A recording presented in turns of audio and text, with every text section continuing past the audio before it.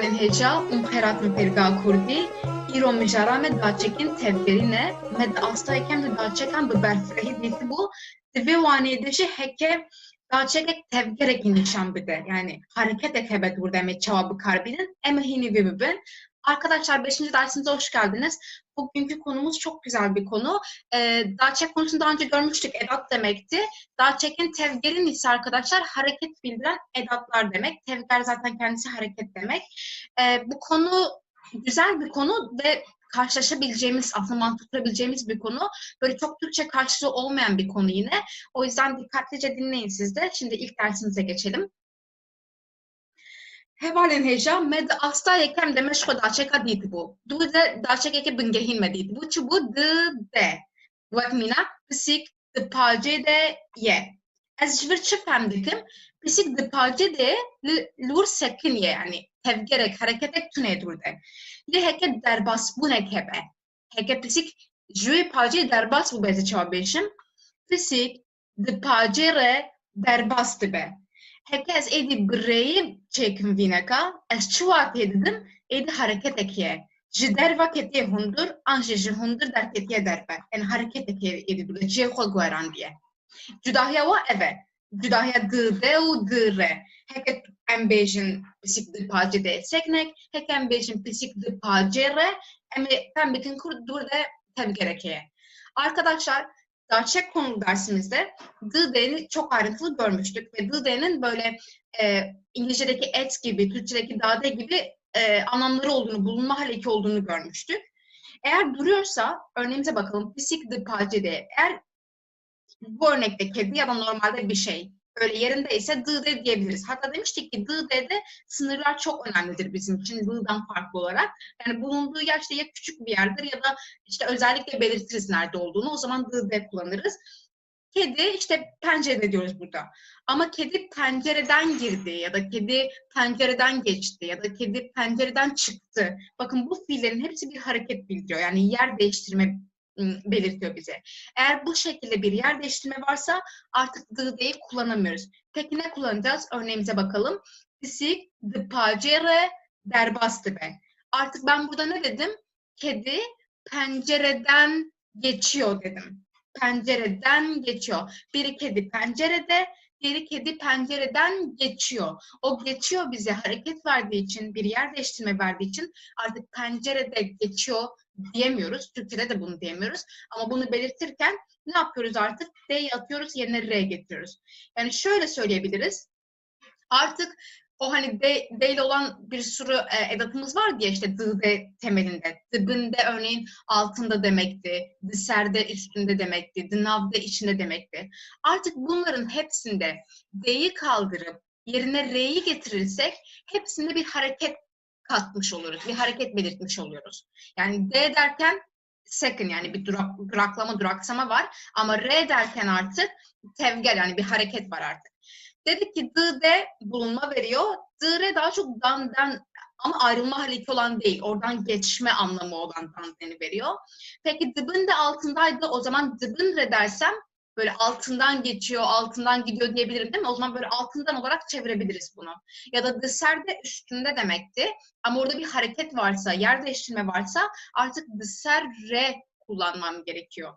Dınav da içinde demekti. Ama ben bir hareket belirtiyorsam, eğer içinde ama bir hareket var orada, yer değiştirme varsa içinden diyeceksem yine D'yi atıyorum, yerine R getiriyorum ve dınav R oldu. Arkadaşlar D ile dınav D'nin yani ikisi de bulunma haleti veriyordu. Ama farkını bunu birinci kurda ayrıntılı görmüştük. Yine oradan bakabilirsiniz siz de. Birinde tam olarak içinde demek istiyorum. Diğerinde içinde olması değil, bulunması bizim için daha önemli. Yani şurada özellikle belirtiyorum. Dınavde ya da dınavre. Özellikle içinden. Onu belirtiyorum. O zaman navda ekliyorum. Zaten nav tek başına iç hatta karın demek. Diğer bir anlamı da. Şimdi bunları tek tek bakalım. Şunları tek tek bakalım farklarına. Böyle hevalin heja. Nahara vekir em kabinlerin tavaçedbe. Kaklibaz diser bahrera difrin. Kaklibaz diser bahrera difrin. Ejvir çifem dikim.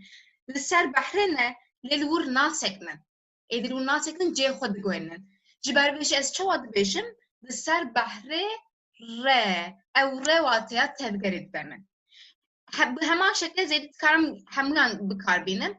Pisik dibin kursiyan re dıhırhıle. Ez disa çı femdikim. Pisik dibin kursiyan deye. Ve cihod nasekne, cihod guerine. Vak minak çi bo velekleri dıhırhıle. Çi berbeş ez edibineka bir reye bikartinim. Arkadaşlar dışarıda üstünde dibinde altında demekti. Şimdi örneklerimize bakalım. Kaklibaz dışarı bahrere dıfrın. Martılar denizin üstünden uçuyor. Denizin yani üstünde durmuyor. Orada artık bir hareket var. Eğer sadece üstünde dursa tamam dışarıda diyebilirim. Dışarı diyebilirim ya da. Ama orada bir hareket varsa artık yer değiştirme varsa örneğin uçmak fiili bize bir hareket belirtiyor zaten. Fiilden de anlaşılıyor. O zaman R'yi kullanmak durumundayım. Nasıl diyeceğim? R'yi atıyorum yerine R getiriyorum. Dışarı bahre R sıfırın. Bir de arkadaşlar edatlardan sonra isimlerimiz büküm haline uğruyordu. Bunları da ayrıntılı görmüştük. Bakın örneğin burada bahre artık büküme uğramış. Dişil büküme kalmış. Şuradaki örnekte şimdi kedi sandalyelerin altında diyebilirim. Ama ben buradan ne anlarım? Sandalyelerin altında duruyor. Eğer hareket ediyorsa ben altında diyemem artık. Onu belirtmem gerekiyor. Nasıl söyleyebilirim bunu? Örnekteki gibi psik dibin kursiyan re dıhırhıle kedi sandalyelerin altından sürünüyor arkadaşlar. Dıhırhıle böyle sürünmek anlamını veriyor. Zaten fiillerden de anlıyoruz yani işte uçmak, geçmek, girmek, sürünmek, düşmek belki. Yani bu şekilde hareket bildiren fiilleri böyle edatlarla kullanabiliyoruz. Zaten bu fiillerin kendisinde doğasında yer değiştirme var. Evet, buradan da dedik kedi sandalyelerin altından sürünüyor. Bele, em ji dirê devam dikin, em ê dilê zêde dikin dîsa di nav re. Çi bû hekem bêjin di nav de wek pisîk di nav qutê de ye, pisîk di nav malê de ye.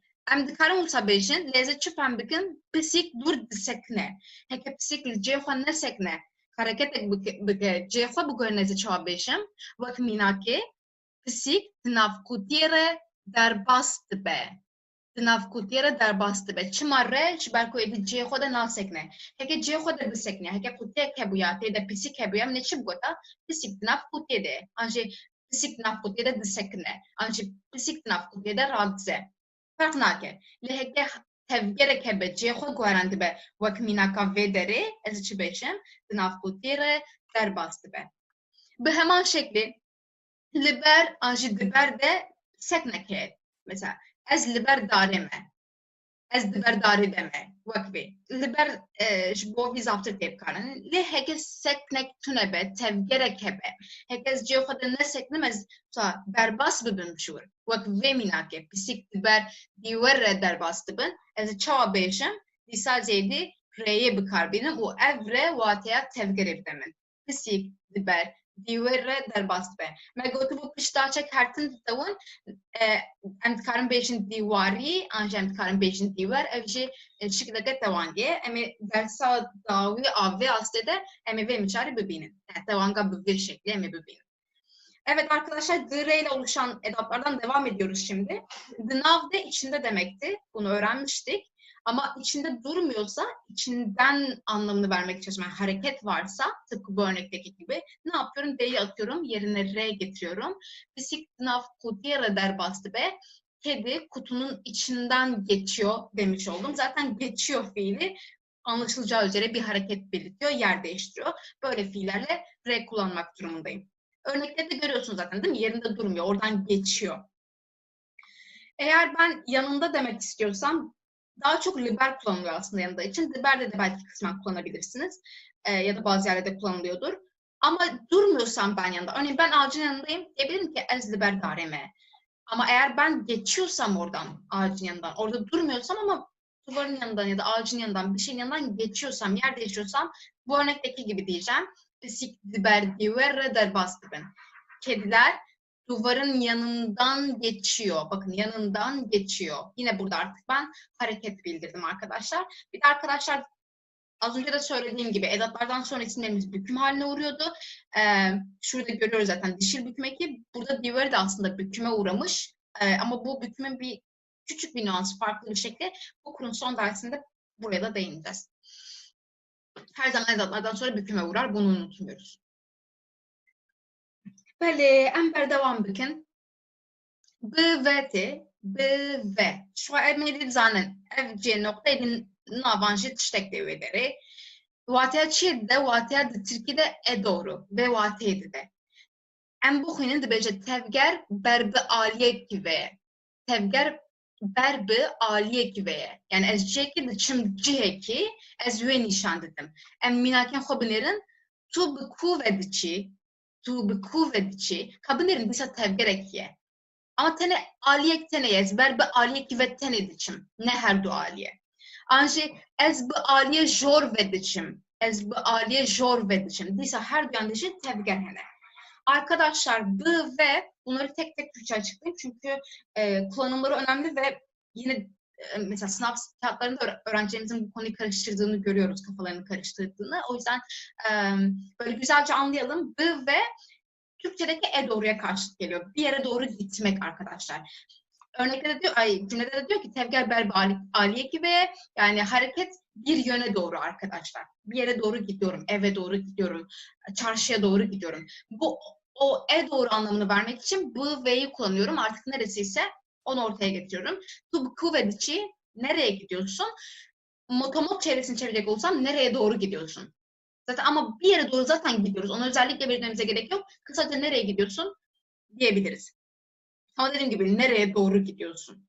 Ya da ez bi aliye jor vedişim. Ben yukarıya doğru gidiyorum. Ya da yukarıya gidiyorum her neyse. Yukarıya doğru, yani bir yerden bir yere doğru anlamını veriyorum bu ve ile. Em varin ya diyem j ve her du bu ve'ye çetbin.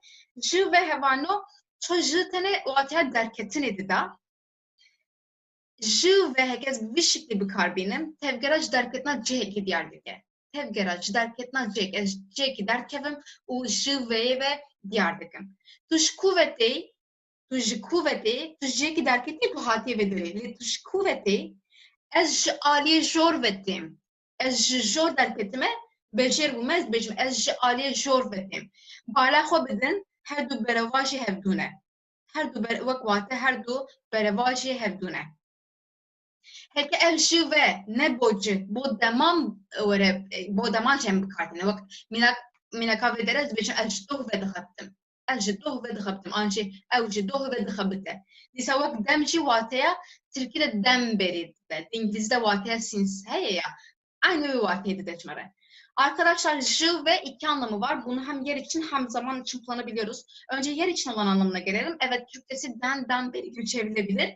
Tevgeraj derketna ceki diyardike. Bu nasıl bir yere doğru olan hareketi belirtiyordu. Bu da bir yerden çıkma, ayrılma hareketini veriyor bize. Örneğimize bakalım. Tuş kuvveti, nereden geliyorsun? Yani bir yerden buraya doğru gelmişsin ama nereden geliyorsun?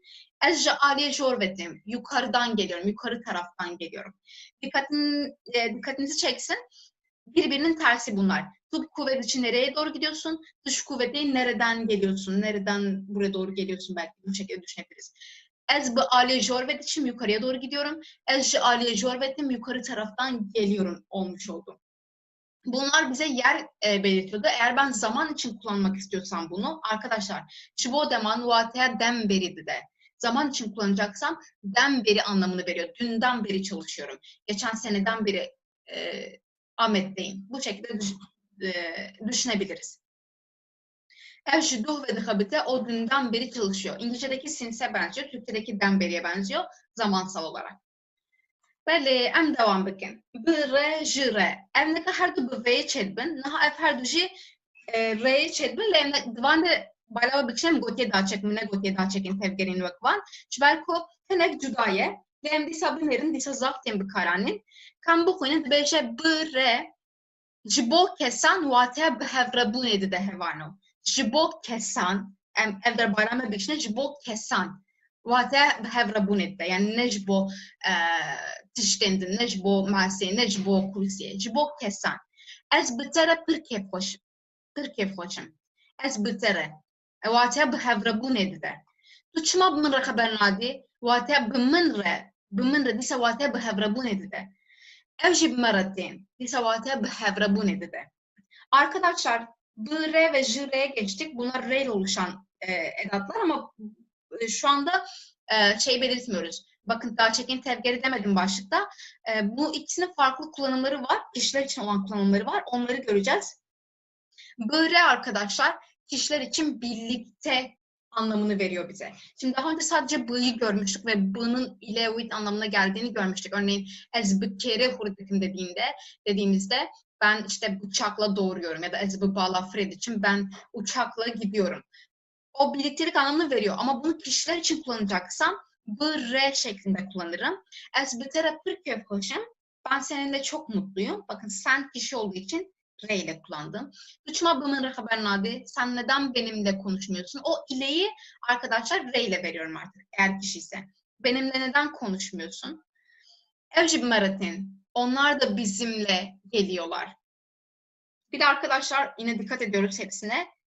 Daha çekten sonra hep büküme uğruyor. Hep o yüzden eğer biz zamirleri kullanacaksak bükümlü zamirleri kullanıyoruz. Em verin jire jibo kesan dibêje ev Tirkiye bak ismin a hali derbast be. Kurdiya bu bir şekilde em bi jireye vivatê didin. Em minakê bidin. Em nekad Almanî de neşaçmın vek hali dative. Di Kurdî de jî jire jibo kesan dîsa. Ez ji deya xwe re qebdek gul bînim. Ez ji te re dibêjim wisa neke. Tu çima ji min re tiştek nabêjî? Tu çima ji min re tiştek nabêjî? Bila bala we bikişînin ev dîsa tenê ev te bo kesan tê bikarin hevano.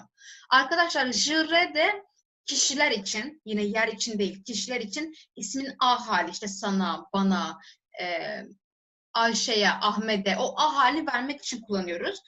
Bu Almanca'daki dative benziyor. Orada da o a halini başka şekilde oluşuyordu. Kürtçe'de de jire ile oluşuyor. Örneklere bakalım. Ben anneme bir demet gül getiriyorum, bir demet çiçek getiriyorum. Anneme demiş oluyorum burada. Bir de dikkatinizi çeksin. Diyahue, anneme. Benim annem demiyorum. Anneme diyorum. O yüzden annem benimle bağlantılı olduğu için burada mın değil, hue kullandık. Ben sana diyorum ki böyle yapma. Ben sana böyle yapma diyorum. Yine sana. Bakın o ah halini verdim. Uçmacımın ratıştek nabeji. Sen neden bana bir şey söylemiyorsun? Arkadaşlar a dedim ama hani Türkçe'de de öyle ya. Aynı oluyor yani. Yani anneme o da fark etmiyor. Bilgisini vereyim. Bana neden bir şey söylemiyorsun? Burada da yine a hali, datif halini vermiş olduk. Unutmayalım bu ikisi kişiler için kullanıyor arkadaşlar. Em hajivarın hindariye. Ev ber gund dıçın. Pır diyarı kud burada tevgereke. Pır diyarı ku eme daçekeke tevgerin bu karbinin. Ev ligor hinek inisiyatifa ve yani tuhasın kişan vatiye bidin. Unutkarım gül şikli karbinin. Le Pırani herkes bejim ben köye gidiyorum, ben köye doğru gidiyorum. Nahvasi çava bejim, tevgerek şeheye. Burada bir hareket var arkadaşlar. Köye doğru gideceğim. Pardon, ev için. Onlar köye doğru gidecekler diyeceğim burada. Nasıl söyleyeceğim bunu?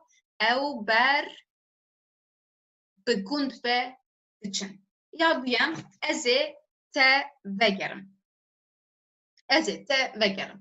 Burada kesekiye.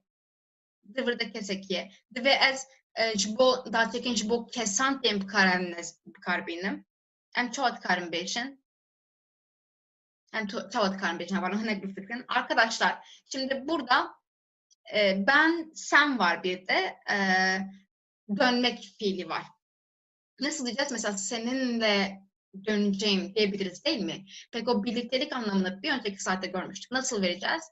Birliktelik anlamını seninle demem için ezi bitere vegerim. Ben seninle döneceğim.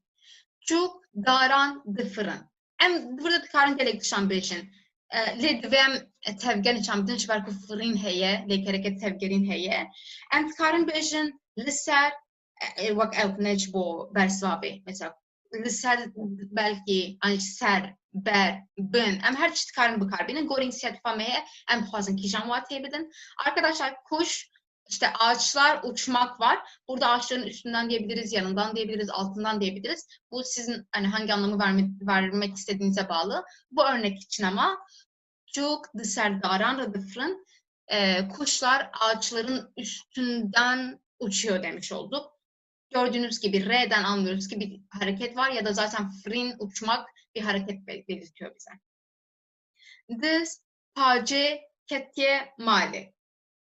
Burada diyor ki burada görmediğiniz bir zaman var, o yüzden açıklayayım. This hırsız demek arkadaşlar. Pace biliyoruz, pencere ya da şibakede deniliyor. Ketye mali, eve girmiş anlamı var burada bu cümlede.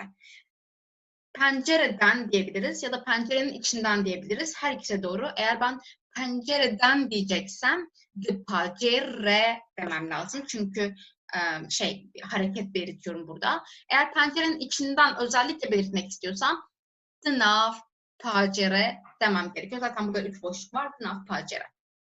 Av kevran dherke. Burada herikin diğer ko tevgerekiye. Emed şu av herikin yani bir diğer ko medatekin tevgerin bu karbinin. Misal go inisiyatif me yani fazla kişan vate biten. Es karım bejim ser bu karbinim. Es çizanım bel bu karbinim. Dur gori vat yani her duşi rastın bo ve minake. Arkadaşlar su taşların dherke akmak. Taşların üstünden de akabilir, yanından da akabilir. Her şeyi söyleyebiliriz burada. Yani o iki kullanım da doğru. Aklınıza bulunsun. Ne diyebiliriz örneğin? Av berke vrandarke ağaçların yanından taşların yanından akıyor. Yanından demişiz. Ama dediğim gibi diser kevranreda hareket edersem taşların üstünden anlamını veriyorum. O da doğru. Kullandığımız yere göre.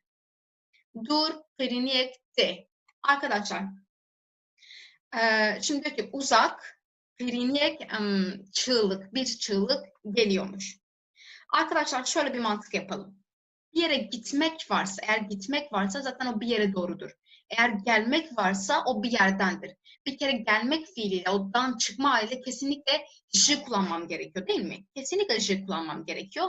Ama o uzaktan buraya doğru gelmiş, yani tevger berbe aliye, aliye giderkeve berbe aliye giveti, o hareket bir yerden buraya doğru gelmiş. O zaman ne kullanacağım? Zaten boşluktan da belli oluyor. Artı ışı da anlaştık.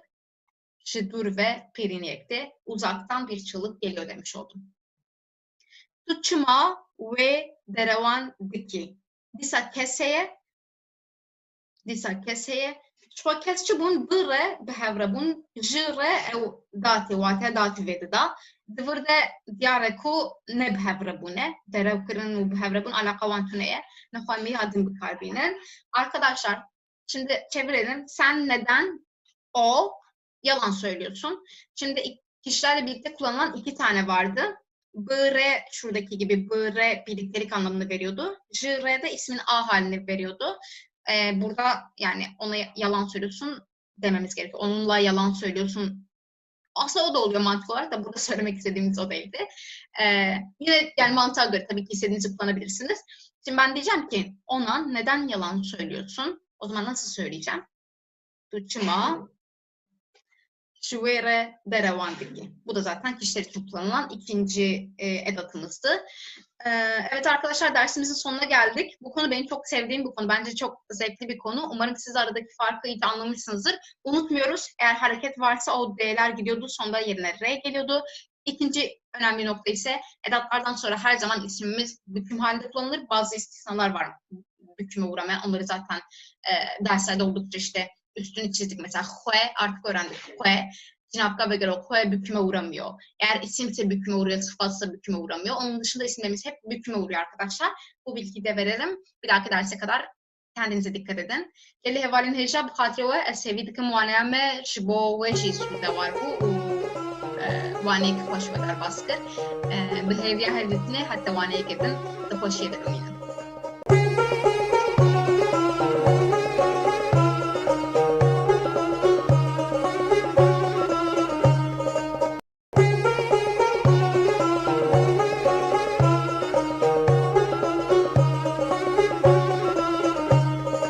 Geli hevalin heja, mukheratın fevda kurdi. Bir o mücarame cinabkin lehefkıs diye. Ya brasti ev mücar ne mücara ve asti ev mücareke bu astem bilintire le şiber kuma hin tiştem bringehin juha medit em himbun u her vuha ev mücar nekte şaşkırın. Jihela rasnivi seveci, jihela bıkaranne beşi. Çiber bir cümle emdivi aslında yeni ve micara bingehim bibin. Arkadaşlar 6. dersimize hoş geldiniz. Bugünkü dersimizde Cinabgen Lehev Hısti konusunu öğreneceğiz. Bu konu az önce de söylediğim gibi aslında üst kurların konusu. Böyle direkt ait konusu değil ama bu konuyla ilgili temel şeyleri biz zaten şimdiye kadar öğrendik. Çünkü edat kullanacağız, öğrendik çok iyi. İşte cinaf kullanacağız, öğrendik. Tavan kavramını öğrendik. Hepsi bu konuyla alakalı. Bir de arkadaşlar bu konu hem çok fazla kullanılıyor Türkçe bilenler tarafından hem de bazı durumlarda yanlış yazılıp yanlış da kullanılıyor. Dersin ilerleyen slaytlarında göstereceğim zaten nasıl yanlışlar olduğunu. O yüzden böyle sağlam bir temelle gitmek istedim ve bu konuyu da bu kurda öğrenmek ve öğretmek istedim. Şimdi ilk slaytımıza geçelim. Hevarnud burada metneke, em behevdura bu konunun o analize metne bakın. Min digot kaydı dilevide tiştek nemaye. Lette de kuleke mazın heye. Dıçı da kuleke mazın heye valno. Dilevide ne olsa em çitbinin efte cihe dilevi cihevi gırtiye kabınerin edi dilevi de dilevi de edi cihevi gırtiye. Em berdevam bakın. Es pere dağfım. Es bekire dağfım. Bwire, anji bwire, anji bi ayşeire, anji bi bave xore, her tişti bedvirde. Disa cihe naveki girdiye, keseki girdiye. Anko ev, cinavkeş xod diyare. Lili min guhdar nake. Ka tu ji jere bibeje. Ji kire bibeje, ji wire, anji ji were, anji ji diyamin re, ji xuşka xore, her tiş disa dibe. Dema ku ez lê dinerim, ez li kê dinerim, disa li wî, li wê, li diya xwe, her tiş disa dibe. Yani cê navekî girtiye. Zaf xemgîn dibim. Biladî li wê neyan nenêre û ew qas xwe nêşine. Vir de çar cûre hene, xwe cinavkên levxistê ji çar cûreyan pêk tê, em ê bi hevdûre yek bi yek vana kontrol bikin. Arkadaşlar şimdi bu metnin analizini yapalım hep birlikte ve cinavkên levxistê nerede kullanılmış bir bakalım. İlk cümlemizde bir şey yok. Min digot ve dilevide tiştek nemaye. Ben burada digot söylemenin geçmiş zaman hali daha öğrenmedik. Yani böyle bunu böyle bir kalıp gibi şey düşünebilirsiniz. Yani ben sanıyordum ki, ben söylüyordum ki, hani öyle sanıyordum. Dilevide tiştek nemaye. Onun gönlünde bir şey kalmamış. Dilevide, onun gönlünde bir şey kalmamış. Letede kulekemazın heye. Ama orada büyük bir dert var, büyük bir keder var, elem var. Kul bu anlamlara geliyor. Dert, elem, keder, acı. Nerede var peki? Dilevide. Artık bakın le dilevide kulekemazın he demiyorum, lette de diyorum. Ama orada onun içinde diyorum değil mi? Yani diyebilirim ki bu de dilevinin yerini tutmuş burada. Dilevi bize olmuş de. Yani şöyle söyleyebilirim. Dil büküm ekinden alışacağı üzere dişil büküm eki almış. Dişil bir kelime. Artık demiyorum uzun uzun the dilevi, the way de diyorum. Ya da işte the dilevi de şeklinde de çevirebilirsiniz. Bir de burada onun gönlünde o kişinin erkek olduğunu da biliyorum artık. Espere dağfım. Ben onunla konuşuyorum. Onunla konuşuyorum. Peki burada onunla anlamını veren ne arkadaşlar? Şimdi geçen dersimizde biz b're'nin kişiler için birliktelik anlamı verdiğini öğrenmiştik. Değil mi? Daçekin Tevge'nin konusunda. Ama burada onunla diyorum ama b're görmüyorum. Sadece resmini görüyorum. Peki b'sı nerede bunun arkadaşlar? Aslında b'sı bu p'nin içinde.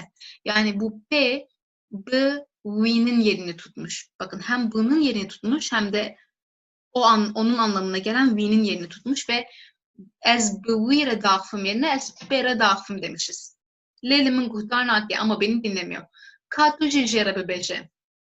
Hele sen de ona söyle. Ona söyle. Şimdi ona anlamını vermek için biz ne diyorduk? Jivire ya da jivere diyorduk ya da jidyaminre. Yani kişiler için jire oluyordu o anlamını veren. Peki burada ne var onun yerine? Burada bir J görüyoruz. Bakın jivi ya da jive dememiş. Sadece J demiş. Ben o zaman ne anlıyorum? Bu J'nin yine jivi, ona jivi'nin yerini tuttuğunu anlıyorum arkadaşlar. Artık yavaş yavaş kalıp belirleşiyor. Demaku ez lednerim. ona baktığımda zav hamgin dibim, çok üzülüyorum. Şimdi ona baktığımda le nerin, yani l kesekin nerin, bu bir fiil değil mi? O, bir şeye bakmak oluyor. Ben burada ne yapıyorum? O l'yi görmüyorum artık o fiilde. We de görmüyorum. Sadece L görüyorum. O zaman şunu diyebilirim. Buradaki L de yine we'nin yerini tutmuş. Demek ki ez we dinerim ya da demek ki ez L dinerim. İkisi de aynı. İkisi de doğru arkadaşlar. Bilaydi we'nin nere? Bakın bir daha L nerim var aslında. Görüyorsunuz değil mi? L nerim. Artık fotoğraflara bakmasın. Bu ev kasfanı işine ve o kadar kendini üzmesin. Acıtmasın. Şöyle özetleyelim arkadaşlar. Nafkin lefhısı dediğimiz şey bir adet edattan ve bir de e'den oluşuyor. Bu e'nin ne olduğunu ileriki kurlarda öğreneceksiniz. Hiç orasıyla ilgilenmeyin. Artık bunlar j, e yan yana geliyor ve j'yi oluşturuyor. B, e yan yana geliyor ve b'yi oluşturuyor. D, e yan yana geliyor ve d'yi oluşturuyor. L, e yan yana geliyor ve l'yi oluşturuyor. Artık bunları şunlar yerine kullanabiliriz. Şuradaki e'ler içinde we'yi direkt düşünebilirsiniz. Çünkü arkadaşlar bu cinafken lefkası dediğimiz bu 4 tane zamir türü sadece 3. tekil kişi için kullanılır. 1. 2. ya da çoğullar için falan değil. Zaten notumuzda da öyle diyor. Cinafken lefkası jibo kessa anji kesiseyem yakşimar ango we de bkarani. Yani bunlar sadece we'nin yerini alır. Şu edatları öğrendik. Edatlardan sonra büküm halinin kullanıldığını biliyoruz. İsimse de zamirse de bükümlü zamir konacak ya da isme büküm eki gelecek. Eğer 3. tekil kişileri kastediyorsam şu şekilde kısaltabildiğini öğrendik bu derste arkadaşlar. Şimdi devam edelim. Tuye juvire çı bıkri. Sen ona ne alacaksın? Şimdi ona anlamını j ve r'nin verdiğini öğrendik. Tamam, bu bizim edatımız, ona anlamını veren. Edattan sonra büküm olduğu için işte evviye dönüştü. Buradan erkek olduğunu anlıyorum. Peki ben bunu kısa olarak nasıl kısaltabilirim? Tuye juvire çı bıkri. Bakın ne oluyor? Eze jere kompütüreki bıkrim. Bu burada bir iyi olması gerekiyordu arkadaşlar. Yanlış yazılmış. Eze juvire kompütüreki bıkrim ya da bunun kısa hali şurada öğrendiğimiz gibi eze jere kompütüreki bıkrim. Yani jvi artık j'ye dönüşmüş arkadaşlar. Tu avşin yaratayım. Sen avşinle geliyor musun? Şimdi ben diyebilirim ki cevap olarak bele ez bu avşin yaratayım ya da bele ez beverettim. Burada kadın olduğunu anlıyorum avşinin. Ez beverettim. Ya da bunun kısa hali olarak bele ez berettim diyoruz. B neyden oluşuyor? B ve E'den oluşuyordu. B oluyordu. Zaten birliktelik anlamını veren onunla kişiler için böyle olduğunda yine tam bir önceki derste öğrendik. Çantaya da çeheye em dikarim bejin çantaya da tiştek düneye. Anji dve de tiştek düneye. Anji de tiştek düneye. Ango em çi femdikin çantaya da ev du ev hali davan katiye bahevdu. Bu ye de. Arkadaşlar tıpkı bunlarda olduğu gibi d ve buradaki e yani büküm hali diyeyim ben size yan yana geldiğinde artık bize d'yi verdi. Zaten d biraz içinde anlamını veriyordu. Daha de çantada ne var? Orada işte bir şey yok dedim burada. Artık bu çantanın yerini tuttu. Live bigere. Yani onu ara. Live bigere. Cevap olarak ne diyebiliriz? Eze live bigerim diyebiliriz. Ya da eze işte kişinin adı Zelal olsun. Eze li zelale bigerim diyebiliriz. Ya da kısa hali olarak eze le bigerim. Yine bu le de l ve büküm halinin yerini tutmuş. Böyle ember devam bükün. Divê tu ji wê lêborîm bixwazî. Em çi dibînin virde? Ji wê dibînin, ne wisa? Ji û halê tewandê û kesasê em. Her tişt dibe. Nixwe em dikarin vî neka kurt bikin. Em ê çawa kurt bikin? Ji û ew ê dihat bahevdû. Divê tu jê lêborînê bixwazî bû. Di vir de hevano, ji xwe jê me got cihê ji û wêyê digire. Ji ber vê yekê em êdî نکارم ببیجن دوی تو جوی لیبورین بخوازی جوی şaşe jiber kuşku ev j cehve j digre. Arkadaşlar burada en çok yapılan yanlışı, yazım yanlışını görüyorsunuz şu anda. Bütün örnekler için bakacağız buna. Şimdi dve tu jve leborine buhazi ondan özür dilemelisin. Ben bunu jve'yi görüyorum artık bunu nasıl kısaltabilirim? Dve tu je leborine buhazi. Yine ondan özür dilemelisin dedim. Artık buradaki j, jve'nin yerini tuttu. Burayı anladık. Arkadaşlar artık bu yerini tuttuğu için V'nin de ben bir defa daha V'yi yazamam. Buna gerek yok artık. Dve tu J V leborine buhazi artık yanlış. Bu en çok öğrencilerimizin en çok yaptığı yanlış bu arkadaşlar. Ya J leborine buhazi demem lazım ya da J V demem lazım. Ya da belki isim kullanırım. J Ayşe de diyebilirim. Ama J ve ikisini aynı anda diyemem. Çünkü buradaki J zaten V'nin değerini alıyor. Zaten ikisinin birleşiminden oluşuyor bu. Em ji bo minakên din binêrin di fergê de çend xwendekar hene di fergehê de kabinêrin di fergehê de di yekiye kesa sêm tiştê sêm yekşimar heye em ne mecbur çixwe kesbe wî wê hani cê tiştan jî digre ez êdî çawa dikarim bêjim tê de çend kes hene yani tê de çend xwendekar hene ferq nake ez dikarim bêjim tê de ev tê cihê di û fergehê digre lê ez nikarim bêjim tê fergehê de çend kes hene ji ber çi ji ber ku çixwe ev tê cihê her duyan jî digre. Arkadaşlar aynı şekilde d'dan ve döküm halinden t olduğunu öğrendik biz. Artık bu t'nin her ikisinin yerini tuttuğunu da biliyoruz. O yüzden bir daha içinde sınıfta dememe gerek yok. Zaten burada t derken orada diyorum yani örneğin. O yüzden zaten fergehe ve t'yi yan yana kullanamam. T fergehe de çend kesene yanlış. Yanlış arkadaşlar. Tekrar ediyorum. T her ikisinde yerini tutuyor burada. Zaten orada diyorum ben burada. Orada sınıfta işte kaç kişi var demem saçma olur. Ya orada kaç kişi var derim ya da sınıfta kaç kişi var derim. Sınıfta diyeceksem bu şekilde ilki gibi orada kaç kişi var diyeceksem T de demem gerekiyor. Dilotel dimini. Em liye dibinin burada o hali devam dibinin nabek dibinin işte işte seyeme diyare. Em kan çava beşin liyem çava kurt bakın. Tu ledmini. Tu ledmini. Em dîsa wek van em nikarin ço gavaz dibêjim lê ev cihê otelê jî digre cihê liyê jî digre ez êdî hewce tune ez dîsal vir lê otelê binivisim ji ber vê yekî jî tu lê otelê dimînî şaşe. Aynı şekilde arkadaşlar sen otelde mi kalıyorsun ya da burada nasıl söyleyebilirim sen işte orada mı kalıyorsun diyebilirim. Zaten bu lê hem l'nın hem de otelin yerini tutuyor. Hem l'nın hem otelin yerini tutuyor. O yüzden orada otelde demiyorum. Artık sadece bir tanesini kullanıyorum. Ya tu ledmini diye sorarım yani orada mı kalıyorsun ya da tu oteledmini otelde mi kalıyorsun derim.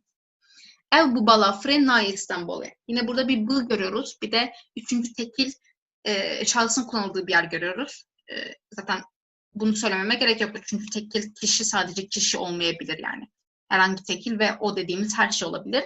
Burada işte uçakla bu balafrina İstanbul uçakla gelmiyor. O uçakla gelmiyor İstanbul'a diyoruz. Şimdi uçakla bu balafre bunun yerini ne tutabilir? Bu neye dönüşüyordu?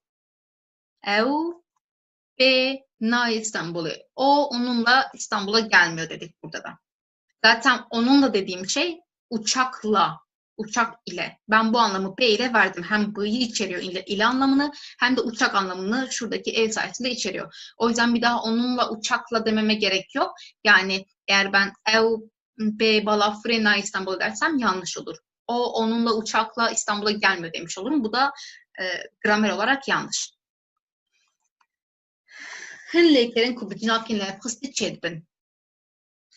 Hevan ûndvan divir de hin lêkeran dibînin. Ev lêker bûne lêkerên nû. Mesela gihiştin, buya tê gihiştin, işte ketin buya pê ketin, her vekidin. Ev hemû lêker bi cinakên lêxistî çêbûne. Wek mînak. Di gihiştin, buya tê gihiştin. Bi ketin, buya pê ketin. Mesela çabecim tişteki ketin ez ne yapacağım? Ez bejim peket. Bu ya dekereken no. Bu xistin, bu ya p xistin. J kirin, bu ya j kirin.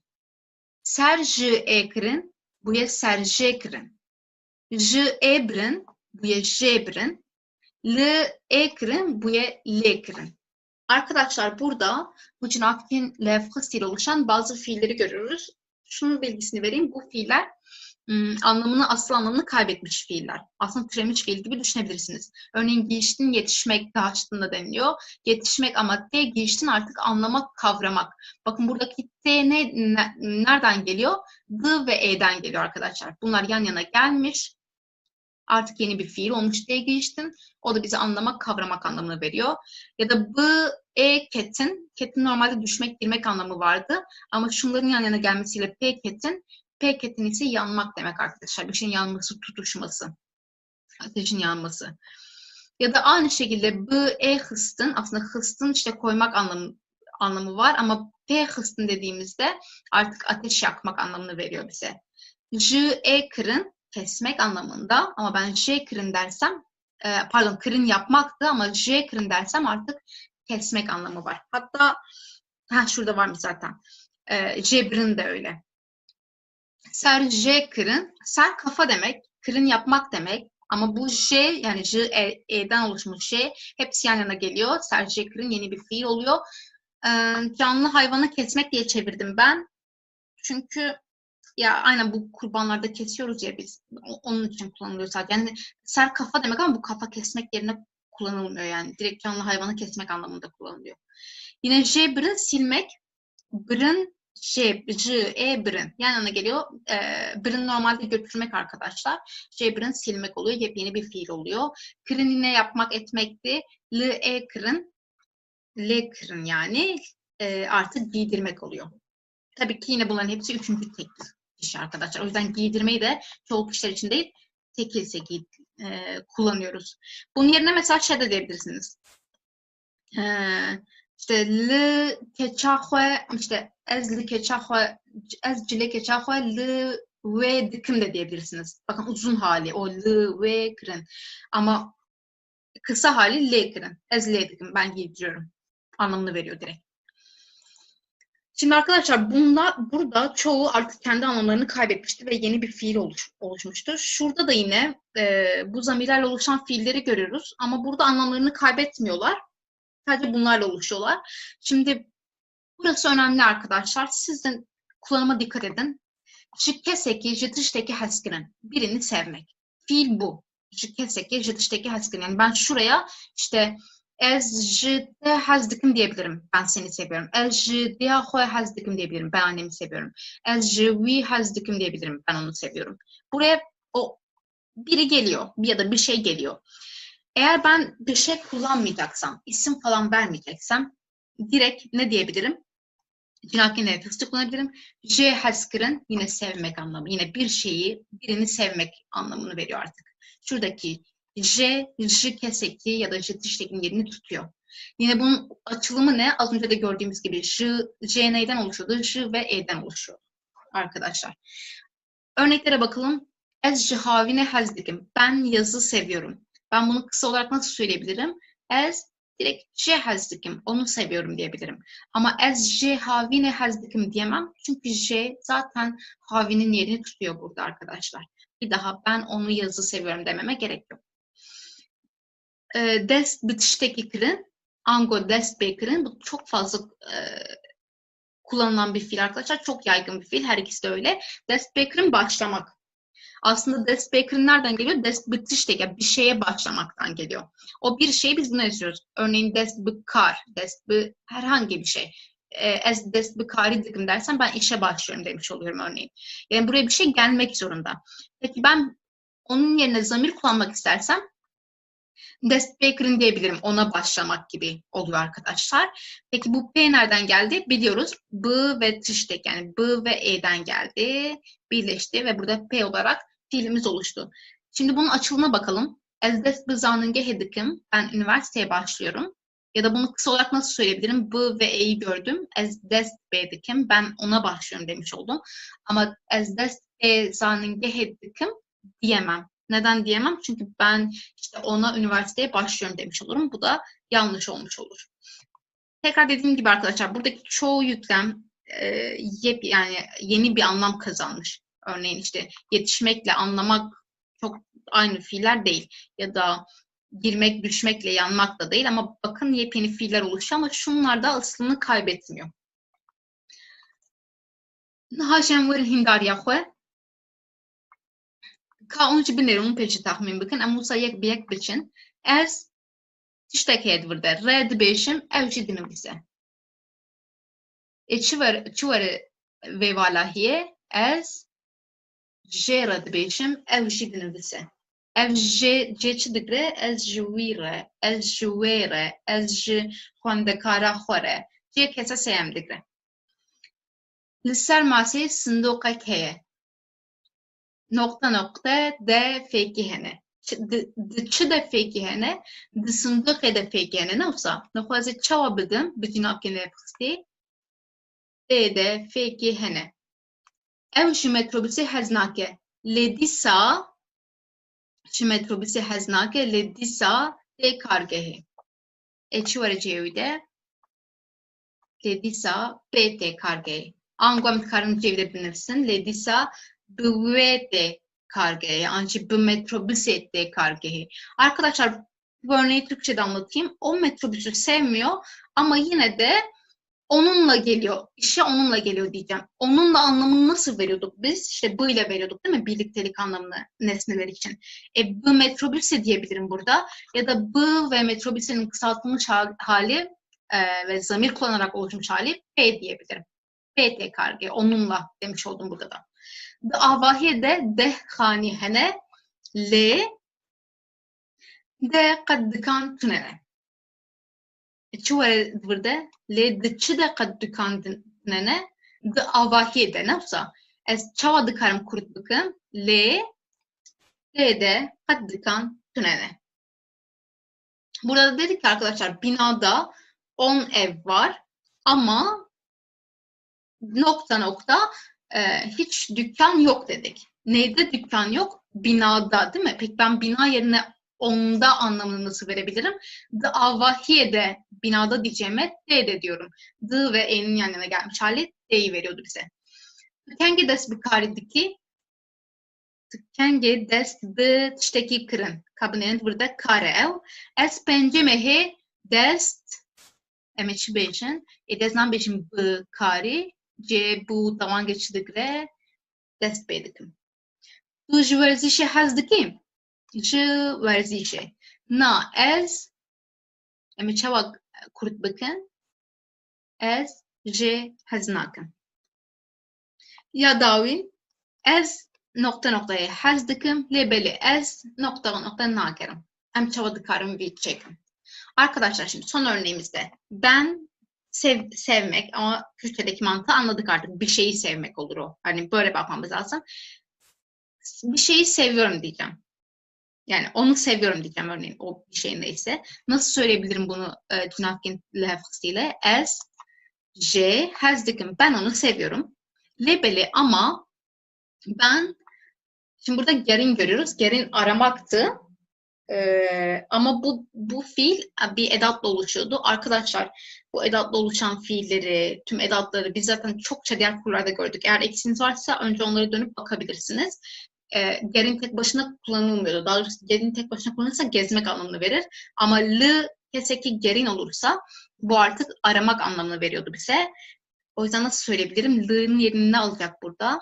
Ez, le, nagerim. Ben onu seviyorum ama onu aramıyorum demiş oldum burada da.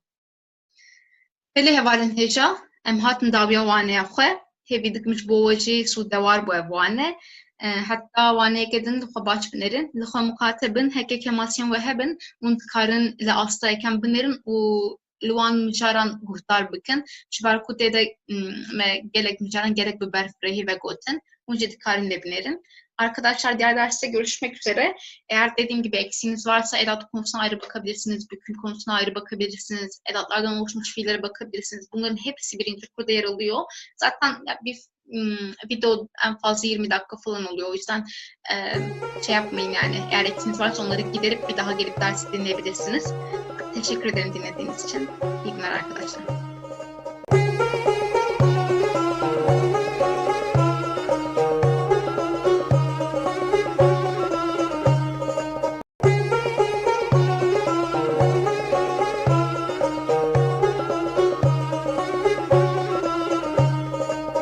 Hevalin heja bixêratin fêrgeha Kurdî îro mişara me mişarekî gelek balkêşe ez ji Tirkiyê canmış bo vê mişarê mişara me dema boriya sade ye dema boriya sade ji bo lêkerên negerguhez em ê qasek din lê binêrin negerguhez çi ye ewan bêjin gerguhez çi ye em ê hînî wan bibin ev dem dîsa demeke sereke ye jiyana rojan de zaf ye û bi min ji bo kesên Kurdî axir hinek dijwar e li gorî dema bê ji ber ku hin qayde hene di nav jiyana rojane de em tiştekî diaxivin lê rastiya wan hinek cuda ye em ê hînî şaçiyên xwe jî bibin di vê waneyê de.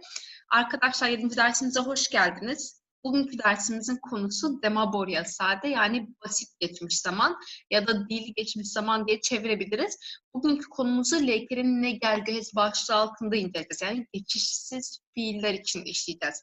Negergühez geçişsiz demek. İlerleyen bu derste ve bundan sonraki derste geçişli olunca, geçişsiz olunca neler değişiyor bunu hep birlikte öğreneceğiz. Bu çok temel bir zaman. Bütün dillerde olduğu gibi artık geçmiş zamana giriş yapıyoruz. Şimdiye kadar beklememizin sebebi yani ikinci kura kadar beklememizin sebebi ise arkadaşlar tüm geçmiş zamanların diğer zamanlardan farklı olması. Çünkü artık başka bir kök üzerinden ilerleyeceğiz. Biz ne demiştik? Türkçe'de iki temel kök var. Şimdiki zaman kökü ve geçmiş zaman kökü. Şimdiki zaman kökünü biz şimdiki zamanda, geniş zamanda, gelecek zamanda ve birçok tipte kullandık. Artık başka bir kökle bizim işimiz. Yalnız şöyle bir şey, hiç Kürtçe bilmeyenler için bana göre, benim fikrim diğer zamanlar daha zor. İşte geniş zaman, gelecek zaman gibi. Çünkü bir kural yok o kökleri ezberlerken. Yani ezberlemek gerekiyor. Çoğu zaman bir kural yok. Bunda ise öyle bir şey yok. Hep küçücük bir kural var ve bütün kökleri direkt elde edebiliyorsunuz. Ama bunu da bu zamanda bence Kürtçe bilenler için biraz şey gelecek, biraz zor gelecek. Çünkü bazı kurallar var ki bizim günlük hayatımızda çok yerleşmiş. Biz öyle konuşuyoruz ama aslında öyle olmaması gerekiyor. Yani bazı hatalar yapıyoruz söylerken bunları. Şimdi hep birlikte tek tek göreceğiz. Bu derste geçişsiz fiiller için ve diğer dersler 8. derste ise geçişli fiiller için şimdiki zamanı öğreneceğiz. Şimdi ilk slaytımıza geçelim. Slaytdayken de mednekiye em dîsa bi mednekem dest pê bikin û em analiza metnê bikin bi hevre. Dawiya hefteyê hevala min a zarokatiyê ji Amedê hat Stenbolê. Min şeveqê ew li balafirgehê pêşwazî kir. Em hatin malê, me bêhna xwe veda û em ji malê derketin. Pêşî em çûn Taksimê û em heta Karaköyê meşiyan. Em ji wir derbasê Eminönü'ye bûn û me li wir masî xwatin. Piştre jî em ji rêya tramvayê heta Beyazîtê meşiyan. Me gelek cihên dîrokî dîtin. Em zav westiyan lê me rojeke têr û dijî derbas kir. Arkadaşlar bu metinin hepsi geçmiş zamanla yazılmış bir metin. Şimdi bakalım anlamına. Dawiya hefteyê hevalamla zarokatiye ji Amedê hat İstanbul'da hafta sonu çocukluk arkadaşım Ahmet'ten İstanbul'a geldi. Gelmek fiili neydi arkadaşlar? Hatın. Hatından hat kalmış elimizde. Min şeveqê ew li balafirgehê pêşwazî kir. Ben sabah onu havaalanında karşıladım. Karşılamak peşvazi kırın. Em hatin mali. Biz eve geldik. Yine hatını görüyoruz ama em olduğu için, çoğul olduğu için kişi eki görüyoruz burada. Me behna xwe veda. Behna xwe vedan dinlenmek arkadaşlar. Ve hesin de deniliyor. Behn vedan da deniliyor. Biz işte biraz dinlendik. U em mali derketin. Ve evden çıktık. Derketin çıkmak. Peşi em tüm Taksim'i. Önce Taksim'e gittik. Bu hem hatta Karaköy'e meşyan. Ve Karaköy'e kadar yürüdük. Meşin, yürümek fiilini görüyoruz. Em çivur derbası Eminönü'ye bun. Derbas bun. Diyor ki oradan Eminönü'ne geçtik.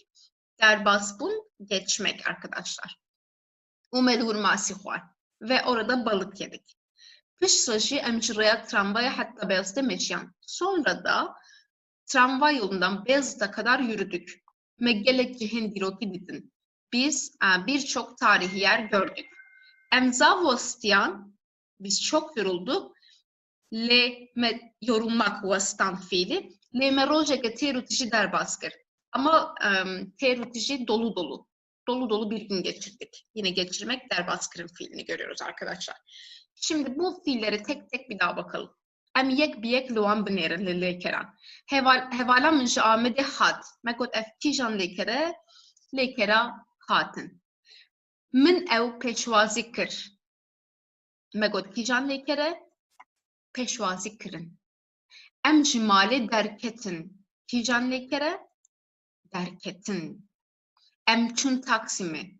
Kijan lekera çune. Em hatta Karaköy'e meşyan. Kijan lekere meşin. Melur masi xwar. Kijan lekere xwarin. Me rojeke hoş derbaskır. Kijan lekere derbaskırın. Arkadaşlar burada şu fiillerin mastar halini, forma raderin dediğimiz mastar halini görüyorsunuz. Fiillerin mastar halini ve geçmiş zamanda da kullanımını görüyorsunuz cümle içinde. Şimdi burada dikkatinizi bir şey çekecek arkadaşlar. Bazen mesela şurada em demişiz, yani yalın zamir kullanmışız. Ama mesela burada me demişiz. Bükümlü zamir kullanmışız. Em için Taksim'e, biz Taksim'e gittik. Me masihvar, biz balık yedik. Temelde ikisi de geçmiş zaman ama biri yalın halde olmuş, biri bükümlü halde. Arkadaşlar bu tam da geçişlilik, geçişsizlikle alakalı ve dersin başında ne dedik? Geçişsiz fiiller için olanı göreceğiz bu dersimizde, yani 7. dersimizde. O yüzden bizim işimiz bu ders için yalın olan zamirlerle ilgili. Şimdi bir de fiillere bir daha dönelim. Fiiller nasıl elde ediliyor geçmiş zamanda? Çok önemli. Dedik ki geçmiş zaman kökü ve işte şimdiki zaman kökü var. Adından da belli olacağı üzere tüm geçmiş zamanlarda geçmiş zaman kökünü kullanıyoruz. Ama bu kökün elde edilmesi çok kolay. Çünkü arkadaşlar bu forma raderin dediğimiz mastar halindeki fiillerden sonundaki biz neyi ya da ını atarsak, eğer ın varsa ın, ne varsa ne atarsak elimizde kalan bizim geçmiş zaman kökümüz oluyor. ın varsa ın gidiyor, ne varsa ne gidiyor. Tek tek bakalım. Çun, gitmek fiili. Sadece ne var, ne gitti. Benim geçmiş zaman köküm ne kaldı elimde? Sadece çu kaldı. Peki ez için örneğin bu cümleyi nasıl kuracağım? Ez çum. Ez çum. Bakın sadece şimdiki zaman ez'e göre olan kişi eki geldi. Hatın fiili gelmek fiili. ın var sonunda. Yanında ı da var. ın varsa ın gidiyor dedik. Elimizde hat kaldı. Peki ez'e göre nasıl çekeceğiz? Ez, hat, bir de kişi ekimiz ez hatım, ben geldim oldu. Huarım var arkadaşlar. Huarın ın var sonunda, o yüzden ın gitti. Huar kaldı elimizde. Nasıl söyleyeceğiz geçmiş zamanda? Min huar, ben yedim. Burada artık şimdi kişi eki görmüyoruz artık burada. Bu bizim diğer ipucumuz. Ama geçişsiz fiillerde kişi ekini kullanıyoruz arkadaşlar. Zaten buradan tespit edebilirsiniz onu. Got'un söylemek. ın var, ın gitti. Got kaldı elimizde. Min, got, ben söyledim. Yine kişi ekini görmüyoruz çünkü bunlar geçişli fiil. Diğer dersimizin konusu. Gerin arkadaşlar, gezmek. Ne var sadece? ın yok. Bakın bu ı değil. O yüzden neyi attık? Geri kaldı elimizde. Peki ez'e göre nasıl çekileceğiz? Ezgerim, ezgeriyam ya da her ikisi doğru. Habitin, çalışmak. Sadece ne var? Bunlarda sakın şu i'yi de atmayın. Habit değil kökümüz. O şimdiki zamandaydı. Geçmiş zamanda ne varsa ne gidiyor, ın varsa ın gidiyor. Burada sadece ne var? Habiti kaldı kökümüz. Ez habitim ben çalıştım oldu. Ahvin konuşmak. Ahvi ne vardı ne gitti geçmiş zaman kökü. Es ahvim ben konuştum oldu bu. Avet'in atmak. ın var, ın gitti. Avet kaldı elimizde. Münavet ben attım. Geçmiş zaman hali arkadaşlar. Şimdi dedik ki bazıları mınla yapılıyor, bazıları ezle. Bu tamamen geçişli ve geçişsiz olma durumuna göre değişiyor. Ve biz bu derste ne gergöhezi yani geçişsizlik durumu üzerine, geçişsizlik durumunu öğreneceğiz. Bunun üzerinde duracağız. Hekeleyker ne gergöhez? Geçişsiz, intransitif ve yani geçişsiz ise fiilimiz. Breser tüneye, nesne yoktur. Kırdeharu dimine, özne yalın halde kalır arkadaşlar. Es, du, ev, em, hun, ev ya da işte isim kullanacaksam zozan, mırat, artık her neyse. Yalın halde, asla bükümlü halde değil. O min, te grubu değil, es, du grubundan kullanacağız. Leker ligori kırdeyi tek şandın. Fiil özneye göre çekimlenir. Ango hartafen kesalet dem karanim. Yani kişi ekleri kullanılır arkadaşlar. Kişi ekleri kullanılır. Örneğe bakalım. Şimdi burada çun gitmekti. Ne vardı ne gitmişti? Çu kalmıştı kökümüz.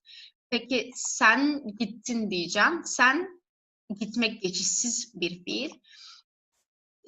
O yüzden tu halini kullanıyorum. Tu, çu bir de kişi ekini kullanacağım. Ligori kırdeyi tek şandı. Tu çui. Sen gittin. Piştite senden sonra ez hadim. Ben geldim. Gitmek ve gelmek bunlar geçişsiz fiil. O yüzden nesne almaz. Preseptüneye kırdeharu dimine özne yalın halde kaldı. Ligori kırdeyi tek şandın. Özneye göre de çekimledik. Şimdi biraz daha geçişsiz nasıl bileceğiz biz geçişsiz ya da geçişli olmasını? Biraz bunun üstünde duralım. Burada çok güzel ipuçlar var. Böyle liste yapmaya çalıştım.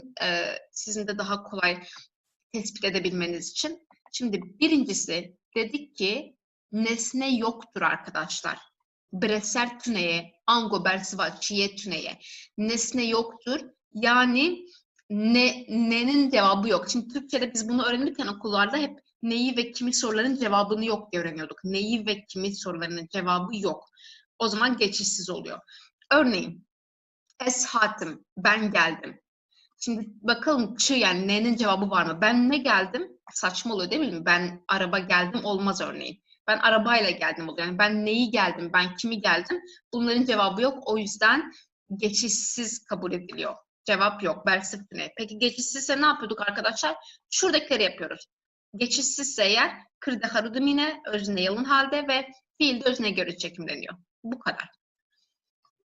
Şimdi devam edelim diğer ipucumuza. Lekerin kubu bu ne çedbin ne gergöhezin. Yine güzel bir ipucu bu. Diyor ki olmak fiiliyle oluşan fiiller geçişsizdir. Hani birleşik fiiller olmak fiili oluyor diye bazen. Örneğin ez nehoşbum. Ben hasta oldum. Tumazın buyi. Sen büyüdün. Böyle bun olmak fiiliyle oluşan tüm birleşik fiiller geçişsiz kabul ediliyor. Bir de arkadaşlar bunu bir yerde söylemiştim hatırlıyorum. Aslında neydi? Mesela ez nehoşum ben hastayım demek. O kişekleri var ya onların aslında olmak fiili, tıpkı İngilizce'deki to be fiili gibi olmak fiili olduğunu söylemiştik. O hani emizar to be'ye dönüşüyordu. Bizdeki kişi ekleri ise buna dönüşüyordu. Mesela ez nehoşum onun şimdiki zamandaki hali. Ez nehoşbum onun geçmiş zamandaki hali ya da ez nehoşbübüm onun gelecek zamandaki hali. Aslında onların hepsi olmak fiili. Ya da büyümek. Bunu nasıl çevirebiliriz? Hasta olmak, büyük olmak gibi yani mantalite bu aslında. Yine ezmazınım, ben büyüğüm, şimdi büyüğüm. Ezmazın bum, ben büyüdüm. Ezemazın bıbım, ben büyüyeceğim. Aslında o kişi eklerin hepsi olmak fiili. Hemu kartafın kesane drastiya xoda lekera bunene hevano. Evet, buna da tik attık, bunu da öğrendik. Olmakla oluşan tüm fiiller geçişsiz kabul ediliyor. Yine bu ne demek? Bu bizim öznemizin yalın kaldığı ve fiilimizin de özneye göre çekimlenmesi demek. Lekerin bandore hamula çedikin ne gergezin. Yine çok güzel bir ipucu arkadaşlar. Bu %90 oranında doğru. Yani bazı istisnalar var o yüzden böyle belirttim. Diyor ki bütün vücudumuza, eğer bir fiil bütün vücudumuza etki ediyorsa biz onu geçişsiz kabul ediyoruz. Örneklere bakalım. Çun, gitmek fiili. Şimdi ben bir yere gidince benim bütün vücudum hareket ediyor. Bütün vücudum gidiyor. O yüzden bu geçişsiz kabul ediliyor arkadaşlar. Hatin, gelmek fiili. Yine bir yerden gelince bütün vücudum geliyor. O yüzden bütün vücuduma etki ettiği için bu fiil geçişsiz kabul ediliyor. Ketin, düşmek, bütün vücudum düşüyor. Vastan, yorulmak, bütün vücudum yoruluyor. Mırın, ölmek, bütün vücudum ölüyor. Bu şekilde bütün vücudumuza etki ediyorsa arkadaşlar geçişsiz kabul ediliyor. Yine bu ne demek arkadaşlar? Geçişsiz kabul edilmesi demek öznenin yalın, fiilin de özne göre çekimlenmesi demek. Pıraniye lekerin kubu yine dikkatın ne gergözün. İnle biten fiillerin çoğu geçişsizdir.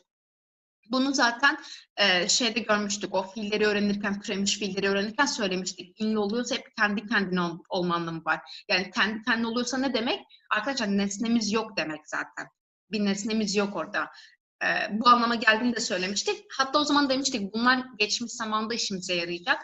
Evet geçmiş zamanda inle bitiyorsa çoğunluğu ama yine istisnalar var her dilde olduğu gibi. Geçişsiz kabul ediliyor. Örneğin gerin, gezmek, fırın, uçmak, barin, yağmak, bazin, koşmak, karisin, donmak, kelin, kaynamak. İlle biten fiillerin çoğu. Birkaç tane çıkarırsak sanırım hemen hemen hepsi diyebiliriz. Geçişsiz kabul ediliyor. Hatta arkadaşlar şimdi bir örnek vereceğim. Örneğin ahvin ya da peyvin konuşmak demek. Aslında ahvin ya da peyvin bunun geçişli olması gerekiyor değil mi? Çünkü ne konuştum? İşte bir şey hakkında konuştum, haber konuştum falan. Yani ne sormuştum, neyi konuştum diyebiliyorum. Bir cevap var. Ama arkadaşlar in ile bittiği için biz onu da geçişsiz kabul ediyoruz. Ve o yüzden es ahvim, es peyvim diyoruz. Min ahvi demiyoruz. Yine es yani öznemiz yine yalın kalıyor. Normalde geçişli olması gerekiyor ancak inle bittiği için yine biz bunu geçişsiz kabul ediyoruz. Ya da arkadaşlar mesela akıvin, peyvin konuşmak demek, haberden de konuşmak demek. Haberden ya da kısekrin de konuşmak demek. Arkadaşlar örneğin orada da dan yani vermek, aslında bir şeyi vermek geçişli ya da kısekrin yapmak, bir şeyi yapmak geçişli. Sırf bu fiillerden dolayı min haberda, min kısekir ama es ahvim, es peyvim. İnle bitenler geçişsiz gibi çekimleniyor. Diğerleri geçişli gibi çekimleniyor. Anlam aynı anlam olmasına rağmen. Böyle, Ember devam bakın. Şimdi arkadaşlar bazı fiilleri tüm kişilere göre çekimleyelim dedik ki. Geçişsiz ise nasıl anlıyoruz geçişsiz olmasını? Şu kurallardan anlıyoruz. Özne yalın ve özne göre çekimleniyor. Çun kokaviçe demaboride edem himbun ten eminneyi babicin çuma destemede jibo eze esçum bo tuye tu çuyi bo eve evçu evçuyena evçu evci istisna dema boriye emekasektin begerin vedare jibo emhun evşu به همان شکل چکونه yani برای قاریتافین kesane به hemen şekline emçun, hunçun, evçun. Arkadaşlar şimdi çunda ne var sonunda neye attık? Çu kaldı şimdi geçmiş zaman kökümüz. Bütün kişilere göre artık çekimleyebiliriz kişi şeklini kullanarak. Esçun ben gittim, çu'yu sen gittin, evçu o gitti. Arkadaşlar burada dikkatinizi çeksin. Üçüncü kişi eki yok. Evçu'ye demiyorum artık. Geçmiş zamanda Kartafak esasem evçüne üçüncü tekil kişi eki yok arkadaşlar. Kullanılmıyor. Emhun evçün biz gittik, siz gittiniz, onlar gittiler. Bilmeniz gereken şey ev için e kullanılmıyor artık. E ya da y. Şimdi devam edelim. Hartin gelmek, neyi gelmek, kimi gelmek cevabı yok. O yüzden geçişsiz fiil ya da bütün vücudumuz gidiyor. O yüzden geçişsiz fiil. Ne yapıyoruz? Geçişsiz fiil olunca ez grubundaki özneleri kullanıyoruz. Zamirleri kullanıyoruz. Es hatim, tu hati, ev hat, disa kartafak esaseyem tüneye, em hatin, hun hatin, ev hatin. Lekeram man. Tene ne heye ne çu kokavi destemede ma. ام لگوری همو کسان ام چکن لدیسا بالا خو بدن یک گواز جه که دمینم همو لاشی من دمینه شبروی چه ازی قرطافین ay binaken xarab bikar bînim an jî ez çiman bersiv tune ji ber vê em wek neger ez qebûl dikin em niha li gorî cinabkan çêkin ez mam tu mayî ew ma dîsa qartefa kesaseyem tuneye em hûn ew man mirin mirin in heye in çû di destê me de mirma em li gorî hemû kesan bikişînin ez mirim tu mirî ew mir dîsa qartefa kesaseyem tuneye em hûn ew mirin çok ji bo kesên pirjimar qartaf bi heman şeklê çêdibin aynine me got çi ya girîng çi ye qartefa kesaseyem yani ji bo ewê tu qartaf nayê bikaranî tuneye hevayî lêkerên cewî dîsa ev jî belê rewşeke xweş e ji ber ku hinek cana serê me tevlî hev dibe em rastiya wan binêrin arkadaşlar lêkerên cewî bunu böyle ikiz fiiller gibi çevirebiliriz yani ikiz çekimlenen fiiller gibi şimdi burada iki tane kullanım göreceğiz ikisinin de doğru olduğunu göreceğiz eminim böyle biraz bilenler varsa evet böyle de söyleniyor aslında böyle de söyleniyor diyeceklerdir şimdi gerin gezmek dedik ne varsa ne gidiyor, ın varsa ne gidiyor. Burada ne var, ne attık. Geri kaldı değil mi kökümüz? Normalde nasıl demem lazım? Ez gerim. Ben gezdim. İşte neyi gezdim, kimi gezdim olmadığı için ez diyeceğim buna. Mın demeyeceğim.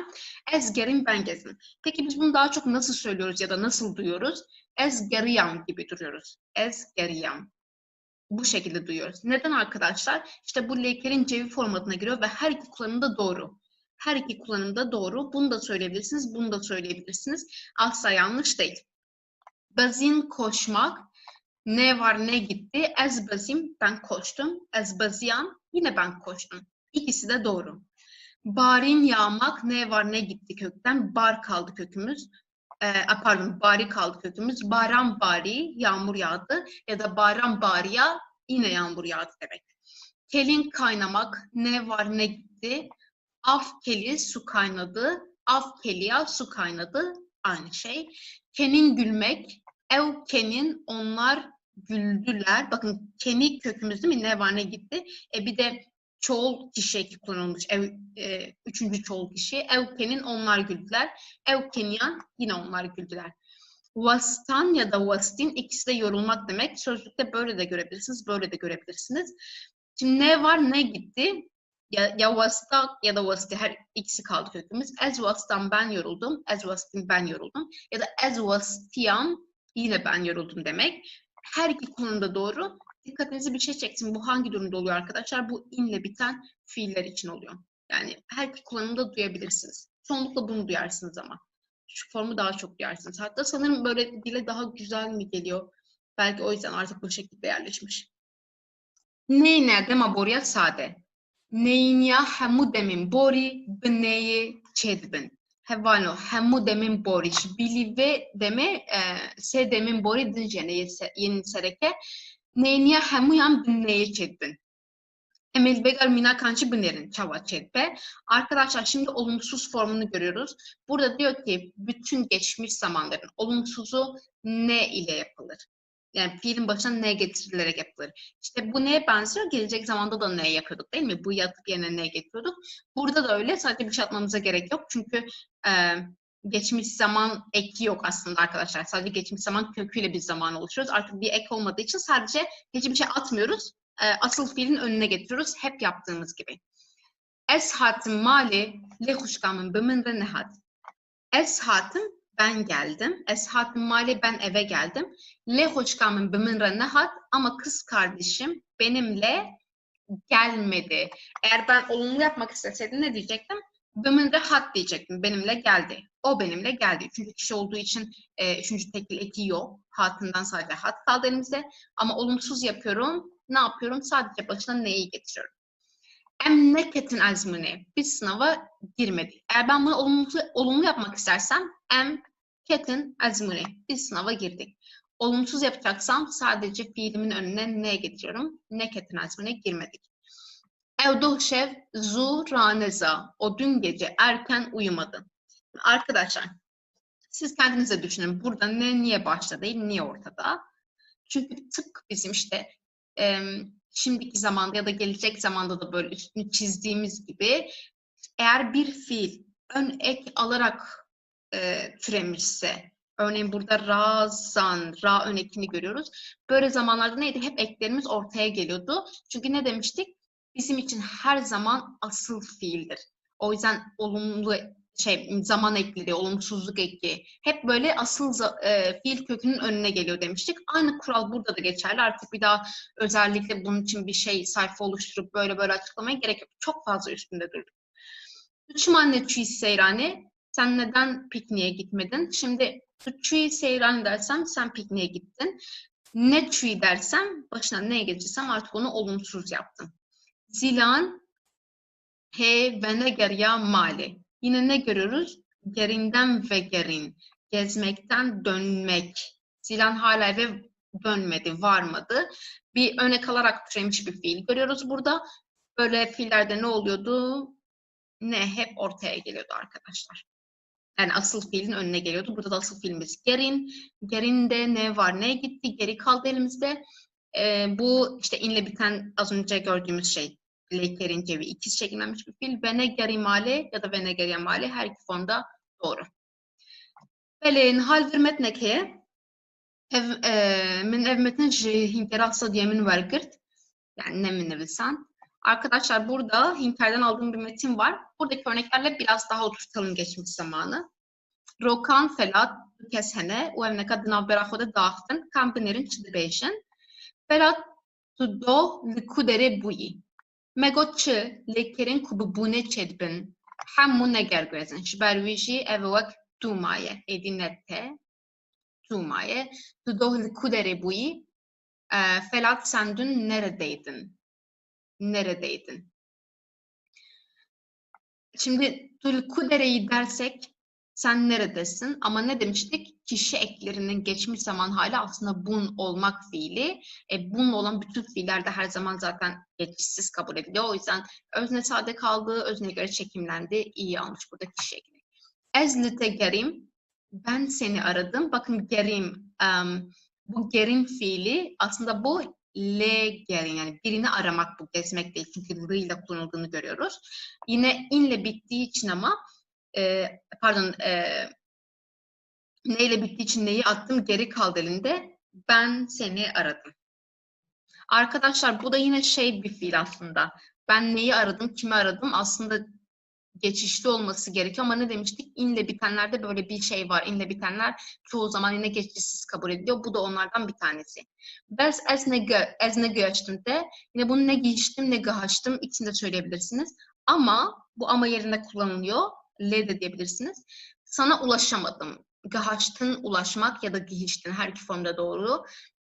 ın var, ın gidiyor sonunda. Ez'e göre çekimliyoruz. O yüzden ın geldi kişi eki ve sana ulaşmadım. Olumsuzluk ekini başına getirdik.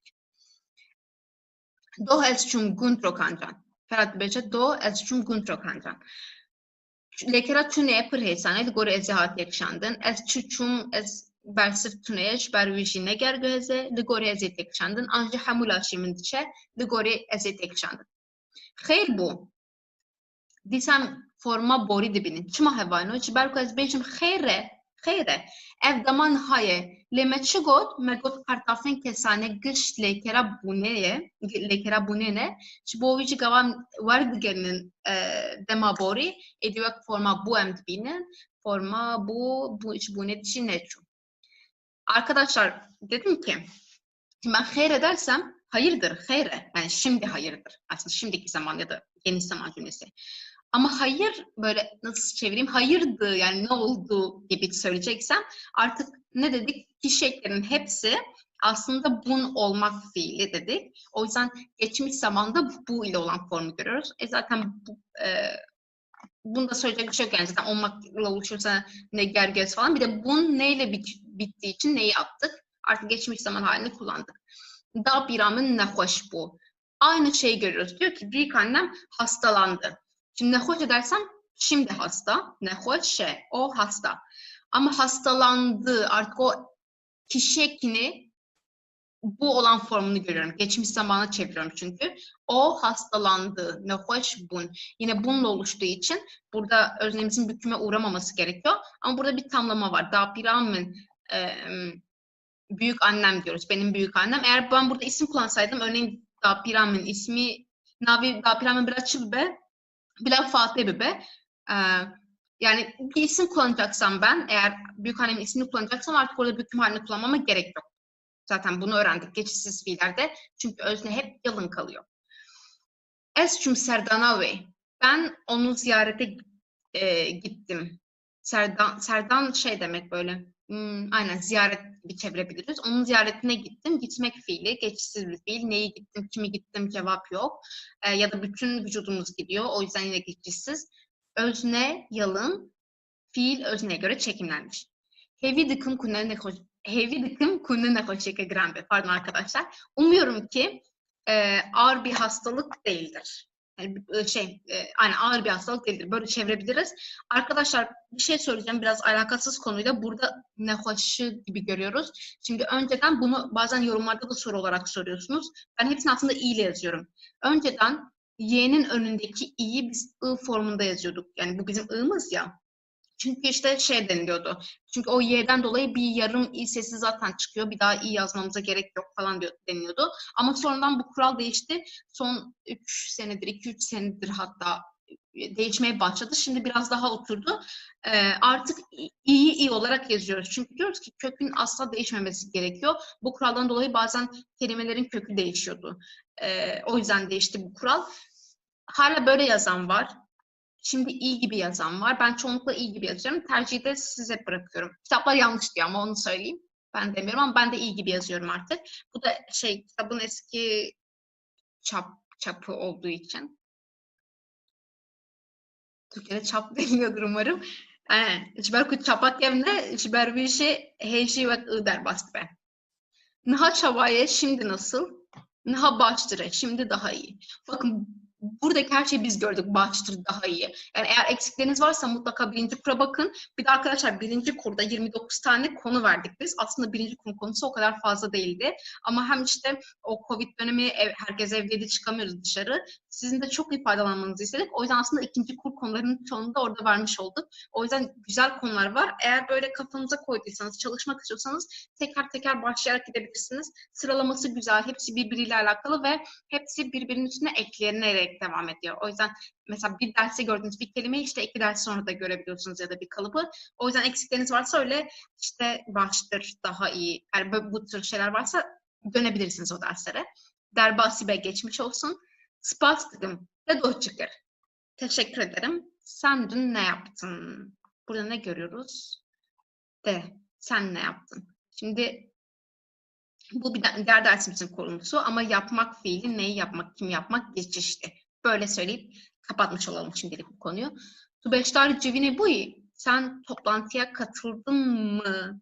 Beştar bun katılmak, bununla oluşan bir birleşik fiil. O yüzden ne yaptım? Öznemi yalın halde kullandım ve fiilimi de özneye göre çekimledim. Beli, evet. Çava derbas bu. Nasıl geçti? Yine derbas bun geçmek fiili. Bununla oluşan fiiller hepsi geçişsiz. Çava derbas bu direkt kullanıyorum. Eğer ben burada şey deseydim, yani toplantı nasıl geçti deseydim, civin çava derbas. Yani civini yalın halde bırakacaktım değil mi? Artık bükümlü halini kullanmayacaktım. Bu kuraldan dolayı yani olmak fiiliyle oluşan her şey geçişsiz. Geçişsiz de özne yalın kalıyor. Özne yalın kalıyor ve özneye göre çekimleniyor. Geleki baş bu. Çok iyiydi. Yine baş bun iyi olmak. İyiydi diyorum. Bun ile oluştuğu için geçişsiz kabul ediliyor. Yine cevin baş bu. Bu şekilde oluyor. Bir de işte geleki baş bu çok iyiydi. Zav baş bu çok iyiydi. Pır baş bu çok iyiydi. Böyle bunların hepsi çok demek oluyor. Kullanmak da size kalmış hangisini kullanmak isterseniz. Jibilite senin dışında senden başka hemu havar hatın. Tüm arkadaşlar geldi. Çoğul olduğu için çoğul olarak çekilmemiş hatın fiili. Jibilite senin dışında burada jibili bir daha çek gördüğümüz için hatta jibilite senin dışında böyle bir tamlama da olduğu için bükümlü hali kullanıldı.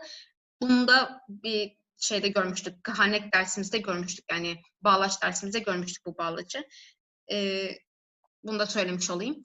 Beli hevanın hajem derbasi hindari ekibi bin. Disa vek hergav peşi ez beşim. Un jinek bifikrin. U em hevdure li bersve binerin. Tudona bir çıma bimere hatin neyni şanoye. Diyor ki sen dün değil ondan önceki gün bu bir işte o 2 gün öncesi anlamını veriyor. Yani dün değil ondan önceki günün anlamını veriyor. Bimere bizimle neden bizimle tiyatroya gelmedin? Emeçi bakın hatin heye ın çüteni destemede hatma ez bejim hat jbotuye mi bekşinin hati şanoye tiyatroya geldin. Emin neyini bakın neyini demetçi dıkır teni men ne dani peşavi nahame çava bejin bümere ne hati şanoye. Karete kengi kadim. Dıvırda ne heye ne çu ev iye ne iye bala xobitin teni ne çu kadima. Ez bejim karete kengi شو بيجي ما قلت ذيكن جوية يعني دو فورم هنا هر دوش راسته قدي أنشي قديا هر دوش راسته ما بترى نقطة هي بيفين نيني هوال نومة شغل ne heye ne çu peyvi mavek kok eze forma neyini bikim ne denim eze ne bin peşavi ne peyvi İşte evi ji kartafa kesane tüneye nehozi rast usabileceğim ne peyvi. Arkadaşlar işte bu istisna olan fiillerden birini görüyoruz. Peyvin konuşmak. Ne var sonunda ne gitti? Peyvi kaldı elimde. Olumsuz yapacağım ne peyvi oldu. Üçüncü kişiye göre çekileceğim. Dedim ki üçüncü kişi ki yok geçmiş zaman için. Bir şey getirmiyorum ne peyvi. Ev bitere ne peyvi. O seninle neden konuşmadı dedik. Ama burada konuşmak fiilini görüyoruz. Aslında konuşmak geçişli bir fiil. Çünkü neyi konuşmak, kimi konuşmak bunların cevabı var.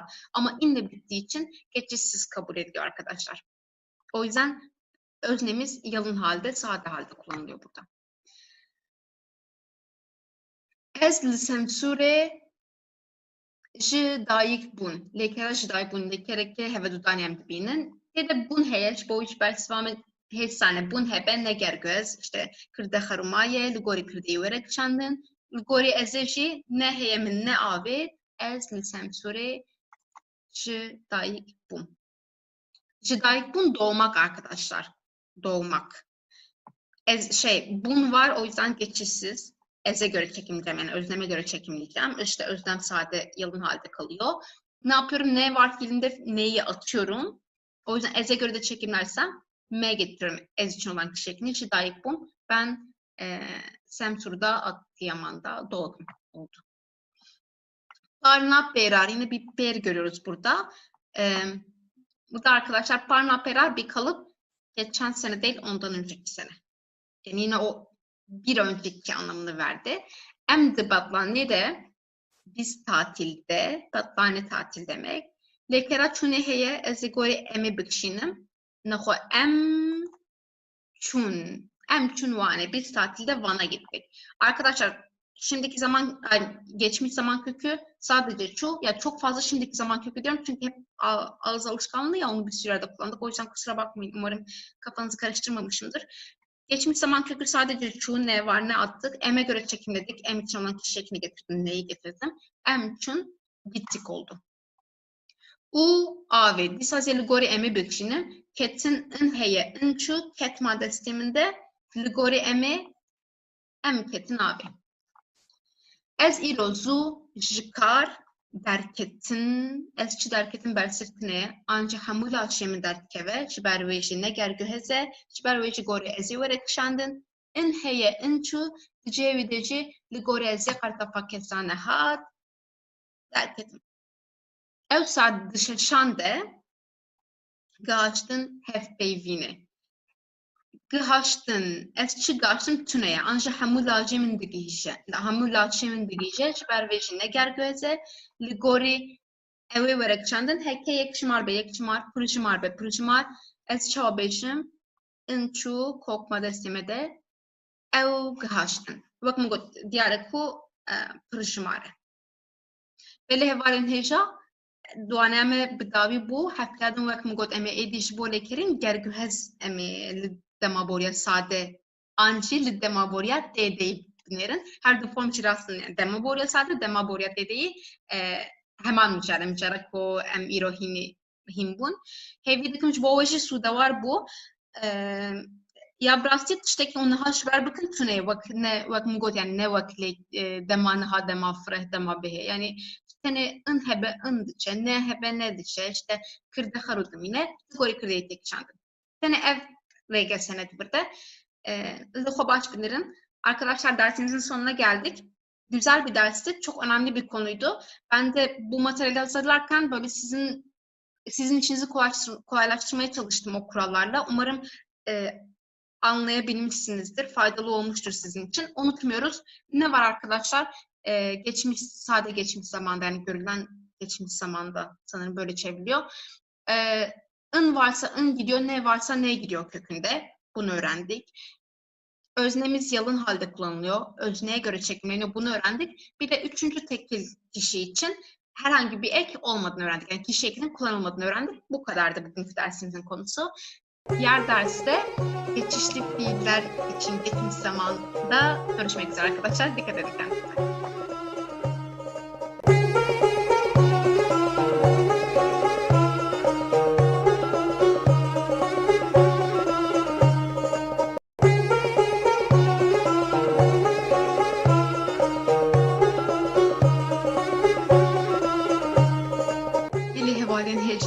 Yardım xeratın ferqa kurdi.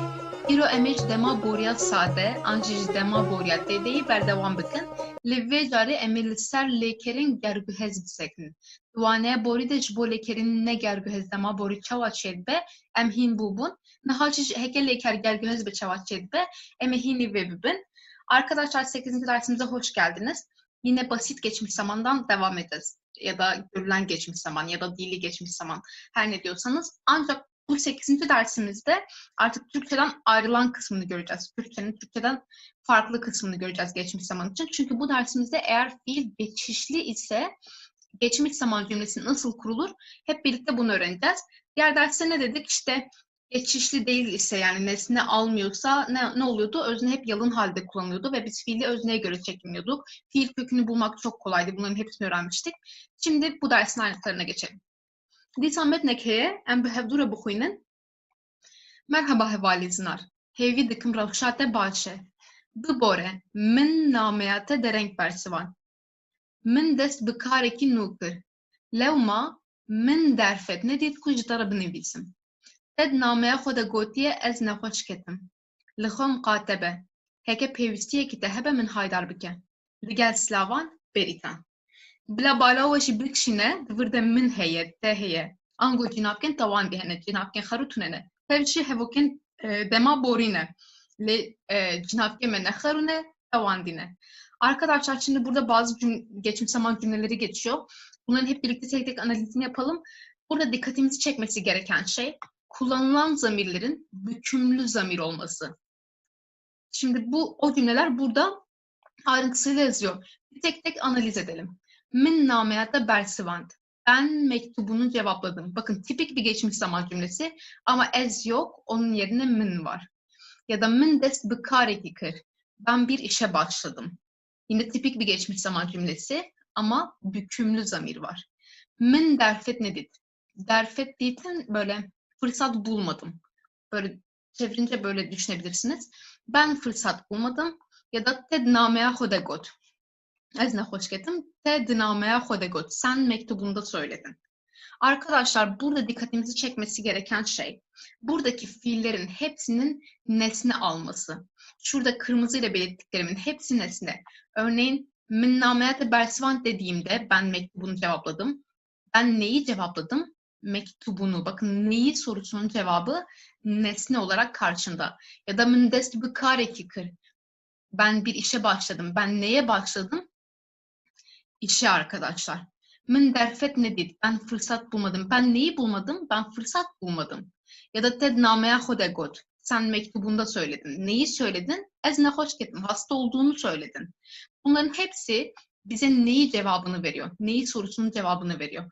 O yüzden bu fiillerin hepsi geçişli. Yani şunu diyebiliriz. Eğer fiilimiz geçişliyse kullanılan zamirler bükümlü zamir olmalı ya da özne de büküme uğramalı. Şu cümleye bakalım. Ezne hoş ketim. Ezne hoş ketim, ben hasta düştüm. Tam karşılığı bu. Yine ketin fiilinin geçen derste geçişsiz bir fiil olduğunu görmüştük. Çünkü ketin böyle girmek, düşmek anlamlarını veriyordu ve bir fiil böyle bütün vücudumuzu etkiliyorsa geçişsizdi, değil mi? Ya da neyi düştüm? Cevabı yok. Bu yüzden geçişsiz. Eğer geçişsiz ise tıpkı buradaki gibi özne yalın halde, eğer geçişli ise tıpkı buradakiler gibi özne bükümlü halde olur arkadaşlar. Dediğim gibi Türkçe'de tek bir karşılığı var. Ben yaptım, ben ettim, ben geldim, ben gittim. Ama Türkçe'de durum bu yönden değişiyor. Burada bazı cümleler var. Şimdi bu cümlelere de tek tek bakalım. Hevalamıcı Ahmet Ehad. Arkadaşım Ahmet'ten geldi. Arkadaşlar neyi geldi? Cevap yok. Kimi geldi? Cevap yok. O yüzden öznenin bükümlü halde olması gerekiyor. Eğer ben burada isim kullansaydım mesela ev Ahmet Ehad diyecektim. Yani ev sade halde, yalın halde olacaktı. Min ev peçvazikir. Ben onu karşıladım. Ben neyi karşıladım, kimi karşıladım? Cevap var. Onu karşıladım. O yüzden bükümlü halde. Em cimali derk ettim. Biz evden çıktık. Biz neyi çıktık, kimi çıktık? Cevap yok. Ya da bütün vücudumuz çıkıyor. O yüzden geçişsiz. O yüzden yalın halde. Em tüm Taksim'e, biz Taksim'e gittik. Yine hem bütün vücudumuz Taksim'e gidiyor, etkileniyor. Hem de neyi gittik sorusunun cevabı yok. O yüzden özne yalın halde. Em hatta Karaköy'e meşyan. Biz Karaköy'e kadar yürüdük. Hem bütün vücudumuz yürüyor. Hem neyi yürüdük cevabı yok. Hem de demiştik ki inle biten fiillerin çoğu zaten geçişsiz kabul ediliyor. Tüm bu sebeplerden dolayı yine yalın halde öznemiz. Melvur masihar. Biz orada balık yedik. Neyi yedik? Balığı yedik. Bir cevap var ya da huarın fiilinin burada geçişli olduğunu anlıyoruz ve o yüzden öznemiz bükme uğramış. Merrojeke hoşdar bastır. Biz güzel bir gün geçirdik. Biz neyi geçirdik? Güzel bir günü geçirdik. Bunun cevabı var. O yüzden bükümlü halde. Vecmin ratıştek negot. O bana bir şey söylemedi. Neyi söylemedi? Bir şeyi söylemedi. Bunun cevabı var. O yüzden bükümlü halde. Bakın bükümlü zamir kullandım. Es hatta şevake kabitim. Ben sabaha kadar çalıştım. Arkadaşlar aslında neyi çalıştım? Belki bunun cevabı vardır. Matematiği çalıştım, dersi çalıştım. Ancak inle biten fiillerin istisnası olduğunu söylemiştik geçen dersimizde. O yüzden yine geçişsiz kabul ediliyor ve yalın halde öznemiz. Vicdikane kolaya zerkri. Vicdikane kolaya zerkri. Vic'i kri, o neyi aldı? Kolaya zer cevabı var değil mi? O yüzden burada yine ne görüyoruz? Evin vi'ye dönüştüğünü, yani bükümlü halde kullanıldığını görüyoruz. Vej huarine haznekir. O yemeği sevmedi. O neyi sevmedi? Yemeği sevmedi. Cevap var. O yüzden bükümlü bir zamir görüyoruz. Peki eğer zamir değil de isim olursa ne olacak? Zelal huarine haznekir. Yine neyi sevmedi? Yemeği. Cevabımız bize gösteriyor ki bu bir bu bir geçişli fiil. O yüzden eğer isim kullanacaksam da bükümlü halini kullanacağım. Zelal kadın olduğu için kadın büküm ekiyle bu ismi büküme uğrattım. Sterkli Batman mazın bu. Mazın bun büyümek. Sterk Batman'da büyüdü. Ne demiştik? Bununla olan tüm fiiller geçişsiz kabul ediliyor. O yüzden sterk burada yalın halde. Eğer bu geçişli bir fiil olsaydı sterke diyecektik örneğin. Min name ekşen, ben bir mektup gönderdim. Neyi gönderdim? Bir mektup gönderdim. Bunun cevabı var. O yüzden bükümlü halde. Yani mantık bu. Eğer geçişsiz ise yalın halde öznem, eğer geçişli ise bükümlü halde. Zaten bükümü nasıl yapıyorduk? İşte büküm zamirlerimiz vardı, ismi bükümlü hale getirebiliyorduk. Hep aynı mantık devam ediyor burada. Bir de arkadaşlar şimdi biz geçen dersimizde bir fiilin nasıl geçişsiz olduğunu bazı kurallarla öğrendik değil mi? İşte o bütün vücudumuzu etkiliyorsa ya da inle bitiyorsa ya da içinde bun varsa ya da neyi kimi soruların cevabı yoksa o zaman hep geçişsiz oluyordu. Şimdi bununla ilgili bazı ipuçlarını bu sefer geçişli fiiller için verelim ki işimiz kolaylaşsın. Öncelikle bir bakalım gel gözü tespit kırna lekeran. Fiilleri biz nasıl tespit edeceğiz? Buna bakacağız. Bresel heye, ango bersvat çiye heye. Nesne vardır yani ne sorusunun cevabı vardır. Türkçe'de de hani öğrenirken öyle öğreniyorduk ya neyi kimi soruların cevabı varsa geçişlidir. Örneğin min xwar, min çi xwar, sev, nan, xwarın her vekidim bersifeye. Ben yedim. Ben neyi yedim aslında? İşte elma yedim, ekmek yedim, yemek yedim. Yani cevap var. O yüzden eğer cevap varsa, eğer nesne olmasa bile ben fiilim geçişli olduğu için özneyi büküme uğratmak zorundayım. Lekerin kubkırine çedibin gergöhezin. Kırın yani yapmak, etmek fiiliyle oluşan birleşik fiiller geçişli kabul ediyor. Peki aklınıza getirin. Geçişsiz olması için ne olması gerekiyordu? Bunun yerine ne demiştik geçen dersimizde? Eğer bir fiil yani olmak fiiliyle oluşuyorsa geçişsiz, onun buradaki karşılığı eğer yapmak, etmek fiiliyle oluşuyorsa geçişli kabul edilir. Yani kırın ile ilgili bütün birleşik fiiller, içinde kırın geçen bütün fiiller geçişlidir arkadaşlar. Ve mazınkır, o büyüttü. Aslında o neyi büyüttü? Örneğin o kızını büyüttü, o bir köpek büyüttü, o olayı büyüttü, bir sürü şey olabilir. Yani cevap var. Bir şeyi yapmak, bir şeyi etmek. O yüzden kırınla olduğu için bu geçişli. O yüzden öznemiz büküme uğramış. Tegermkir. Sen ısıttın. Sen neyi ısıttın? Yemeği ısıttın, suyu ısıttın, çorbayı ısıttın. Yine cevap var. Bakın burada özellikle nesne yazmama gerek yok. Av germkir dememe gerek yok örneğin. Nesne olmasa bile neyi ve kimi sorana cevap verebildiğim için bu bir geçişli fiildir. O yüzden de öznem büküme uğramış. Lekerin kulbandori perçek ile açedikin gergöhesin. Sersedi notraste. Şimdi biz geçen dersimizde demiştik ki eğer bir fiil bütün vücudumuza etki ediyorsa tabii ki bu %100 olan bir kural değil. Bazı istisnalar var ama bütün vücudumuza etki ediyorsa geçişsizdir. Örneğin mırın ölmek fiili bütün vücudumuz ölüyor. Geçişsiz, o yüzden işte ezmirim diyoruz. Ama eğer bir fiil ya da bir olay sadece bizim vücudumuzun bir parçasıyla oluşuyorsa geçişlidir arkadaşlar. Örneklere bakalım.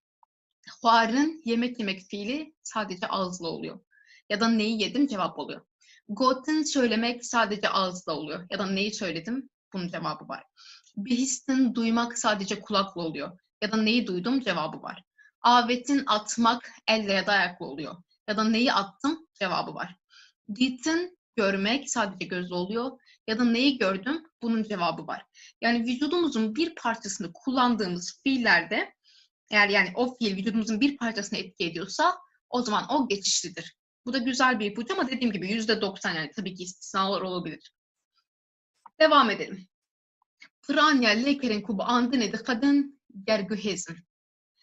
Andın ile biten fiillerin çoğu geçişlidir arkadaşlar. Bunun peki diğer dersteki karşılığı neydi? Eğer bir fiil in ile bitiyorsa geçişsizdi. Eğer andınla bitiyorsa da geçişlidir.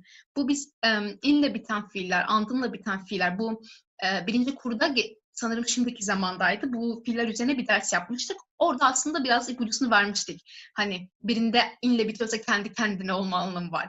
Andınla bitiyorsa yaptırmak anlamı var. O yüzden nesne oluşuyor demiştik, geçişli oluyor demiştik. Bakalım örneklere. Gerandın gezdirmek. Bakın gerandın birini gezdirmek. Gerin gezmek de değil mi? Kendi kendine gezersin ama gerandın gezdirmek, birini gezdirmek, bir şeyi gezdirmek. Zaten o biri bir şey dediğim şey benim nesnem oluyor. Yani zaten fiil geçişli oluyor. Frandın uçurmak, şandın göndermek, bazandın koşturmak. Örneğin bazin koşmaktı. O yüzden ez bazim ya da ez baziyam diyorduk inle bittiği için. Ama artık bazandın koşturmak oluyor. Min bazant demem gerekiyor. Min hesfafa bazant örneğin. Telin kaynamaktı. Av keli ya da av keliya. Bakın hiçbir büküm yok. Çünkü inle bitiyor. Ama kelandın kaynatmak oluyor artık. Min av keland. Artık orada min demem gerekiyor. Kalandın kızartmak. Kalin kızarmak. Kalandın kızartmak. Yine bir şey kızartırsınız değil mi? Bir yemeği, her eti. O yüzden cevap oluyor ya da andınla bitiyor. Diğer karşılığı. O yüzden fiilimiz geçişli arkadaşlar. Şimdi yine bu listeyi bence yazın bir yere. Tıpkı diğer dersin negergöhezi kısmında olduğu gibi kendiniz o karşılaştırmayı yapabilirsiniz. Yani orada negergöhez olması için tüm şartlar aslında burada gergöhez olması için de var.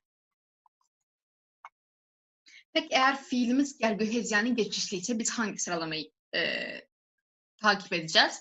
Heke leker gergöhez geçişli transitif ve leker breseri digre. Minak min ev got. Diyor ki eğer bir fiil geçişli ise fiil nesne alır. Dediğim gibi nesne cümlede yer almıyorsa bile gizli nesne olarak var. Örneğin min got dersem ben söyledim. Ama aslında bunun karşılığı ne? Ben onu söyledim örneğin. Ya da ben bir şeyi söyledim. Ama bir şey var orada değil mi? Özellikle belirtmeme gerek yok. Anlıyoruz ki nesne alıyor, nesne alabiliyorsa geçişlidir. Arkadaşlar bu sıralamayı takip ederseniz hiçbir yanlış yapmayacaksınız. Sonra tespit ettik geçişli. Yapacağımız diğer bir şey özneyi büküme uğratmak. Eğer zamir ise bükümlü zamirleri kullanacağız. Min, de, we, we, me, ve, one gibi. Eğer isim ise özneyi büküme uğratacağız. Örneğin Zozan bir isim, peki bunun bükümlü hali nasıl oluyor? Zozani. Murat, Muradi. Zarok, eğer çoğul yapacaksam, çoğul halde büküme uğrayacaksam Zarokan. Diğer yapacağımız şey, şimdi anladık. Özneyi büküme uğratıyoruz. Diğer yapacağımız şey ise arkadaşlar nesneyi sade bırakmak. Yani büküm eklerini kullanmamak. Jiberku breser harudimine ve min sefar. Ben elmayı yedim. Arkadaşlar şimdi bizim çok yaptığımız bir yanlış. Min sevan har diyoruz örneğin. Ben elmaları yedim. Ama bu yanlış. İki tane bükümü yan yana getiremeyiz. Eğer ben bunu min yapıyorsam ki harın fiili, yemek yemek fiili geçişli bir fiil yapmak zorundayım. O zaman benim nesnemi yani sev kelimesini yalın halde bırakmam gerekiyor. Şimdi devam edelim. Çok önemli bir kural. Leker ligori breseri tekşandın. Ango kartafen kesane ligori kırdeyi naim bıkarani. Diyor ki fiilimiz nesneye göre çekimlenir. Özneye göre değil arkadaşlar. Yani kişi ekleri, özneye göre olan kişi ekleri kullanılmaz. Bu çok çok önemli bir kural. Çünkü işte tam da bu noktada Türkçeden ayrılıyor. Bunu nasıl çevirebiliriz Türkçe'ye? Örneğin şöyle diyebiliriz. Ben seni gördüm. Aslında orada bene göre çekimliyoruz değil mi? Özneye göre çekimliyoruz. Ama görmek geçişli olduğu için bunun Kürtçe karşılığı biraz saçma gelecek ama ben seni gördün. Yani sene göre çekimliyorum orada. Yani nesneye göre çekimliyorum arkadaşlar. Bu kural çok önemli. Şimdi örneklerimize bakalım. Min sev huar. Benim buradan anlayacağım şey birincisi huarın yemek yemek fiili. Geçişli bir fiil çünkü neyi yedim cevap var. Ya da vücudumun bir parçasıyla yani ağzımla yapıyorum. O yüzden geçişli ve direkt ezmina dönüştü. Eğer ben burada sevhuar dersem yediğim elmanın bir tane olduğunu anlıyorum arkadaşlar. Peki bunu eğer birden fazla elma yediysem, iki elma yediysem min du sev artık çoğul eki getirmem lazım. Huarın demem lazım. Min du sev huarın. Bakın min du sevan huarın yanlış. Çünkü ben buraya büküm eki getiremem. Çünkü nesne sade kalır. Sadece özne büküme uğrar. Orada nesnenin çoğul olduğunu ben nereden anlıyorum? Fiilimdeki ekten anlıyorum arkadaşlar. Şimdi biraz daha ayrıntılı inceleyelim. Peşiri lekere binere gergöz anne gergöze. Arkadaşlar geçmiş zaman cümlesi kuracaksak yapacağımız ilk şey fiile bakmak olmalı. Fiil geçişli mi, geçişsiz mi? Şimdi şurada geçen dersin küçük bir özeti var. Eğer fiil geçişsiz ise hekende gergöhezbe, kırda harudumine, ve es tu evsa berdevamdaki öznemiz yalın kalıyor. Leker ligorik kırdeyi tek çandın. Fiilimizde özneye göre çekimleniyor. Ama eğer fiil geçişli ise, arkadaşlar bu sıralama çok önemli. Gerçekten kendi öğrencilerimizde de görüyoruz. Böyle bu sıralamayla gidince yanlış minimuma iniyor. Bir, yapmanız gereken özne büküme uğrar. Gırda ditave. İki, yapmanız gereken bireysel harudumine nesne yalın halde kalır. Ek almaz. Büküm eklerini asla almaz. Ya seyemci leke ligori bireysel de yaşandın. Fiil nesneye göre çekimlenir. Sizler minakake kam hevrabinirin ez, gevok, ditin. Ben, güvercin görmek. Şimdi biz bundan geçmiş zaman cümlesi yapacağız arkadaşlar. Önce bir bakalım. Ditin, görmek. Geçişli mi, geçişsiz mi? Neyi gördüm? Güvercini zaten nesnem önümde duruyor. Bir şeyi görürüm. Ya da ditin görmek gözle yapılıyor. Vücudun bir parçasıyla yapılıyor. O yüzden bir, ne diyorum arkadaşlar? Fiilim geçişli. Ditin gergöze. Peki, ditin gergöhez. Fiilim geçişliyse yapmam gerekenler neler?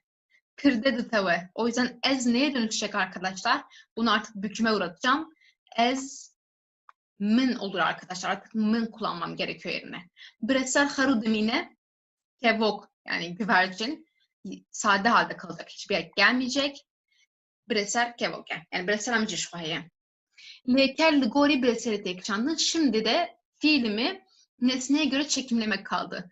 Ben burada tekillik çoğulluk belirtmedim. Eğer ben desem ki men kevok dit, ben güvercini gördüm. Eğer ben desem ki men kevok ditin, ben güvercinleri gördüm olacak.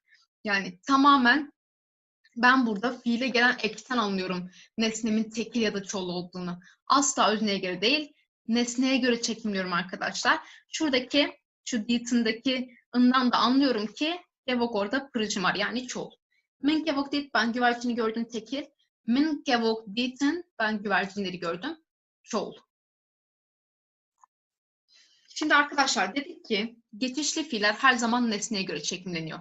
O yüzden burada öznemizin hangi kişi olması önemli değil. Her zaman zaten biz nesneye göre çekimliyoruz.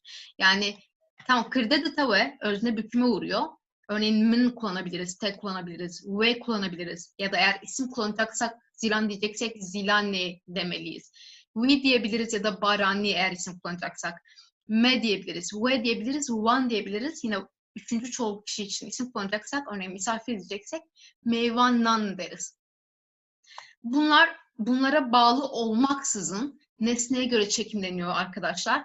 Burada nesnemiz sevek, bir elma ya da du sev ya da sadece sev de diyebilirsiniz. O da fark etmiyor yani. Fil huarın gergühezi zaten yemek geçişli.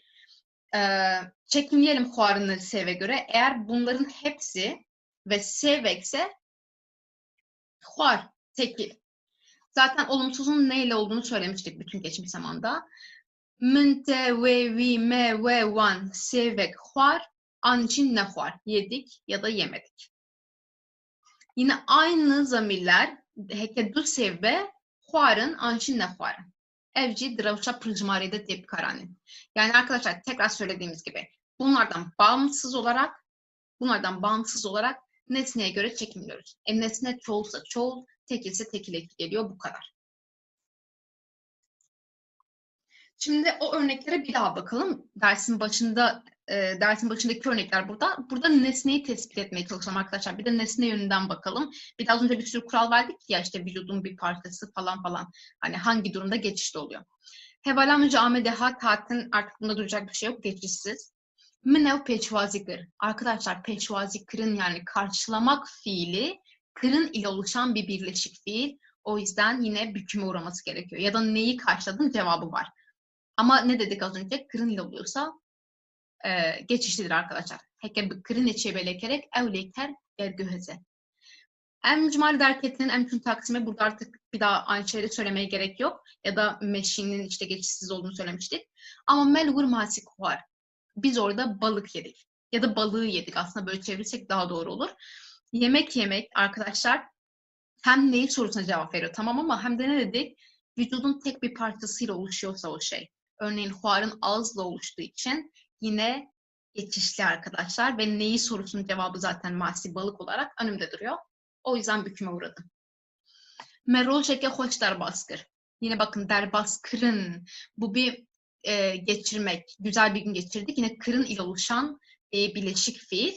O yüzden büküme uğradı. Ya da neyi geçirdik? Zaten nesnem önümde duruyor. Güzel bir gün. Bir de arkadaşlar bakın burada meçhul olmasına rağmen merojeke hoş derbaskırın demiyorum asla. Çünkü rojeke hoş güzel bir gün. O yüzden güzel bir gün yani tekil. O yüzden tekil halde kalıyor. Asla M'ye göre değil, nesneye göre çekimliyorum. Vecimin ratıştek ne got? Şimdi got'un söylemek ne dedik? Eğer ağzın, yani vücudun bir parçasıyla oluşuyorsa, örneğin got'un ağızla oluşuyor, geçişlidir. O yüzden yine büküme uğramış. Ez hatta şevake habitim. Aynı şey arkadaşlar. İnle bitmiş. O yüzden geçişsiz ya da dedik zaten neyi cevabın olsa bile inden dolayı geçişsiz kabul ediliyor. Ve jidikane kolay zerkri.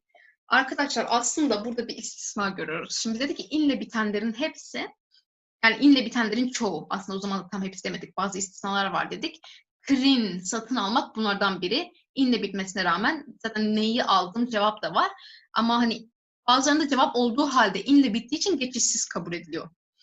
Bu öyle bir fiil değil. Yani inle bitmesine rağmen geçişli artık. Neyi aldım? İşte sarı kolayı aldım. O yüzden ya da o sarı kolayı aldı. Bükümlü hale gelmiş. Veçvarne heznekir. Heskırın arkadaşlar. Şı heskırın. Sevmek fiili kırın ile oluşan bir fiil olduğu için geçişlidir. O yüzden burada ve kullanılmış. Aynı şekilde isim olduğu için yine söylediğim gibi zelale olması gerekiyor. Burada bun ile oluşan bir fiil var. Az önce söylediğim gibi bun ile oluşanlar geçişsiz, kırın ile oluşanlar geçişli. Şandın, bakın minname ekşant aslında bu şandın fiili şandın andınla bittiği için ne dedik biz? Andınla biten fiiller geçişli kabul ediliyor. Yani bu diğer kurallara göre de değerlendirebilirsiniz. Umarım sizin de işinizi kolaylaştırır. Naci hindariye keye min ev hindari hinkera stadyon vardır. Onca dikaran lihinkeri jibnerin naham pevraj şeklin. Hop peşi katakmi mıkın disa bersi ve en behevre bir bersinin. Min do kuşken xwe û dîtin heye. Dîtin gerguheze. Em bi çav dibînin, yani parçekî laçê xwe dibînin û ez çi dibînim bersiv heye. Ji ber wî jî kirdeta wî ye. Lê hevano bala xwe bidin bireserê xuşkên xwe. Bireser çê divirde? Pırcımare. Me got em li gorî bireserê bikişînin ji ber ku bireser jî pırcımare. Ez ê qaytefa pırcımariyê lê zêde bikim. Ez ê bêjim dîtin. Arkadaşlar ben dün kız kardeşlerimi gördüm.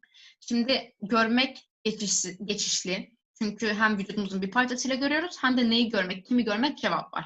O yüzden özlem büküme uğramış.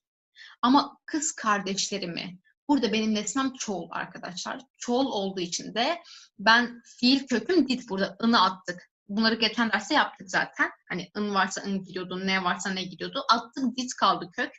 Ama çoğul olduğu için artık çoğulluk ekine getirmem gerekiyor. Ditin. Ditin arkadaşlar. Bunu da okuşken. Ditin cevabı. Ez bir mizginiri kabınerin meşin gergöze ne gergöze. Bi iğne kadiyaye. Anji hamul açemadı meşe. Anji çi meşin bersif tuneye. Ciber veci kırdı harumaye. Ez çi becim ez gori kırdı bikşinimedi. Bi mizginiri du form hebu. Meşim anji meşiyam. Her duçi rast. Meşim anji meşiyam. Arkadaşlar inle biten bir fiil. Ya da bütün vücudumuz yürüyor. Ben dün mizginle yürüdüm diyeceğiz. Bütün vücudumuz yürüyor. Ya da neyi yürüdüm cevap yok. O yüzden geçişsiz. Geçişsizse özne yalındı ve özne göre çekimliyorduk. Yani kişi ekini kullanıyorduk. Kişi ekini kullandım. Ezmeşyam. Vaneame saat dipencan de hadin heye. Hadin lekereke neger göze hevano. Şiberku bir iğne bıdavi buye. Arkadaşlar dersimiz 5'te bitti diyeceğim. Ama kadın fiiliyle bittiği için geçişsiz. O yüzden vaneame artık özneye göre çekimlenecek. Özne burada vaneame dersimiz. Ders bir tane olduğu için kadi ya da kadiya. Yani herhangi bir çoğuluk eki gelmeyecek artık. Min doh evari rojname ne uxandın. Ezin neyini bükümeydi. Ben dün akşam gazete okumadım diyeceğim. Arkadaşlar burada şimdi Juan'ın okumak ya gözle okuruz ya ağızla okuruz ya da neyi okuruz cevabı var. Her türlü bu artık bir geçişli fiil. O yüzden özne büküme uğramış. Ben eğer yalnız şöyle bir şey var burada. Eğer benim kastettiğim tek bir tane gazete ise tekil olarak kullanacağım. Eğer kastettiğim birden fazla gazete ise çoğul ekini kullanacağım. Fiile ekleyeceğim.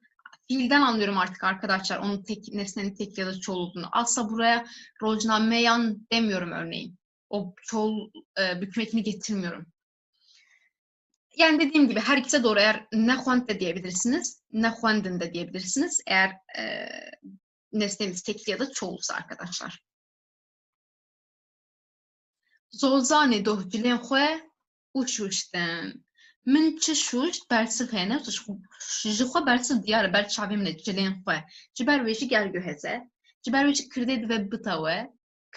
Kirdeta wiya ye bûye zozanê. Heke bireser pırcımar be. Pırcımar, yekçimar be yekçimar. Kal biresere binirin.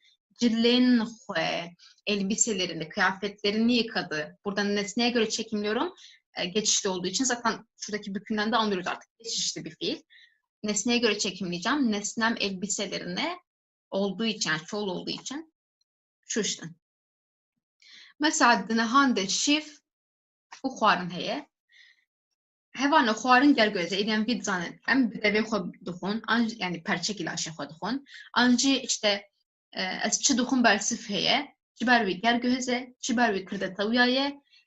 Ez ê li gorî birêserê bikişînimê birêser şîve ne dusê şîvin. Tenê şîveke ji ber wî jî ez ê bêjim xwar. Ka binêrin bara xwe bidin. Ez li gorî mêyê nakişînim. Ez li gorî birêserê dikişînim. Ev der kurjimar bêje ji ber ku birêsera min yekjimar e, yekjimarma. Te name nivîsîn. Hevano nivîsîn belê bi îne dixede lê ji ber ku ez çi nivîsim işte name ji xwe dîsa bersiv jî diyar e li ber çavê min e. Birêsera min li ber çavê min e. Ji ber wî jî gergöheze. Ez ê li gorî birêserê bikişînim. Koka wî çi ye? Tenê ne heye ne çû nivîsîma. Ji ber ku yekçimar e. Te name nivîsî. Te name nivîsî. Ez wisa dipirsim. Arkadaşlar burada yazı yazmayı görüyoruz. İnle bitmesine rağmen aslında sen mektup yazdın mı diye soruyorum. Zaten neyi yazdın mı? Mektup. Cevabım karşımda. O yüzden nesnem var. Dediğim gibi bu inle bitenlerin işte bu da inle bitmesine rağmen yine de geçişli. Çünkü cevabı çok belli. Bir de arkadaşlar aslında bu yazı yazmak, bunun üstünde bazı tartışmalar var. Çünkü birçok kişi de şey gibi kullanıyor. Dename nevisan. Onu andın ile geçişli yapmaya çalışıyor. Dename nevisan. Bu formu da çok duyarsınız. Ama işte dediğim gibi zaten cevabım karşımda olduğu için, nesnem olduğu için bu bir geçişli fiil olarak ben kabul ediyorum. Size bırakıyorum. Her iki kullanımda kullanabilirsiniz. Delale, rohat ve xwendin. Ve xwendin arkadaşlar davet etmek. Davet etmek. Xwendinle oluşan bir türemiş fiil bu. Arkadaşlar davet etmek, birini davet etmek değil mi? O yüzden geçişli fiildir, cevabı var. Neyi davet etmek? İşte birini. Neyi ve kim sorunun cevabı var. O yüzden öznem büküme uğramış, nesnem yalın halde kalmış ve nesneye göre çekimliyorum. Behvend.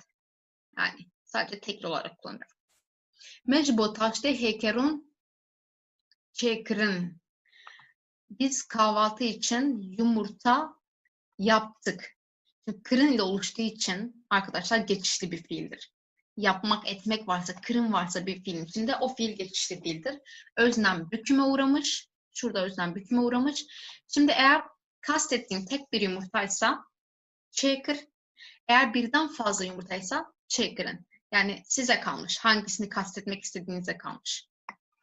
Ya dehemin ev hilkişin serdari. Hilkişin, onlar ağaca tırmandı diyeceğiz. Hem inle bitiyor hem bütün vücut tırmanıyor. Bu yüzden geçişsiz kabul ediliyor. O yüzden öznem yalın halde burada. Eğer ben burada özneye göre çekimleyeceğim. Eğer kastettiğim kişi tekil ise hilkişi. Eğer kastettiğim kişi onlar demek istiyorsam hilkişin diyeceğim artık. Tamamen yani öznenin tekil ya da çoğul olmasına göre. Ez doh çun dibistane. Ediyem zan çun neger göze. Kırde harumaye. Jgol ezil gori ezi bikşinim. O neyniye. Ez ne çun dibistane. Em 10 sal beri hatin İstanbul'e. Ez çi bejim. Hatin neger göze çod vaneye boride em li seri zaf sekinin. Nexwazil gori kırdeyi bikşinim. Kırde haruye. Li gori emirci em hatin. Zelal ji ser darê û ketin. Şo ketin me got bû di dersa borî de negergöze ji ber wê kirde xerumaye, ji ber wê zê gorî kirdeyê bikişînim, nexwaze çawa bêçim ji ber ku yekçîmar e ew ket. Me çi gotu? Me gotibû qartafek kesasê hem tune ye. Ji bo ew ê heke yekçîmar be qartafek tune ye. Min ji zelalê hez kirin. Me çi got? Heke lêkerek bi kirinê çêbû be, ew lêker gerguheze, kirde tewyaye, birêser divê xerû be, min ji ber wê mînakî da, lê ji ber ku pişt da çeke tewyaye, lê yekçîmar e, ez ê gorî yekçîmariyê bikişînim, kir. Arkadaşlar burada bu örneği bilerek verdim. Ben Zelal'i sevdim. Bunu diyeceğiz. Şimdi sevmek kırın yani şu keseki has kırın. Kırın ile oluşan bir fiil olduğu için ya da birini sevmek cevap olduğu için bu bir geçişli fiil. O yüzden öznem büküme uğradı. Ancak arkadaşlar dedik ki özne büküme uğrar, nesne yalın halde kalır ve nesneye göre çekimlenir. Burada bakın zelale, nesnemi bükümlü halde görüyorum. Peki bunun sebebi ne? Bunun sebebi arkadaşlar j'dan sonra gelmesi. Yani eğer ne demiştik? Edattan sonra gelen isimler mutlaka büküme uğrar. O yüzden bu da büküme uğramış. Yani bundan dolayı, yoksa kural bozulmuyor şu anda. Geli hevalin heyeca em hatin davya vaneye xwe ev vaneye ki geleki giringe ev vaneye bori û vaneye bê. Ev her sê bi hevdû re girêdayîne ji ber wê jî bişopînin, li ser hevdû bişopînin. Em ê heftiya din jî aslında em ê derbasî micareke nû bibin, micareke gelek balkevşe lê bi vê micarê re jî tekildar e, em ê bi hevdû re binêrin. Arkadaşlar dersimizin sonuna geldik. Şimdi az önce söylediklerimi bir daha tekrarlayayım. Geçen haftaki dersimiz, bu dersimiz ve haftaya işleyeceğimiz dersimiz birbiriyle çok alakalı. Üçü de birbirini takip ediyor. O yüzden bunları sırasıyla izlemeniz çok önemli eğer iyi öğrenmek istiyorsanız. Gelecek haftaki dersimizde sadece Kürtçe'ye özgü olan bir kuralı işleyeceğiz bunlarla alakalı. Hani böyle dedik ya, nesneye göre çekimleniyor, özne yalın halde kalıyor. Şimdiye kadar hep nesne işte tekil mi çoğul mu bunun üstüne durduk ama nesne bir şeyse, bir zamirse nasıl yapacağız? O ben seni gördüğümdeki o seniyi nasıl söyleyeceğiz? Hep birlikte bunu öğreneceğiz. Bu kısım da özellikle bizim yani Kürtçe konuşanların, böyle ailesinden öğrenerek konuşanların biraz yanlış yaptığı bir konu. Hani genelde sonradan doğrusu öğreniliyor. Hep birlikte bunların üstüne duracağız. Siz de biraz araştırabilirsiniz dersten önce. Haftaya görüşmek üzere arkadaşlar. Bu kadar var.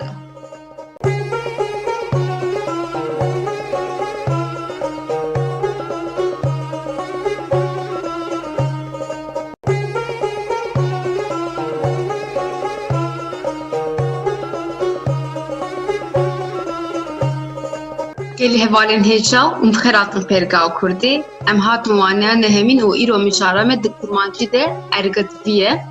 Çoğu jî dizanin zimanê Kurdî û Tirkiş hev gelek cuda ne, aydê malbatên cuda ne, taybetmendiyên wan cuda ne. Lê bi min cudahiya herî mezin ev miçare ergativî. Em ê vêga bi kurahî lê binêrin di kurmancî de ergativî çawa çêdbe. Arkadaşlar 9. dersimize hoş geldiniz. Bu dersimizde Kürtçe'de ergatiflik kavramını işleyeceğiz. Şimdi ergatifliği şöyle açıklayabiliriz. Aslında birazcık görmüş olduk biz bu konuyu geçen dersimizde. Arkadaşlar ergatiflik fiilin özneye göre değil de nesneye göre çekimlendiği, nesnenin etkisi altında kaldığı durumdur. Yani bunu şöyle düşünebilirsiniz. Eğer Türkçe ergatif bir dil olsaydı ben seni görüyorumu biz bene göre çekimliyoruz ya. Ben seni görüyorsun olacak örneğin. Sene göre çekimlenecekti. Yani bu şekilde oluyor. Nesneye göre çekimlendiği durum. Gelelim bunun Kürtçedeki yerine. Arkadaşlar biraz bilgi sahibi olalım konuştuğumuz dil hakkında. Kürtçe yarı ergatif bir dil. Yani sadece geçmiş zamanlarda ergatif var ve geçmiş zamanda fiilin geçişte olduğu durumda var. Şimdi tam bir önceki dersimizde geçişli fiiller için geçmiş zamanı öğrendik. Ve orada fiilin nesneye göre çekimlendiğini öğrendik. Örneğin ben elma yiyorum ben elma yedim dediğimde orada elma teklisi işte tekil yapıyorduk, çoğulsa çoğul yapıyorduk. Şimdi elma yerine başka nesneler olursa nasıl olacak? Biraz ayrıntısını ineceğiz bu dersin. Belempêşî li ser mînakan binêrin ka ergativî ji me re çi dibêje. Mînaka yekem min sêv xwar. Ez çi fehm dikim di vir de? Min sêv xwar. Ben elma yedim. Sadece tek bir elma var. Peki ben bunun tek bir elma olduğunu nereden anlıyorum arkadaşlar?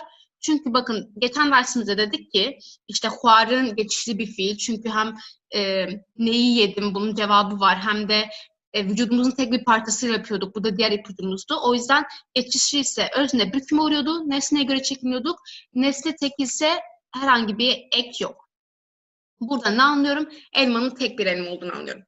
Em dîsa werin min sêv xwarin. Ez ji bir çi fehm dikim hevalno? Dîsa bi heman şeklî lêker gel guheze, li gorî bireserî tê kişandin, kirde dite we. Ez ji vê qartefa pirjimariyê fehm dikim ku min ji sêveke zaftir sêv xwarin, ango hejmara sêvan pirjimar e. Ciseveki zaftırın. Arkadaşlar aynı şekilde min sev xwarin dediğimde yine elmaya göre çekimliyorum ama artık burada elmanın çoğul olduğunu anlıyorum. Şuradaki çoğulluk ekinde. Bir de arkadaşlar dikkatinizi çeksin. Min sevan xwar değil. Çünkü iki tane bükümü yan yana kullanamayız. Birazdan ayrıntılı bu kuralları işleyeceğiz teker teker. Em warin ya davi min du sev xwarin. Dîsa qartefa pirjimariye heye. Jiber çi? Jiber kavana ço diyarı du sev. Du sev yani seveki xwe zaftire. Yani burada jî bi tevayî dîsa pirjimare ji ber wî jî divan de her giyande qartefa pirjimarî hatine. Em dikarin çi bêjin hevalino? Divan her sê hevokan de jî lêker li gorî sêvê, ango li gorî birêserê tê kişandin. Üçünün ortak yanında arkadaşlar fiilin nesneye göre yani elmaya göre çekimlenmesidir. Li ergativî çi ye kam hinek dijî bi berfirehî lê binêrin. Rewşa lêkerê ya ku li gorî birêserê tê kişandine fiilin nesneye göre çekimlendiği durumdur. Bunu artık anladık. Şimdi Türkçe'ye değerlendirecek olursak belki kafanızda bir karşılaştırma yapmak istersiniz. Tilki zmaneke akuzatifi. Türkçe akuzatif bir değil yani ergatif değil. Leyker her zaman ligori kırdeye dekçandın. Fiil her zaman nesne, özneye göre çekimlenir. Ben seni görüyorum derken burada bene göre ya da ben seni göreceğim gelecek zamanda yine bene göre ya da geçmiş zamanda ben seni gördüm yine bene göre. Her zaman özneye göre çekimlenir. İşte kişi ekleri alır. Leyker her zaman ligori kırdeye ango ben dekçandın. Kurmancı da yaptış çavat be hevano. Kurmancı zamaneki niv ergative. Kürtçe yarı ergatif bir dil. Yarı ergatif. Tene de demin bori de leker dibin bandora breser dedim yine. Led ve lekerame gerbi hezbe. Sadece geçmiş zamanlarda fiil nesnenin etkisi altında kalır. Ama fiilin geçişli olması durumunda arkadaşlar. Çünkü örneğin es çum dediğimizde İşte gitmek geçişsiz de o yüzden özne yalın halde. Ez çum, ben gittim. Burada herhangi bir ergatiflik durum yok. Zaten nesne yok. Hani geçişsiz fiil ne demek? Nesnenin olmadığı fiil demek. Eğer nesne varsa yani fiilimiz geçişliyse o fiil nesnenin etkisi altında kalır. Şimdi örneklere bakalım. Ez seveki duhum. Ben bir elmayı yiyorum. Tu sevan duhi. Sen elmaları yiyorsun. Evet seve buhe. O elmayı yiyecek. Ligori kırdeyi. Her türlü ligori kırdeye hatek şandan. Yani diğer işte şimdiki zamanda, gelecek zamanda, geniş zamanda bu durumlarda hep özneye göre çekimleniyor ve o yüzden kişi ekleri alıyor gördüğünüz gibi. Ama geçmiş zamanda baktığımızda min sefhuar, min du sefhuarın. Ben elma yedim, ben iki elmayı yedim. İkisinde de nesneye göre çekimlenmiş. Burada artık özneye göre çekimlenmemiş. Arkadaşlar bundan daha önce bahsetmiştim. Bu cümleyi daha önce kurmuştum. Hatta bu cümlenin geçmiş zamanlarda çok işe yarayacağını da söylemiştim. Fiil her zaman yalın olana göre çekimlenir. Her zaman yalın olana göre çekimlenir. Burada ez yalın eze göre, tu yalın tuya göre, ev yalın eve göre, sev elma yalın. Bakın bir bükme kalmamış sev'e göre ya da du sev yine yalın olan elma o yüzden du sev'e göre çekimlenmiş. Her zaman yalın olana göre çekimliyoruz. Bükümlü olana göre değil. Heke breser cinav ve ev minakên herî xweşin em her tim ji xwendekarên xwe jî dipirsin ka pêşî û min bêjin. Ev em ê nekê tiştekî cuda bikin niha. Ben seni gördüm. Em ê di kurmancî de çawa bêjin. Şimdi arkadaşlar ben seni gördüm bunu Kürtçe'ye çevireceğiz. Görmek fiili geçişli bir fiil. Zaten nesne var. Neyi gördüm? Seni gördüm. Bunun cevabı var. Arkadaşlar şimdi biz ne yaptık geçişliyken? Birincisi bizim öznemiz büküme uğruyor. Yani ben es diye onun artık bükümlü halini kullanmamız gerekiyor. O da nasıl? Min. Peki seni. Sen neydi? Tu değil mi? Onun bükümlü hali de te. Ama arkadaşlar biz ne dedik? Özne büküme uğrar. Nesne yalın halde kalır. O yüzden yalın halini kullanacağız. Men tu. Şimdi buraya kadar tamam. Bir problem yok. Görmek geçişli. Dedik ki geçişliyse geçmiş zamanda nesneye göre çekimleyeceğiz. Yani to'ya göre çekimleyeceğiz. Şimdi did'in görmek, did geçmiş zaman kökü ını attık orada. Peki did yanına ne ekleyeceğiz arkadaşlar? Nesneye göre çekimleyeceğimiz için nesneye göre olan kişi ekini ekleyeceğiz. Min tu did'i ben seni gördüm olmuş oluyor. Min te did değil. Min tu did'i. Min te did değil arkadaşlar. Burası çok önemli. Prane hevalin kurda ahıvın yani kurmancı zanın ergativiye zav bıkarnaynen yani hinek bunda bu yedi zmanimede ne ez jibo gelen perina beşim yani هن جهان ده زول صبيشم ام إخمال دكان ام دبيشن من تديت لنا من تو ديتي hemen şekli sen beni gördün. Şimdi aynısını yapacağız. İşte görmek yine geçişli. O yüzden sen büküme uğrayacak. To te olacak yani. De. Şimdi ben yalın halde olmalı. Neydi Kürtçe'de ben? As. Yine did bizim fiil kökümüz ama as'e göre çekimleyeceğiz. Nesneye göre çekimleyeceğiz. De as did'tim. As'e göre çekimledik. Gördüğünüz gibi kişi eki var. Ben onu gördüm. Ben büküme uğrayacak. Min. Onu gördüm. O neydi? Artık yalın halde olacak. Ev.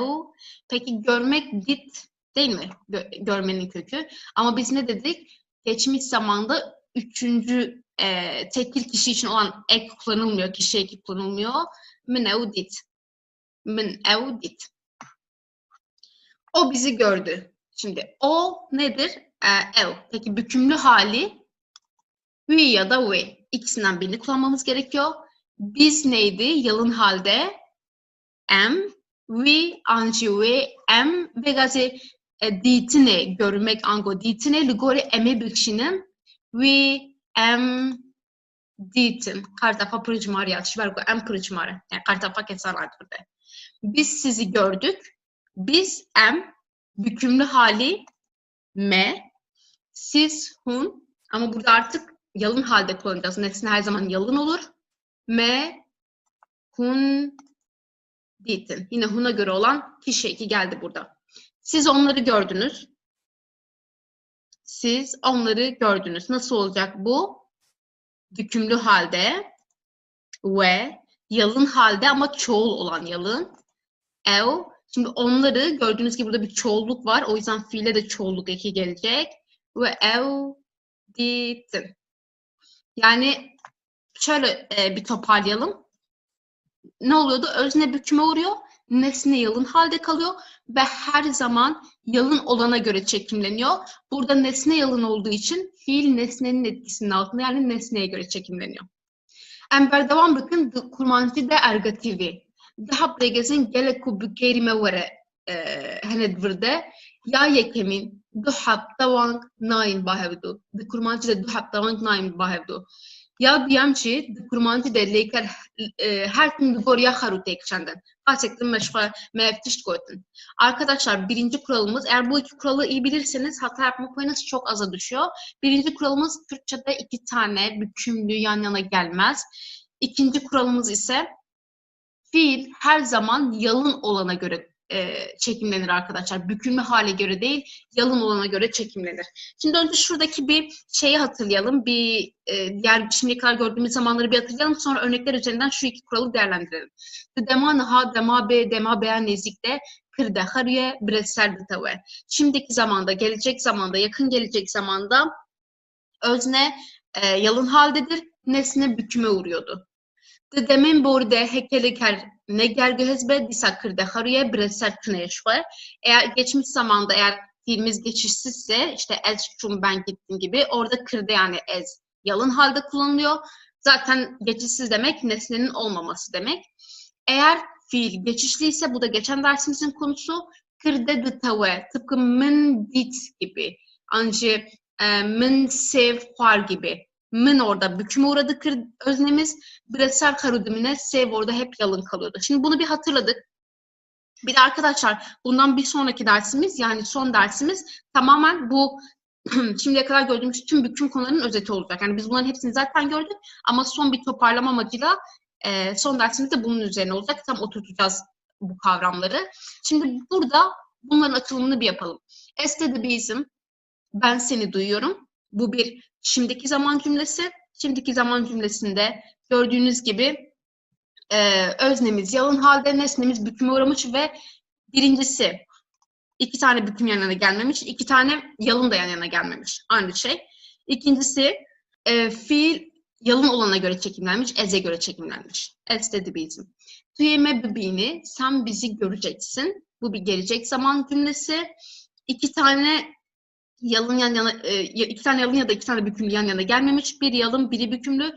Yalın olana göre çekimlenmişiz. Tu'ya göre çekimlemişiz. Evdeki metroya da keve, o metrodan inmek üzere yakın gelecek zaman cümlesi. Biri yalın, biri yani metrodan aslında burada hem edattan sonra büküme uğruyordu. Hem o yüzden büküme uğramış ama eğer normal bir nesne de olsaydı büküme uğrayacaktı. Bir yalın, bir bükümlü oluyor ve eve göre çekimlenmiş. Min tu nediti, ben seni görmedim. Burada yine biri yalın, biri bükümlü, biri yalın. Yine iki tanesi yan yana gelmemiş. Ve ne yaptık? Yine yalına göre çekimledik. Tu'ya göre çekimledik. Burada iyi kişi ekini görüyoruz. Tu'ya göre olan kişi ekini. Wan kırtık huandın, onlar kitap okudular. Böyle çevirebiliriz. Arkadaşlar bunun burada çoğul eki olduğunu görüyoruz. Ama bu Van'a göre değil, kırtık çoğul olduğu için, yani birden fazla kitap olduğu için çoğul eki var. Ne yaptık? Nesneye göre, yalın olana göre çekimledik çünkü. Yalın olana göre çekimliyoruz. Van bükümlü, bükümlü hale göre değil. Yine zaten görüyorsunuz. Biri bükümlü, biri yalın, ikisi asla yan yana gelmez dedik. Eğer şöyle bir durum olmazsa tabii hani edattan sonra büküme uğruyordu ya da tamlamalarda büküme uğruyordu. O durumları koymuyoruz. Normal estedibizm gibi, yani iki tane bu şekilde yan yana gelmiyor. Belin hastaneki kuvvet var men tevdizanen herifde. En vistan binerin kargat ve çavahat diye bir karan. Tidbeje te ez kuştum nesrine. Kabınerin de ez kuştum. Kuştun lekereke gergüheze. Cibervik breserhiye. Kırdet taviyaye. Breser harumaye. Ligori breseri hatiye kışandın. Be hemen şekli. Dilim tuhazete bibine şekline. Kulika soruşine şekline. Te ez bir kırım ledine. Meçi gotu bu. Lekerin kobu kırını çedbin. Hemu gergühezin. Bir kırın heye. Disaj berku gergöze. Kırdet taviyaye. Breser harumaye. Yek tavandi yek haru. Ulgoria haru. Angolgoria breseri hatiye kışandın. Arkadaşlar burada çok meşhur bir şarkı var, Nesrin'e şarkısı. Şimdi burada ergatiflik nasıl kullanılmış buna bakalım. Dez kuştum, sen beni öldürdün. Sen beni öldürdün. Öldürmek. Birincisi birini öldürmek. Neyi öldürmek? Yani bunun cevabı var. O yüzden geçişli. O yüzden orada sen büküme uğradı. Hani o bizim adımlarımız var ya, işte birincisi işte özne büküme uğrar, ikincisi nesneye alın kalır, üçüncüsü nesneye göre çekimlenir. Eğer bunları karıştırırsanız bundan bir ve iki önceki derslere bakabilirsiniz, geçmiş zaman derslerine. Nesne yalın halde kaldı ve öldürmek fiili nesneye göre çekimlendi arkadaşlar. Burada nesnemiz ez olduğu için kişi eki geldi. Nesneye göre çekimledik. Sondaki cümlede des bir kırım, sen beni yaşlandırdın. Şimdi bir kırın yaşlandırmak, bir bun yaşlanmak. Biz demiştik ki kırın ile oluşan her fiil geçişli fiildir arkadaşlar. Zaten neyi, kimi soruların cevabını da veriyor. İşte neyi yaşlandırdım, seni yaşlandırdım gibi. O yüzden ne oluyor? Bir, özne büküme uğruyor. İki, nesne yalın halde kalıyor. Üç, nesneye yani yalın olana göre çekimleniyor. Ez'e göre çekimlenmiş haliyle kişi eki gelmiş. Naçil Hindarya xobnerin tuçma men nabin. Emi van hemu hevakan bikin dema bori. Tuçma men nabini. Eçi be hevalno ditin lekereke gergüheze. Leker gergühez be emnaha hevokeke deman haye. Gergühez be yek kırda dıtave evi bete. Bireser xaru demine evi bibe ez. Ligori ezeji dev lekelame vererek kışandın. Arkadaşlar sen beni neden görmüyorsun? Bu şimdiki zaman cümlesi, bunu geçmiş zaman yapacağız. Hepsini geçmiş zaman yapacağız. Görmek, birini görmek, bir şeyi görmek geçişli bir fiil. Neyi sorusunun cevabı var. Ya da sadece gözlerle oluyor, vücudun bir parçasıyla oluyor. O yüzden geçişli. O yüzden bir, öznemiz büküme uğrayacak. Tu t'ye dönüşecek. İki, nesnemiz yalın halde olacak arkadaşlar. Min ez'e dönüşecek. Üç, fiilimiz nesneye göre çekimlenecek. Yani teçma ez, bir de olumsuz yapacağız tabii ki. Geçmiş zaman olumsuzu ne ile oluyordu? Teçma ez, ne didim. Ne yaptım? Büküme uğrattım, yalın bıraktım, yalın olana göre çekimledim. Şimdiki zaman cümlesini geçmiş zaman cümlesine çevirdim. Bir de arkadaşlar bunları artık çözdük, açtık diye düşünüyorum. Şimdiki zaman cümlesinde şimdiki zaman kökü kullanılır. Geçmiş zaman cümlesinde geçmiş zaman kökü kullanılır. Çok ayrıntılı durmuştuk zaten bunların üstünde. Ev Portukan duhuyne. Şimdi buna dikkat edin. O kitapları okuyor. O yalın kitapları bükümlü duhuyne okuyor. Eve göre çekimlenmiş. E kişi ekini görüyoruz. Bunu geçmiş zamana çevireceğiz. Okumak bir geçişli fiil. O yüzden bunu bükümlü hale getireceğiz. Bunu yalın hale getireceğiz. Yalına göre çekimleyeceğiz. Ev kadın ya da erkek olabilir. Kürtçe'de bunlar ayrılıyor. We, anji ve, dve ev edi harube, dve dahab tawang naim bahevdu.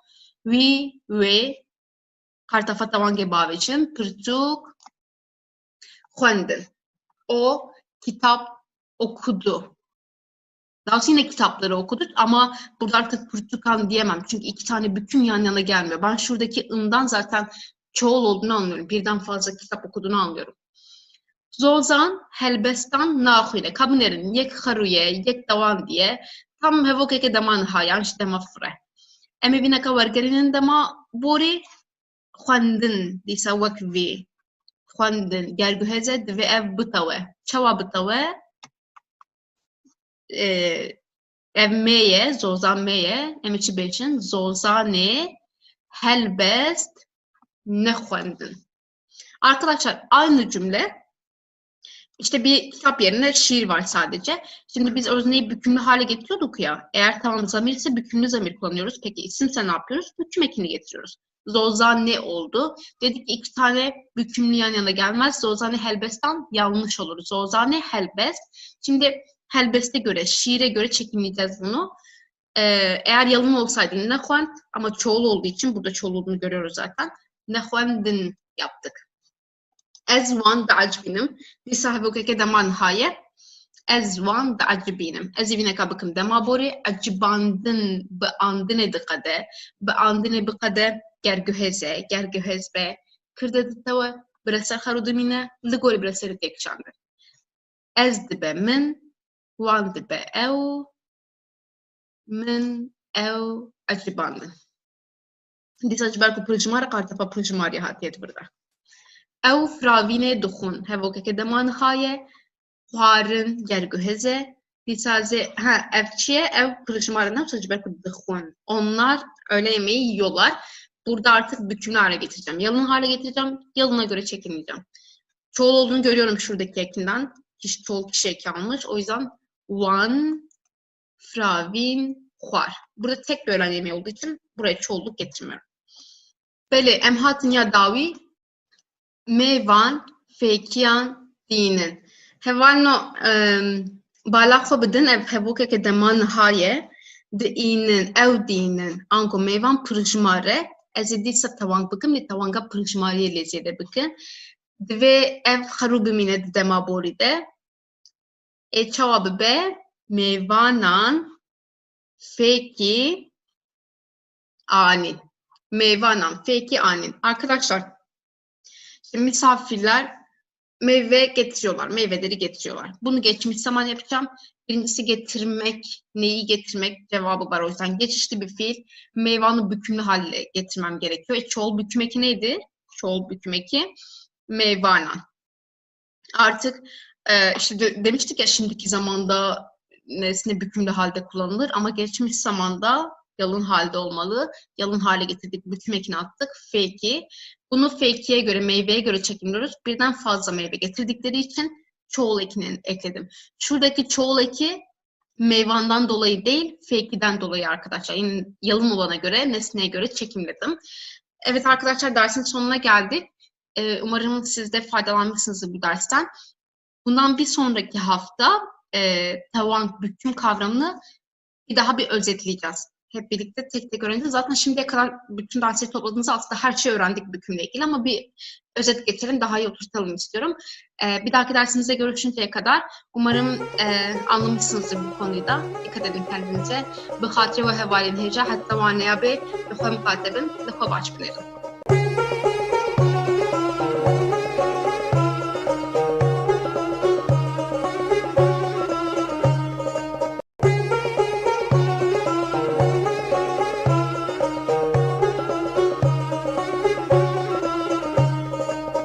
hevalin heja umxeratın ferga kurdi.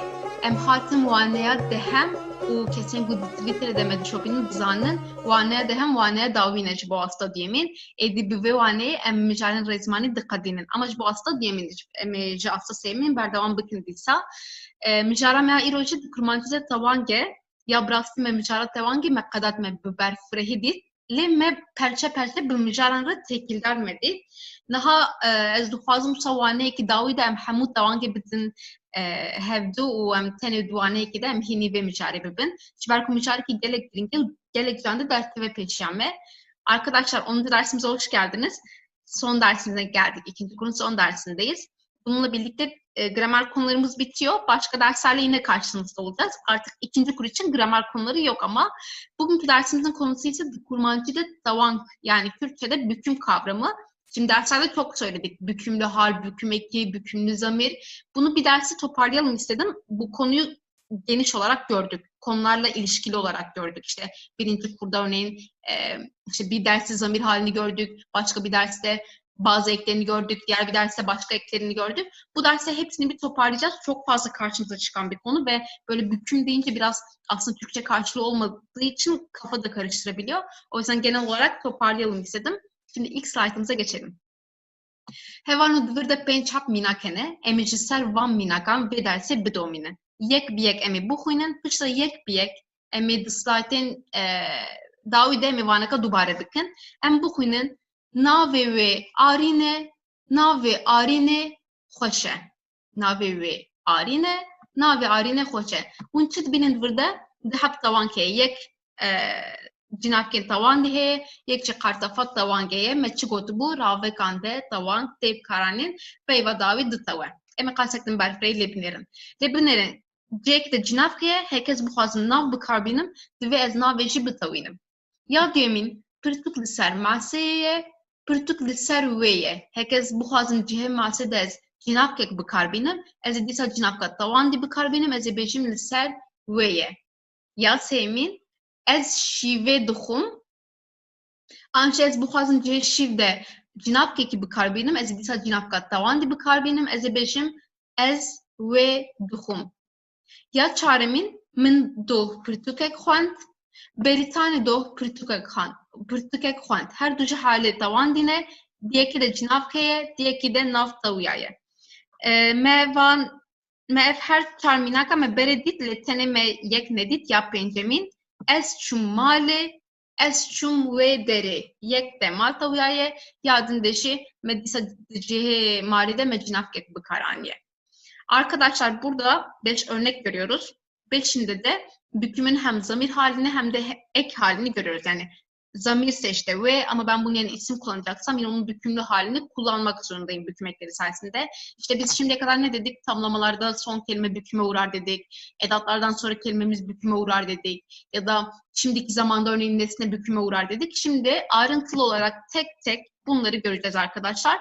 Bunlardan sadece 5.'sini şimdiye kadar görmedik. Bunların her 4'ünü de gördük. Devam edelim arkadaşlar. Tavang çava çedbe, yek tavang cinafken tavan di çedbe. Ez bavar dikim em tevedi hini ve yeke bun. Cinafken tavan di. Devşmara naste navsa. Cinafken meyin xaru hene, ez tu ev em hun ev. Ev neka dı tavın, dibin mesela ez dibem min, tu dibette. Ew dibe ve wî heke ve be me heke wî be nêr em ditewe dibe me hûn ditewe dibe we ew ditewe dibe wan. Arkadaşlar biz şimdiye kadar zamirlerin iki türünü gördük. Bir yalın zamirler cinafken haru, ikincisi bükümlü zamirler cinafken tavandi. Bütün yalın zamirlerin burada bükümlü halini de görüyorsunuz. Bir tek burada evin ikiye ayrıldığını görüyoruz. We, we bunu da söylemiştik. Kürtçe'de işte eril ve dişil olmasına göre 2 tane kullanıyoruz. Eğer ve ise bu dişil, eğer yani me, eğer vi ise eril yani ner büküm zamiri oluyor arkadaşlar. Bir de 2 tane ev var. Bunların bükümlü halde birbirinden farklı. Şu tekil, şu da çoğul. Ya duyemci bıkartafen tavange çelbe. Bıkartafen tavange. Du cüreyin kartafen tavange hene. Yek binafkiri, yek ne binafkiri. Disa me biberfrehi ev mijar ditin hevalno. Em ji ser tewanga binavkirî biçin. Hekez bêjin bavê hevalê.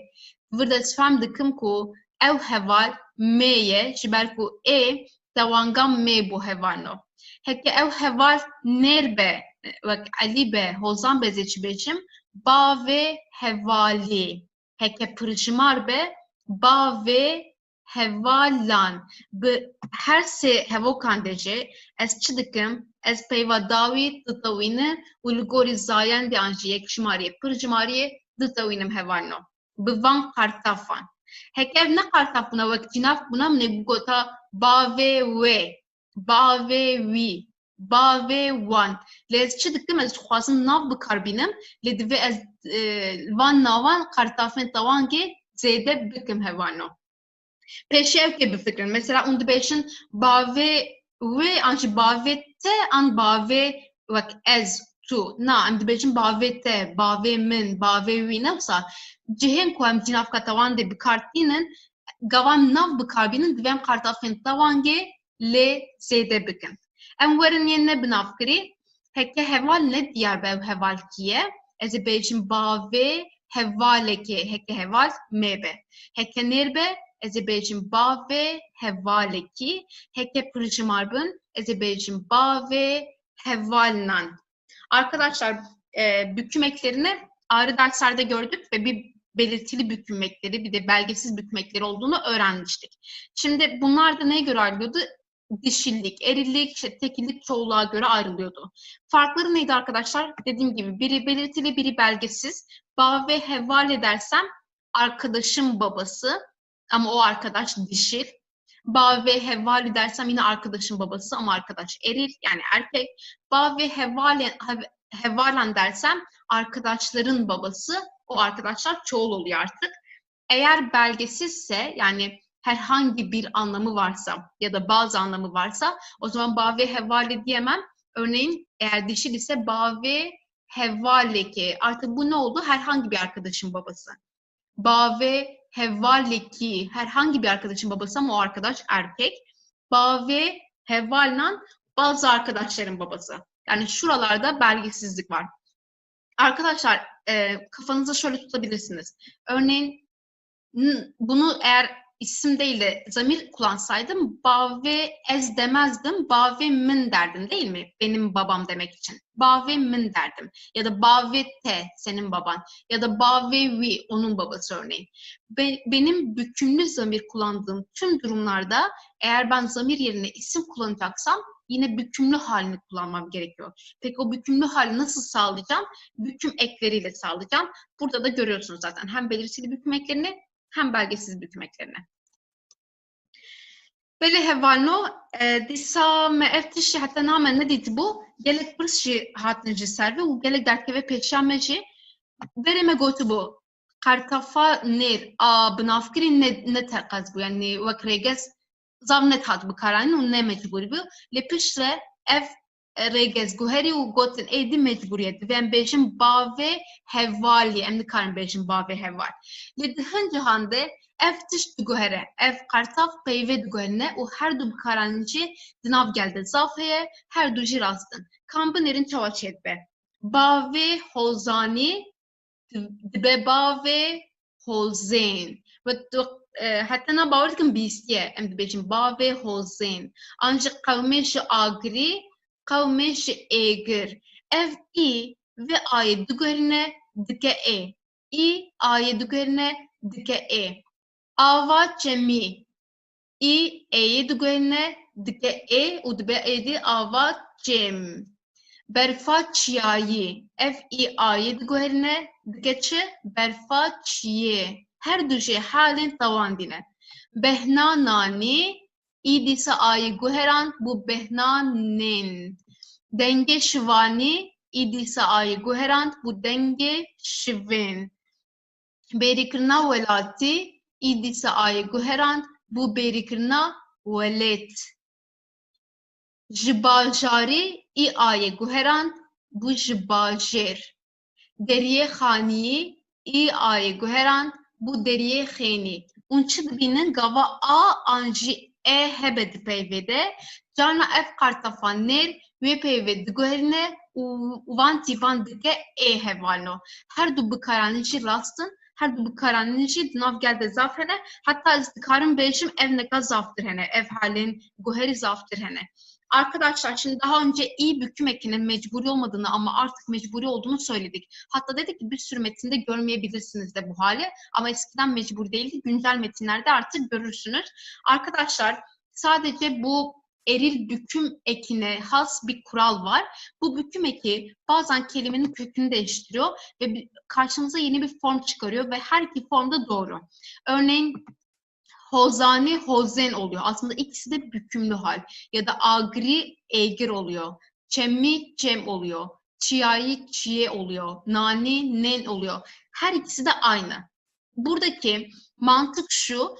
Gelen i eki eğer kelimede a ya da e varsa o kelimeyi değiştiriyor ve şu harfleri e'ye dönüştürüyor arkadaşlar. E'ye dönüştürüyor. Devam edelim. Behnan, nani. Bakın a var burada. I a'yı değiştiriyor ve onu e yapıyor. Behnan nen oldu. Ya da şivani. Şuradaki i a'yı değiştiriyor. E yapıyor. Denge şiven oldu. Berikirna velati. I a'yı değiştiriyor. E'ye dönüştürüyor. Berikirna velet oluyor. I a'yı değiştiriyor. Bajari diyeceğimize bajer diyoruz. Yine i a'yı değiştiriyor. Hani diyeceğimize heni diyoruz. Bu formu daha çok görme ihtimaliniz de var. Çok sık karşımıza çıkan bir form. Şöyle, eğer kelimede a ya da e varsa ve eril büküm eki, arkadaşlar kelimenin kesinlikle eril olması gerekiyor. Sadece eril büküm ekine has bir durum bu. O kelimeyi değiştirebiliyor.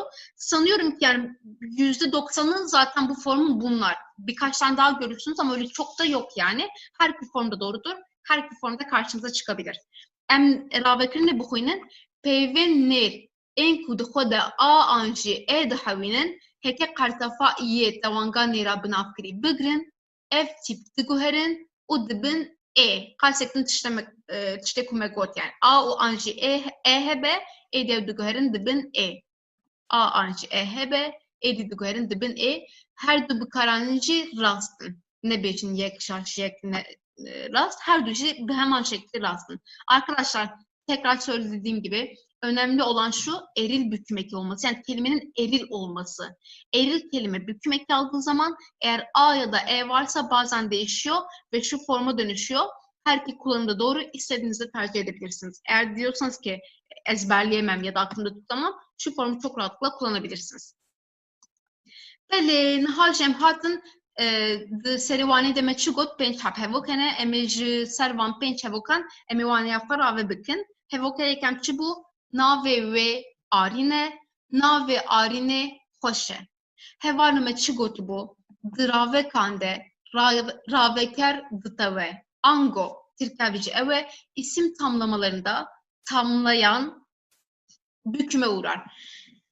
Hevalü raveker kurmancı da pırani peyva daviye emvejbirnekin u berovaje Türkiye. Arkadaşlar şimdi onun adı dediğimde aslında Türkçe'de ne demiştik? Söylerken adı onun gibi düşünüyoruz. Onun sona geliyor ve bu ın, in, nın, nun şu anlamları veren, tamlayan bizim Kürtçe'de büküme uğruyor arkadaşlar. Şu gördüğünüz anlamları alan kelime Kürtçe'de büküme uğruyor. Rav ve ker dıtave. Örneğin nave ve onun adı. Nave ve onun adı. Burada un gördüğümüz yer büküme uğrar arkadaşlar. Eğer kişi dişilse bu örnekte olduğu gibi nave ve dişil bükümlü zamiri kullanıyoruz. Ya da eğer ben zamir yerine isim kullanmak istiyorsam Arin'in adı diyeceksem, bakın yine bir in görüyorum burada. Arin'in adı, o in anlamını vermek için onu büküme uğratmam gerekiyor. Ne yapıyorum? Dişil büküm eki kullanıyorum. Ne demiştik? Mantık ters. Onun adı, Türkçe'de adı onun yerine kullanılıyor. Adı onun yerine kullanıyor. Onun sona geliyor. Diğer örnekten devam edelim. Bir de eril büküm eki görelim. Deriye, haniye, hozani. Çubu hevano disa peyva davi ve bıtave. Tirkaviçiye disa evvatiha ıntedehiye. Hozan'ın evinin kapısı. O ev ya da kapı temelde kime aitse, burada hozan büküme uğrar arkadaşlar. Şuradaki ın kavramını görüyoruz. Hozan eril olduğu için, erkek olduğu için eril büküm ekini kullandık burada. Eğer ben burada zamir kullansaydım yine büküm zamiri kullanmam gerekiyordu. Derihani we diyecektim örneğin. Ama artık isim kullanmak istiyorum. We'yi kaldırıyorum. Yerine isim ve büküm halini kullanıyorum. Delaliya keçawan emçi dibinin peyva davi disa tavuyaye dıvırda ravekere tavuyaye uprışmare. Onların kızının güzelliği. Yine burada bir ın görüyoruz. O kız ya da güzellik kime ait? Onların kızının güzelliği. Tamlayan aslında hep onların. O yüzden ne yapıyoruz? Büküme uğratıyoruz. Yine ın anlamını görüyoruz. In anlamını alan kelime büküme uğramış ve burada çoğul büküm zamiri kullanılmış. Örneğin burada zamir değil de misafir olsaydı, meyvan olsaydı yine bükümlü halini kullanmamız gerekiyordu. Ne diyecektik o zaman? Meyvanan diyecektik. Az önce gördüğümüz büküm ekini kullanacaktık. Rengi kulilkan. Kulil tavuyaye, raveker tavuyaye, ucibel kasta pırjmariye dikim, tavanga pırjmariye standiye. Çiçeklerin rengi. Ne yaptık? Kürtede tersi oluyordu pozisyon olarak. Yine in anlamını veren büküme uğruyordu. Burada çiçeklerin diyorum. O yüzden bükümlü hale getireceğim. Ve isim kullandığım için büküm ekiyle kelimeyi büküme uğratacağım arkadaşlar. Birincisi bu şekildeydi. İsim tamlamalarında tamlayan büküme uğrar. Dravekande, raveker, dıtave. Ya diyem ki bu pırtuk liser maseye herkes bu xazım ki maseye de cinaf bikarbînim. Pırtuk liser weye. Ravekina ve çevanıme çi gotu bu navderin ku piş daçekan tên dıtavun. Peyvin ku piş daçekan tên dıtavun hevarlo. Ve ez ji batmanê me ew batman jî tawan gene wisa piş daçek be dıtave. Edatlardan sonra gelen isimler büküme uğrar arkadaşlar. Bizim çokça söylediğimiz bir kural bu. Bazı anlamlar veriyor. Örneğin masanın üstünde burada. Yine o aslında o ın, in, o nun anlamını yine veriyoruz. Ama bunun yanı sıra birliktelik, bulunma, ayrılma, yönelme gibi anlamları verir arkadaşlar. Edatların tipik özelliği bu. Edatlardan sonra kelimemiz büküme uğrar. Ya büküm ekini kullanacağız ya da bükümlü zamir kullanacağız. Örneğin liser maseye masanın üstünde, burada liser üstünde edatından sonra gelmiş ve masa kelimesi dişil olduğu için mor rengi görüyoruz. Yine dişil büküm eki var. Eğer ben burada zamir kullanmak isteseydim yine bükümlü zamir kullanacaktım. Liser veye diyecektim. Ya da bıtere, seninle ne demiştik? Bıre kişiler için birliktelik anlamını veriyordu. Edatlardan sonra büküme uğradığı için kelimemiz bükümlü zamir kullandık. Eğer ben burada yine Ayşe'yle demek isteseydim Ayşe'ye re demem gerekiyordu. Orada yine büküm ekini eklemem gerekiyordu. Ligel zozane disa pışta çeken dibinin ku tavuyaye herkes bu fazın cevide disa cinaf bıkarbiri mezebejim. Ligel ve zozanın yanında yine burada bir ın görüyoruz şuradaki gibi. Ne dedik? Bu anlamları veren kelime büküme uğrar. Zozan dişli olduğu için dişil büküm eki kullanılmış arkadaşlar. Dnavbera wande buradan pırjmarek dibinin ez çıdıkım cinaket tavan dibi karbinim. Hekena buyam karbu ez beşim dnavbera hevalande kartafa pırjmarek karmi dibi karbinim. Yine onların arasında burada yine ın halini görüyoruz. Yine ın olan kelime büküme uğruyor arkadaşlar. Edatı da görüyoruz burada. Dnavbera wande onların arasında. Edattan sonra büküme uğramış. Eğer isim kullansaydık arkadaşların arasında deseydik yine o ın halini görecektik. O zaman arkadaşlar büküme uğrayacak. Hevalan olacak. Şuradaki an gibi. Hani diyorduk ya oradaki an sona gidiyor kelimenin. Ez ji batmanê me em dizanim pişta çek. Ditawe ez ji batman me şaşe. Ez ji Ahmet me şaşe. Ez ji batmanê me. Disa ji ber ku me got bu bajar me ne bi qartafa tawanga me tawiyaye. Bunun arkadaşlar dedik ki aslında motomot çevirisi üstünde durmuştuk bunun. Ben Batman'danım. Tıpkı İngilizce'deki gibi I am from var ya oradaki dan'dan anlamı bizdeki J ile sağlanıyor. Ama anlam olarak çevirince ben Batmanlıyım. Burada o Batman'dan anlamını veren o from'un yerine biz J kullanıyorduk. Dan'dan anlamını veren ve ondan sonra da büküme uğruyordu. Ne demiştik? Bütün şehirler dişil kabul ediliyor. O yüzden dişil büküm ekini görüyoruz. Bunun yerine şey edebilirdik. Ez juve derime örneğin. Zamir de kullanabilirdik. Ya seyem ez şive duhum Anca şive de buhazım ku cinab ki bikarbînim ez ê bêjim ez wê dikim. Çima ez burada ditewînim hevalno me çi gotibo di dem û rawên ku koka dema niha têbikaranîn de wek dema niha, dema bê, dema bêya nêzik, rawêya fermanî, rawêya xwestekî û her wekî din bire ser ditewe. Arkadaşlar ne dedik? Şimdiki zaman kökünün kullanıldığı zaman ve kiplerde nesne büküme uğrar. Sanırım ikinci kurun ilk konusu da buydu zaten. Zamanlarda nesne durumuydu. Ne yapıyorduk? İşte gelecek zamanda nesneyi büküme uğratıyorduk. Şimdiki zamanda nesneyi büküme uğratıyorduk. Peki ne zaman nesne büküme uğrar arkadaşlar? Şimdiki zaman kökünün kullanıldığı tüm zaman ve kiplerde. Bu emir kipi de olabilir. Bu istek kipi de olabilir. Her şey olabilir. Bizim için ipucu şimdiki zaman kökünün kullanılması. Zaten geçmiş zaman kökünde bundan önceki derslerimizde görmüştük. Emli minakin xobnerin ez şive duhum. Aslında bu ne? Ben onu yiyorum arkadaşlar. Ben yemeği yiyorum. Orada o nesneyi büküme uğratıyoruz. Şimdiki zamanda nesne büküme uğramış. Ezi haniye ki bıkırım. Ben bir ev alacağım. Herhangi bir ev alacağım. Hani eril olduğu için eril ve belgesiz bükmeki kullanılmış arkadaşlar. Haniye ki bıkırım. Herhangi bir evi alacağım. Zelal Pürtükan Duhuyne. Bu gelecek zaman cümlesi. Şimdi bir daha şimdiki zaman cümlesine döndük. Zelal Pürtükan Duhuyne. Zelal kitapları okuyor. Burada Pürtükan bükümlü hali. Eğer ben zamir kullansaydım Zelal Van Duhuyne. Onları okuyor diyecektim. Yakın gelecek zaman cümlesi. Ez dikim ve bibinim. Ben onu görmek üzereyim. Burada onu nesne olduğu için nesne büküme uğramış arkadaşlar. Zaten dişil bükümlü zamiri görüyoruz burada. Bir de emir cümlesi var. Xwarine bixwe. Ya burası ve hevo ki çiye tu xwarine bixwe. Lê me gotu bu çi em dikarin bêjin xwarine bixwe. Em wisa jî fermanê bidin. û çi bu me got wek ev mesela yani rawên fermanî de ji ber ku koka de man hatê bikaranîn bire ser tavyaye. Yemeği ye dediğimde arkadaşlar aslında bu sen yemeği yedir. Hani emri biz karşımızdakine veriyoruz ya. Orada sen özne, yemeği nesne ve ne oluyor? Şimdiki zaman kökünü kullanıldı. Her yerde nesne büküme uğruyor arkadaşlar. Bir de geçmiş zaman dersimizde görmüştük. Her zaman yalın olana göre çekimliyoruz. Bunu hiç unutmuyoruz. Bu çok önemli arkadaşlar.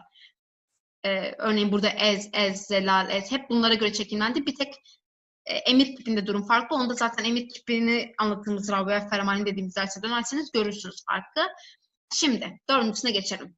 Min do pırtuke xwend ancak ez cihe min de buxwazim navekî bikarbînim beritanê do pırtuke xwend. Und her du hevokan de jî halet wan dibînin çima hevalno kesin ku waneya dema borî temaşa kiribe baş dizanê dibîn biçarê di demên borî de hekelê ker gergü hezbe kirde ditewe. Geçmiş zamanlarda eğer fiil geçişliyse özne büküme uğrar. Bunu geçmiş zaman derslerinde çok öğrendik. Çok üstünde durduk arkadaşlar. Örneğin min pürtükek xwend ben bir kitap okudum. Aslında bu ben nedir? Ezdir değil mi? Ama geçişli olduğu için okumak fiili büküme uğrar. Ben kitap okudum. Ve ne demiştik? Asla bükümlü olana göre çekimlenmez. Asla bunlara göre çekimlenmiyor. Hep burada da nesneye göre çekimleniyor arkadaşlar. Bakayım başka söyleyecek bir şey. Bir de arkadaşlar eğer dersi izlemediyseniz diye söylüyorum. Umarım o dersleri izleyip sırasıyla buraya gelmişsinizdir. Ne oluyordu? Geçişli fiil neydi? Nesne alabilen fiildi ve bunlarla ilgili bir sürü ipucu verdik. Dedik ki neyi kimi sorularına cevap veriyorsa geçişlidir. İşte vücudumuzun bir parçasıyla yapıyorsak örneğin kendin ya ağızla olur ya gözle olur geçişlidir. Ondan sonra kırın varsa fiilin içinde geçişlidir. Hep bunların ipucusunu da vermiştik zaten. Ve name şant. O mektup yolladı. Burada şandın geçişli bir fiil. Hatta demiştik ya andınla bitiyorsa geçişlidir. O yüzden öznemiz büküme uğradı. Zilane name şant. Arkadaşlar burada zamir vardı. Eğer ben zamir yerine isim kullanmak istiyorsam, örneğin zilan demek istiyorsam o zaman dişil bükmekini eklemek zorundayım ona. Büküme uğratmak zorundayım. Böyle durumlarda dediğim gibi hep ipucu olarak kafanıza oluşturun. Yani ez name şant mı diyoruz yoksa min name şant mı diyoruz? Min dediğimize göre orada büküm vardır. O zaman bükümlü hali kurallarına göre uygulamamız gerekiyor. Wî du qedeh çay vexwarin. Vexwarin dîsa lêkereke gerguheze û ev hevoka demaboriyê ji ber vê yekê em çi dikin? Em ditewînin halê wî bikarbînin. Hekez bixwazim cêyê vî de dîsa nav bikarbînim, ez ê bêjim wek Ehmedî du qedeh çay vexwarin. Bala xwe bidin li gorî du qedeh çayê hatiye kişandin lêkera me. Hevaleke gazî te kir. Gazî kirin lêkereke gerguheze ji ber ku tê de kirin heye an jî gazî kê kir gazî te kir bersif heye ji ber vê jî divê kirde bitewe divir de tewanga me an ne binavkirî ve tewîya ye. Ev hevalekî ku ne diyare û jin e ji ekê em fehm dikin. Hevaleke gazetekir bir arkadaş seni çağırdı ama herhangi bir arkadaşlar. Burada belgesizlik var. O yüzden belgesiz olan büküm ekini kullandık ve arkadaş kadın olduğu için kadın olan dişil büküm ekini kullandık. Gazi kırın işte seni çağırdı, sana seslendi. Kırın olduğu için kırın olduğu her fiil geçişlidir demiştik. Arkadaşlar şimdi beşincisine geçmeden önce bir şey söylemek istiyorum. Türkçe'de hani bu işte örneğin bana, benden, beni, benim bu hallerin hepsini biz büküm ile sağlıyoruz. Bu gördüğümüz ekler ya da zamirlerle sağlıyoruz.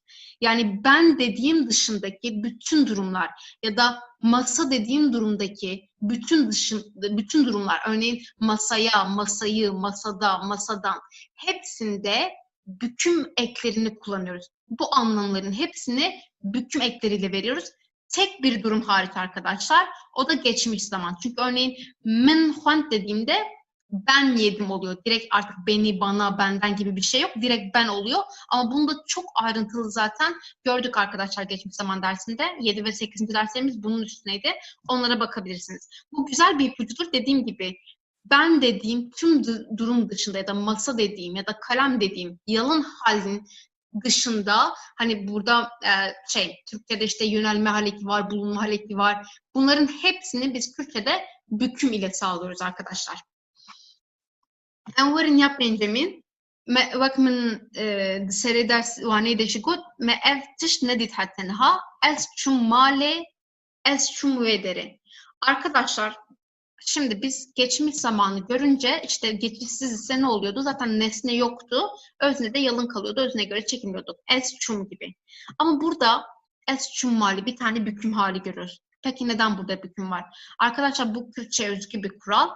Dehemu demande hokerin cih dıtavın. Burada ev dediğim şey hokerin cih yani böyle yer zarfı gibi düşünebilirsiniz. Bu şekilde adlandırılıyor ve büküme uğruyor arkadaşlar. Geçişli ya da geçişsiz olması fark etmeksizin hokerin cih dediğimiz bu yer zarfı büküme uğruyor arkadaşlar. Ve bütün zamanlarda yani geçmiş zaman, gelecek zaman, geçişli alakasız her durumda büküme uğruyor. Bir de arkadaşlar bunu daha önce söyledim mi bilmiyorum. Aslında Kürtçe ile ilgili güzel bir özellik. Şimdi bazı fiiller vardır ki bu fiillerde biz pozisyon değiştiriyoruz. Örneğin gitmek, çun. Örneğin gelmek, hatin. Örneğin ketin, düşmek. Frin, uçmak. Böyle pozisyon değiştirdiğimiz fiillerde arkadaşlar bu yer zarfı hep cümlenin sonuna gidiyor. Aslında Kürtçe'de normalde cümle yapısı nasıl oluyor? İşte özne oluyor, nesne oluyor, yüklem oluyor. Sadece böyle pozisyon değiştirdiğimiz fiillerde fiil nesneden önce geliyor arkadaşlar. O artık nesne mi diyorsunuz, yer zarfı neyse o hep en sona gidiyor arkadaşlar. Bu da Kürtçe ile ilgili bir özellik. Örneğin ez şive dokun dersem orada özne nesne yüklem ama ez çummal dersem burada fiil ortaya geliyor. Sebebi de bu yani hareket bildiriyorsa o diğerini sona itiyor arkadaşlar. Ne dedik? Fiilin geçişli geçişsiz olması fark etmeksizin tüm zamanlarda yer zarfı büküme uğrar. Şimdi bu güzel bir örnek, bu çün gitmek örneği. Ez çimale ben eve gidiyorum, büküme uğradı. Bakın bu nesne değil artık. Türkçe'de dolaylı tümleç diye geçiyor, Kürtçe'de yer zarfı diye. Eve gidiyorum. Ez biçimale eve gideceğim. Ez dikim biçimale eve gitmek üzereyim. Biçemale eve git. Ez çummale eve gittim. isim. Hepsinde de o eve anlamını vermek için, örneğin burada geçmiş zaman cümlesi ama fark etmeksizin geçişli olması, o mal kelimesi büküme uğruyor. Ev hat İstanbul'u, o İstanbul'a geldi, yine büküme uğradı. Zaruk bazdan dibistane, çocuklar okula koştular, yine o okula dediğim şey büküme uğradı. Seynik ketin erdi, tabaklar yere düştüler. Yine bakın yere dediğim şey büküme uğradı arkadaşlar. Beli, em nihacı hatin hindariye ki, divande emme bijardeya rast emme hil bijerin, nave çiye. Nave mamoste çiye, nave mamoste çiye, anji nave mamosteyin çiye. Bersiva rast ki jane hevalno, divirde rave ke, mego rave kerdi tawe, ango bersif halet tavan diki jaye, nave mamosteyi. Burada ne isim tamlaması var? Büküme uğruyordu sondaki kelimemiz. Öğretmeninin onun anlamını veren. O yüzden büküm eki olan bir tek bu var arkadaşlar. Buradan da o mamostenin erkek olduğunu anlıyorum zaten. Ya duyem lavık jı cihekiye meçi gotu bu tış da çekti ve dve halet davan dibe dvırde batman çok arıyor. Şu ne eve? Hevalno i tawanga nere leme gotu bu bajar meneç bervi i jinabe cisem sure. Arkadaşlar aslında iyi de büküm eki. Şimdi büküme uğraması gerekiyor edattan sonra olduğu için. Ama biz ne dedik? Bütün şeyler dişil kabul ediliyor. O yüzden j amedi dememem gerekiyor. J amedi demem gerekiyor. Bazı yerlerde şöyle bir kullanım var. Mesela j amedi değil de amediye gibi. Böyle konularda duyarsınız ama j'yi gördük mü unutmuyoruz. Büküm eki, dişil büküm eki geliyor şeylere. Kondekar dıçın an dibistan, dibistaneke, dibistane. Dve meçi gotu bahevalno ev hokeri cih ditaviya ev jih bitawe kijan tawan get virde kondekar dıçın dibistane. Ev ve qatandeke netawange ev jih hale xaruye. Qala tekir qalkirin lekereke gergüheze ev hevok hevoka demaboriye hevokin demabori kirde ditawe ezi hali tawange bikarbinim ev her duşi xarune nabın ango cevap beye bersivame beye. Wan qala tekir. Kajmin re çayeke tiştek dagre. Ha medve wani de ne kotle me beri gotu bu. Çayeke kaçaxi an çayeke kaçaxi an çayeke kaçax. Peşihun bu fikrin. Vardıkım unjitsanın. Bersif çiye varno. Bersif çayeke kaçaxi. Jiber ku jibirnekin nav derdi tavun. Heval nav ango renkler natavun. Arkadaşlar kaçak çay burada kaçak sıfat görevinde ve unutmayalım isim soyluk sözcükler büküme uğrar. Sıfatlar büküme uğramazlar. Mesela işte Pelavin sor derim örneğin kırmızı ayakkabılar. Orada sor büküme uğramıyor sıfat olduğu için.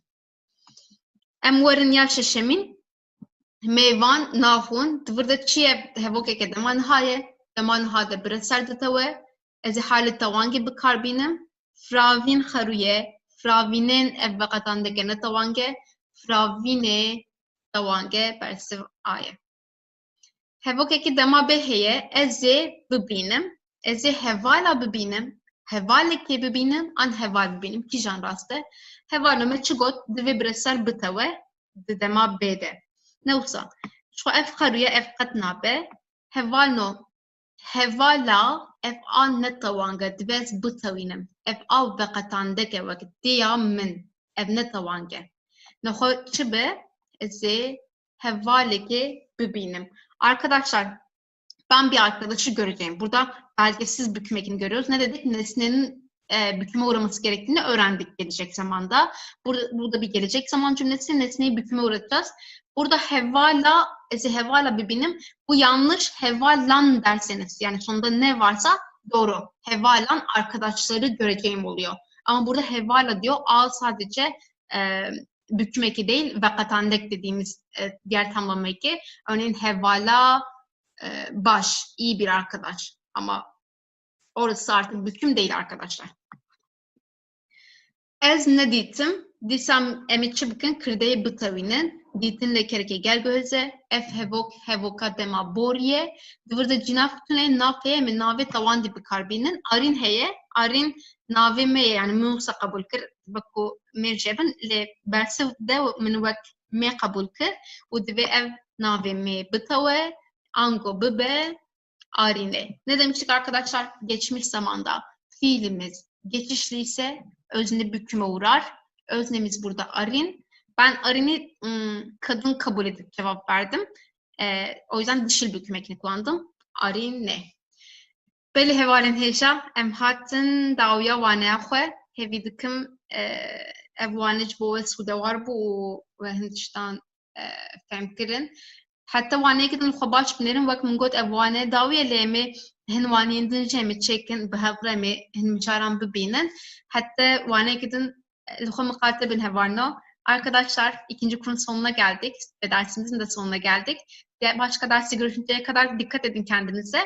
Başka dersin eğer duyurusunu yapacaksak bunu Twitter'dan yapıyoruz zaten. Oradan takip edebilirsiniz ya da buradan da görebilirsiniz eğer takip ediyorsanız. Ama gramer konularımız bitti. Şimdi daha önce bir öneri gelmişti derslerden, yorumlardan birinde şey diyordu işte bütün zamanlarla ilgili bir ders olsa. Yani böyle bir gramer kuralına göre değil de sadece örneğin bir fiilin tüm zamanlarda kullanımı. Belki böyle bir ders yaparız. Eğer sizin de başka önerileriniz varsa yazabilirsiniz. Mutlaka biz onları değerlendirecek için okuyoruz zaten. Diğer dersi görüşünceye kadar kendinize dikkat edin arkadaşlar. Çalışmayı ve Kürtçe öğrenmeyi unutmayın. Hoşçakalın.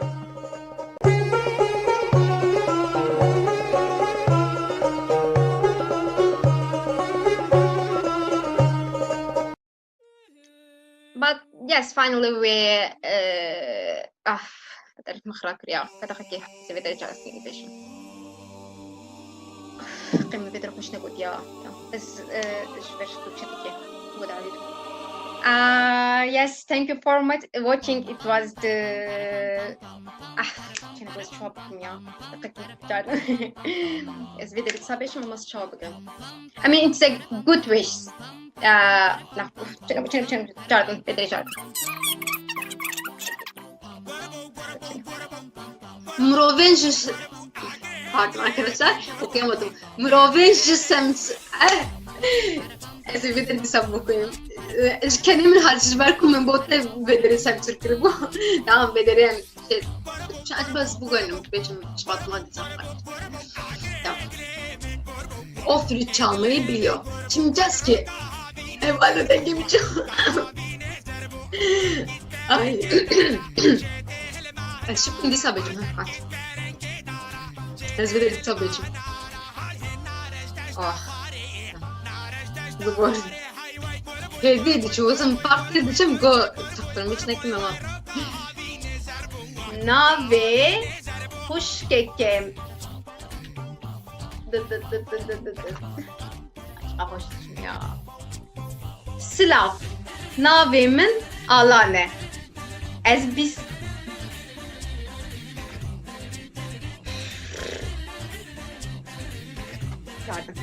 Metekem'in benim bir halam var diyor. Şelam bezledim bebeğim.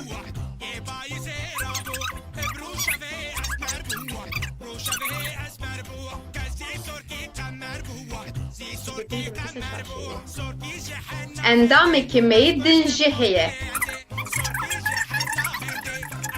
Ben seninle çok eğleniyorum. Kalıp bu.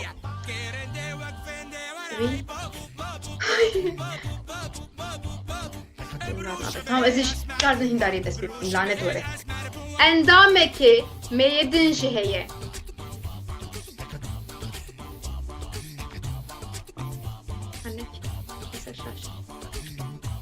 Endameke meyi hazedim bebeğim. Endameke meyadın şeheye. Endameke meyadın şeheye. Onunla çok mutluyuz.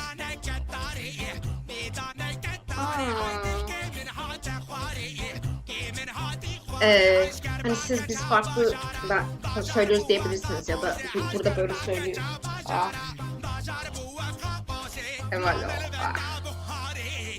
Bakın şiir çalış. Ay ezberi sattım ya.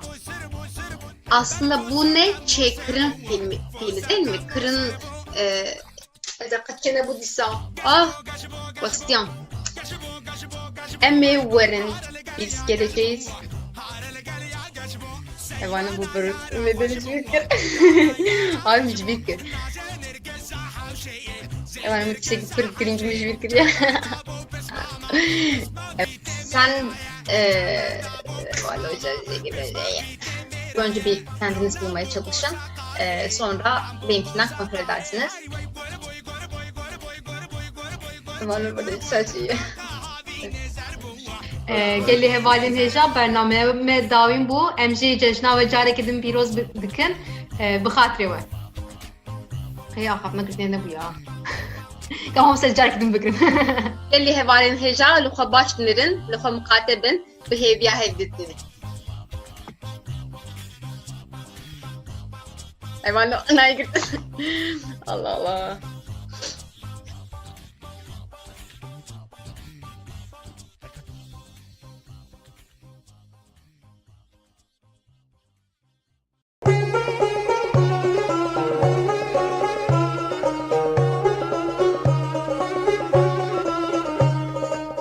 Geli Kurdi Ezeneja, Umkherat'ın Ferga Kurdi. Arkadaşlar Kürtçe derslerimize hoş geldiniz. Bundan sonra haftanın 3 günü, pazartesi, çarşamba ve cuma günleri hep birlikte en temelden başlayıp en ileriki seviyelere kadar Kürtçe öğreneceğiz. Öncelikle ben kimim? Benim ismim Gülistan. Halihazırda Enstitüya Kurdi İstanbul'da yani İstanbul Kürt Enstitüsü'nde Kürtçe dersleri veriyorum. Şimdi gelin biraz konuştuğumuz dili tanıyalım. Kürtçe, Hint-Avrupa dil ailesine ait bir dil. Hint-Avrupa dil ailesinin İrani Diller Kolu'nda yer alıyor. Avrupa dilleri ve Farsça gibi diller Kürtçenin akrabaları arasında sayılıyor. Peki Kürtçenin kurmancı lehçesini öğreneceğiz dedik. Diğer lehçeler neler? Arkadaşlar Kürtçe 7 tane lehçeye sahip. Kurmancı, Kırmançki, Lekki, Lori, Sorani, Kelhuri ve Hevrami Kürtçenin diğer lehçeleri arasında yer alıyor. Bu dersler Kürtçesini geliştirmek isteyen Kürtler ve en baştan Kürtçe öğrenmek isteyen Kürt dostları için hazırlandı. Umarım siz de en güzel şekilde faydalanır, öğrendiğiniz bilgileri kendi yaşamınızda da kullanırsınız. Yeryüzündeki en temel haklardan biri ana dilini konuşma hakkı arkadaşlar. Gelin hep birlikte Kürtçeyi konuşalım. Evlerimizde, eşimizle, dostumuzla, çocuklarımızla Kürtçe konuşalım. Kendinize iyi bakın. Güminin hayır hoş yeri.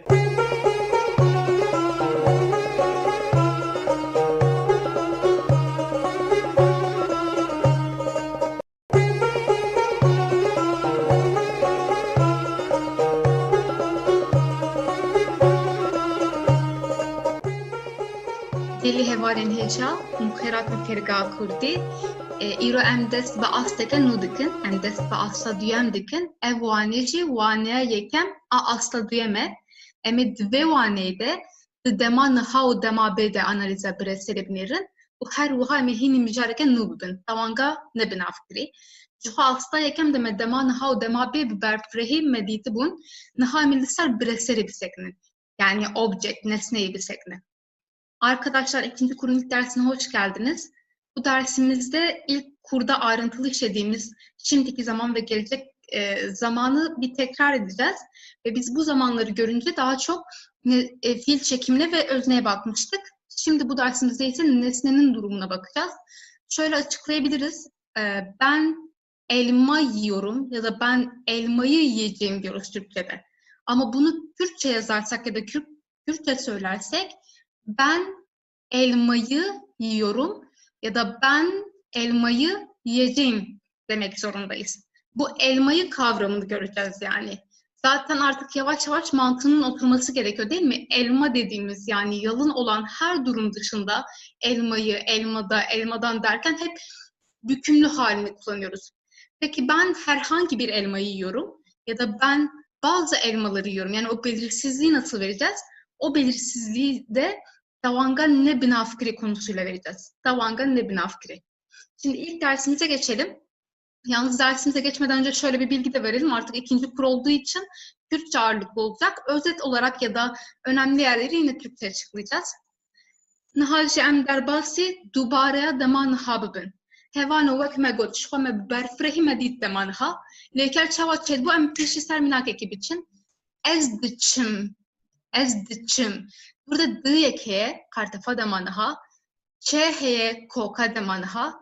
û ji bo ezê im heye kartefa kesane. Ev her sitên ba hevdû êdî lêkerê pêk dînin di dema niha de. Anji ez naçim edi dibe neyin yawe. Mesê cüreyên lêkeran dîtibûn, xeru, pêkhatî û hevedûdanî em ê niha yek bi yek mînakê wan binêrin. Lêkereke xeru xwarin, em zaf bikartînin, kokawî tenê xwe ye, em çawa dibêjin di dema niha de ez dixwim. Ez dixwim anjî ez naxwim. Sê cüreyên lêkerên pêkhatî hene, yek bi înê dixedin, yek bi andinê dixedin û her wiha lêkerên ku bi pêşkirê çêdibin. Hevan yê înê dixedin zaf hêsan, em tenê înê davêjin û kok dimîne destê me de. Wek mînak kelîn lêkera me ye, gava em înê bavêjin destê me de tenê kel dimîne, kokawî. Gava ez dibêjim av dikele, êdî ez wateya av niha dikele didim. Anjî av nakele neyên ya wê. Wek gerîn, wek firîn, wek bezîn, ev ser mînakê vê cüreyê ne. Lêkerên ku bi andinê dixedin dîsa hêsanî rêya we, em çi dikin andinê davêjin cihê de întînin. Êdî koka kelandinê dibe kelîn, ew dikelîne bu hevokekê dema niha. Em hevdû nexin, kelîn koka kelandinê ye, kel koka kelînê ye. Lêkerên ku bi pêşkirê çêdibin hinek diguherin, hevano me asta yekem de me gelek car me bi nêwî xêz kir. Me got, di kurmancî de her tim ya girîng lêkera me ya bingehîne. Ji ber vê yekê em qartafên kesane, qartafên demê an jî qartafên neyîniyê her tim tînin pêş ya an jî paş ya koka lêkera me ye bingehîn. Wek mînak, vekirin ji kirinê bûye vekirin. Aslında kirin lêkereke dine, êdî ve hatiye pêş ya wê bûye vekirin. Ez çi dikim, koka kirinê tenê kê ye, ji ber wî jî ez diyê yani qartafa dema niha ez dixim vê derê nî ve û kê ye, yani pêşkir û kê ye. Çawa çêbe, tu ve dikî, ez ve dikim, em ve dikin, her tim dikeve navberê. Her wiha qartafa neyînî jî, tu ve nakî, ez ve nakim, dîsa dikeve navberê. Lêkerên hevedûdanî çawa bûn? Yek lêker hebû, yek jî cînav, daçekan peyveke nû hebû. Dihatin ba hevdû, lêkereke nû çêdkirin, me ji van re jî digot lêkerên hevedûdanî. Wek mînak amade kirin, bala xwe bidin dîsa ji kirinê bûye. Ço gava me ev mijar dît, me got kirin an jî bûn ji van gelek lêker çêdibin. Yek jî ev e, amade kirin êdî lêkereke nû ye, ez dîsa kirinê dikişînim. Koka kirinê çi ye? Tenê kê ye. Gava ez dibêjim em amade dikin. An jî ez amade dikim, tu amade dikî, an jî ez amade nakim. Hevalno me ev sê cüreyên lêkeran. Me di asta yekem de cuda cuda, di dersên cuda cuda de me dît û jî dikarin li van bi berfirehê binêrin û temasîn we hebe û dikarin çareser bikin. Arkadaşlar, şimdiki zamanın kısa bir özetine geçelim. Şimdiki zamanda zaten 3 ders ayırıp çok ayrıntılı bir şekilde görmüştük birinci kurda. Eğer eksiğiniz varsa önce o dersleri izlemeniz daha faydalı olacaktır. Fiilimiz nasıl çekimleniyordu? Lêker yani fiilimiz. Dı vardı şimdiki zaman eki. Kolka demanha vardı. Kolka demanha'yı da şöyle söylemiştik. Türkçe'de 2 tür kök var. Bir şimdiki zaman kökü, tıpkı burada olduğu gibi. Bir de geçmiş zaman kökü. Geçmiş zaman kökünü tüm geçmiş zamanlarda kullanıyoruz. Şimdiki zaman kökünü şimdiki zamanda, gelecek zamanda ya da birçok tipte kullanıyorduk. Ondan sonra da kişi eklerini getiriyoruz arkadaşlar fiilin sonuna. Burada 3 tür fiil görüyoruz. Bunların her üçünde birinci kurda ayrı ayrı çok geniş bir şekilde işlemiştik. Haru yani sade fiil örnek olarak harinin yemek yemek fiilini verebiliriz. Bunun şimdiki zaman kökü sadece hue. Bakın, önce zamirimizi kullanıyoruz. Ben için es. Şimdiki zamanda da geniş zaman aynı şekilde oluşuyordu. D getiriyorum, kökü getiriyorum, hue ve ez için olan kişi ekine ez dihum, ben yiyorum oldu. Türemiş fiillerde işimiz biraz daha kolaydı. PKT yani türemiş fiillerde. Çünkü bunlarda kök bulmak daha kolaydı. Örneğin kelin yani. Bu ne? İnle biten bir fiil grubuna giriyor değil mi? Ne demiştik? İnle biten bütün fiillerde sondaki ini atarak kökü elde ederiz. Her ne kadar sade fiillerde kökler düzensizse de bunlarda ini atarak direkt kökü elde edebiliriz. Buna örnek olarak frin uçmak verebiliriz ya da yarın gezmek verebiliriz. Bazin koşmak verebiliriz. Kelinden in atınca elimize kel kaldı kökü. Kaynamak fiilinin kökü. Avdikele dediğimde artık su kaynıyor demiş oldum. Eğer bir fiil andın ile biterse andını ine çevirerek yeni fiil kökünü oluşturabiliyoruz.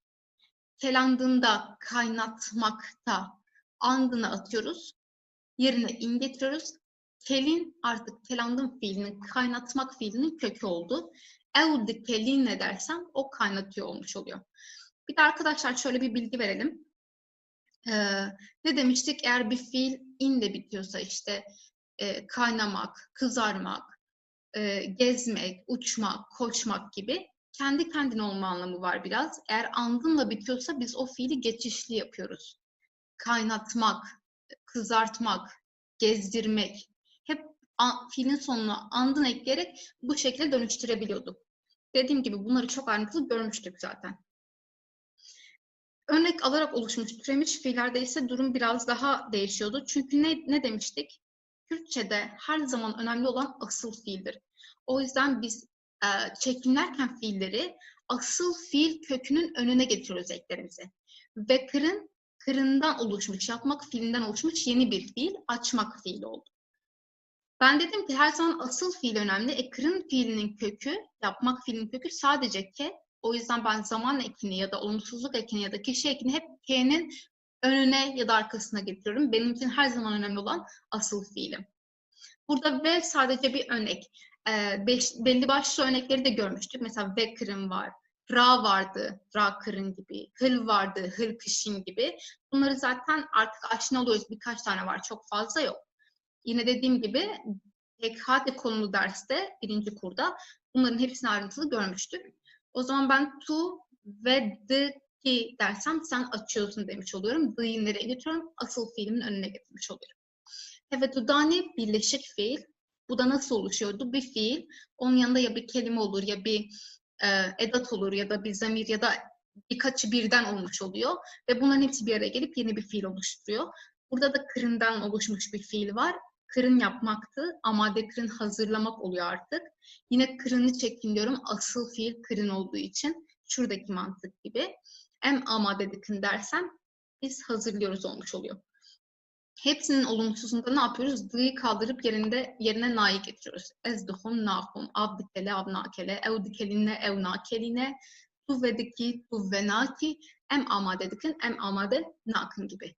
Bu da şimdiki zamanın özetiydi. Nahaceme derbası dema bey bibin. Dema beyde işte koyam dema nahahim bibin kareme hesantre ciberku disa koka dema nahaye. Leker çava pekti edici D'ye de b heye. U koka dema naha heye. Disan koka dema naha bıkartini. U kartafa kesane heye. Çoğu me kalsek beri me ev leker ditibun. Koka vacime ditibun. Naham teni minakem van binerin. Çava çetbet dema beyde gavaz beşim ezi buxum. Burada d anjime gotu bu ve eftef dema bey dediğim bir karani. Edi em diğer atkın cevideşi. Bu dinin lekerame der kere peşeme. Ezi buxum. Anji neynyavi çubu ezi nehum. Av de bükele. Av de nekele. Evi bükeline. Evi nekeline. Tuye beki. Tuye beneki. Hevanı dvırda şehine graştı göre. Ev neka hemen şekli çedbin le gaval le kerek bi peşkireki çebe em kartafa buye bikar naynen. Ya bıraksi gelekes devoka xoda bikartine em ne bejin evci şaşın le dı standart de em musa kabul dik. Yani kartafa buye em bikar naynen. Tuye veki, ezi çekim, evi raze, vi şekli. Hevatıdan hiç disab hemen şekli emi amade dikin. Vakımın got yani piştik hem koka deman hahim bibin ediyedin hesanın. Zapşık naguhere endisaj birnekin neynya ve gneye çetbe. Hemut işten kubu bıye çetbin meçi dikir bıye davet cevide nedani. Vak senin necbo demabe. Gava ferman edeceğim. Gavaz bejim ve xwarnê bixwe ez karim dîsa bêjim nexwe nêniyavî. Yani ez bûyê her tim davêjim cêwî de nedînim. Evet arkadaşlar, gelecek zamanı da biraz özet geçelim. Burada eğer şimdiki zamanı iyi anlarsak işimiz çok kolay çünkü aynı kökü kullanıyoruz. Pokademanha yani şimdiki zaman kökünü kullanıyoruz. Bir iki farklılık var. Tabii ki gelecek zaman olduğunu belirtmek için ne yapıyoruz? G'yı atıyoruz, yerine b getiriyoruz. Şimdiki zaman kökümüzü kullanıyoruz ve bir de kişi ekimizi kullanıyoruz. Bunların az önce köklerini tek tek ele almıştık. Bir de arkadaşlar gelecek zamanda bizim bazı edatlarımız var, zaman edatları. Gelecek zaman için e, d ya da burada yazmıyor ama v, bunlardan bazıları, hepsini kullanabilirsiniz. E en yaygın olandır. Eze, bakın burada d'yı attım, artık b getirdim. Eze buhum dersek ben yiyeceğim oldu. Av, de, bükele. Ne yapıyorum? D'yı atıyorum. Yerine b getiriyorum. Ya da eve bükelinle, o kaynatacak. Tuye veki, sen açacaksın. Arkadaşlar burada gördüğünüz gibi herhangi bir b eki yok. Bunun sebebi ise yine birinci kurda ayrıntılı gördüğümüz bir nokta. Eğer bir fiil örnek alarak oluşmuşsa b'yı atıyorduk. B'yı atıyorduk. Olumsuzda yine kullanıyoruz. Tuye ve nekki olumsuz hali. Burada olumsuzluğu belirtmek zorundayız. Ama b'yı kullanmıyoruz. Kullanan bir sürü kesim var aslında ama standart olarak bunu kabul ediyoruz. Bunu tercih ediyoruz. Bileşik fiil yine aynı şekilde. Kök değişmiyor, hiçbir şey değişmiyor. Eme ama de bakın dersem biz hazırlayacağız demiş oluyorum. Peki. Disa me ev mücacı biber frehidit bu.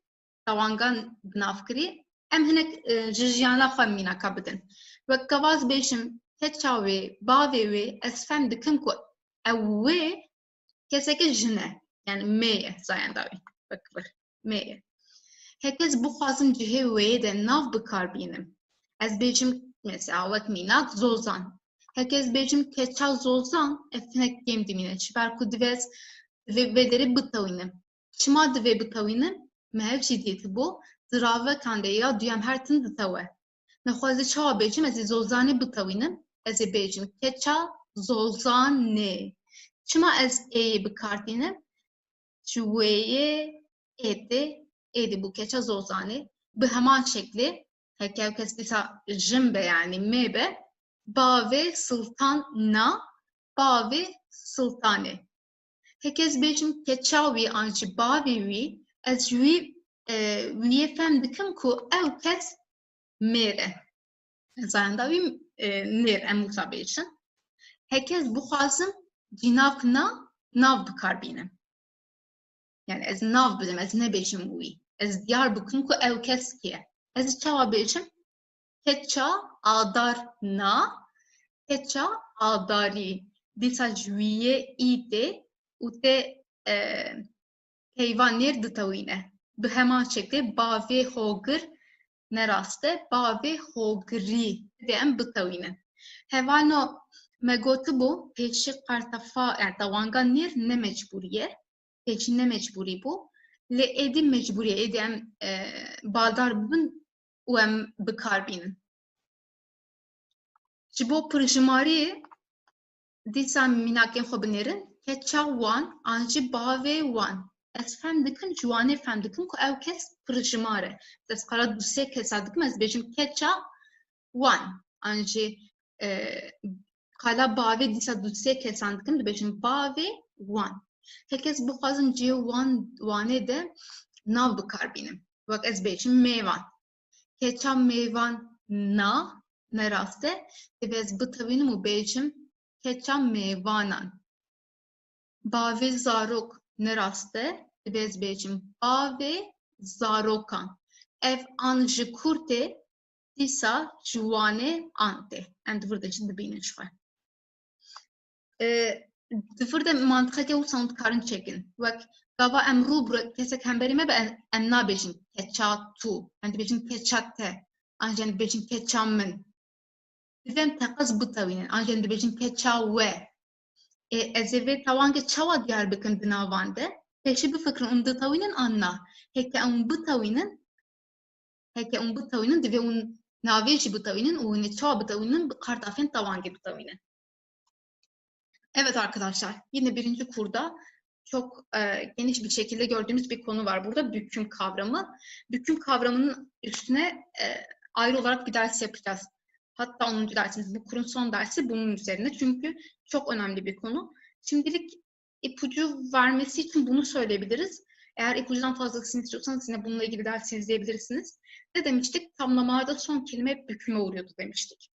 Keçave ya da ba ve ve dersen, bakın bükümlü zamirleri kullandım. Onun kızı, onun babası demiş oluyorum.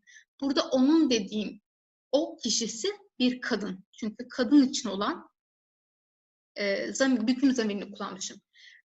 Peki ben burada zamir değil de isim vermek istersem, o kişinin ismini belirtmek istersem nasıl söyleyeceğim? Örneğin burada iki örneğimiz var. Zozan, Sıldan, ikisi de kadın ismi. Keça Zozane, yine bunu büküme uğratmak zorundayım. Ya da Bave Sultane, yine bunu büküme uğratmak zorundayım. Keçavi ya da Bavevi dersem anlıyorum ki o, yani vi dediğim kişi bir erkek. Çünkü erkekler için olan bükümlü zamiri kullanmışım. Peki ben yine bunun yerine isim kullanmak istersem Keça Adari ya da Bave Hogri, yani bu isimleri büküme uğratmak zorundayım. Bir de şöyle bir şey demiştik. Önceden bu eril büküm eki zorunlu değildi. Yani biraz inisiyatife bağlıydı, opsiyoneldi. Ancak artık o kural değişti ve bunları mecburi tutuyoruz. O yüzden bir sürü kişi, yani kullanmayan bir sürü kişi görebilirsiniz çevrenizde. Ama dediğimiz gibi yani artık kullanılıyor. Eğer kastettiğimiz kişiler, yani onların dediğimiz çoğul, yani onlar diyorsak çoğulsa nasıl söyleyeceğiz? Keçawan, onların kızı, Bavewan, onların babası. Benim yine isimlerde bu çoğulluğu vermem gerekiyor ve yine bükmem gerekiyor ikinci konumda olduğu için. Keçam mevanan dersem misafirlerin kızı, Bave Zarokan dersem çocukların babası. Arkadaşlar az önce o elma örneğinde verdiğimiz gibi hani dedik ya elmanın, elmada, elmadan, bunları söylerken hep büküm halini kullanıyoruz dedik. Bakın buraya Zolzan'ın, Adar'ın, misafirlerin diyoruz. O un halini kullanıyoruz. Bu yüzden büküm halini kullanmak zorundayız. Evet. Şimdi nesne durumuna geçeceğiz. Bunları bir tekrar ettik. Çünkü artık göreceğimiz şeyler bu üç konuyla ilgiliydi. Em binerin çi dibêje, di dema niha û dema bê de bire ser ditewe. Hevano di dema niha û dema bê de. Anjê gava ez, tu, ew, em, hûn, ew. Gava ez van bikarbînim, yani ez vaneka xer û bihêlim, divê bireseran min, anko nesneya min, objeya min, her tim bitewe. Dihab xer û nayên bahevdû, duhab tewang nayên bahevdû. Em dîsa bahsettin me hin mînakan dabû, em dîsa li ser wan bisekinin, êdî me koka wan tevî fêm kir ez bawer dikim. Herkes bêjim ez dixwim, tamam ez dixwim êdî, em hîn bûne çawa ketbe. Lê herkes tiştê ku dixwim bixwazim diyar bikim. Sêv wek mîna. Divê ez bêjim ez sêvê dixwim, divê ez bireserê bitewînim. Min bi çi tewandiye? Bi qartafa tewangê tewandiye. Ez sêvê dixwim. An jî di dema bê de ez ê sêvê bixwim. Divê em êdî bi vî şeklî bêjin. Em neka xerûne dihab xerû nayên bahevdû. Divê yek tewan dibe, di dema niha û dema bê de jî bireser ditewe. Kelandin. Kelandin. Heke tu dikeline tamam mevdît. Divir de pirsgirêk ne? Lê herkes bêjim av, ew tişta ku dikele av be, divê ez bêjim tu avê dikelînî. Tu av dikelînî kêm dimîne, hinek şaş dimîne. Tu avê dikelînî. An jî tu yê bikelînî dema bêye, tu yê avê bikelînî êdî divir de bireser tewya ye. Hevanı bila bala ve bikişine melekera kelin edildi bu ledvir de cihnagre kelin. Çiber ku em nikarin bêjin. Ew leker bireser nagre ne gergöhese emi berfreyi dîsa werin ser bê mişarin. Dîsa lekera vekirîne ew vedike tamam mefhem kir. Herkes pace bikarbînin divê ez bêjim ew paceyê vedike. Hatta di devokame de êdî ev e bûye e wek em dibêjin ev pace vedike, es pace vedikim, tu pace vediki, vak pace, em usad beşin, ya branseş vırte, kok paceye, o em be'ye ditavine. Dema bedeşi, tuye paceye veki, disad bez bitavine bresel ahvar. Em amade dikin, tamam, dıvırda tişektüneye, leheke bresel hebe, em şiv amade dikin na, em şive amade dikin. Anji niyinyavi em şive amade nakın.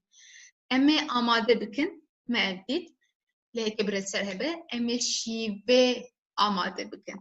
Yani disat tişten me be eye ditavun, tişten ner be iye ditavun, tişten pırışımarçı be ane ditavun. Vak minak es kan burada beşim es sevan duhum. Eke sevceke zaftır bez beşim es sevan duhum. Yani es du sev buhum es beşim es sevan duhum. Anca eze sevan buhum. Ve esertin bu tavini. Arkadaşlar burada çok önemli bir not var. Deman hav dema be de breser ditave. Yani diyor ki şimdiki zaman ve gelecek zamanda nesne büküme uğrar. Şöyle söyleyelim. Şu anda bu zamanlarda hep işte es, tu, ev, em, hun, ev yani yalın zamirleri kullanıyorduk. Zamir yalın olduğu zaman nesne bükümlü halde olmalı. Yani iki tane yalını yan yana kullanmıyoruz. Aynı şekilde iki tane bükümlü halde yan yana kullanmıyoruz. Bu söylediğim şimdilik biraz havada kalabilir. Geçmiş zaman konusuna geçince orada daha iyi anlayacaksınız ne demek istediğimi. Örneklerimize bakalım. Ez duhum az önce gördüğümüz gibi ben yiyorum. Bunda bir şey yok. Ama ben yediğim şey elma ise ben elmayı yiyorum demem gerekiyor. Ne dedik? Elmayı anlamını vermek için hep bükümlü halde kullanıyoruz. Ez, SV duhum. Burada elmanın cinsiyeti dişil kabul edildiği için şuradaki dişil olan eki kullandık. Evet arkadaşlar.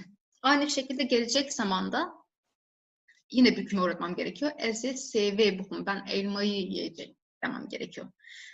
Kelandın fiilinde bakalım tutu kelini tamam burada her şey normal.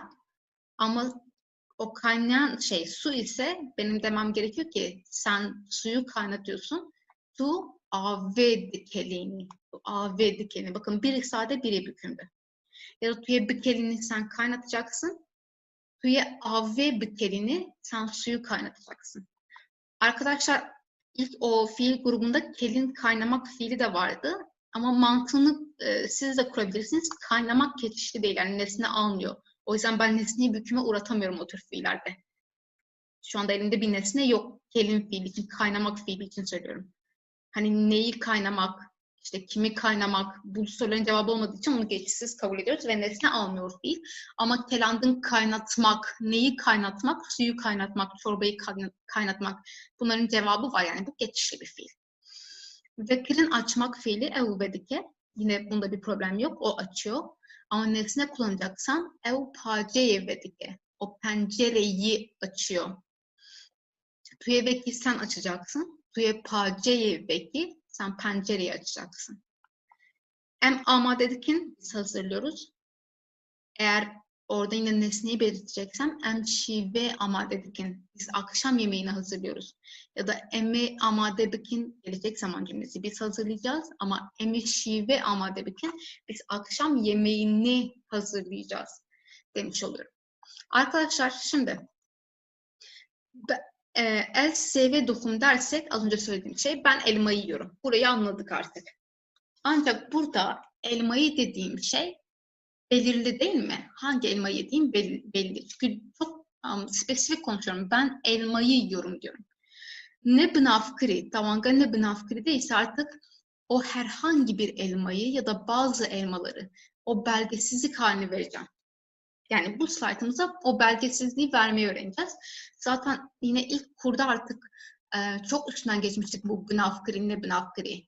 Belirtili belgesiz, belirtili belgesiz. Bunları öğrenmiştik. Sanırım çağrışım da yapıyordur. Şimdi tek tek bakalım. Es-seyve duhum. Ben elmayı yiyorum. Bunun İngilizce karşılığı da I eat the apple. Yani the dediğim şey burada çok artık spesifik. Kastettiğim elma çok spesifik. Ama ben bunu belgesiz yapmak istersem, yani herhangi bir elmayı anlamını vermek istersem, nasıl söyleyeceğim? Ez seveke duhum. Ez seveke duhum. Ben herhangi bir elma yiyorum. Yani tabii ki bunun çevresi yine ben elma yiyorum. Ama böyle herhangi bir elma. Hani hangi elma olduğu belli değil. Bunun İngilizce karşılığı da I eat an apple dediğimizde orada yani herhangi bir hangi elma olduğu belli değil. Yeşil elma mı, kırmızı elma mı, tatlı mı, ekşi mi hiçbir şey belli değil. Bir belgesizlik var. Buradan neyi çıkarıyoruz? Bakın sev elma kelimesi gördüğümüz gibi mor. Bunları da görmüştük değil mi? Bir şey mor olunca hemen dişil olduğu aklınıza gelecekti kelimenin. O zaman ne diyebiliriz? Dişil olan kelimeler için ya da şu e'leri benzetebilirsiniz. Şuradaki e'leri. Belgesizlik anlamını eki ile sağlıyorum. Eki ile sağlıyorum.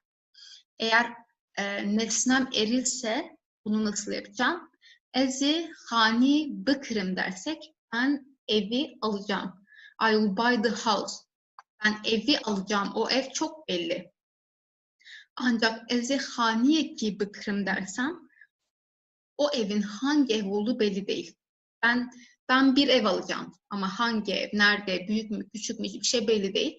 Bu belgesizliği şuradaki ekiyle sağlıyoruz. Bunun İngilizce karşılığına I will buy a house diyebiliriz. Şuradaki o anlamını, o belgesizlik anlamını veriyor. Tabii ki yine çağrışım yaptığı üzere ekler yekten geliyor ve bir anlamını veriyor. Yani tekillik anlamını veriyor. Peki nesnemiz çoğulsa nasıl yapacağız? Eğer belirtiliyse az önce gördük. Es sevaran benim, ben arkadaşları görüyorum. Burada hem çoğul yaptık hem de nesneyi büküme uğrattık. I see friends diyorum. Ancak ben bazı arkadaşları görüyorum demem için yine bükümlü hali ve belgesizlik halini kullanmam gerekiyor. Es hevalnandı benim. Es hevalnandı benim. Artık buradaki bu ınan, I see some friends, buradaki some anlamını veriyor. Yani bazı arkadaşları görüyorum. O bazı anlamını veriyor. Özetleyecek olursak arkadaşlar, eki, dişil ve tekil olanlar için kullanılıyor. Eki yine eril ve tekil olanlar için kullanılıyor. Inan ise çoğul olan durumlar için kullanılıyor. Şimdi bir de yine artık bizim klişemiz oldu. Bunların nereden geldiğine bakalım. Çok basit arkadaşlar. Ek, ın hep gördüğümüz şeyler. Biri ek, yekten geliyor, tekillik veriyor. In, hından geliyor, çoğulluk veriyor. Bizim o ilk gördüğümüz V'den E geliyordu, V'den I geliyordu, Wang'dan An geliyordu. Tavanga bınafkır yani belirtili bükmekleri.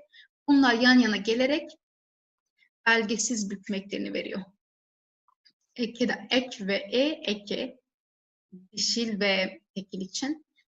Ek ve i eki, eril ve tekil için. In ve an, ınan, bu da çoğulluk için arkadaşlar. Nihal jem derbasi hingariya xwe bibin vek herga. Virde pir sene hûn jî heta ji destê we were texmîn bikin bersivê û em bi hev dû re çêkin. Rengên şîn qastan nêrîtiyê dike. Rengên mor jî qastan mêtiyê dike. Kan bi hev dû re binêrin. Ez kes nabînim. Hevanu binêrin divir de qartafên tewangê gava tune be ez kes nabînim. Wate hinek kêm dimîne wisa qels dimîne. Divê biresera xwe bitewînim. Divir de bireser şîne ango ev kes mêre. Ez qala mêrekî dikim. Nexweze çawa bêjim bi tewangên ne binavkirê me dakirin. Tewanga ne binavkiriyan nêr çi bû? Ez kesekî nabînim. Arkadaşlar dedik ki ez kes nabînim, ben kimse görmüyorum ama ben kimseyi görmüyorum diyeceğim ve böyle kastettiğim kişi de herhangi bir yani herhangi kimseyi görmüyorum. O yüzden ne yapıyorum? Bu arada maviyle belirttiklerim örneğin bu kes hem dişi olabilir hem eril olabilir. Maviyle belirttiklerim eril. O yüzden de eril olan eki getiriyorum. Em derbasiya duyan bibin ev legund ye. Em divir de em bitewînin em çima bitewînin hevalino kabin erin me gotu bi her tim pişta çek ditewe. Pişta çek ditewe. Hêkê kemasiyên we hebin teqez li astayeken binêrin. Xwe wana xwe jî nedirêjin û ev tiştên girîngin. Hêkê hûn bixwazin zimanê xwe bi pêş bixin. Ew li gund ye. Hêkê Vê de jî nebînin. Hekes bêjim ew li gund de ez zanim ev zaf tê bikaranî. Lê hevano ê li gorî rêzma nevkê me. Divêm tiştekî nû lê bikin.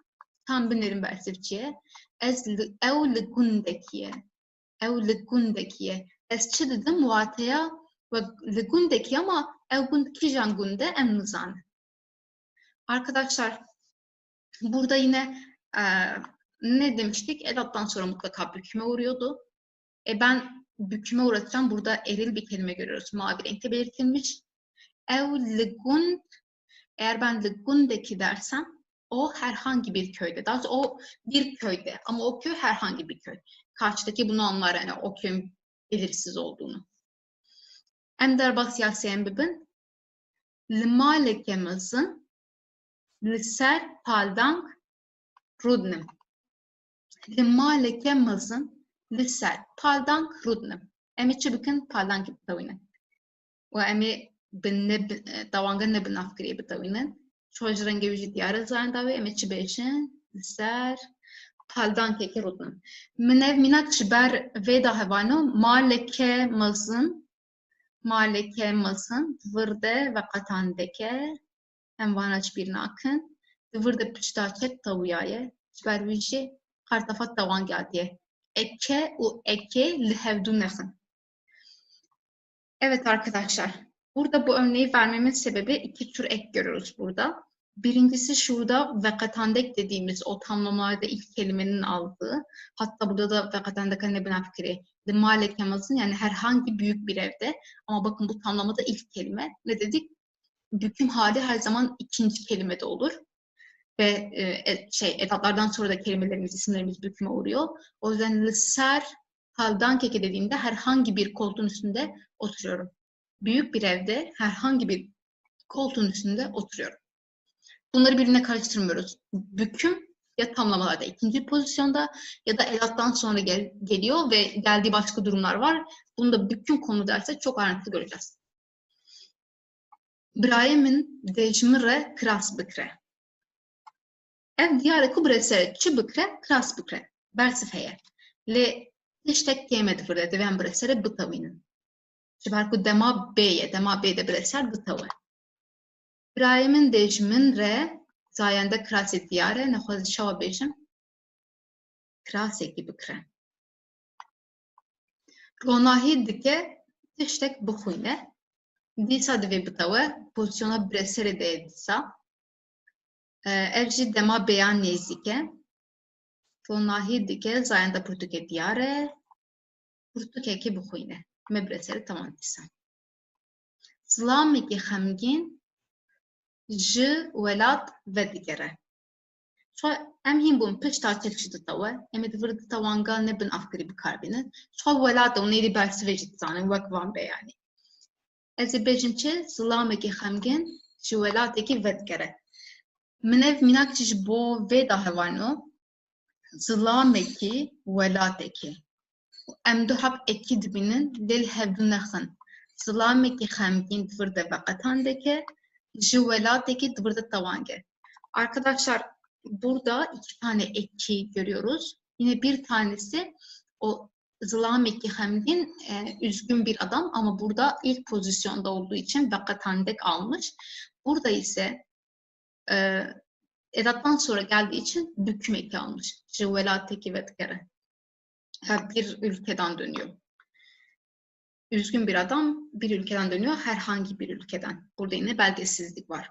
Eğer bunlarla ilgili eksiğiniz varsa bu anlaşılır bir şey. Çünkü birçok kişinin zorlandığı bir konu bu. O yüzden kötü de hissetmeyin. Üstüne gidebilirsiniz, çok ayrıntılı işleyebilirsiniz. Ya da böyle kendi kendinize kodlayabilirsiniz. Benim hep söylediğim gibi işte ilk pozisyondaysa veqetandek alır. İkinci pozisyondaysa da sondaysa tavan büküm haline alır. Ya da işte edattan sonraysa büküme uğrar. Bu şekilde söyleyebilirsiniz, öğrenebilirsiniz bunları. Hevalin heca em hatin dawiya vaneya xwe hêvî dikin waneyeke bi kêrhatî bû sûdewar bû heta waneyeke din xwe baş binêrin bi hêviya hevdîtine.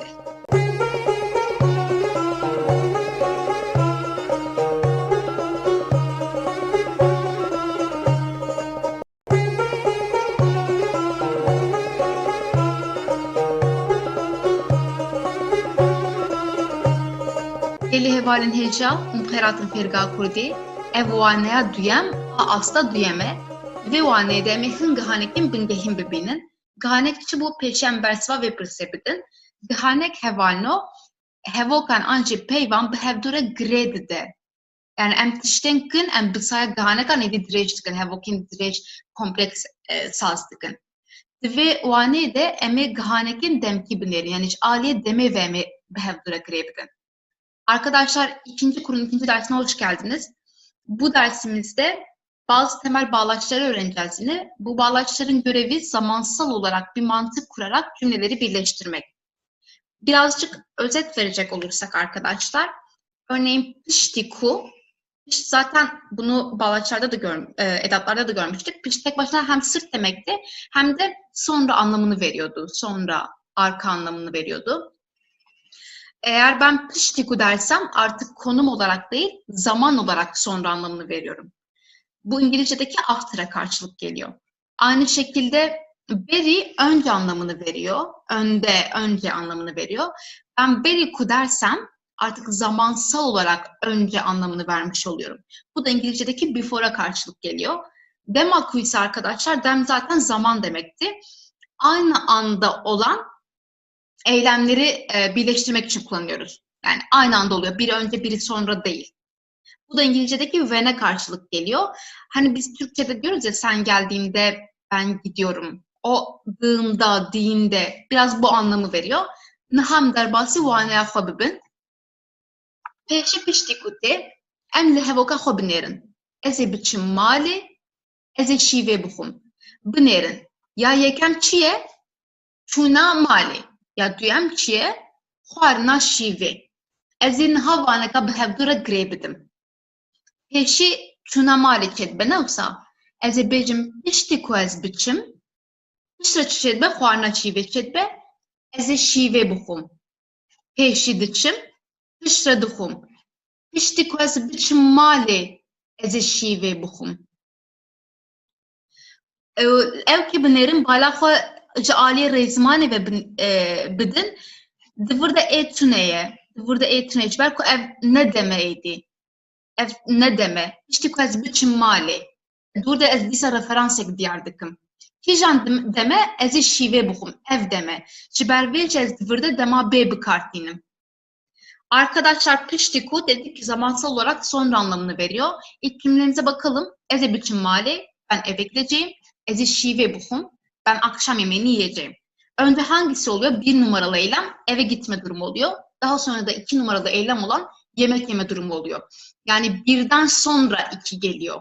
Ben piştikuyu sonra anlamını ne zaman kullanacağım? Birden sonra kullanacağım. Bu yüzden ben bu cümleyi nasıl söylüyorum? Eve gittikten sonra yemek yiyeceğim. Peki bunun Türkçe karşılığı ne? Piştiku ez biçim malê, ez ê şîvê bixwim. Gramer olarak da inceleyelim. Arkadaşlar eve gittikten sonra burada bir zaman kavramı yok artık. O yüzden bakın eze, piştiku eze biçim demiyoruz. Buradaki gelecek zaman anlamını veren e'yi kullanmıyoruz. Ne zaman kullanıyoruz bunu? Yemek yiyeceğim dediğimiz zaman o gelecek zaman ifadesini veriyoruz. Yani bu tam bir gelecek zaman cümlesi. Bu ise yine daha önce de çok defa gördüğümüz bu ile yapılan bir tip arkadaşlar. Ayrıntılı örneklere bakalım. Hevalu em binêrin, limînakan binêrin. Piştîku ez bixebitim, ez ê bêhna xwe vedim. Pêşî ez dixebitim ne wisa? Pêşî dixebitim, piştre bêhna xwe vedim. Ev ya yekem e, ev ya duyem e. Piştî ya yekem, ez ya duyem çêdikim. Piştîku ez bixebitim, ez ê bêhna xwe vedim. Dîsa binêrin, divir de dem tuneye, divir de dema bê heye. Piştîku ez sparteka xwe çêkim, ez ê rakevim. Ev ya yekem e, çêkirina sparteka, ev ya duyeme raketim. Piştî ya yekem ya duyem de. Ez ê çawa bêjim? Piştî ku ez sparteka xwe çêkim, ez ê rakevim. Dîsa divir de ê tuneye, ev hevoka dema bê ye. Ev lêkereke her du jî lêkerên pêk hatîne bi pêşkiran çêdibin. Van de bi dike tevano. Piştî ku vîrusa koronayê xilas bibe, ez ê bigerim. Ev ya yekem e, ev ya duyem e. Piştî vê ez ê ya duyem çêkim. Ango piştî ku vîrusa koronayê xelas bibe ez ê bigerim. Piştî ku ez te bigerim ji malê derkeve. Ya yekem gerîne ya duyem derketine. Piştî ku ez li te bigerim. Pişt ya yekem ya duyem hat. Dîsa ev bibûyê çêbûye, ev lêkereke bi pêşgirê çêbûye pêk hatiye û bi tvirde ketiye. Derketin. Piştî ku birayê min paqijî bike, ew ê ji min re qehweyekî çêke. Ya yekem çi ye? Paqijkirin e. Birayê min pêşî paqij bike. Ya duyem çi ye? Qehwekî çêke. Ez çi dibêjim? Piştî ya yekem ya duyem tê. Piştî ku birayê min paqijî bike, ew ê ji min re qehweyekî çêke. Arkadaşlar gördüğünüz tüm cümleler piştî ku, yani bu yapıldıktan sonra bu olacak gibi bir cümleler. Hepsinde dediğimiz gibi piştî ku'yla kullandığım, yani bu bağlaçla kullandığım cümlelerde bir zaman kavramı yok. O gelecek zaman kurmadım bunlarla ilgili. Hepsinde ikinci cümlede var. Hepsinde birinci eylemden sonra ikinci eylem gelecek. O yüzden birinci eylemden sonra ben o sonra ifadesini kullanıyorum. Örnek verecek olursak, piştî ku ez bixebitim, ben çalıştıktan sonra ez ê bêhna xwe vedim, dinleneceğim. Ben dinleneceğim. Piştî ku ez sparteka xwe çekim, ödevimi yaptıktan sonra ez ê rakevim, uyuyacağım. Piştî ku vîrusa koronayê xelas bibe, koronavirüsü bittikten sonra ez ê bigerim, ben gezeceğim. Piştî ku ez te bigerim, seni aradıktan sonra ji malê derkeve, evden çık. Bakın bu da bir emir cümlesi. Gördüğünüz gibi gelecek zaman olmak zorunda değil. Ama bildiğimiz bir kalıp olması lazım. Burada örneğin emir cümlesi var. Bunları da görmüştük. Nasıldı mesela? Emir cümlesi de b ile oluşan bir yapıydı. O yüzden örnek alarak oluşmuş. Fiillerde o b düşüyordu. Derkeve. Burada artık b'yi görmüyoruz. Piştî ku Brahim'in paqijî bike, abim temizlik yaptıktan sonra ev ji min re qehweyekî çêke. O bana bir kahve yapacak. Yine burada gelecek zaman cümlesi görüyoruz. Yine gelecek zaman da b ile oluşan bir yapı, fiilimiz. O yüzden örnek aldığı için çekırın, kırından çekırın olduğu için buradaki b düşmüş artık. Bunu ayrıntılı görmüştük, kırın ve çekırın, değil mi? Her ikisi de yapmak demek oluyordu. Ama kırın İngilizce'deki do'ya benziyor. Çekırın ise İngilizce'deki make'e benziyor. Türkçe'de ikisini de yapmak diyoruz. Şöyle söyleyebiliriz. Çekırında bir şeyi sıfırdan yapıyoruz, üretiyoruz gibi. Yani olmayan bir şey yapıyoruz gibi. Örneğin kahve. Kahve önce ortada yok, bir emekle biz onu yapıyoruz. Kırın ise normal böyle spor yapmak gibi olan yapmak eylemi. Aralarında böyle bir fark var. Yani her ne kadar Türkçe çevirdiğimizde ikisi de yapmak olsa da iki fiilin mantığı birbirinden farklı. Tıpkı İngilizce'deki gibi. Nihalcem varım berikuye. Emdisal hemen vokabülerin. Ez ê biçim malê, ez ê şîvê bixwim. Pêşiya yekem çi ye? Ez ê biçim malê, çûna maleyê. Ya duyem çi ye? Pişt ez çi dikim? Şîv dixwim. Ez ê şîvê bixwim. Heke piştî ku bûya, me bigota piştî ku ez biçim malê, ez ê şîvê bixwim. Me vê derê fehm kir. Niha ez çi bêjim? Ez ê bi berîkuyê bêjim. Berîku ez şîvê bixwim, ez ê biçim malê. Berîku ez şîvê bixwim, ez ê biçim malê. Ez ê kengê biçim malê, berîku şîvê bixwim, ez ê biçim malê. Evet arkadaşlar, şimdi de bu Türkçe karşılığı önce anlamına gelen berikuyu görüyoruz. Dedik ki bu da İngilizce'deki before'a karşılık geliyor. Aynı cümleden devam edelim. Ben eve gideceğim, ben akşam yemeğini yiyeceğim. Şimdi önce dedik ki ben eve gittikten sonra akşam yemeğini yiyeceğim. Burada da diyeceğiz ki ben akşam yemeğini yemeden önce eve gideceğim. Tamamen ters mantık birbirine. Önceden ne oluyordu? Birden sonra kullanıyorduk, yani sonra anlamını vermek için. Şimdi ise ikiden önce olmasını bastıracağız. İkinci olaydan önce olmasını bastıracağız. Bunu neyle sağlayacağız? Beriku ile sağlayacağız. Beriku ez şîvê bixwim, akşam yemeğini yemeden önce.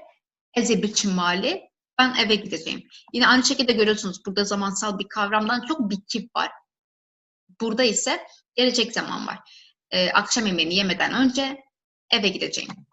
Ne yaptık? İki tane farklı cümleyi zamansal mantığına göre birbiriyle birleştirdik. Daha uzun, kompleks bir cümle kurduk. Nihalci em li mînakên Berîku'yê binêrin. Berîku deyam biçe sûkê, ew ê biçe mala cîranan. Ka binêrin. Pêşî çi dike evdê? Pêşî çi dike? Divê em vê bibînin. Pêşî diçe mala cîranan, piştre jî diçe sûkê. Ka binêrin. Berî biçe sûkê, diçe mala cîranan. Em ê çawa girê bidin? Berîku deyam min biçe sûkê, ew ê biçe mala cîranan. Dîsa cihê ku bi pihanekê çêdibin, demek diyar nakin. Ya hevoka duyem demek diyar dike. Berî ku ez razim, divê ez vî karî biqedînim. Berî ku ez razim, bey razina xwe, divê ez vî karî biqedînim. Berî ku tu werî, li min bigere. Tu hê nehatiyî, lê berî ku tu werî li min bigere. Hê hatina te çêne bûye, tu hê nehatiyî, tê li min bigere, piştre jî tê werî. Ez bawer dikim me êdî ev der me fehm kir. Berî ku zivistan were, em ê hin amadehiyan bikin. Pêşî em amadehî dikin, piştre zivistan têne wisa. Bêyî ku ew zivistan were, em ê hin amadehiyan bikin. Dîsa divir de tiştekî demkî tune divir de heye, dema bê heye. Hevoka din, berî ku ez te bixim, bicehme ji vir. Berî ku ez te bixim, hê mil te nexistiye. Berî ku ez te bixim, bicehme yani here ji vir. Evet arkadaşlar, şimdi de o önce anlamına gelen örneklere devam ediyoruz. İlkinde olduğu gibi, piştikuda olduğu gibi burada da bağlaçla kullandığımız kısım bir zamansal ifade belirtmediği için burada o e'yi kullanmayacağız. Daha doğrusu gelecek zaman ifadesi belirtmiyor. O yüzden gelecek zaman cümlesi kurmayacağız bunlarla birlikte. İkinci cümleyle kuracağız. Örneklere bakalım. Berîku diyamın biçe suke, annem çarşıya gitmeden önce evi biçe mala ciranan, o komşuların evine gidecek. Önce komşulara gidiyor, sonra çarşıya gidiyor. Çarşıya gitmeden önce komşuların evine gidecek. Tam olarak bunu söyledim. 2'den önce olan olayı söyledim ve ikinci olaydan yani çarşıya gitmesinden öncesini vurguladım Berîku ile. Berîku ez razım, divê ez vî karî biqedînim. Yatmadan önce bu işi bitirmeliyim. Yatmadan önce bu işi bitirmeliyim. Razan örnek alarak oluşmuş bir türemiş fiil. O yüzden b'yi burada görmüyoruz. Burada ise normal divê ile oluşan bir cümle var. Tıpkı az önce emir kipi olan cümle gibi. Berîku tu werî li min bigere, gelmeden önce beni ara. Şimdi bir gelmesi var, bir beni araması var. Benim istediğim ne? Öncesinden beni araması. Yani burada bir dediğim olay araması, 2 dediğim olay gelmesi. 2'den önce diyeceğim yani gelmeden önce bunu vurguluyorum. Berîku tu werî. Gelmeden önce li min bigere beni ara. Berîku zivistan were, em ê hin amadehiyan bikin. Kış gelmeden önce bazı hazırlıklar yapacağız. Kış gelmeden önce. Önce hazırlıkları yapıyoruz. Daha sonra kış geliyor. Birinci olay hazırlık, ikinci olay kışın gelmesi. Kış gelmeden önce yani ikinci olay gelmeden önce bir olacak. Em ê hin amadehiyan bikin. Berîku ez te bixim, bicehme ji vir. Seni dövmeden önce bicehme ji vir biraz idiom böyle yani defol buradan anlamına geliyor. Seni dövmeden önce defol buradan. Bunu söylüyorum. Yine seni dövmem örneğin bu cümlede sonra olacak bir şey. İkinci olay. O yüzden o ikinci olaydan önce defolması. O yüzden ne diyorum? 2'den önce yani seni dövmeden önce diyorum burada. Em werin demakuye. Me di astaya kem de ev mijar dîtibû me niha cardin lê binêrin. Li gorî mantığa demê me binêrin. Ez te dibînim. Ez kêfxweş dibim. Hevan û divan her du hevokan de jî em ê niha vaneka girê bidin. Lê di her du hevokan de jî ez naxwazim binê kîjan pêşî çêbûye kîjan piştre çêbûyê xêz bikim. Ez dixwazim çi bêjim her du di heman demê de çêdibin. Dîtina min û kêfxweşiya min. Bi hev re çêdibin. Ji ber wî ez wek kîjan pêşî kîjan piştre wek vê nanêrim yani. Ez wek heman demê de çêdibin lê dinêrim û çawa dibêjim dema ku ez te dibînim ez kêfxweş dibim. Arkadaşlar bu dema ku zaman anlamı, aynı zamanda oluşma anlamı veriyordu ve birinci kurda bunu görmüştük. Biraz değinmiştik buna. Cümlelerimize bakalım. Estedibinim, ben seni görüyorum. Eske hoş dibim, ben mutlu oluyorum. Arkadaşlar bakın, ben seni görüyorum. Ne oluyor burada? Nesne büküme uğruyor. Ne demiştik? Şimdiki zaman cümlesinde ya da geniş zaman cümlesinde ya da gelecek zaman cümlesinde nesne büküme uğrar demiştik. Bükümlü halde kullanılır. Burada da örneğini görüyoruz zaten. Şimdi zamansal olarak bakalım bu iki kavrama. Seni gördüğümde mutlu oluyorum. Tam olarak demek istediğim şey bu. Bunu nasıl birbirine bağlayıp tek cümle yapıyorum? Demaku ile yapıyorum. Demaku estedibinim, seni gördüğümde, eski hoş dibim, mutlu oluyorum. Bunu gava ile de söyleyebiliriz. Bu da çok yaygın. Gava estedibinim, eski hoş dibim. Bu diğerlerine nazaran biraz daha Türkçe mantığa yakın, yani nasıl, şöyle ki burada belirtmek istediğim, altını çizmek istediğim şey hangisinin önce ya da sonrası olması değil. Altını çizmek istediğim şey o seni görünce mutlu olmam, aynı anda olmaları, mutluluğumun o seninle gelmesi. O yüzden burada hangisi önce hangisi sonrası diye bakmıyorum. Direkt seni gördüğümde mutlu oluyorum diyorum. Nihayet emminaken dema kuyabilirim. Dema baharte kulilk vedibin. Dıvırda yağgırın boğumun kijan peşi, kijan paçin ne eve. Ve buna kulilkan bir bahar içeride. Evet. Şber veje az dema kuye ve kredittim. U hevalnome gotubuş bu dema kuye bir taybeti. Ku hnek opsiyonele medastayken de gotubu. Un hacı dibinin şvay. Kutneye. Und karmbejin dema kuyci, und karmbejin gavacı, und karmbejin demacı. Dema baharte kulilk vedibin. Mina kadın dema kuamvarın cemhev emhev duhem bezbikin. Disa yağgırın kijan peşi, kijan piçrenine eve, yağgırın çiye du bu yer civak hevin, ez binevi xezdikim. Şiber ez bit dema kuye ve kredidim her du hevokan. Dema ku ez din çiyan dinerim, ez aciz dibim. Disa yağgırın kijan peşi, kijan piçrenine eve, yağgırın acizyamın u nerinamınan nuçeyan bi heman demişet be. Evet, şiber ez disa dema kuye bir kartinim. Dema ku ez dengi diyafa dibizim, ez pirkev hoş dibim. Disa yağgırın peşi pişrene eve, yağgırın çiye kef hoşyamın u işte bisna denge diyamine. Ev bi heman şekli, heman demede çetin eve. Dema ku gündemin tebiramın, gri dike ve kırkamın.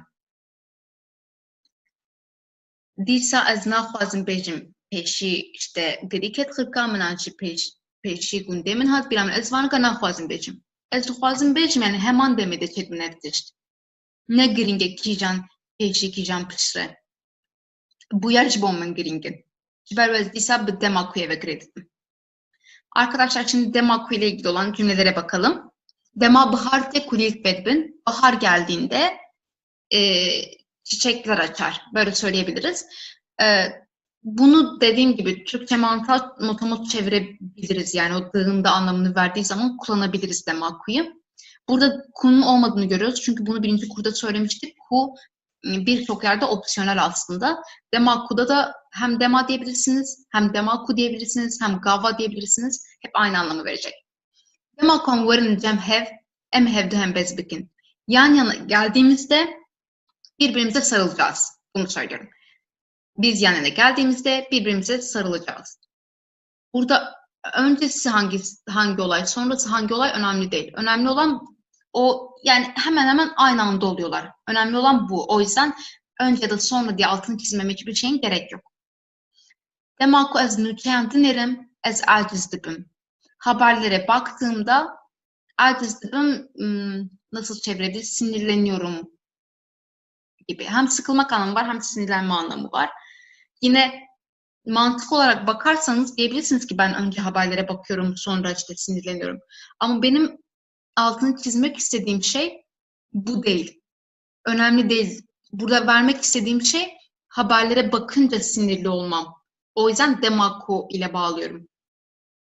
Bunu böyle de çevirebilirsiniz. Demaku'nun trendlerim yani haberlere baktığımda ya da haberlere baktığım zaman. Bu da direkt motomot çevresi oluyor zaten. Demaku ezden gidiyaho dibizim, ez pirkev hoş dibim. Annemin sesini duyduğum zaman ya da annemin sesini duyduğumda çok mutlu oluyorum. Dema gündeminde debilamın, köyüm aklıma geldiğinde Gridike ve Kırkamın. Boğazım düğümleniyor gibi düşünebilirsiniz bunu. Gridike ve Kırkamın bu bir idiom, deyim yani. Boğazım düğümleniyor. Buna benziyor anlam olarak. Yine benim için önemli olan işte önce köy mü aklıma geliyor, sonra mı boğazım düğümleniyor? Bu değil kesinlikle. Aynı anda olması. O yüzden bunları Demakku ile birbirine bağlıyorum. Em nihacı hindariye xwe binêrin, hevalno dibe hindariyede em ê bi du şeklan em ê hevokên xwe saz bikin. Bi berî ku ye û bi piştî ku ye. Em binêrin û jî pêçî bi xwe bifikirin. Ez ê sparteka xwe çêkim, îpûcekê pişt re, ez ê li fîlmekê temaşe bikim. Em ê bi her du şeklan jî çêkin. Nihan bir yar bidin, ya yekem ev ne olsa Spartaka çêkirina Spartakan, ya duyem çi ye temaşekirina fîlmê. Nixwaz karim bêjim piştî yekem duyemtê, an jî berî duyem yekemtê. Em ê bi her du şeklan jî çêkin, em binêrin. Piştî ku ez Spartaka xwe çêkim, ez ê li fîlmekê temaşe bikim. Bereva jî vê hevokê çi ye valino nixwe wek mantık berî ku ez fîlmekî temaşe bikim, ez ê Spartaka xwe çêkim. Ne wisa? Berî ku ez fîlmekî temaşe bikim, ez ê Spartaka xwe çêkim. Niha bi heman şeklê em ê vê jî çêkin. Em ê bexdanûsan biçînin ya yekem û em ê wan bifroşin ya duyem. Piştî yekem duyem tê, berî duyem yekem tê. Nixwe em dikarin çawa bêjin? Piştî ku em bexdanûsan biçînin, em ê wan bifroşin. Piştî yekem duyem hat. Niha jî em ê bêjin berî em wan bifroşin, em ê biçînin. Berî ku em bexdanûsan bifroşin, em ê wan biçînin. Di hevoka din de jî havîn dibe, hewa zaf germ dibe. Ez naxwazim binê evkê xêz bikim pêşî havîn tê an piştrekê ez naxwazim binê vê xêz bikim. Ez dixwazim çi bêjim? Germbûna hewayê bi havînê çê dibe. Nexwazê çi bikim? Ez ê bi Demakuyê ve bi hevdûrekirê bidim. Dema ku havîn dibe, hewa zaf germ dibe. Ancak ez karim bêjim dema havîn dibe, hewa zaf germ dibe. Ancak gava havîn dibe, hewa zaf germ dibe. Hemen işte. Arkadaşlar, bu cümleleri her iki yolla da birleştirdik örneklerde, bugünkü alıştırmamızda. Bir de Türkçe olarak özet geçelim. Ez ê Spartaka xwe çêkim, ödevlerimi yapacağım. Birinci olay. Pişt ez ê filmekî temaşe bikim. Sonra bir film izleyeceğim. Şimdi birincisi ödev yapmak, ikincisi film izlemek. O zaman ben bunu nasıl söyleyebilirim? Ödevlerimi yaptıktan sonra film izleyeceğim ya da film izlemeden önce ödevlerimi yapacağım. Her iki şekilde de yaptık. Her iki şekilde de oluşturduk. Pişt ez Spartaka xwe çêkim, ez ê li filmekî temaşe bikim. Ödevimi yaptıktan sonra film izleyeceğim. Berî ku ez li filmekî temaşe bikim, ez ê Spartaka xwe çêkim. Bir film izlemeden önce ödevimi yapacağım. Aynı şekilde oluşturduk. Şimdi aynı şekilde ikinci cümleye bakalım. Em ê bexdanûsan biçînin, maydanozları biçeceğiz, biçmek. O em ê wan bifroşin ve onları satacağız. Şimdi önce maydanozları biçiyoruz. Daha sonra da onları satıyoruz. Birincisi biçmek, ikincisi satmak. Birden sonra iki geliyor. İkiden önce biri geliyor. Şimdi bunu cümleye döküyoruz artık. Piştikan bağlanırsan biçinin maydanozları biçtikten sonra em ê wan bifroşin, onları satacağız. Berî ku em bağlanırsan bifroşin, maydanozları satmadan önce em ê wan biçinin, onları biçeceğiz demiş oluyoruz. Son örneğimiz havîn germ dibe, havîn dibe, heva zav germ dibe. Yaz oluyor, hava çok sıcak oluyor. Şimdi burada benim için yani anlam olarak ben şeyi söylemem değil mi yani? Önce yaz gelecek, sonra hava ısınacak. Benim için önemli olan bu değil. Benim burada altını çizdiğim şey havanın ısınmasının yaz ile birlikte olması, yazın gelmesiyle olması. O yüzden beriku ya da piştiku demiyorum. Ne diyorum? İşte yaz geldiğinde havalar ısınıyor ya da yaz geldiği zaman havalar ısınır. Bunu söylüyorum. Demaku havin dibe, hava zart geldi be. Hava çok ısınıyor. Heli hevalin heca em hatin daviya vanaya xwe. Ev vane hinek vane ki usa hurguli bu em ede metiştem bingehin me çareser kır nahace em hurguliyan dinerin. Hava kendirecem sazdıkın. Hevi dikim suda var bu. Arkadaşlar dersimizin sonuna geldik ve bu dersimizde böyle biraz uzun cümleler kurmayı öğrendik. Yani çok gramer gibi değildi de biraz ayrıntıya inmek gibiydi. İkinci kurun getirdiği bir şey olarak, bir getiri olarak. Bir dahaki dersimiz yine haftaya Perşembe günü olacak. O zamana kadar kendinize iyi bakın arkadaşlar. Eğer bunlarda sıkıntı çekiyorsanız, örneğin gelecek zamanda ya da şimdiki zamanda, geniş zamanda bunlarla ilgili çok ayrıntılı derslere zaten birinci kur derslerinden ulaşabilirsiniz. Onu da hatırlatmış olalım. İyi günler arkadaşlar.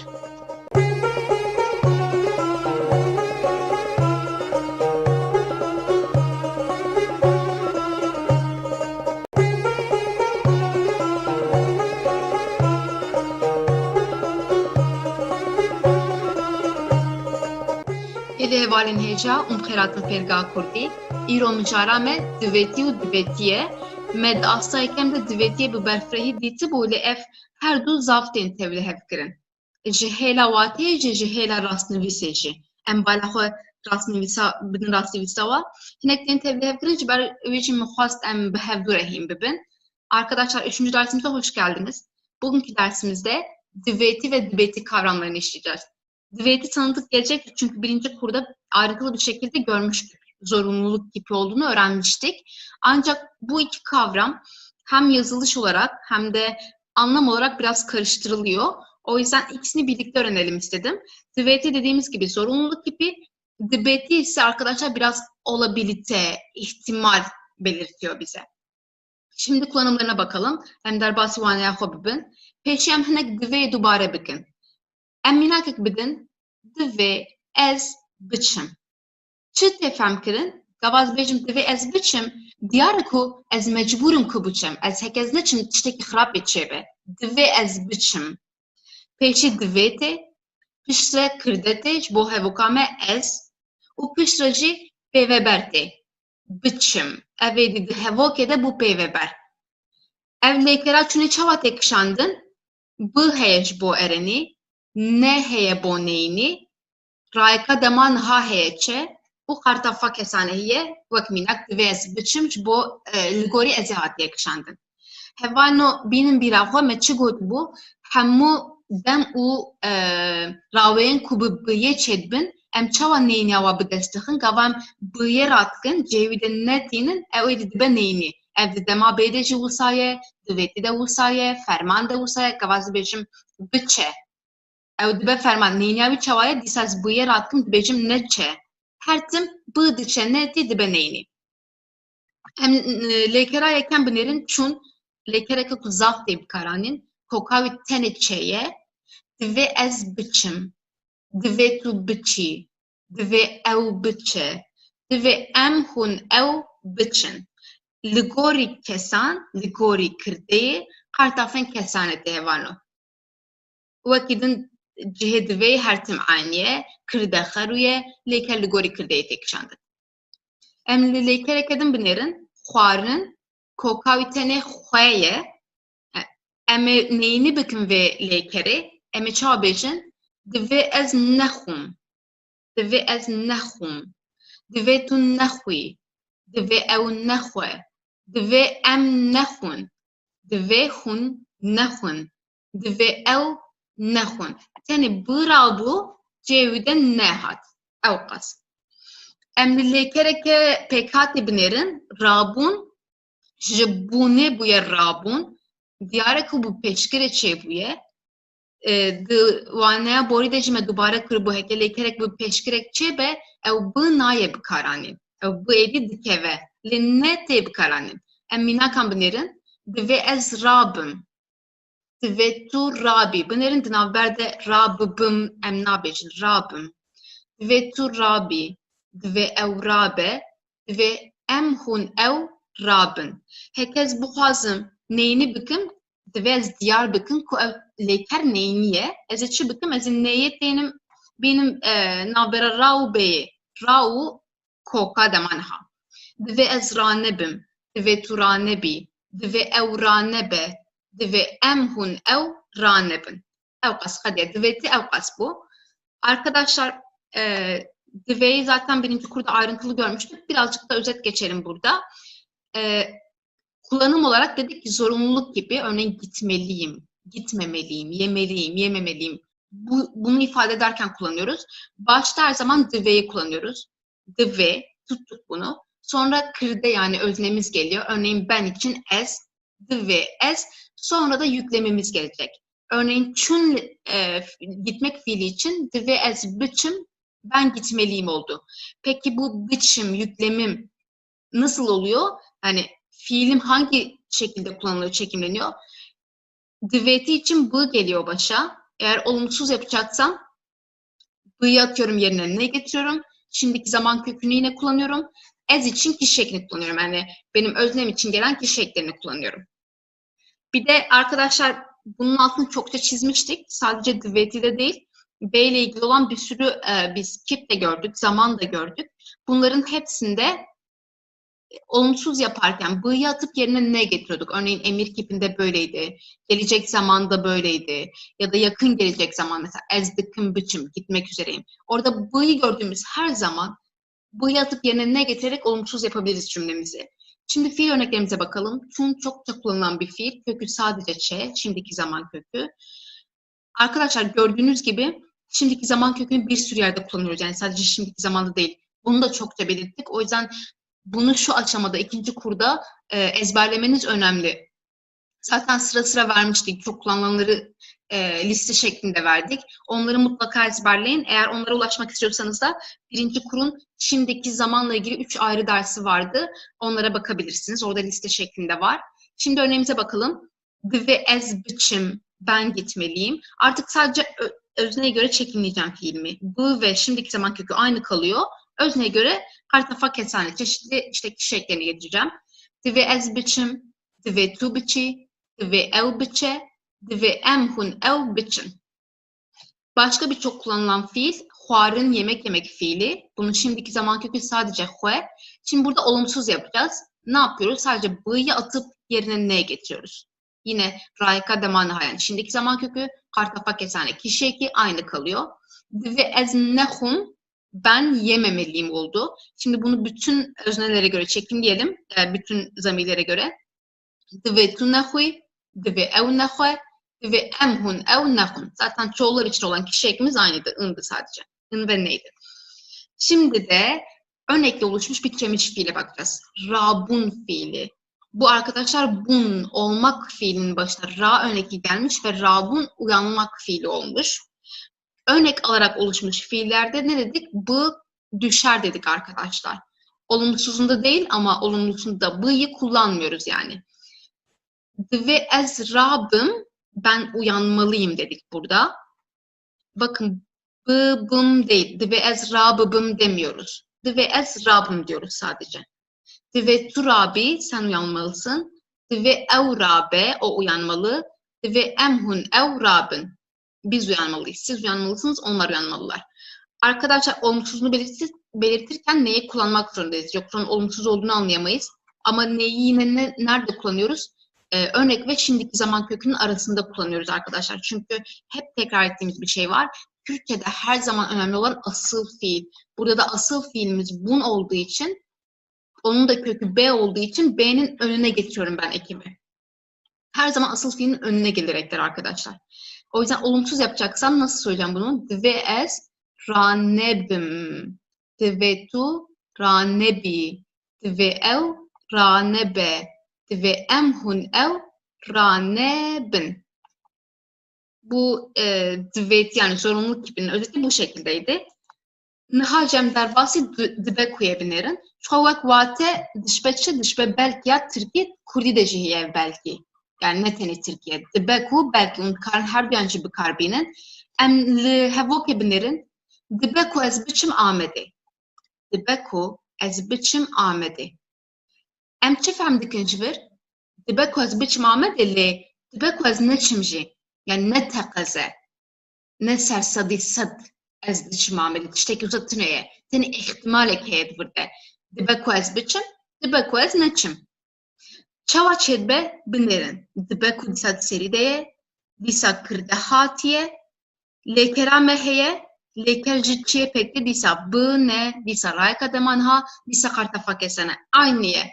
Eşkur femdikim ne diveyedi dibe ku. Dibe kuye femdikim ku burada ihtimaleke.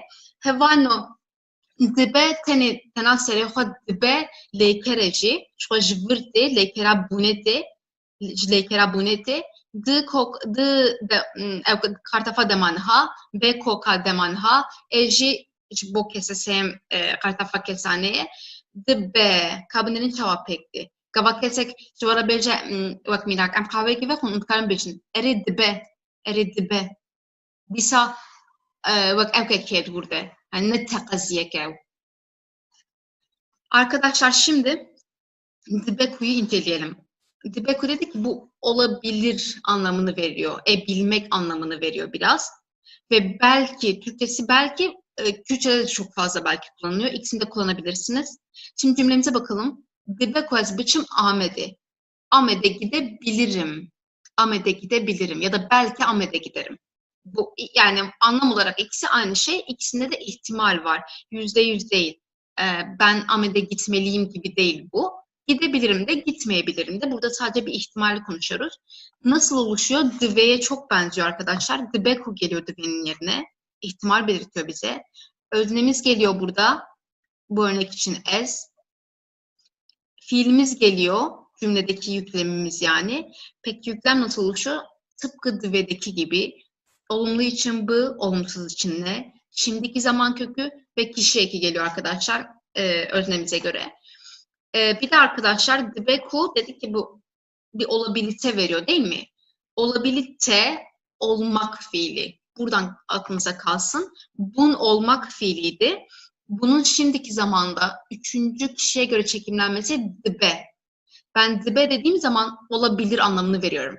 Örneğin biri size bir şey teklif ettiğinde dibe ederseniz olabilir. Bu anlama geliyor. Aslında dibeku da biraz buradan geliyor. Yani o olabiliteyi veriyor bize. Bunun şimdiki zaman kökünün B olduğunu söyledik. D şimdiki zaman eki. Ise üçüncü kişiye göre kişi eki.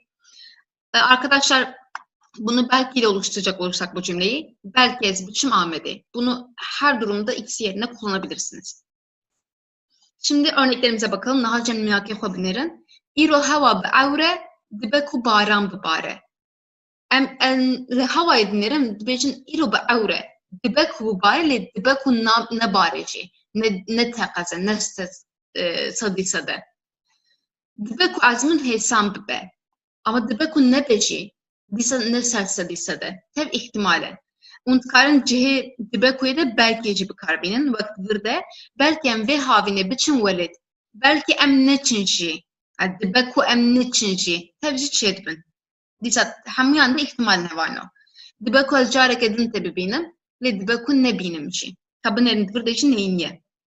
Dibeku em ne çin meyvandariye. Le dibeku biçinci.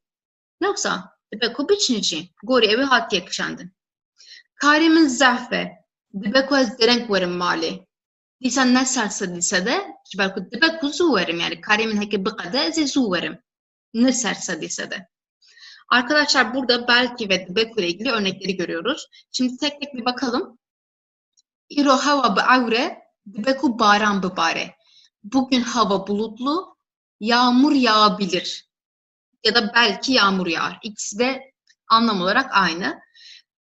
Ben havaya bakıp yağmurun yağma olasılığının yüksek olduğunu biliyorum ama hala bir ihtimal. Ben hala yağmurun yağdığını görmüyorum. Belki diyorum, belki yağar ama belki de yağmaz. Yani %100 bir kesinlik yok. Dibeku azmin hesam bibe. Sınav kolay olabilir. Kolay olabilir de ama olmayabilir de. Bu bir sadece öngörü, bu bir kesinlik değil. O yüzden dibeku'yu kullanıyorum. Bunun yerine belki de kullanabilirsiniz. Belki azmin hesam bibe. Böyle de diyebilirsiniz. Belki ve havine biçim veled. Bu yaz memlekete gidebiliriz. Ama gitmeyebiliriz de. Yine sadece bir ihtimal. Dibeku ez carek edin de ne binim. Belki seni bir daha görmem. Yine bu sadece bir ihtimal. Ve burada olumsuz halini görüyoruz. Ditin görmek fiilinin şimdiki zaman kökü bin. Arkadaşlar bu bin olacak şapkalı. Ne binim. Bin şimdiki zaman kökü Olumsuz yaptık, ne getirdik başına? Ise kişiye ki ez için. Dibe ku ev ne için meyvandariye? Onlar meyvan misafirdi. Meyvandari misafirlik oldu artık. Onlar misafirliğe gitmeyebilir ya da belki onlar misafirliğe gitmezler belki de kullanırsam. Ama gidebilir de yine hep ihtimal var burada. Karemin zarfe, işim çok. Dibe ku ez deren koyarım mali. Eve geç gelebilirim ya da belki kullanacaksam belki ez deren koyarım mali. Belki eve geç gelirim. Yine hepsinde ihtimal var. Hem de metn ekibinlerin ev metna himkereye çünkü burada rupeleji dibinin karinleji binlerin. Divre duke sene felatu sinem eminaha bıkarana dibe ku belki binlerin hevalno. Peşem binerin felat beje sinem yepiş dizaninge hiç çibiki vakit tuji dizani ezebibim parezer. Eze sağla peşin staçe bikim. Dibe ku ez pişti ve dest bir lisansa bilind bikim. Tuye çibiki kabnerin. Dibe ku ez pişti ve dest bir lisansa bilind bikim. Le dibe ku ne kimci. Ne sersadıysa der. İhtimal edifirde. Ez kari rojname geriye bikim. Dibe ku ez televizyoneki de bixabitim. Disem dibe ku yedibinin. Le dibe ku ez nexabitim. Ev ne teqaziye. İhtimal heyci. Ez duxwazim ji bo televizyonan nûçegihaniye bikim. Xwestekekiye li gorî wî xwestekî îhtimalekiye ji bo felatê. Tu yê li Îstanbolê bimînî? Nizanim dibe ku ez biçim Amedê. Çixwe ev nizanim hinek îpucu jî dide me. Nizanim dibe ku biçim dibe ku ne çim jî ne diyare yani îhtimale ji bo me. Belki ez jî li Amedê bixebitim. Kabnerin. Belki ez jî li Amedê bixebitim. Belki nexebitim jî. Belki nexebitim jî tene ihtimale. Felatçı dibece başı. Arkadaşlar burada Hinter'den aldığım bir metin var. Sayfa sayısı 55. 2. kurun 55. sayfası. Siz de bakabilirsiniz isterseniz. Burada dibeku ve belki'nin kullanıldığı cümleler var. Şimdi hep birlikte biraz bakalım. Sinem ki pişti zanige çıbiki. Diyor ki bu tipik bir gelecek zaman cümlesi. Üniversiteden sonra ne yapacaksın diyor. Bakın yine böyle oluşmuş. Gelecek zaman çünkü. Vakit tuji dizani ezebibim parezer. Senin de bildiğin gibi, bakın bu bir kalıp, bunu ezberleyebilirsiniz. Vakit tuji dizani, senin de bildiğin gibi, senin de bildiğin üzere. Ezebibim parezer. Yine bir gelecek zaman cümlesi görüyoruz. Ben avukat olacağım. Eze sağla peşin staj yapıyorum. İlk sene sağla peşin staj yapacakmış. Dibeku ez piştivi des bir lisansa bilind bikim. Belki ondan sonra piştivi lisansa bilind yüksek lisans arkadaşlar. Yüksek lisans yaparım. Diyor ki ondan sonra yüksek lisans yapabilirim diyor. Yine bir ihtimalden bahsediyor. Bir kesinlik yok. Arkadaşlar yüksek lisans yapmalıyım deseydi Sinem nasıl söyleyecekti bunu? Sadece dibeku'yu kaldırıp yerine dive getireceğiz. Dive ez piştivi des bir lisansa bilind bikim. Ondan sonra yüksek lisansa başlamak zorundayım demiş oldu burada. Diye çibiki sen ne yapacaksın? Ezekari rozname geriye bikim. Ben gazetecilik yapacağım. Dibeku ez de televizyon ekide bixabitim. Dibeku ez de televizyon ekide bixabitim. Diyor ki bir televizyonda çalışabilirim. Çalışabilirim. Ez duxwazim ji bo televizyonan nûçeganiye bikim. Ben televizyonlar için muhabirlik yapmak istiyorum diyor. Bakın burada bir isteği var ve ona göre bir ihtimalden bahsediyor. Bu isteği doğrultusunda. Tüyeli İstanbul mini. Yine bir gelecek zaman cümlesi görüyoruz. İstanbul'da mı kalacaksın? Bu man fiilinin şimdiki zaman kökü sadece mindi. Bimini, tuye bimini gelecek zaman cümlesi kurduk. Nizanım. Bilmiyorum. Arkadaşlar şimdi size bir şey hatırlatayım. Birinci kurda bunu görmüştük. Normalde geniş zaman ve şimdiki zaman yanıtı kullanılan yerlerde ez dişim gidiyorum, ez naçım gitmiyorum. Hep nail olumsuzluk yapıyorduk. Sadece iki fiil vardı nı ile olan. Bunlardan biri zanim yani bilmek fiiliydi. Örneğin bunun olumlusu zanım, olumsuzu nizanım. Diğeri ise karim yani yapabilmek fiiliydi. Dıkarım yapabilirim, nıkarım yapamam. Onda bir bilgisini verelim. Dibeku ez biçim Ahmet'e. Ahmet'e gidebilirim. Eğer zorunluluk olsaydı yine burada nasıl diyecektik? Divê ez biçim Amed'e. O diveden ben anlayacaktım ki ben Amed'e gitmeliyim, gitmek zorundayım. Bir zorunluluk var orada. Belki ez jili Amed'e bixabitim. Belki ben de Ahmet'te çalışırım. Başı. İyi diyor. Divê an dibekû nihayê her can bînin ba hevdû. Em du heb mînakên wek hev binêrin. Divê ez biçim zanîngehê. Dibe ku ez biçim zanîngehê. Li her du mînakan binêrin. Cuda hiç ye. Divê ez biçim, dibe ku ez biçim. Divê ez biçim zanîngehê de sel sedî sed teqeziyek heye. Teqez divê ez biçim yani ihtimali ki din bo min tune ye. Divê teqez ez biçim. Dibe ku de ya hevoka duyan de dibe ku ez biçim zanîngehê divê de ihtimal heye. Dibe ku biçim, dibe ku ne çimşi. Ne teqezi tune ye divê de. Arkadaşlar şimdi ikisinin yan yana olduğu aynı cümleyi görüyoruz. Biri dive ile oluşturulmuş, biri dibeku ile. Karşılaştıralım. Dive ez biçim zanîngehê, üniversiteye gitmeliyim. Dibeku ez biçim zanîngehê, üniversiteye gidebilirim. Dive ve dibeku bu tek cümlenin anlamını değiştiriyor. İki anlam veriyor bize. Dive ile kullandığım cümlede kesinlik var. Takas kesin demek ya bir kesinlik var. %100 var. Dive ez biçim kesin gitmeliyim. Dibeku ikinci cümlede Dibeku ez biçim zanîngehê yani üniversiteye gidebilirim ama gitmeyebilirim de bir ihtimal var. İhtimal ekeydi burada. Yani %50 ihtimal gidebilirim de gitmeyebilirim de. İkisinin yazılışına da bakın arkadaşlar. Dive şapkalı Dibeku şapkasız Yani ikisi çok karıştırılıyor. Dibeku yazan çok var ama Dibeku bu dibe Bu da dive Yani biri şapkalı, biri şapkasız. Yazılışını birbirine karıştırmayın o yüzden. Bir de dive ku diyen var. Mesela ku'yu dive ile birleştiren var. Yok arkadaşlar. Dive tek başına, dive ku birlikte. Yani yazılış olarak, doğru yazmak olarak buna dikkat edin. Anlam olarak da dediğim gibi dive'de kesinlik var. Dive ku'da bir ihtimal var. Nihacem derbasi hindariya xwe bibin. Virde hevok hene em li gorî kevanekê vaneka biguherînin. Serê min dêşe ez ê biçim nexweşxaneyê. Em ê vê hevokê bi divêtiyê dîsa saz bikin. Serê min dêşe tamam. Nihazê divê bikarbîne. Divê dihat serê. Ve ez biçim nexweşxaneyê. Arkadaşlar Serem'in değişe başım ağrıyor. Diyeceğiz ki işte hastaneye gideceğim diyor. Bunu divet yani zorunluluk kipiyle oluşturacağız. Ne diyeceğiz?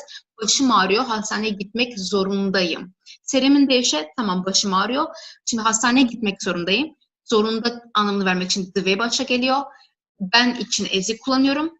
Fiilimi kullanıyorum. Biçim yine bu ile oluşturdum. Şurada gelecek zaman cümlesi ama bu gelecek zaman cümlesi değil. O yüzden kullanmayın burada. Ve ez biçim nexweşxaneyê. Hastaneye gitmek zorundayım. Bir de arkadaşlar kafanızı karıştırmak istemiyorum ama Türkçe'de bazen nesnenin sona geldiğini görüyorsunuz. Bunun üstüne belki ileride ayrı bir ders yaparız. Bu çok böyle kitaplarda yer almayan bir kural. Şöyle söyleyeyim. Pozisyon olarak yer değiştirdiğimiz fiillerde genelde o dolaylı tümleç, Türkçedeki dolaylı tümleçe karşılık gelen kavram sona gidiyor. Örneğin çün gitmek fiili. Hatin gelmek fiili. Bakın bir yerden bir yere geliyoruz. Pozisyon değiştiriyoruz. Es hatin mali. O yüzden o mali sona gidiyor. Ya da ketin düşmek fiili. Es ketim erdi. Ben yere düştüm. Pozisyon değiştirdiğimiz fiillerde o dolaylı tümleç hep sona gidiyor arkadaşlar. Bu da dediğim gibi yani kitaplarda bulmayacağınız bir özellik.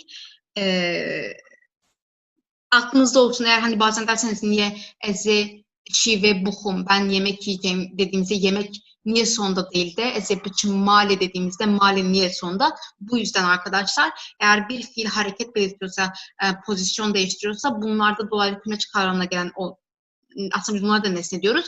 En arkaya gidiyor, cümlenin sonuna gidiyor. Ceyran Tüne'ye elektrikler yok. Dibecin hatta var için naye. Akşama kadar işte gelmeyeceğini söylüyorlar. Ama ve hevoki bir dibekuye çekinç. Berko cuvateci diyarı dibecin hatta var için naye ile takaz nizanı tenevulsa dibecin. Burada bir aslında bunun cümleden bunun bir ihtimal olduğunu zaten anlıyoruz. Akşama kadar gelmeyeceğini söylüyorlar ama bu kesinlik değil. Akşama kadar gelmeyecek demiyorlar yani. Yani orada bir ihtimal var sadece. Bunu dibeku ile oluşturacağız. Emi çava beşin ceyran tüneye dibeku hatta evareji neyi?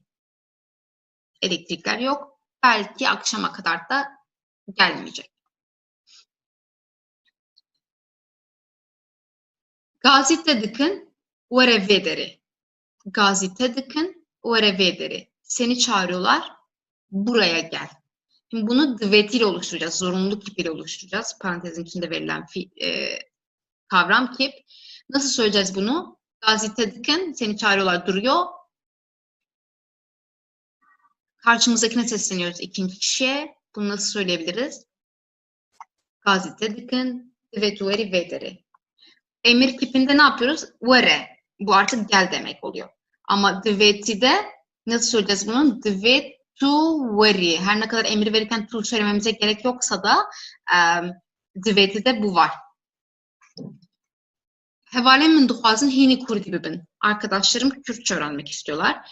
Ev de fikrin kubiçin enstitüye kurdi. Onlar Kürt enstitüsüne gitmeyi düşünüyorlar. Şimdi zaten düşünüyorlar. Buradan aslında bir kesinlik olmadığını anlıyoruz. Enfem dikin ku dvile takazitüne ihtimal ki. Nexuame çava bejin hatta vederi bi heman şekli dimine yadında emi edi şu diyar emi dibe kuy bu karbinin. Hevale min duhazın hini kurdi bibin. Dveku ev bütün enstitüye kurdi. Zaten burada düşünüyorlardan onun ihtimal olduğunu anlıyoruz. Arkadaşlarım Kürtçe öğrenmek istiyor. Onlar Kürt enstitüsüne gidebilirler. Yani, ya da şey edebiliriz. Belki ev bütün enstitüye kurdi. Belki Kürt enstitüsüne giderler. Bu şekilde de kullanabiliriz. Gele varin heja em hatin davya vaneye xwe. Vaneye ke xweç bu yani jana rojane de ev mücazat tepkayan uzav derdi ke ve peşame. Şber ve şimdi fasem hevdu her duyan sarru bikin u him bibin. Hatta vaneye ke din xwe baş binerin bu hatire ve arkadaşlar dersimizin sonuna geldik. Bu kolay bir dersti. Zaten yarısını daha önceki burada görmüştük. Ancak dediğim gibi bu ders bunu ayrı olarak ders gibi işlememizin nedeni ikisinin çok fazla karıştırılıyor olması ve günlük hayatta çok fazla kullanılıyor olması. Umarım siz de artık ikisinin ayırdığına varabilirsiniz. Farkını öğrenmişsinizdir. Bir dahaki dersimize kadar görüşürüz. Kendinize iyi bakın arkadaşlar. Hoşçakalın.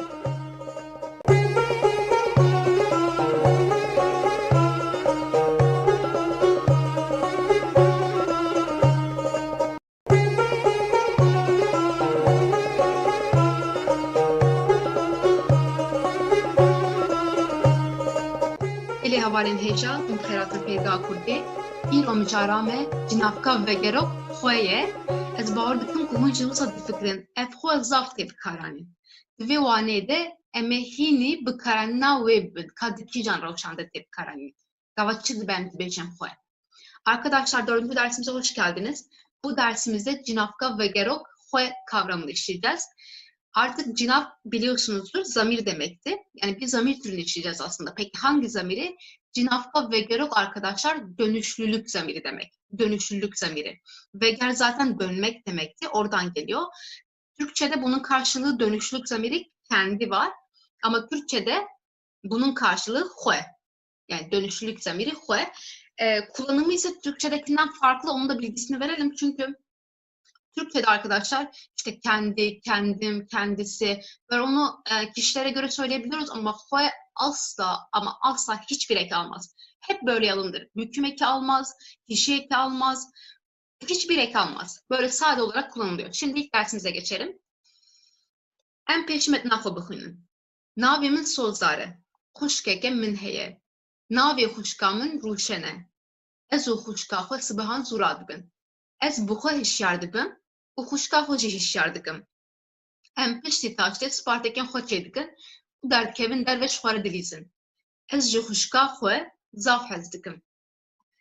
Arkadaşlar burada bir metin var ve burada xwe'nin farklı farklı kullanımları var. Yani hepsi aynı kullanım değil.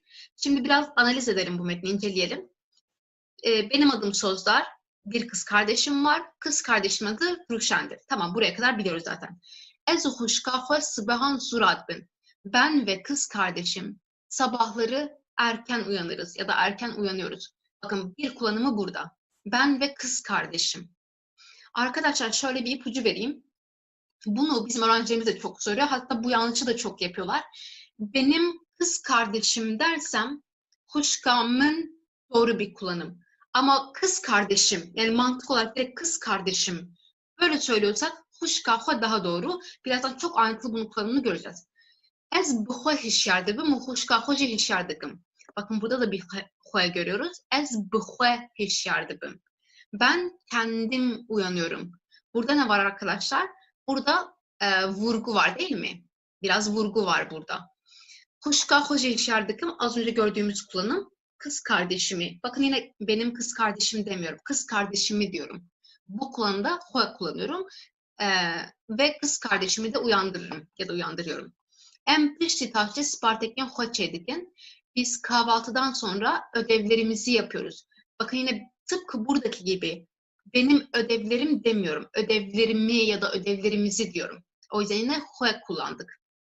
U derkevin der ve çıpar dilizin. Bu da Türkçe'de olmayan bir kullanım ve dışarı çıkıyoruz. Kendimize oynuyoruz. Aslında bunu motomot çevirsek böyle. Zaten bu Türkiye'de de çok fazla tiye alınan bir konu. Kendime gidiyorum, kendime çalışıyorum, kendime geliyorum. Ama arkadaşlar Kürtçenin mantığında bu var. Yani çünkü dillerin mantıkları birbirinden farklıdır. Tabii ki doğrudan Türkçe'ye çevirince ya da Kürtçe düşünüp Türkçe söyleyince böyle şeyler olabiliyor ama dediğim gibi yine bunun bir temele dayanan bir konu. Böyle bir kullanım Kürtçe mantığında var. Yani kendimize oynuyoruz, böyle kendi halimizde oynuyoruz gibi belki düşünebilirsiniz. Ez ji huşka xwe zafez dikim. Yine tıpkı şuradaki kullanım. Ben kız kardeşimi çok seviyorum. Yine benim kız kardeşim demiyorum. Kız kardeşimi diyorum. Bunları tek tek açıklayacağız bu gramerlerine göre analiz ederek. Em li pêşî rewşa yekem binêrin. Bireser û kirde heman kes bin. Ango bireser vegere li ser kirdeyê, cînavka vegerok xwe tê bikaranên. Çi dibêje di vir de hevanû? Dibêje bireser û kirde yek kes bin, heman kes bin. Yani keseke duyem tune ye. Tenek yek kes heye. Em mînaka ve derê binirin. Ez xwe dibînim. Kabinêrin ez xwe dibînim. Ez û xwe di vir de heman kesin. Kesek te ne heye. Keseke duyem tune ye. Her du jî ev kesin. Ji ber wê em cînavka vegerok xwe bikartînin. Ez xwe nabînim, dîsa neyniya wê heman kesin ez xwe bikartînim. Tu xwe dibînî, dîsa heman kesin. Tu xwe yani her du jî kesan jî kesa duyemin. Kesekî ku hemberî me wek numune. Ji ber wî em dîsa dikarin bikarbînin. Tu min dibînî. Di vir de em êdî xwe nikarin bikarbînin hevarno. Ji ber ku ev kesa duyeme, an jî kesê duyeme. Ev jî kesa yekem, an jî kesê yekeme. Du kes hene di vir de ne kesek. Ji ber wê em êdî nikarin di vir de xweyê bikarbînin. Arkadaşlar birinci durum rewşa yekemde diyor ki bireser û kirde heman kesbin. Yani nesne ve özne aynı kişi ise, yani nesne tekrar özneye dönerse, özneyi işaret ederse bize bu dönüşlülük zamiri xwe kullanılıyor. Şu örneğe bakalım bir. Ez xwe dibînim. Ben kendimi görüyorum. Bakın burada ben dediğim kişi ve kendim diye kastettiğim kişi aynı kişiler. Yani toplamda bir kişi var burada, iki kişi yok. Yani özne ve nesne aynı kişiyi gösteriyor. O yüzden burada xwe kullanıyoruz. Dediğim gibi belki Türkçesini düşününce evet Türkçe'de de ben kendimi diyorum ama xwe ile Türkçedeki kendi biraz kullanım olarak birbirinden farklı. O yüzden öyle düşünmeyelim. Şuradaki örneklere de bakalım. Ez xwe nabînim. Ben kendimi görmüyorum. Yine aynı şekilde tek bir kişi var. Tu xwe dibînî. Sen kendini görüyor musun? Bakın burada da aynı kişiler. Yani ikinci tekil kişi var her iki durumda da. O yüzden yine xwe kullandım nesne yerine. Üçüncü örnekte tu min dibînî. Burada arkadaşlar sen beni görüyorsun. Bakın sen ve ben farklı kişiler. Artık burada iki kişi var. O yüzden ben burada artık xwe'yi kullanmıyorum. Belli hevanı. Nihacı emverin revşad biyem. Dibêje çi bireser tekildarê kirdeyê be cînavka vegerok xwe tê bikaranîn. Ev hevok hevokekî giring e bireser tekildarê kirdeyê be. Yani alaka wî bi kirdeyê ve hebe em dîsa xweyê bikartînin. Wek em mînakeyan kem binirin ez destên xwe dişom. Ev destên kî ne hevalno? Tekildar yani alaka wî bi kî ye? Dîsa bi ezê heye newsa ev destên heman kesê ne tekildarin. Ji ber wê jî divê ez vir de xweyê bikarbînim. Ez êdî nikarim bêjim ez destên min dişom. Ji ber ku ew destên min in Ez divê têkildarin, ez divê dîtbir de xweyê bikarbînim. Em mînakên min binêrin, ez Spartaka xwe çê dikim. Dîsa Sparteka min e, bi min re têkildar e. Ji ber wî jî divê ez bir de xweyê bikarbînim. Ez nikarim bêjim ez Sparteka min çê dikim. Ev êdî şaş e. Ji ber ku Spartek yani Sparteka min e çi xwe, hewce tune ez vir de car din bêjim min.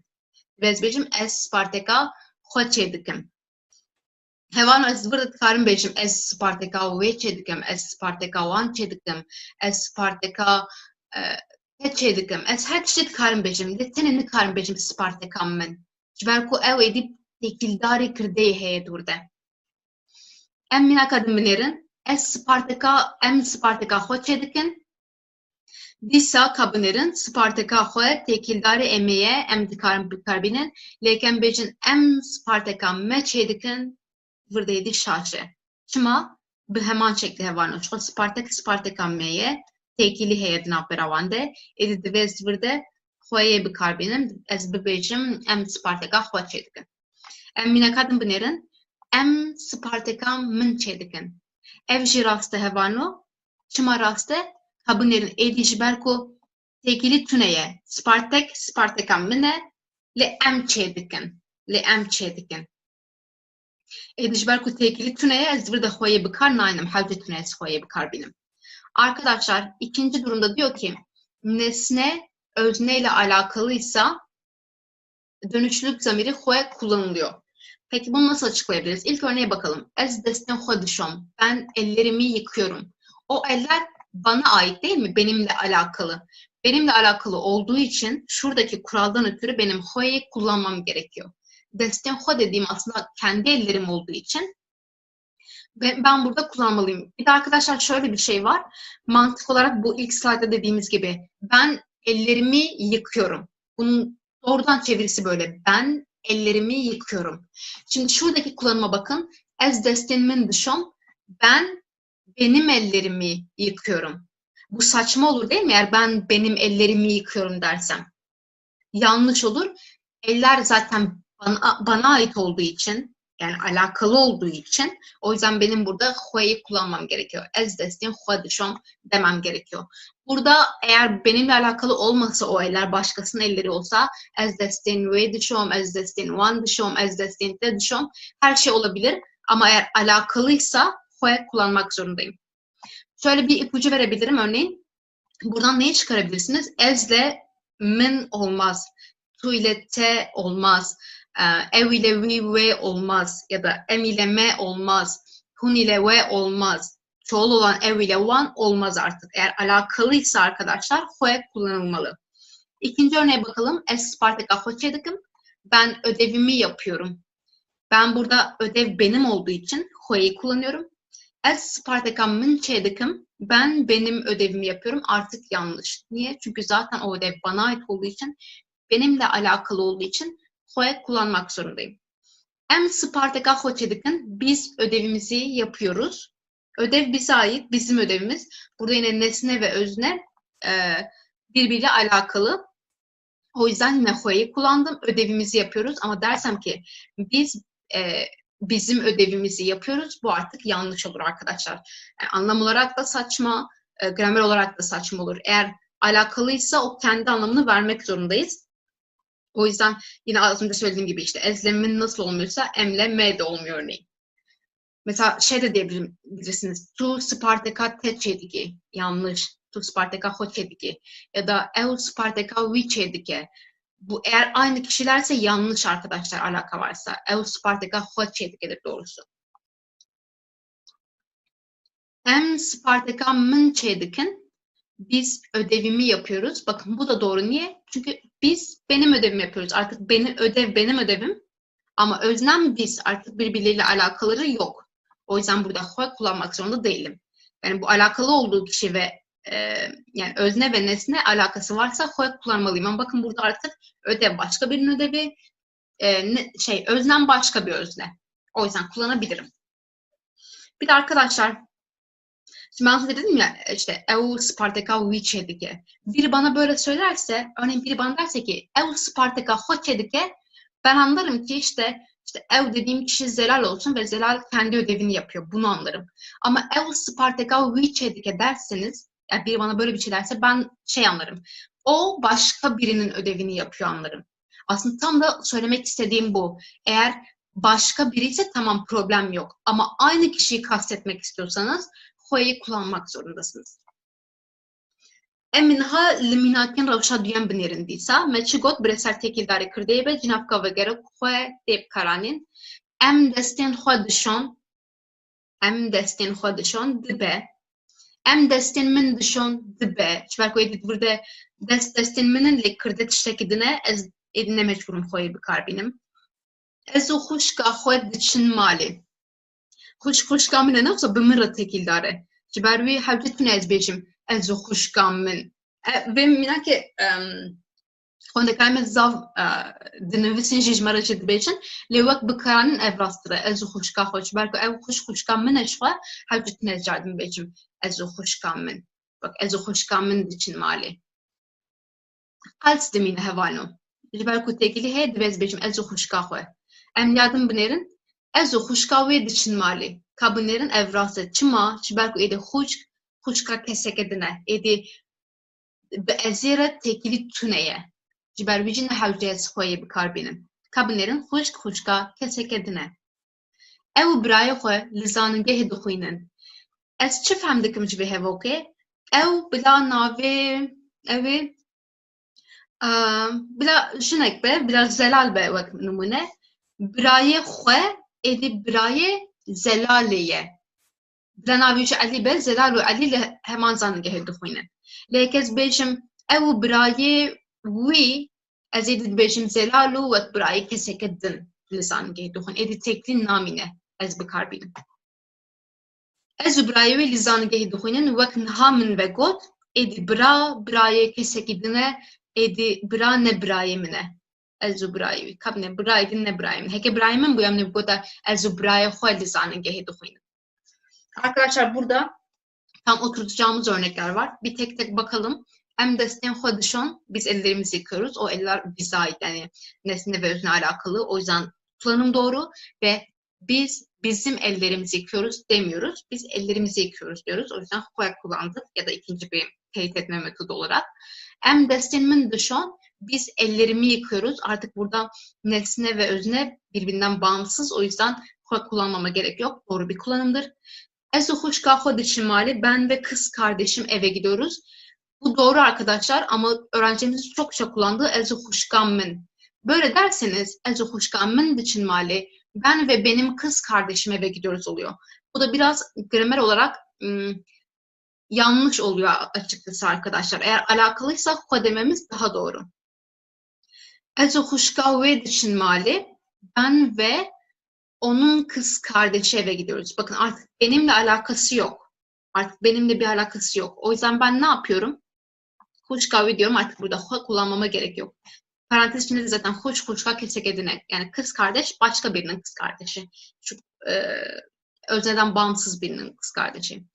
Ew û birayê xwe li zanîngehê dixwînin. O ve erkek kardeşi üniversitede okuyorlar. Ben bu xwe'den anlıyorum ki erkek kardeş o dediğim kişinin erkek kardeşi. Ama bir alttaki örnekte ez û birayê wî li zanîngehê dixwînin. Ben ve onun kardeşi üniversitede okuyoruz. Bakın artık ez û birayê xwe diyemem. Ben ve kardeşim diyemem. Buradan ne anlıyorum? Erkek kardeş başka birinin erkek kardeşi. Artık alaka yok birbiri arasında. Em niha li rewşa sêyan binêrin ji bo kirpandina kirdeyê cînavka vegero xwe tê bikaranîn. Kirpandin hevano hem watê min peyvê li vir hene hûn jî dikarin binêrin. Em li mînaka binêrin ez bi xwe wisa difikirim. Ez çi dikim di birde? Ez ê xurt dikim. Ez bi xwe wisa difikirim. Ew bi xwe naxwaze were. Dîsa ew ê xurt dikim. Em bi xwe diçin. Dîsa em ê xurt dikim. Hûn bi xwe bi me re xeber nadin. Wek me tiştek nekiriye hûn bi xwe xeber nadin. Ez tenê dikarim bêjim hûn bi me re xeber nadin. Lê heke ez bêjim hûn bi xwe bi me re xeber nadin, ez dûr de êdî bi nêwî xêz dikim. Dikirpînim hevano. Dikirpînim êdî. Arkadaşlar üçüncü durum ise ji bo kirpandina kirdeyê öznenin vurgulanması için dönüşlük zamiri kendi kullanılır arkadaşlar. Örneklere bakalım. Yani vurgu yapmak için kullanıyoruz. Ez bu fikrim. Ben kendim böyle düşünüyorum. Ben kendim düşünüyorum. Bakın beni böyle şey yaptım, güçlendirdim. Orada vurgu yaptım. Ev bu nahvaze böyle. O kendi gelmek istemiyor. Daha doğrusu Türkçe çevirince o kendisi gelmek istemiyor. Yine onu ne yaptım ben? Vurguladım değil mi? Altını çizdim. En bu için biz kendimiz gidiyoruz. Yani böyle başka biri değil. Biz kendimiz gidiyoruz. Yine kuvvetlendirdim arkadaşlar burada. Hum bu haber nadın. Siz kendiniz bizimle konuşmuyorsunuz. Yani biz bir şey yapmadık ama siz kendiniz konuşmuyorsunuz. Yine ne yapıyorum burada? Vurguluyorum arkadaşlar. Kan nişe xobnerin di kurmancı de cinafka ve gerok xwe her tim xariye. Jiber ku qartafan da wan kesane her wekî di nagre zayen de mejeri jî diyar nake. Arkadaşlar diyor ki bu notta Türkçe'de kurmancı de dönüşlük zamiri olan xwe her zaman yalın haldedir. Hiçbir ek almadığı için işte büküm eki, kişi eki ve benzeri ekler almadığı için cinsiyeti ve sayıyı da belli etmez arkadaşlar. Biz xwe'ye bakarak cinsiyet ya da işte tekillik çoğulluğu anlayamayız. Örneklerine bakalım. Numuneyen bunların. Zilan xwe dibine, divir de xwe êdî mêye ne usta zilan çocune êdî mêye. Lekez bêjim elî xwe dibine hewcetine ez qartafek bênim vir lêz fem dikim ku ew êdî bû elî ya mêrem qala mêrekî dikin êdî. Yani zayen nêre êdî. An jî heke zarok xwe dibînin divir de ji vê nefam dikim ku pirjmarin ne usta kabûnerin. Her tim xwe, her tim xwariye lê yek de mê bû, yekî de nêr bû, diya dawî de jî pirjmar bû. Arkadaşlar Zilan kendini görüyor, Ali kendini görüyor, çocuklar kendilerini görüyorlar. Hepsinde tek xwe kullandım, hiçbir eklemedim. Ama neyden anlıyorum? Cümlenin kendisinden, örneğin işte Zilan dememden, Ali dememden ya da dibinin dememden, bakın tekil, çoğul ya da dişi her üçünün de yerine kullanılabildiğini görüyorum burada. Hiçbir ek almadan. Normalde neydi? Bizim işte cinsiyet belirten eklerimiz vardı. Ona göre büküm eki getiriyorduk, ona göre vekatandek getiriyorduk ya da tekillik çoğulluğa göre değişiyordu her şey ama bakın hiçbir şey değişmiyor. Xwe'ye asla hiçbir şey eklenmiyor. Unutmuyoruz bunu. İşte burada Türkçeden ayrılıyor. Asla hiçbir ek almıyor. Her zaman yalın halde. Hatta bizim böyle hep tamlama yaparken hani işte birincisi vekatandek, ikincisi tavan diyorduk ya işte diyamın dediğimiz gibi. Ama bakın hep kuşka xwe falan dedik. Asla onu bükmedik, büküme uğratmadık tamlama olmasına rağmen. Nahalcem hindariye binerin dvirde belsif hene em bi hevdira çekindiysa ez limala nokta rudinim. Ez bêjim ez limala min an ez limala xwe. Ez limala min an xwe. Kabûnerin tekildarê ezê. Min tekildarê ezê nabe. Heke tekilî hebe me gotibû divê ez bêjim xwe. Ev ê karên neqedînin. Ev ê karên xwe neqedînin an ev ê karên me neqedînin. Kar karê ki ew giring e. Heke kar karê wan bidîsa vem bêjin ev ê karên xwe neqedînin. Lê heke kar ne karê wan be tekilî tune be vem bêjin ev ê karên xwe ev ê karên me neqedînin hevano. Yani her duce çedbe gori revşe. Arkadaşlar bunu Türkçe açıklayayım. Şimdi onlar ödevlerini işlerini bitirmeyecekler. Şimdi ben burada dersem ki xwe onlar işlerini bitirmeyecekler anlamını veriyorum. Peki neyi anlıyorum? İşin onlara ait olduğunu anlıyorum. Ama ben burada me dersem evet karen me neqedînin onlar bizim işlerimizi bitirmeyecekler anlıyorum. Birinde alaka var. Alaka varsa xwe diyorum.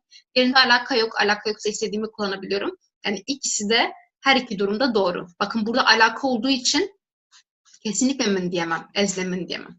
Ama burada olabilir de olmayabilir de. Buna bağlı değişir. Emniyasiyen binerin ezu xuşka diçim beriye ezu xuşka min an ezu xuşka xwe. Kabının hemen şekli tekli heyne olsa ezu min nabe me got nayim bahevdu. Xwe divê çi be? Divê ezu xuşka xwe be. Yine arkadaşlar ben ve kız kardeşim Beri yani böyle o koyun sağmaya giden kadınlar kız kardeş benim kız kardeşim olduğu için, alakalı olduğu için artık hue kullanıyorum arkadaşlar. Ben ve benim kız kardeşim gidiyoruz demiyorum. Ben ve kız kardeşim diyorum. Yani ikinci teyit etme yöntemimiz buydu. O anlamda hue ile veriyorum. Ez u xuşka nokta nokta dişim beriye. Ez u xuşka min an ez u xuşka wê. Çomet got yani teqez ez be min nabet birde. Nexwe çi be? Edi em fem dikin ku xuşka kesek dine. Nexwe ez u xuşka wê. Yine arkadaşlar burada ben ve işte kız kardeş yine gidiyoruz diyorum ama min diyemem. Çünkü eğer benim kız kardeşimse hua demek zorundayım. Böyle bir yani min kesinlikle yanlış. Eğer ben ezo huşkavve dersem ben ve onun kız kardeş demiş oluyorum. Zaten alaka olmadığı için de kullanabiliyorum artık. Emi bihavalin nokta nokta verin daveti. Eçibe emi bihavalin xwere an emi bihavalin mere. Em heye tekili heye em ji vana fem dikin. Bixwe me nabe hevana. Em û me nabe. Tekili hebe divê çi bêjim? Ez bêjim em ê bi hevalên xwe re werin davete. Belê hevalino ev mijar jî wisa bû hêvî dikim bi kêrî we hat hatta waneyekê din li xwe baş binirin. Li xwe muqate bin hevalino xatirê we. Arkadaşlar diğer derste görüşmek üzere. Umarım sizin için de faydalı bir ders olmuştur. Dediğim gibi bu böyle kitaplarda böyle birinci kural, ikinci kural gibi görmeyeceğiniz bir konu. Bu bizim artık biraz tecrübeyle az çok belirlediğimiz şeyler aslında. Çok da yazılı şeyler değil. Umarım sizin de işinize yarar. Belki derse kadar. Hoşça kalın arkadaşlar.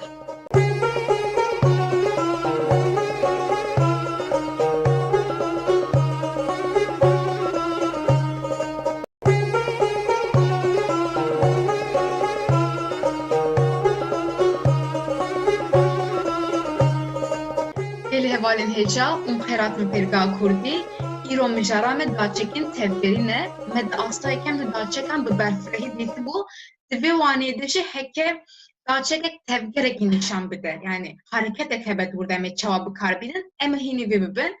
Arkadaşlar 5. dersimize hoş geldiniz. Bugünkü konumuz çok güzel bir konu.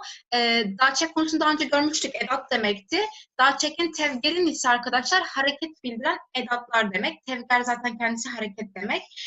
Bu konu güzel bir konu ve karşılaşabileceğimiz, aslında mantık kurabileceğimiz bir konu. Böyle çok Türkçe karşılığı olmayan bir konu yine. O yüzden dikkatlice dinleyin siz de. Şimdi ilk dersimize geçelim. Hevalên hêja me di astayekêm de me ji xwe daçeka dîtibû. Du de daçekekê bingehîn me dîtibû. Çi bû di de. Wek mîna pisîk di pacê de ye. Ez ji vir çi fem dikim?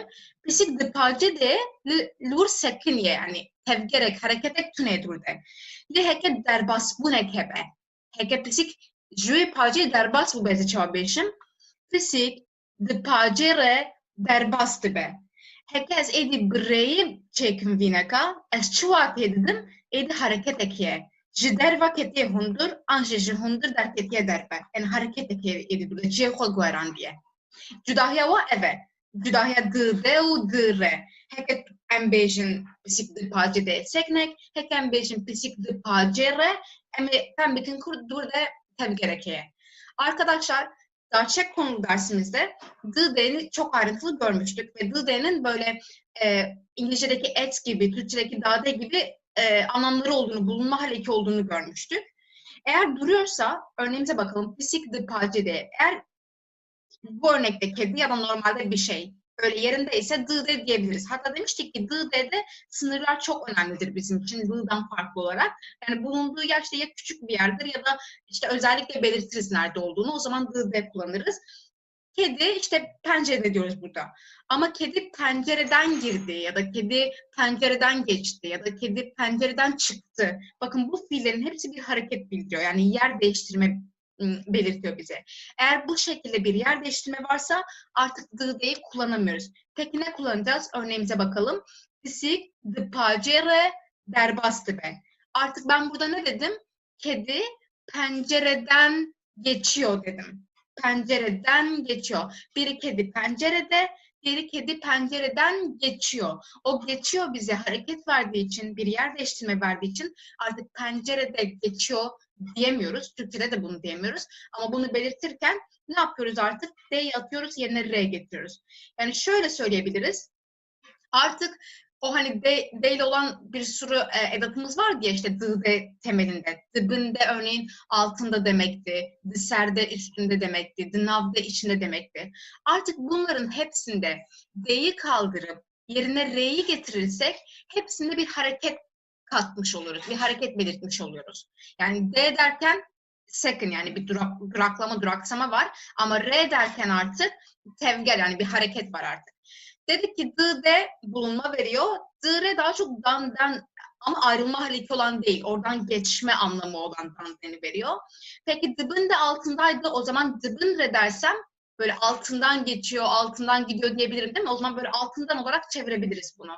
Ya da dışarıda üstünde demekti.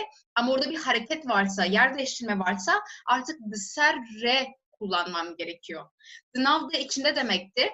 Ama ben bir hareket belirtiyorsam, eğer içinde ama bir hareket var orada, yer değiştirme varsa içinden diyeceksem yine D'yi atıyorum, yerine R getiriyorum ve dınav R oldu. Arkadaşlar D ile dınav D'nin yani ikisi de bulunma haleti veriyordu. Ama farkını bunu birinci kurda ayrıntılı görmüştük. Yine oradan bakabilirsiniz siz de. Birinde tam olarak içinde demek istiyorum. Diğerinde içinde olması değil, bulunması bizim için daha önemli. Yani şurada özellikle belirtiyorum. Dınavde ya da dınavre. Özellikle içinden. Onu belirtiyorum. O zaman navda ekliyorum. Zaten nav tek başına iç hatta karın demek. Diğer bir anlamı da. Şimdi bunları tek tek bakalım. Şunları tek tek bakalım farklarına. Böyle hevalin heja.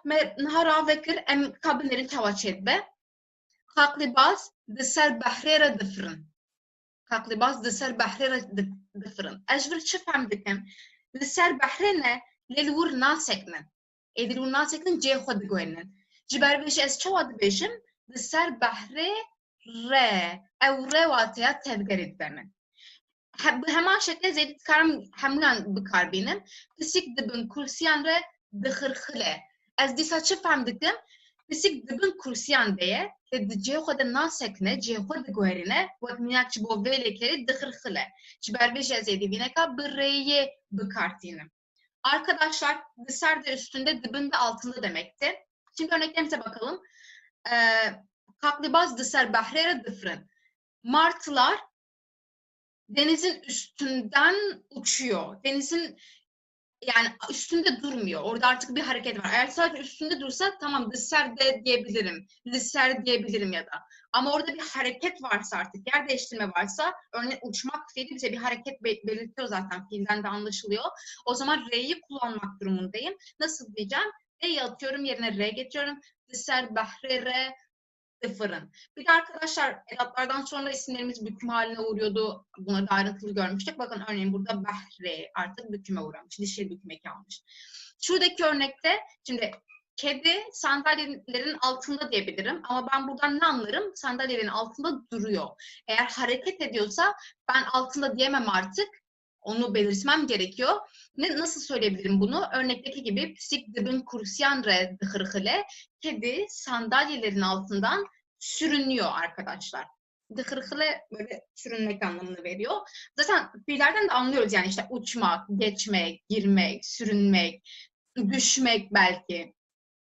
Yani bu şekilde hareket bildiren fiilleri böyle edatlarla kullanabiliyoruz. Zaten bu fiillerin kendisinde, doğasında yer değiştirme var. Evet, buradan da dedik kedi sandalyelerin altından sürünüyor. Beli, em ji dirê devam dikin, em ê dilê zêde dikin dîsa dinav re. Çi bû hekem bêjin dinav de wek pisîk dinav qutê de ye, pisîk dinav malê de ye. Em dikarin wisa bêjin, lêze çi fem dikin, pisîk dur disekne. Heke pisîk li cê xwe nesekne. Hareketek bike cê xwe biguhe nêze çawa bêjim, wek mînakê, pisîk dinav qutiyê re derbas dibe. Dinav qutiyê re derbas dibe. Çima re ji ber ku êdî cê xwe de nasekne. Heke cê xwe de bisekne. Heke qutiyek hebuya, tê de pisîk hebuya, min ê çi bigota? Pisîk dinav qutiyê de ye. An jî pisîk dinav qutiyê de disekne. An jî pisîk dinav qutiyê de radize. Ferq nake. Lê heke tevgerek hebe cê xwe guheran dibe wek mînaka vê derê, ez çi bêjim? Dinav qutiyê re derbas dibe. Bi heman şeklî Liber anji diber de sekneke. Mesela ez liber dareme. Ez diber dare deme. Vakvi. Liber ji bo vî zaptır tê bikarin. Lê heke seknek tune be, tevgerek hebe. Heke ez cêw xwe de neseknim ez berbas bibim şûr. Wek vê mînakê pisîk diber dîwer re derbas dibin. Ez çawa bêjim dîsa zêdî rêyê bikarbînim û ev re wateya tevgerê bide min. Pisîk diber dîwer re derbas dibe. Me gotibû piştaçek hertin ditewin em dikarin bêjin dîwarî an jî em dikarin bêjin dîwer ev jî şikleke tewangê em ê dersa dawî avê astê de em ê vê miçarî bibînin. Yani tewanga bi vê şeklî em ê bibînin. Evet arkadaşlar, the ile oluşan edatlardan devam ediyoruz şimdi. The now de içinde demekti. Bunu öğrenmiştik. Ama içinde durmuyorsa, içinden anlamını vermek için, yani hareket varsa, tıpkı bu örnekteki gibi ne yapıyorum? D'yi atıyorum, yerine R getiriyorum. Bisik nav kutiye der bastı be. Kedi kutunun içinden geçiyor demiş oldum. Zaten geçiyor fiili anlaşılacağı üzere bir hareket belirtiyor, yer değiştiriyor. Böyle fiillerle R kullanmak durumundayım. Örnekleri de görüyorsunuz zaten değil mi? Yerinde durmuyor, oradan geçiyor. Eğer ben yanında demek istiyorsam daha çok liber kullanılıyor aslında yanında için. Liber'de de belki kısmen kullanabilirsiniz. Ya da bazı yerlerde kullanılıyordur. Ama durmuyorsam ben yanında, örneğin ben ağacın yanındayım diyebilirim ki ez liber dareme. Ama eğer ben geçiyorsam oradan, ağacın yanından, orada durmuyorsam ama duvarın yanından ya da ağacın yanından, bir şeyin yanından geçiyorsam, yer değişiyorsam bu örnekteki gibi diyeceğim. Pisik liber diver der bastırın. Kediler duvarın yanından geçiyor. Bakın yanından geçiyor. Yine burada artık ben hareket bildirdim arkadaşlar. Bir de arkadaşlar az önce de söylediğim gibi edatlardan sonra isimlerimiz büküm haline uğruyordu. Şurada görüyoruz zaten dişil büküm eki. Burada diver de aslında büküme uğramış. Ama bu bükümün bir küçük bir nüans, farklı bir şekli. Bu kurun son dersinde buraya da değineceğiz. Her zaman edatlardan sonra büküme uğrar. Bunu unutmuyoruz. Böyle ember devam bükün. B-V-T, B-V. Şu an emeği zanen evce nokta edin navanjı tiştek develeri. Vataya çiğdi de, vataya da Türkiye'de doğru. Ve vataydı de. Em bu xuyinin de bece tevger berbi aliye gibi. Tevger berbi aliye gibi. Yani ez ceki de çim ciheki ez ve nişan dedim. Em minaken xo binerin tu bi kuvvedici, tu bi kuvvedici. Kabinerin disa tevger ekiye. Ama tene aliyek tene ez berbi aliye gibi tene diçim. Ne her du aliye. Anji ez bi aliye jor vediçim. Ez bi aliye jor vediçim. Disa her du yandışı tevger hene. Arkadaşlar bu ve bunları tek tek Türkçe açıklayayım çünkü kullanımları önemli ve yine mesela sınav kağıtlarında öğrencilerimizin bu konuyu karıştırdığını görüyoruz, kafalarını karıştırdığını. O yüzden böyle güzelce anlayalım. Bu ve Türkçedeki doğruya karşılık geliyor. Bir yere doğru gitmek arkadaşlar. Örnekte de diyor, cümlede de diyor ki tevger berbi aliye gibi, yani hareket bir yöne doğru arkadaşlar. Bir yere doğru gidiyorum, eve doğru gidiyorum, çarşıya doğru gidiyorum. Bu o doğru anlamını vermek için bu ve'yi kullanıyorum. Artık neresiyse onu ortaya getiriyorum. Tu kuvvedici nereye gidiyorsun? Motomot çevresini çevirecek olsam nereye doğru gidiyorsun? Zaten ama bir yere doğru zaten gidiyoruz. Onu özellikle belirtmemize gerek yok. Kısaca nereye gidiyorsun diyebiliriz. Ama dediğim gibi nereye doğru gidiyorsun? Ya da ez bi aliye jor vedişim. Ben yukarıya doğru gidiyorum. Ya da yukarıya gidiyorum her neyse. Yukarıya doğru, yani bir yerden bir yere doğru anlamını veriyorum bu ve ile. Em varin ya diyem j ve her du bu ve'ye çetbin. J ve hevano ço j tane o atya derketin edida. J ve herkes bir şekli bir karbinim. Tevgeraj derketna c iki diğer dige. Tevgeraj derketna c iki derkevim u j ve diğer digim. Tuş kuvveti tuj kuvveti tuj iki derketni tu hatiye vediri. Tuş kuvveti ez aliye jor vetim. Ez jor derketime becer bulmaz becim. Ez aliye jor vetim. Bala xo bidin her du berevaji hevdune. Her du vakvate her du berevaji hevdune. Heke ev ji ve ne boci bo demam öyle bo deman cem bikatine bak minaka vedere becim ez doh ve dixabtim. Ez doh ve dixabtim. Anji ev doh ve dixabite. Disa vak demci vataya Türkiye'de dem berid de. İngilizce vataya sins heye ya. Aynı bir vataydı deçmere. Arkadaşlar j ve iki anlamı var. Bunu hem yer için hem zaman için kullanabiliyoruz. Önce yer için olan anlamına gelelim. Evet, Türkçesi den beri gibi çevrilebilir. Tevgeraş derketna ceki diyardike. Bu nasıl bir yere doğru olan hareketi belirtiyordu. Bu da bir yerden çıkma, ayrılma hareketini veriyor bize. Örneğimize bakalım. Tuş kuvveti, nereden geliyorsun? Yani bir yerden buraya doğru gelmişsin ama nereden geliyorsun? Ez aliye jorvetim, yukarıdan geliyorum, yukarı taraftan geliyorum. Dikkatinizi çeksin. Birbirinin tersi bunlar. Tut kuvvet için nereye doğru gidiyorsun? Dış kuvveti nereden geliyorsun? Nereden buraya doğru geliyorsun? Belki bu şekilde düşünebiliriz. Ez aliye jorvet için yukarıya doğru gidiyorum. Ez aliye jorvetim, yukarı taraftan geliyorum olmuş oldu. Bunlar bize yer belirtiyordu. Eğer ben zaman için kullanmak istiyorsam bunu, arkadaşlar, şivo deman vateya dem beridi de. Zaman için kullanacaksam den beri anlamını veriyor. Dünden beri çalışıyorum. Geçen seneden beri Ahmet'teyim. Bu şekilde düşünebiliriz. Evşiduh ve dıhabite o dünden beri çalışıyor. İngilizce'deki sinse benziyor. Türkçedeki den beriye benziyor. Zamansal olarak. Bəli, em devam bikin. B, R, J, R. Em neka her du bi V'ye çedbin. Naha ev her du jî R'ye çedbin. Le em divan de balava bikişem gotiye da çekmin. Ne gotiye da çekin tevgerin vekvan. Çvelko tenek cudaye. Le em dîsa binerin dîsa zaftiyen bikaranın. Kam bu kuynin dibêje B, R. Ji bo kesan wateya bihevrebûnê dide hevano. Ji bo kesan. Em ev derbarê me bikişine ji bo kesan. Wateya bihevrebûnê dide. Yani ne ji bo tiştendin, ne ji bo masê, ne ji bo kursiyê. Ji bo kesan. Ez bi te re pir kêfxweşim. Ez bi te re. Wateya bihevrebûnê dide. Tu çima bi min re xeber nadî? Wateya bi min re dîsa wateya bihevrebûnê dide. Ev jî bi me re tên. Dîsa wateya bihevrebûnê dide. Arkadaşlar B, R ve J, R'ye geçtik. Bunlar R ile oluşan edatlar ama şu anda şey belirtmiyoruz. Bakın daha çekin tevgeri demedim başlıkta. Bu ikisinin farklı kullanımları var. Kişiler için olan kullanımları var. Onları göreceğiz. B, R arkadaşlar kişiler için birlikte anlamını veriyor bize. Şimdi daha önce sadece B'yi görmüştük ve B'nın ile with anlamına geldiğini görmüştük. Örneğin ez bi kere hurdikim dediğimizde ben işte uçakla doğuruyorum ya da ez bi bala Fred için ben uçakla gidiyorum. O birliktelik anlamını veriyor ama bunu kişiler için kullanacaksam B, R şeklinde kullanırım. Ez bi te re pir kêfxweşim. Ben seninle çok mutluyum. Bakın sen kişi olduğu için R ile kullandım. Uçma bi min re xeber nadî. Sen neden benimle konuşmuyorsun? O ileyi arkadaşlar R ile veriyorum artık eğer kişi ise. Benimle neden konuşmuyorsun? Ev jî bi me re tên. Onlar da bizimle geliyorlar. Bir de arkadaşlar yine dikkat ediyoruz hepsine. Dağçekten sonra hep büküme uğruyor. Hep o yüzden eğer biz zamirleri kullanacaksak bükümlü zamirleri kullanıyoruz. Em verin J, R'yi. J, R, ji bo kesan dibêje ev Tirkiye bak ismin A hali derbastı ve Kurdiya jî bi vî şeklî em bi J, R'ye wî watê didin. Em minakê bidin. Em neqet di Almanî de neşaçmın wek halê dative. Di Kurdî de jî J, R. Ji bo kesan dîsa. Ez ji deya xwe re qebdek gul bînim.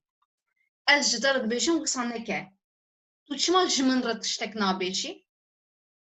Tu çima ji min re tiştek nabêjî? Bila bala we bikişinin ev dîsa tenê ev te bo kesan tê bikaranîn hevano. Arkadaşlar J, R de kişiler için, yine yer için değil, kişiler için ismin A hali, işte sana, bana, Ayşe'ye, Ahmet'e o A halini vermek için kullanıyoruz. Bu Almanca'daki dative benziyor. Orada da o A halini başka şekilde oluşuyordu. Kürtçe'de de J, R ile oluşuyor. Örneklere bakalım.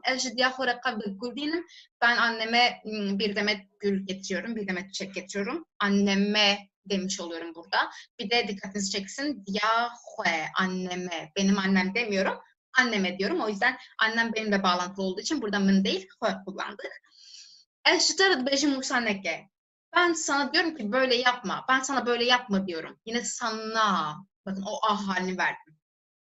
Uçmacımın ratıştek nabeci. Sen neden bana bir şey söylemiyorsun? Arkadaşlar A dedim ama hani Türkçe'de de öyle ya. A, aynı oluyor yani.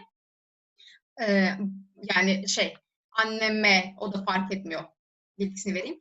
Bana neden bir şey söylemiyorsun? Burada da yine A hali, datif halini vermiş olduk. Unutmayalım bu ikisi kişiler için kullanıyor arkadaşlar. Em hajivarın hingariye ev ber gund diçin. Pır diyarı ku burada tevgereke, pır diyarı ku eme daçekeke tevgerin bikarbinin. Ev ligor hinek inisiyatifa ve yani tuhazın kişan vatiye bidin, unutkarım bu şekilde bikarbinin. Le Pırani herkes bejim ben köye gidiyorum, ben köye doğru gidiyorum. Nahuazi çava bejim, tevgerek şeheye. Burada bir hareket var arkadaşlar. Köye doğru gideceğim, pardon ev için. Onlar köye doğru gidecekler diyeceğim burada. Nasıl söyleyeceğim bunu? Ev ber begund ve için. Ya diyem eze te vegerim. Eze te vegerim. Burada kesekiye. Burada kesekiye. Ve ez jbo datekin jbo kesan tem bikarbinem. Em çoğat karım beşin. Hem çoğat karım beşin var. Hınek bir fikrin. Arkadaşlar şimdi burada ben sen var bir de dönmek fiili var. Nasıl diyeceğiz? Mesela seninle döneceğim diyebiliriz değil mi? Peki o birliktelik anlamını bir önceki saatte görmüştük. Nasıl vereceğiz? Birliktelik anlamını seninle demem için eze bitere vegerim. Ben seninle döneceğim. Çok daran dıfırın. Burada karın gerekli beşin. Le divem tevgen içam dinç belki fırın heye, le kereket tevgerin heye. Karın beşin liser vak ev necbo bersvabi. Mesela liser belki ani ser, ber, bin. Her çeşit karın bu karbinin. Gor inisiyatifa meye fazla kişan vatiye bidin. Arkadaşlar kuş, İşte ağaçlar, uçmak var. Burada ağaçların üstünden diyebiliriz, yanından diyebiliriz, altından diyebiliriz. Bu sizin hani hangi anlamı vermek istediğinize bağlı. Bu örnek için ama çok dışarıdan rıdıfrın kuşlar ağaçların üstünden uçuyor demiş olduk.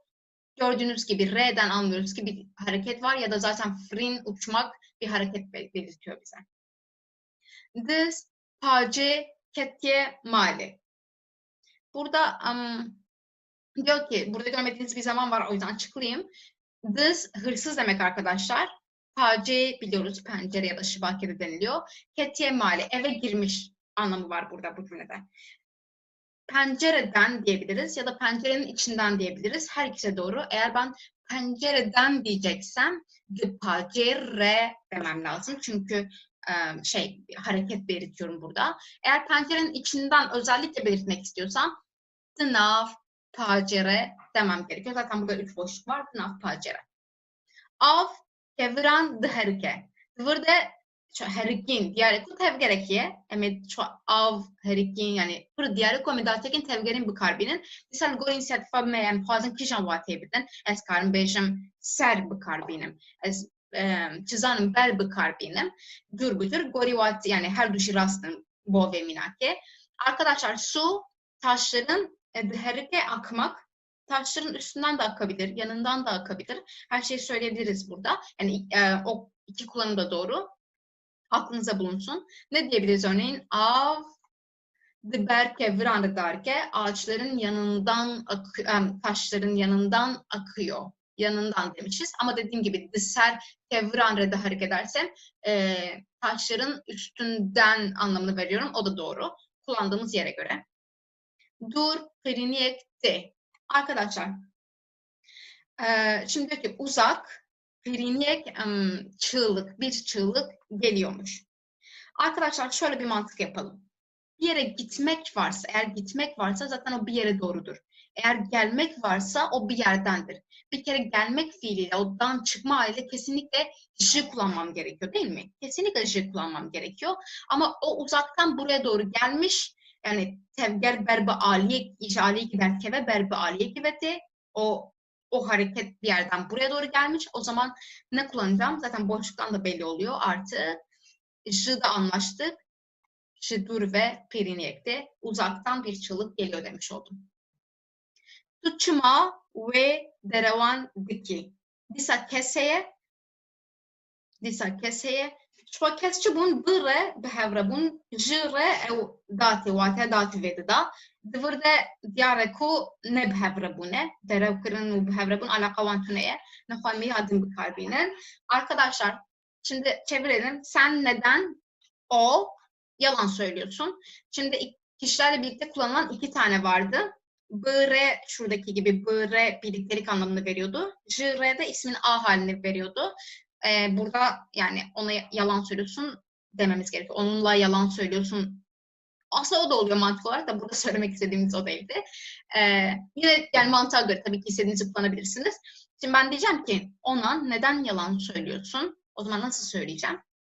Tuçma şuvere deravandiki. Bu da zaten kişiler için kullanılan ikinci edatımızdı. Evet arkadaşlar dersimizin sonuna geldik. Bu konu benim çok sevdiğim bir konu. Bence çok zevkli bir konu. Umarım siz aradaki farkı iyice anlamışsınızdır. Unutmuyoruz eğer hareket varsa o D'ler gidiyordu. Sonunda yerine R geliyordu.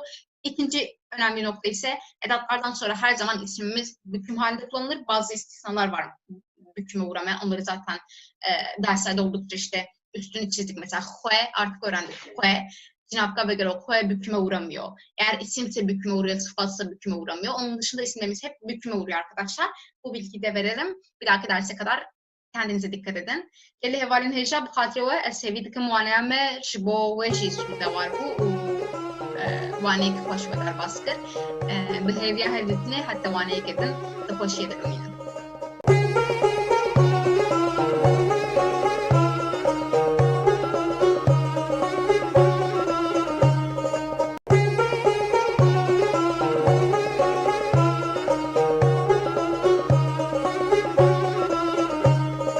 Geli hevalin heja mukheratın ferga kurdi. Bir o mücarame cinapkin lehefkıs diye. Ya brasti ev mücar ne mücara ve asti ev mücareke bu astem bilintire le şiber ku mehen tiştem bringehin juha medit em himbun u her vuha ev mücar nekte şaşkırın jehela rasni viseveci jehela bu karanne beşi şiber vici muhas em de ve asti de yine ve mücara bringehin bibin. Arkadaşlar 6. dersimize hoş geldiniz. Bugünkü dersimizde cinapken lehefkısti konusunu öğreneceğiz. Bu konu az önce de söylediğim gibi aslında üst kurların konusu. Böyle direkt A2 konusu değil ama bu konuyla ilgili temel şeyleri biz zaten şimdiye kadar öğrendik. Çünkü edat kullanacağız öğrendik çok iyi. İşte cinaf kullanacağız öğrendik. Tavan kavramını öğrendik. Hepsi bu konuyla alakalı. Bir de arkadaşlar bu konu hem çok fazla kullanılıyor Türkçe bilenler tarafından hem de bazı durumlarda yanlış yazılıp yanlış da kullanılıyor. Dersin ilerleyen slaytlarında göstereceğim zaten nasıl yanlışlar olduğunu. O yüzden böyle sağlam bir temelle gitmek istedim ve bu konuyu da bu kurda öğrenmek ve öğretmek istedim. Şimdi ilk slaytımıza geçelim. Hevalno dvir demetneki em behevdure bu konunun o analize metne bakın. Min digot kaydı dileviret ştek nemaye. Lette de kuleke mazın heye. Dıçı da kuleke mazın heye hevalno. Dilevide ne olsa em çıtbinin evde cihe dilevi cihevi diye kabınerin edi dilevi de dilevi de edi cihevi diye. Em berdavam bakın. Es pere dağıfım. Es bekire dağıfım. Buvire, anji buvire, anji bu ayşeire, anji bu bave xore, her tişti bedvirde. Disa cihe naveki girdiye, keseki girdiye. Anko ev cinavkeş xo diyare. Lili min guhdar nake. Ka tu ji jere bibeje. Ji kire bibeje, ji vire, anji ji vere, anji ji diyaminre, ji xuşka xore, her tiş disa dibe. Dema ku ez lê dinerim, ez li kê dinerim, disa li wî, li wê, li diya xwe, her tiş disa dibe. Yani cê navekî girtiye. Zaf xemgîn dibim. Bila di li wê neyan ne nêre û ev qas xwe nêşine. Divir de çar cûre hene, şu cinavkên levxistê ji çar cûreyan pêk de, em ê bi hevdûre yek bi yek vana kontrol bikin. Arkadaşlar şimdi bu metnin analizini yapalım hep birlikte ve cinavkên levxistê nerede kullanılmış bir bakalım. İlk cümlemizde bir şey yok. Min digot kaydı dilevide tiştek nemaye. Ben burada digot söylemenin geçmiş zaman hali daha öğrenmedik. Yani bunu böyle bir kalıp gibi şey düşünebilirsiniz. Yani ben sanıyordum ki, ben söylüyordum ki, ben öyle sanıyordum. Dilevide tiştek nemaye. Onun gönlünde bir şey kalmamış. Dilevide, onun gönlünde bir şey kalmamış. Letede kulekemazın heye. Ama orada büyük bir dert var, büyük bir keder var, elem var. Kul bu anlamlara geliyor. Dert, elem, keder, acı. Nerede var peki? De. Artık bakın le de kulekemazın he demiyorum, let de diyorum. Ama orada onun içinde diyorum değil mi? Yani diyebilirim ki bu de yerini tutmuş burada. De bize olmuş de. Yani şöyle söyleyebilirim. De, büküm ekinden alışacağı üzere dişil büküm eki almış. Dişil bir kelime. Artık demiyorum uzun uzun the way de diyorum. Ya da işte the delivery de şeklinde de çevirebilirsiniz. Bir de burada onun gönlünde o kişinin erkek olduğunu da biliyorum artık. Espere dağıfım. Ben onunla konuşuyorum. Onunla konuşuyorum. Peki burada onunla anlamını veren ne arkadaşlar? Şimdi geçen dersimizde biz b're'nin kişiler için birliktelik anlamı verdiğini öğrenmiştik. Değil mi? Daha çeken tevgenin konusunda. Ama burada onunla diyorum ama b-r görmüyorum. Sadece r'sini görüyorum. Peki b'sı nerede bunun arkadaşlar? Aslında b'sı bu p'nin içinde. Yani bu p, v'nin yerini tutmuş. Bakın hem b'nin yerini tutmuş hem de onun anlamına gelen v'nin yerini tutmuş ve ez b'vire dağfım yerine ez b're dağfım demişiz. Lelimin kurtarnaki ama beni dinlemiyor. Katu jejere bebeje. Hele sen de ona söyle. Ona söyle. Şimdi ona anlamını vermek için biz ne diyorduk? Jivire ya da jivere diyorduk ya da jidyamınre. Yani kişiler için jire oluyordu o anlamını veren. Peki burada ne var onun yerine? Burada bir j görüyoruz. Bakın jivi ya da jive dememiş. Sadece j demiş. Ben o zaman ne anlıyorum? Bu j'nin yine jivi, ona Jiwi'nin yerini tuttuğunu anlıyorum arkadaşlar. Artık yavaş yavaş kalıp belirleşiyor. Demako ez lednerim. Ona baktığımda zavham gindirim. Çok üzülüyorum. Şimdi ona baktığımda lenerin yani l kesekin nerin. Bu bir fiil. Değil mi? Bir şeye bakmak oluyor. Ben burada ne yapıyorum? O l'yi görmüyorum artık o fiilde. V de görmüyorum. Sadece L görüyorum. O zaman şunu diyebilirim. Buradaki L de yine V'nin yerini tutmuş. Demako ez L dinlerim ya da demako ez L dinlerim. İkisi de aynı. İkisi de doğru arkadaşlar. Bilaydi L'nin nere? Bakın bir daha L'nerim var aslında. Görüyorsunuz değil mi? L'nerim. Artık fotoğraflara bakmasın. Bu evkas foneyişine ve o kadar kendini üzmesin. Acıtmasın. Şöyle özetleyelim arkadaşlar. Napkin lafzı dediğimiz şey bir adet edattan ve bir de e'den oluşuyor. Bu e'nin ne olduğunu ileriki kurlarda öğreneceksiniz. Hiç orasıyla ilgilenmeyin. Artık bunlar j, e yan yana geliyor ve j'yi oluşturuyor. B, e yan yana geliyor ve b'yi oluşturuyor. D, e yan yana geliyor ve d'yi oluşturuyor. L, e yan yana geliyor ve l'yi oluşturuyor. Artık bunları şunlar yerine kullanabiliriz. Şuradaki e'ler içinde we'yi direkt düşünebilirsiniz. Çünkü arkadaşlar bu cinatken lefkısı dediğimiz bu 4 tane zamir türü sadece 3.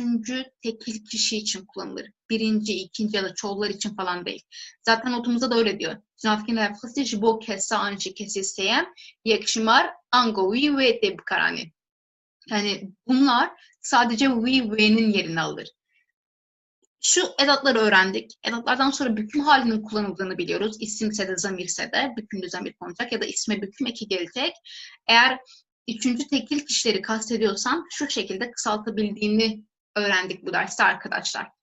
Şimdi devam edelim. Tüye juvire çı bıkri. Sen ona ne alacaksın? Şimdi ona anlamını j ve r'nin verdiğini öğrendik. Tamam, bu bizim edatımız, ona anlamını veren. Edattan sonra büküm olduğu için işte evviye dönüştü. Buradan erkek olduğunu anlıyorum. Peki ben bunu kısa olarak nasıl kısaltabilirim? Tüye juvire çı bıkri. Bakın ne oluyor? Ezi şere kompütüreki bıkrim. Bu burada bir iyi olması gerekiyordu arkadaşlar. Yanlış yazılmış. Ezi juvire kompütüreki bıkrim ya da bunun kısa hali şurada öğrendiğimiz gibi ezi jere kompütüreki bıkrim. Yani jvi artık j'ye dönüşmüş arkadaşlar. Tu avşini yaratayım. Sen avşinle geliyor musun?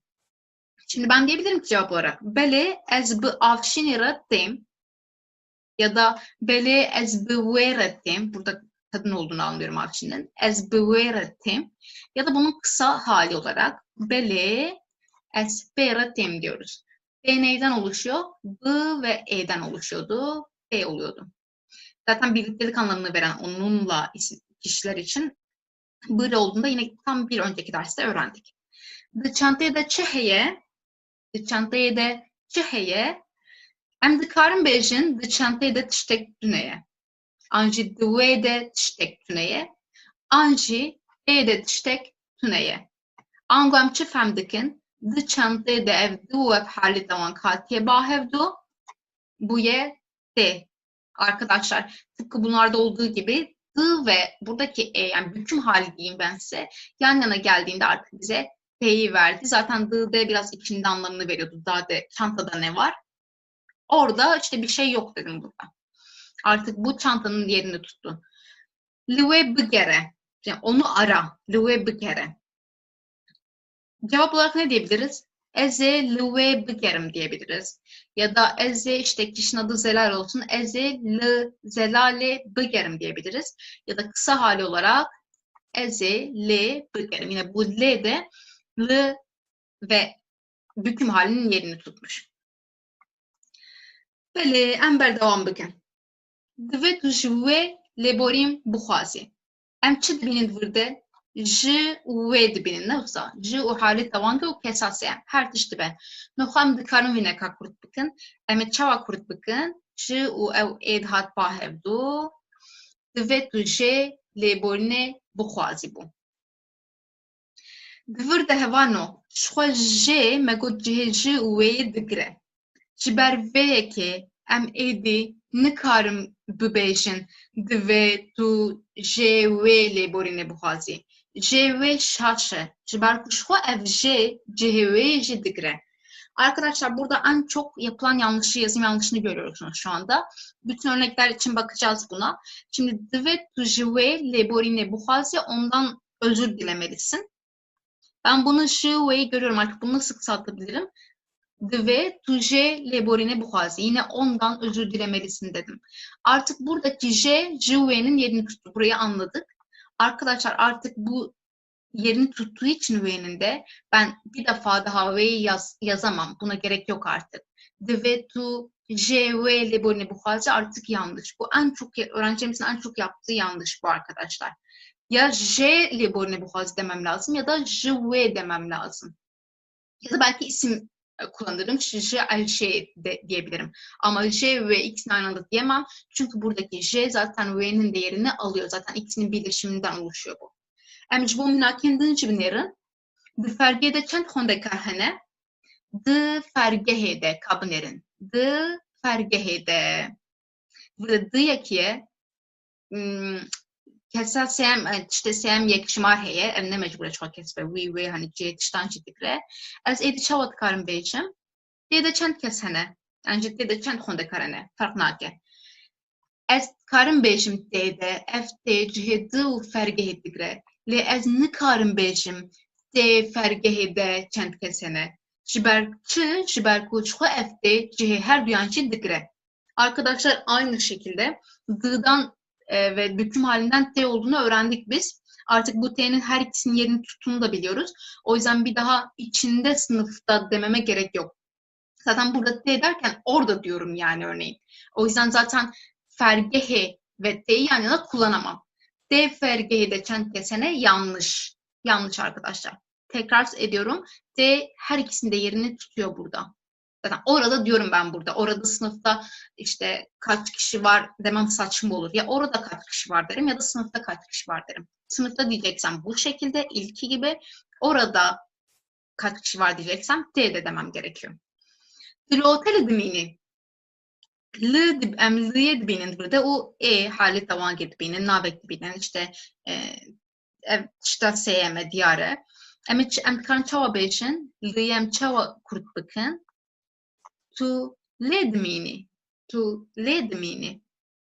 Em dîsa wek van em nikarin ço gavaz bêjim lê ev cihê otelê jî digre cihê liyê jî digre. Ez êdî hewce tune ez dîsar bir lê otelê binivisim. Ji ber vê yekî jî tu lê otelê dimînî şaç e. Aynı şekilde arkadaşlar Sen otelde mi kalıyorsun? Ya da burada nasıl söyleyebilirim? Sen işte orada mı kalıyorsun diyebilirim. Zaten bu le hem l'nın hem de otelin yerini tutuyor. Hem l'nın hem otelin yerini tutuyor. O yüzden orada otelde demiyorum. Artık sadece bir tanesini kullanıyorum. Ya tu l'edmini diye sorarım, yani orada mı kalıyorsun, ya da tu l'otel edmini, otelde mi kalıyorsun derim. Ev bu balafre na İstanbul'e. Yine burada bir bu görüyoruz. Bir de üçüncü tekil şahsın kullanıldığı bir yer görüyoruz. Zaten bunu söylememe gerek yok. Üçüncü tekil kişi sadece kişi olmayabilir yani. Herhangi tekil ve o dediğimiz her şey olabilir. Burada işte uçakla ev bu balafre na İstanbul. Uçakla gelmiyor. O uçakla gelmiyor İstanbul'a diyoruz. Şimdi uçakla bu balafre, bunun yerini ne tutabilir? Bu neye dönüşüyordu? Ev ve na İstanbul'u. O onunla İstanbul'a gelmiyor dedik burada da. Zaten onunla dediğim şey uçakla, uçak ile. Ben bu anlamı B ile verdim. Hem B'yi içeriyor ile anlamını, hem de uçak anlamını şuradaki ev sayesinde içeriyor. O yüzden bir daha onunla uçakla dememe gerek yok. Yani eğer ben ev B balafre na İstanbul dersem yanlış olur. O onunla uçakla İstanbul'a gelmiyor demiş olurum. Bu da gramer olarak yanlış. Hin lêkerin ku bi cinakên lêvxistî çêdibin. Hevan ûndvan divir de hin lêkeran dibînin. Ev lêker bûne lêkerên nû. Mesela gihiştin, bu yet tê gihiştin, işte ketin bu yet pê ketin, her vekidin. Ev hemû lêker bi cinakên lêvxistî çêbûne. Wek mînak, di ê gihiştin, bu yet tê gihiştin. Bi ê ketin, bu yet pê ketin. Mesela bu çabêjim, bu tiştekî ketin ez nabêjim, ez bêjim pê ket. Êdî bûye lêkereke nû. Bi ê xistin, bûye pê xistin. Ji ê kirin, bûye jê kirin. Ser ji ê kirin, bûye ser jê kirin. Ji ê birin, bûye jê birin. Li ê kirin, bûye lê kirin. Arkadaşlar burada bu cinaktin levhasıyla oluşan bazı fiilleri görüyoruz. Şunun bilgisini vereyim. Bu fiiller asıl anlamını kaybetmiş fiiller. Aslında türemiş fiil gibi düşünebilirsiniz. Örneğin giyiştin, yetişmek, gaçtın deniliyor. Yetişmek ama t, giyiştin artık anlamak, kavramak. Bakın buradaki t nereden geliyor? D ve e'den geliyor arkadaşlar. Bunlar yan yana gelmiş. Artık yeni bir fiil olmuş diye giyiştin. O da bize anlamak, kavramak anlamını veriyor. Ya da b, e, ketin. Ketin normalde düşmek, girmek anlamı vardı. Ama şunların yan yana gelmesiyle p ketin ise yanmak demek arkadaşlar. Bir şeyin yanması, tutuşması. Ateşin yanması. Ya da aynı şekilde b, e hıstın. Aslında hıstın işte koymak anlamı var. Ama p hıstın dediğimizde artık ateş yakmak anlamını veriyor bize. J, e kırın. Kesmek anlamında, ama ben J kırın dersem, kırın yapmaktı ama J kırın dersem artık kesmek anlamı var. Hatta şurada varmış zaten. Jebrin de öyle. Ser J kırın, ser kafa demek, kırın yapmak demek. Ama bu J, yani J, E'den oluşmuş J, hepsi yan yana geliyor. Ser J kırın yeni bir fiil oluyor. Canlı hayvanı kesmek diye çevirdim ben. Çünkü ya aynen bu kurbanlarda kesiyoruz ya biz. Onun için kullanılıyor sadece. Yani ser kafa demek ama bu kafa kesmek yerine kullanılmıyor yani. Direkt canlı hayvanı kesmek anlamında kullanılıyor. Yine jebrin silmek. Brın j, brın. Yan yana geliyor. Brın normalde götürmek arkadaşlar. Jebrin silmek oluyor. Yepyeni bir fiil oluyor. Kırın yine yapmak, etmekti. Kırın. Kırın yani artık giydirmek oluyor. Tabii ki yine bunların hepsi üçüncü tekil kişi arkadaşlar. O yüzden giydirmeyi de çoğu kişiler için değil, tekilse kullanıyoruz. Bunun yerine mesela şey de diyebilirsiniz. İşte li keçahwe, işte ez li keçahwe, ez cile keçahwe li ve dikim de diyebilirsiniz. Bakın uzun hali o li ve kırın. Ama kısa hali le kırın. Ez le dikim, ben giydiriyorum anlamını veriyor direkt. Şimdi arkadaşlar burada çoğu artık kendi anlamlarını kaybetmişti ve yeni bir fiil oluşmuştu. Şurada da yine bu zamirlerle oluşan fiilleri görüyoruz ama burada anlamlarını kaybetmiyorlar. Sadece bunlarla oluşuyorlar. Şimdi burası önemli arkadaşlar. Siz de kullanıma dikkat edin.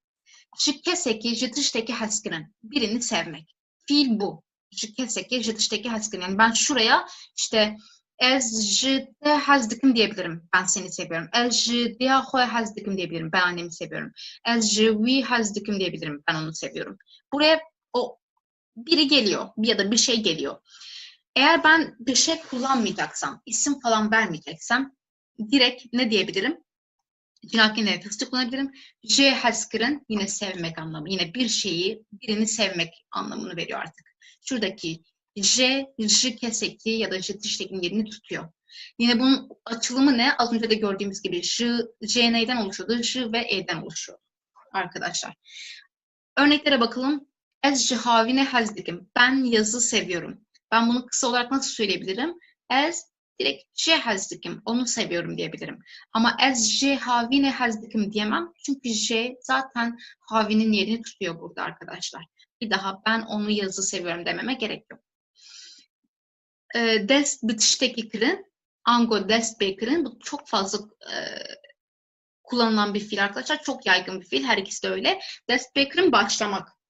Aslında dest bekir'in nereden geliyor? Dest bitişteki, yani bir şeye başlamaktan geliyor. O bir şeyi biz buna yazıyoruz. Örneğin dest bikar, herhangi bir şey. Ez dest bikari dikim dersen ben işe başlıyorum demiş oluyorum örneğin. Yani buraya bir şey gelmek zorunda.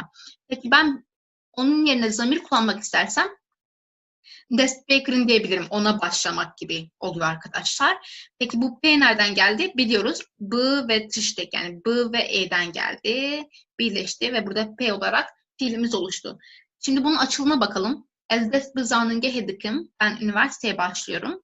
Ya da bunu kısa olarak nasıl söyleyebilirim? B ve E'yi gördüm. Ez dest bedikim. Ben ona başlıyorum demiş oldum.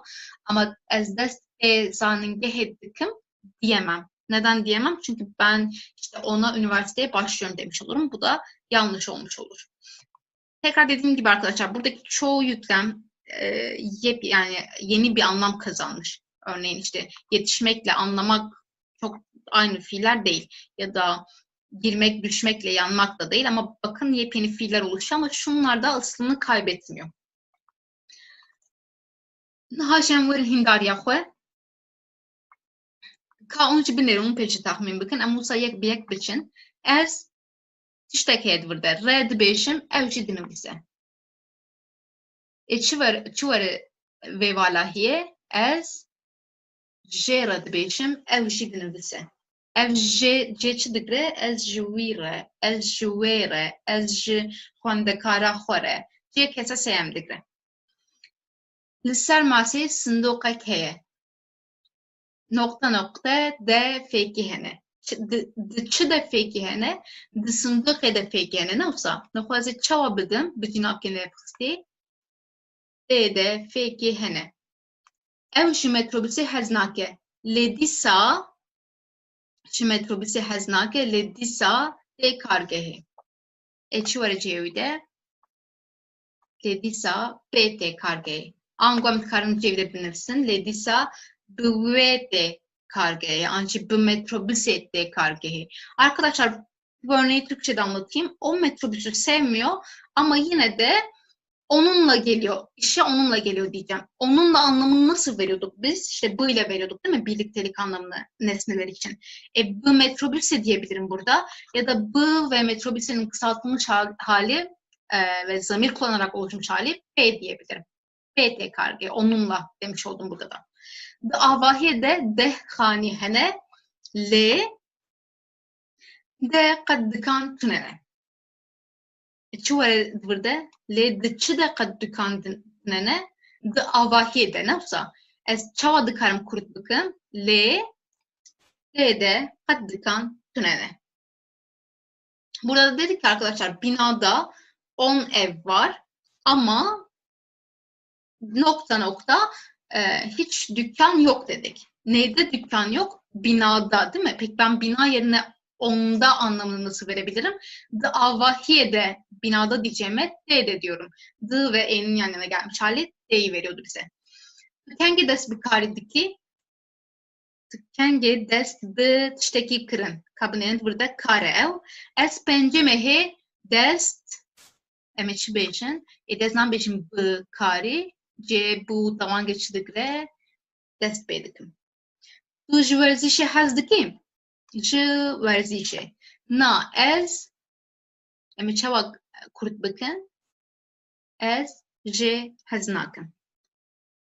Ya dawîn ez nokta noktayê hez dikim lê belê ez nokta nokta nakerim. Em çawa dikarim vî çêkim. Arkadaşlar şimdi son örneğimizde ben sevmek ama Kürtçedeki mantığı anladık artık. Bir şeyi sevmek olur o. Hani böyle bakmamız lazım. Bir şeyi seviyorum diyeceğim. Yani onu seviyorum diyeceğim örneğin o bir şey neyse. Nasıl söyleyebilirim bunu Tunavkin lehçesiyle? Ez, je, hez dikim. Ben onu seviyorum. Lebeli ama ben şimdi burada gerin görüyoruz. Gerin aramaktı. Ama bu fiil bir edatla oluşuyordu. Arkadaşlar bu edatla oluşan fiilleri, tüm edatları biz zaten çokça diğer kurlarda gördük. Eğer eksiniz varsa önce onlara dönüp bakabilirsiniz. Gerin tek başına kullanılmıyordu. Daha doğrusu gerin tek başına kullanılırsa gezmek anlamını verir. Ama lı keseki gerin olursa bu artık aramak anlamını veriyordu bize. O yüzden nasıl söyleyebilirim? L'nın yerini ne alacak burada? Ez, le, nagerim. Ben onu seviyorum ama onu aramıyorum demiş oldum burada da. Pele hevalin heja, em hatin daviya waneye xwe, hevî dikmiş bo wecî sûdewar bu ev wane. Hatta waneyekê din li xwe baş binerin, li xwe muqate bin, heke kemasyen ve hebin, hûn dikarin li astayeken binerin û li wan micaran guhdar bikin. Ji ber ku tê de me gelek micaran gerek bi berfirehî vegotin, hûn jî dikarin lê binerin. Arkadaşlar diğer derste görüşmek üzere. Eğer dediğim gibi eksiğiniz varsa edat konusuna ayrı bakabilirsiniz, büküm konusuna ayrı bakabilirsiniz, edatlardan oluşmuş fiillere bakabilirsiniz. Bunların hepsi birinci kurda yer alıyor. Zaten bir video en fazla 20 dakika falan oluyor. O yüzden şey yapmayın yani. Eğer eksiğiniz varsa onları giderip bir daha gelip dersi dinleyebilirsiniz. Teşekkür ederim dinlediğiniz için. İyi günler arkadaşlar.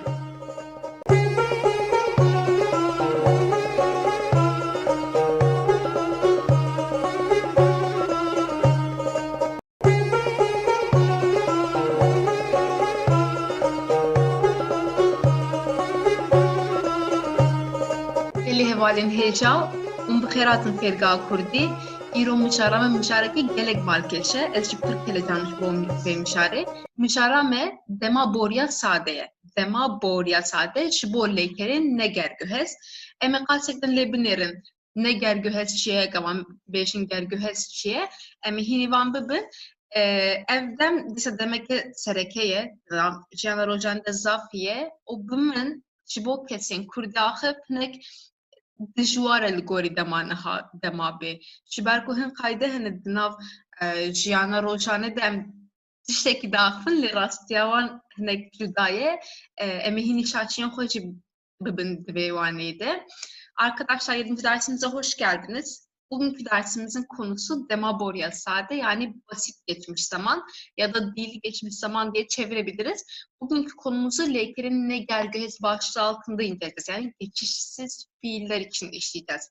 Ne gergühez geçişsiz demek. İlerleyen bu derste ve bundan sonraki derste geçişli olunca, geçişsiz olunca neler değişiyor bunu hep birlikte öğreneceğiz.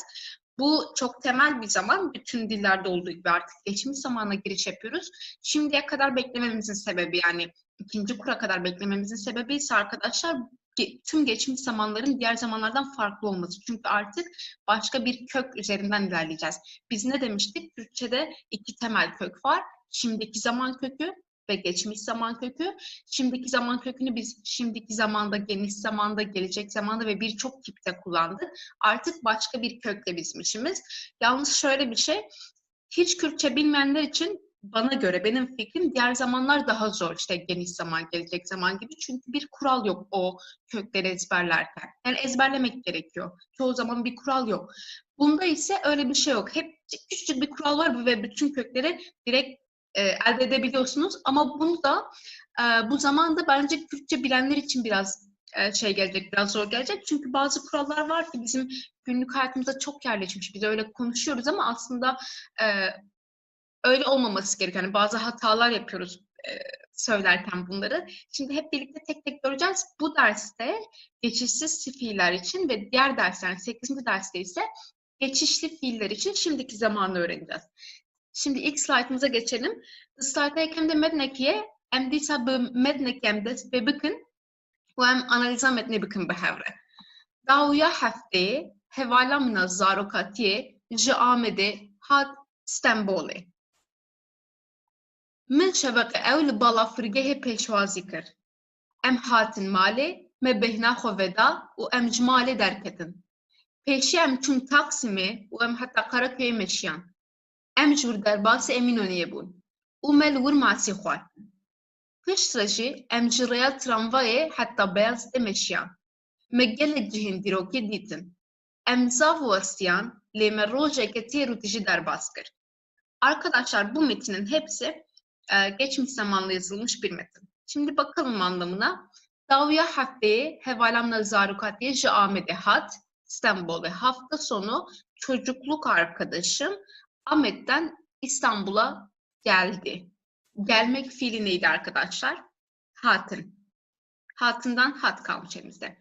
Min şeveqê ew li balafirgehê pêşwazî kir. Ben sabah onu havaalanında karşıladım. Karşılamak, peşvazi kirin. Em hatin mali. Biz eve geldik. Yine hatını görüyoruz ama em olduğu için, çoğul olduğu için kişi eki görüyoruz burada. Me behna xwe veda. Behna xwe vedan dinlenmek arkadaşlar. Ve hesin de deniliyor. Behn vedan da deniliyor. Biz işte biraz dinlendik. U em ji malê derketin. Ve evden çıktık. Derketin, çıkmak. Pêşî em çûn Taksim'e. Önce Taksim'e gittik. U em hatta Karaköy'e meşiyan. Ve Karaköy'e kadar yürüdük. Meşin, yürümek fiilini görüyoruz. Em ji wir derbasî Eminönü'ye bûn. Derbas bûn. Diyor ki oradan Eminönü'ne geçtik. Derbas bûn, geçmek arkadaşlar. U me li wir masî xwar. Ve orada balık yedik. Piştre jî em ji rêya tramvaya hatta Beyazıt'e meşiyan. Sonra da tramvay yolundan Beyazıt'a kadar yürüdük. Me gelek cihên dîrokê dîtin. Biz birçok tarihi yer gördük. Em zav westiyan, biz çok yorulduk. Lê me yorulmak westan fiili. Lê me rojeke têr û tijî derbas kir. Ama têr û tijî dolu dolu. Dolu dolu bir gün geçirdik. Yine geçirmek, derbas kirin fiilini görüyoruz arkadaşlar. Şimdi bu fiilleri tek tek bir daha bakalım. Em yek bi yek li wan binêrin li lêkeran. Hevala min ji Amedê hat. Me got ev kîjan lêkere? Lêkera hatin. Min ew pêşwazî kir. Me got kîjan lêkere? Pêşwazî kirin. Em ji malê derketin. Kîjan lêkere? Derketin. Em çûn Taksim'e. Kîjan lêkere? Lêkera çûnê. Em hatta Karaköy'e meşiyan. Kîjan lêkere? Meşîn. Me li wir masî xwar. Kîjan lêkere? Xwarin. Me rojeke xweş derbas kir. Kîjan lêkere? Derbas kirin. Arkadaşlar burada şu fiillerin mastar halini, forma raderin dediğimiz mastar halini görüyorsunuz. Fiillerin mastar halini ve geçmiş zamanda da kullanımını görüyorsunuz cümle içinde. Şimdi burada dikkatinizi bir şey çekecek arkadaşlar. Bazen mesela şurada em demişiz, yani yalın zamir kullanmışız ama mesela burada me demişiz. Bükümlü zamir kullanmışız. Em çün Taksim'e, biz Taksim'e gittik. Me masî xwar, biz balık yedik. Temelde ikisi de geçmiş zaman ama biri yalın halde olmuş, biri bükümlü halde. Arkadaşlar bu tam da geçişlilik, geçişsizlikle alakalı ve dersin başında ne dedik? Geçişsiz fiiller için olanı göreceğiz bu dersimizde, yani 7. dersimizde. O yüzden bizim işimiz bu ders için yalın olan zamirlerle ilgili. Şimdi bir de fiillere bir daha dönelim. Fiiller nasıl elde ediliyor geçmiş zamanda? Çok önemli. Dedik ki geçmiş zaman kökü ve işte şimdiki zaman kökü var. Adından da belli olacağı üzere tüm geçmiş zamanlarda geçmiş zaman kökünü kullanıyoruz. Ama bu kökün elde edilmesi çok kolay. Çünkü arkadaşlar bu forma raderin dediğimiz mastar halindeki fiillerden sonundaki biz neyi ya da ını atarsak, eğer ın varsa ın, ne varsa ne atarsak elimizde kalan bizim geçmiş zaman kökümüz oluyor. ın varsa ın gidiyor, ne varsa ne gidiyor. Tek tek bakalım. Çun, gitmek fiili. Sadece ne var, Ne gitti? Benim şimdiki geçmiş zaman köküm ne kaldı elimde? Sadece çu kaldı. Peki as için örneğin bu cümleyi nasıl kuracağım? As çum. As çum. Bakın sadece şimdiki zaman as'e göre olan kişi eki geldi. Hatın fiili gelmek fiili. In var sonunda. Yanında ı da var. In varsa in gidiyor dedik. Elimizde hat kaldı. Peki as'e göre nasıl çekimleyeceğiz? As, hat, bir de kişi ekimiz as hatım, ben geldim oldu. Huar'ın var arkadaşlar. Huar'ın in var sonunda. O yüzden in gitti. Huar kaldı elimizde. Nasıl söyleyeceğiz geçmiş zamanda? Min huar. Ben yedim. Burada artık şimdi kişi eki görmüyoruz artık burada. Bu bizim diğer ipucumuz. Ama geçişsiz fiillerde kişi ekini kullanıyoruz arkadaşlar. Zaten buradan tespit edebilirsiniz onu. Got'un söylemek. In var, in gitti. Got kaldı elimizde. Min, got, ben söyledim. Yine kişi ekini görmüyoruz çünkü bunlar geçişli fiil. Diğer dersimizin konusu. Gerin arkadaşlar gezmek. Ne var sadece? In yok. Bakın bu i değil. O yüzden neyi attık? Geri kaldı elimizde. Peki as'e göre nasıl çekimleyeceğiz? Es gerim, es geriyam ya da her ikisi doğru. Habitin çalışmak. Sadece ne var? Bunlarda sakın şu i'yi de atmayın. Habit değil kökümüz. O şimdiki zamandaydı. Geçmiş zamanda ne varsa ne gidiyor, in varsa in gidiyor. Burada sadece ne var? Habiti kaldı kökümüz. Es habitim, ben çalıştım oldu. Ahvin konuşmak. Ahvi ne vardı ne gitti? Geçmiş zaman kökü. Es ahvim, ben konuştum oldu bu. Avetin atmak. In var, in gitti. Avet kaldı elimizde. Minavet, ben attım. Geçmiş zaman hali arkadaşlar. Şimdi dedik ki bazıları minle yapılıyor, bazıları ezle. Bu tamamen geçişli ve geçişsiz olma durumuna göre değişiyor.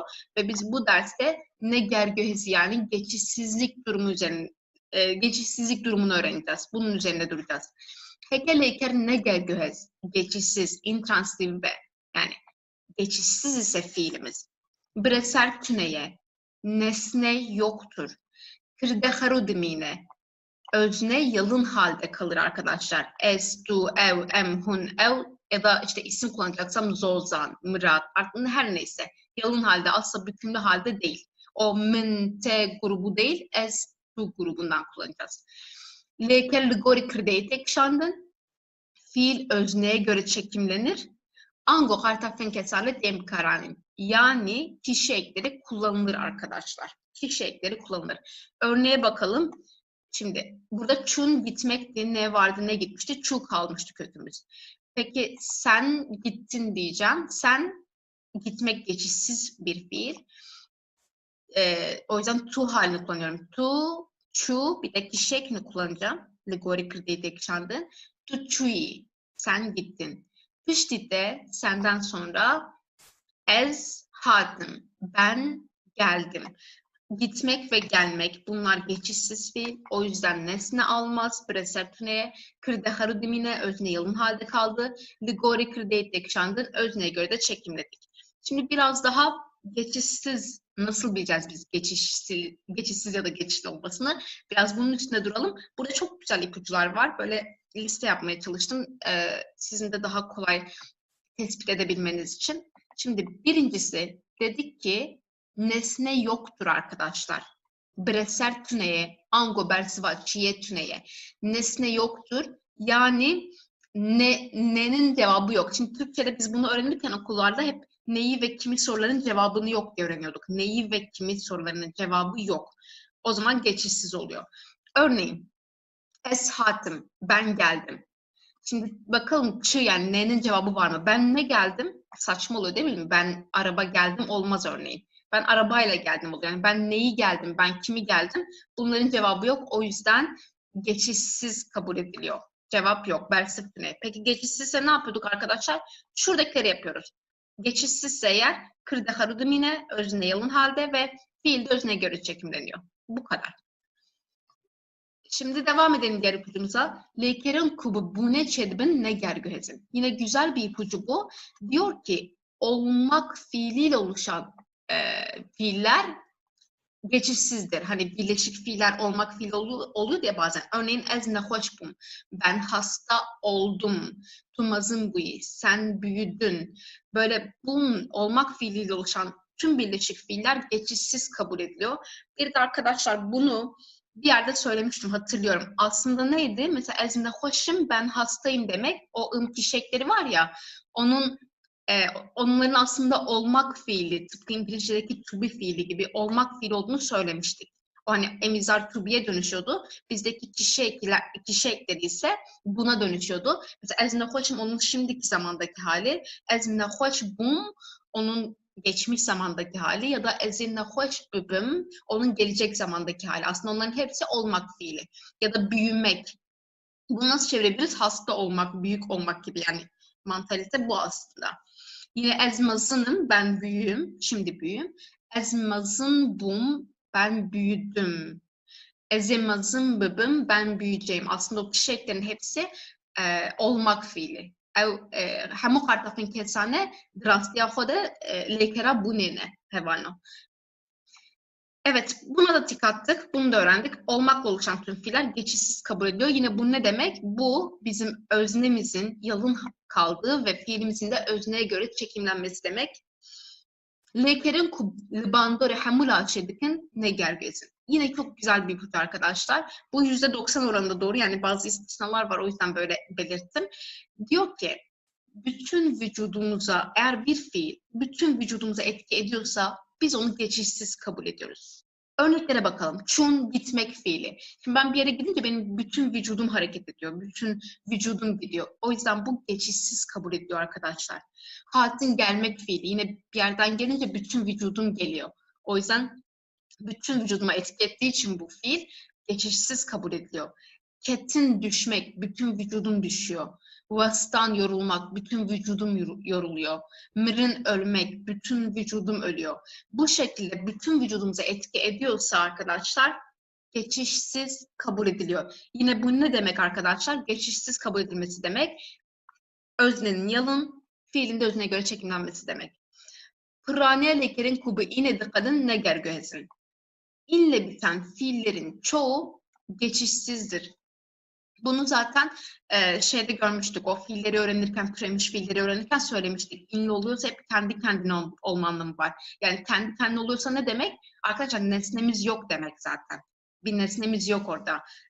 Bu anlama geldiğini de söylemiştik. Hatta o zaman demiştik bunlar geçmiş zamanda işimize yarayacak. Evet, geçmiş zamanda inle bitiyorsa çoğunluğu, ama yine istisnalar var her dilde olduğu gibi. Geçişsiz kabul ediliyor. Örneğin gerin, gezmek, fırın, uçmak, barin, yağmak, bazin, koşmak, karisin, donmak, kelin, kaynamak. İlle biten fiillerin çoğu. Birkaç tane çıkarırsak sanırım hemen hemen hepsi diyebiliriz.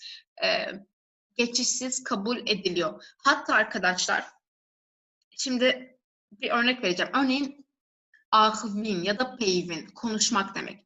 Aslında ahvin ya da peyvin bunun geçişli olması gerekiyor değil mi? Çünkü ne konuştum? İşte bir şey hakkında konuştum, haber konuştum falan. Yani ne sormuştum, neyi konuştum diyebiliyorum. Bir cevap var. Ama arkadaşlar in ile bittiği için biz onu da geçişsiz kabul ediyoruz. Ve o yüzden es ahvim, es peyvim diyoruz. Min ahvi demiyoruz. Yine es, yani öznemiz yine yalın kalıyor. Normalde geçişli olması gerekiyor, ancak inle bittiği için yine biz bunu geçişsiz kabul ediyoruz. Ya da arkadaşlar mesela ahvin, peyvin konuşmak demek, haberdan da konuşmak demek. Haberdan ya da kısekrin de konuşmak demek. Arkadaşlar örneğin orada da dan, yani vermek, aslında bir şeyi vermek geçişli ya da kısekrin yapmak, bir şeyi yapmak geçişli. Sırf bu fiillerden dolayı min haberda, min kısekir, ama es ahvim, es peyvim. İnle bitenler geçişsiz gibi çekimleniyor. Diğerleri geçişli gibi çekimleniyor. Anlam aynı anlam olmasına rağmen. Böyle, Amber devam bakın. Şimdi arkadaşlar bazı fiilleri tüm kişilere göre çekimleyelim dedik ki. Geçişsiz ise nasıl anlıyoruz geçişsiz olmasını? Şu kurallardan anlıyoruz. Özne yalın ve özneye göre çekimleniyor. Çun kokaviçye dema boride edem himbun ten eminneyi babicin çuma destemede jibo eze es çum bo tuye tu çuyi. Bo evi ev çu. Ev çuye na. Ev çu. Evci istisna dema boriye emi kasektin begerin vedere. Jbo em hun ev şu به همان شکل چیدن یعنی برای قارتافین kesane به همان şekline emçun, hunçun, evçun. Arkadaşlar şimdi çunda ne var sonunda neyi attık? Çu kaldı şimdi geçmiş zaman kökümüz. Bütün kişiye göre artık çekimleyebiliriz kişi şeklini kullanarak. Esçun ben gittim, çu'yu sen gittin, evçu o gitti. Arkadaşlar burada dikkatinizi çeksin. Üçüncü kişi eki yok. Evçu'ye demiyorum artık. Geçmiş zamanda Kartafak esasem evçune üçüncü tekil kişi eki yok arkadaşlar. Kullanılmıyor. Emhun evçun biz gittik, siz gittiniz, onlar gittiler. Bilmeniz gereken şey ev için e kullanılmıyor artık. E ya da y. Şimdi devam edelim. Hatın gelmek, neyi gelmek, kimi gelmek cevabı yok. O yüzden geçişsiz fiil ya da bütün vücudumuz gidiyor. O yüzden geçişsiz fiil. Ne yapıyoruz? Geçişsiz fiil olunca ez grubundaki özneleri kullanıyoruz. Zamirleri kullanıyoruz. Es hatım, tu hati, ev hat, disa kartapak esasem tuneye, em hatın, hun hatın, ev hatın. Lekeram man. Tene ne heye ne çu kokavi destemede ma. Em ligori hamu kesan em çekin ledi sabala xobidin. Yek gavaz çeki diminim hamulaşı min dimine. Şberviç ezi kartafen ay binaken xarubu karbinem. Anşi ez çimam bersif tune. Şberve em vek neger göz kabul dikin. Em nihal ligori cinapkan çekin ez mam tumay evma disa kartapak esasem tuneye em hun evman. Mirin in heye in çu destemede mirma hem ligori hamu kesam bikşinin ez mirim tu miri ev mir disa kartapak esasem tuneye em hun ev mirin. Çok cibo kesim. Pırşımar kartaf bu hemen şekli çedbin aynı. Megotçı ya gringçiye kartapak esasem yani bu evi tu kartaf naib karan tuneye evayna. Lekerin cevi disa evşi beli ravşeke hoşe ciber kuhne cana serime tevli hevdi ben rastyavan binirin. Arkadaşlar lekerin cevi bunu böyle ikiz fiiller gibi çevirebiliriz yani ikiz şekillenen fiiller gibi. Şimdi burada iki tane kullanım göreceğiz. İkisinin de doğru olduğunu göreceğiz. Eminim böyle biraz bilenler varsa evet böyle de söyleniyor aslında böyle de söyleniyor diyeceklerdir. Şimdi gerin gezmek dedik. Ne varsa ne gidiyor, ın varsa ne gidiyor. Burada ne var, ne attık. Geri kaldı değil mi kökümüz? Normalde nasıl demem lazım? Ez gerim. Ben gezdim. İşte neyi gezdim, kimi gezdim olmadığı için ez diyeceğim buna. Mın demeyeceğim. Ez gerim, ben gezdim. Peki biz bunu daha çok nasıl söylüyoruz ya da nasıl duyuyoruz? Ez geriyam gibi duruyoruz. Ez geriyam. Bu şekilde duyuyoruz. Neden arkadaşlar? İşte bu lekerin cevi formatına giriyor ve her iki kullanımda doğru. Her iki kullanımda doğru. Bunu da söyleyebilirsiniz, bunu da söyleyebilirsiniz. Asla yanlış değil. Bazin koşmak. Ne var ne gitti. Ez bazim, ben koştum. Ez baziyan, yine ben koştum. İkisi de doğru. Barin yağmak. Ne var ne gitti kökten. Bar kaldı kökümüz. Bari kaldı kökümüz. Baran bari, yağmur yağdı. Ya da baran bariya, yine yağmur yağdı demek. Kelin kaynamak. Ne var ne gitti. Af keli su kaynadı, af keliya su kaynadı, aynı şey. Kenin gülmek, ev kenin onlar güldüler. Bakın keni kökümüz değil mi? Ne var ne gitti. Bir de çoğul kişi eki kullanılmış. Üçüncü çoğul kişi. Ev kenin onlar güldüler. Ev keniyan yine onlar güldüler. Vastan ya da vastin ikisi de yorulmak demek. Sözlükte böyle de görebilirsiniz, böyle de görebilirsiniz. Şimdi ne var ne gitti. Ya vastak ya da vasti her ikisi kaldı kökümüz. Ez vastan ben yoruldum. Ez vastin ben yoruldum. Ya da ez vastiyam yine ben yoruldum demek. Her iki kullanımda doğru. Dikkatinizi bir şey çeksin. Bu hangi durumda oluyor arkadaşlar? Bu inle biten fiiller için oluyor. Yani her iki kullanımda duyabilirsiniz. Çoğunlukla bunu duyarsınız ama. Şu formu daha çok duyarsınız. Hatta sanırım böyle dile daha güzel mi geliyor? Belki o yüzden artık bu şekilde yerleşmiş. Neyi nerede ma boruya sade. Neyin ya hemu demin bori bineyi çedbin. Hevano, hemu demin boriş, bilive deme, se demin bori dinjene yeni sereke, neyniye hemu yan binleye çedbin. Emel Begar Mina Kançı Biner'in çava çedbe. Arkadaşlar şimdi olumsuz formunu görüyoruz. Burada diyor ki bütün geçmiş zamanların olumsuzu ne ile yapılır? Yani fiilin başına ne getirilerek yapılır? İşte bu neye benziyor? Gelecek zamanda da ne yapıyorduk değil mi? Bu yatıp yerine ne getiriyorduk? Burada da öyle. Sadece bir şey atmamıza gerek yok. Çünkü geçmiş zaman eki yok aslında arkadaşlar. Sadece geçmiş zaman köküyle bir zaman oluşturuyoruz. Artık bir ek olmadığı için sadece hiçbir şey atmıyoruz. Asıl fiilin önüne getiriyoruz. Hep yaptığımız gibi. Es hatim mali le huşkamın biminde nehat. Es hatim ben geldim. Es hatim mali ben eve geldim. Le huşkamın biminde nehat ama kız kardeşim benimle gelmedi.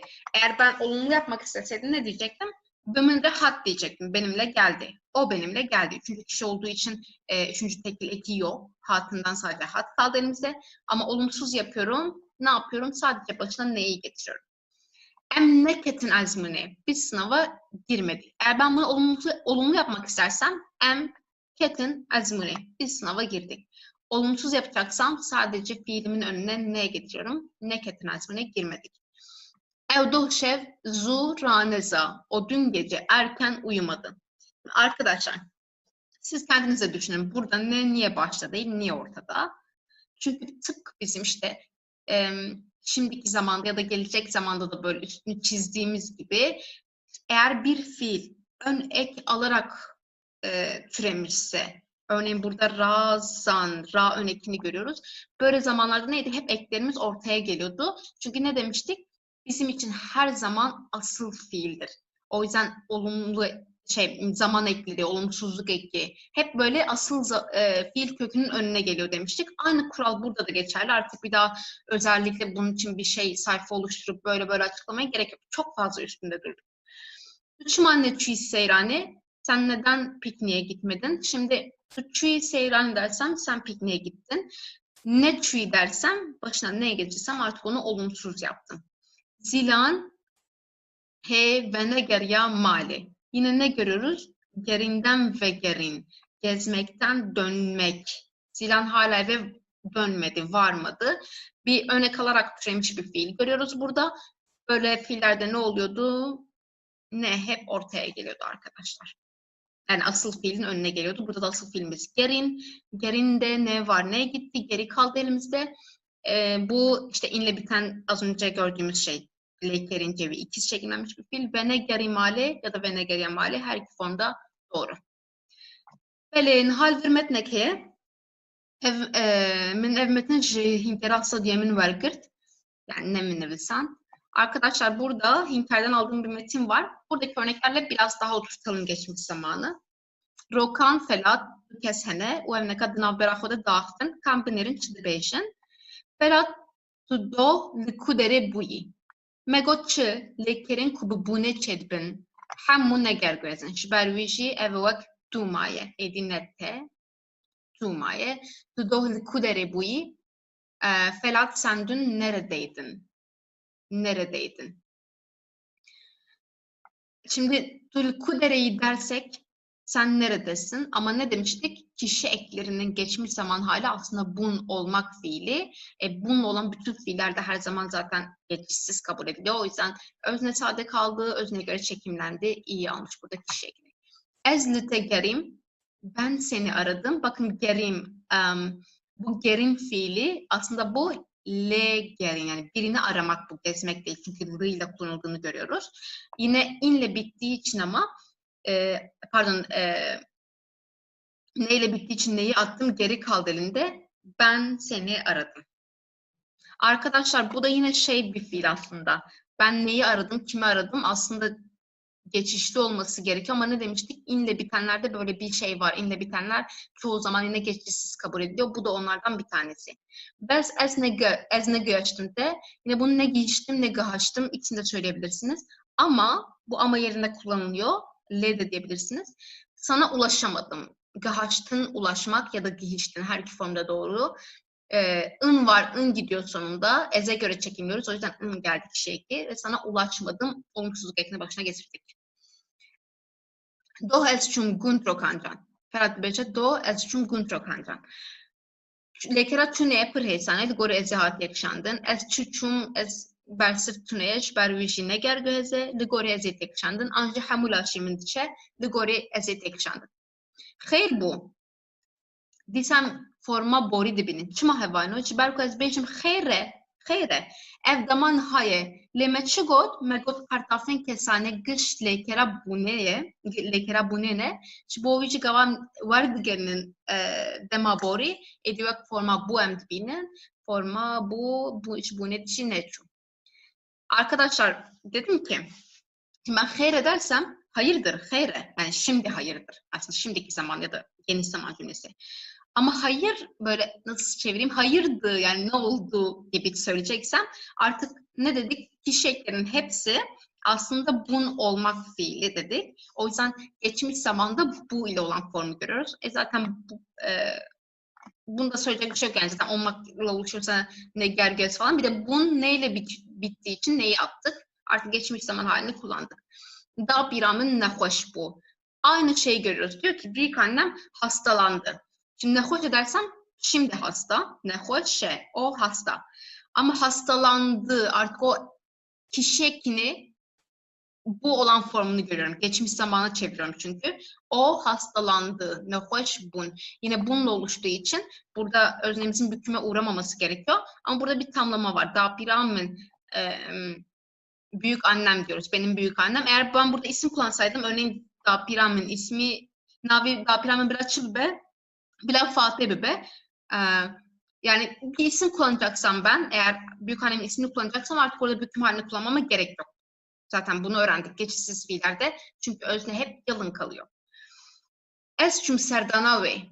Ben onu ziyarete gittim. Serdan şey demek böyle.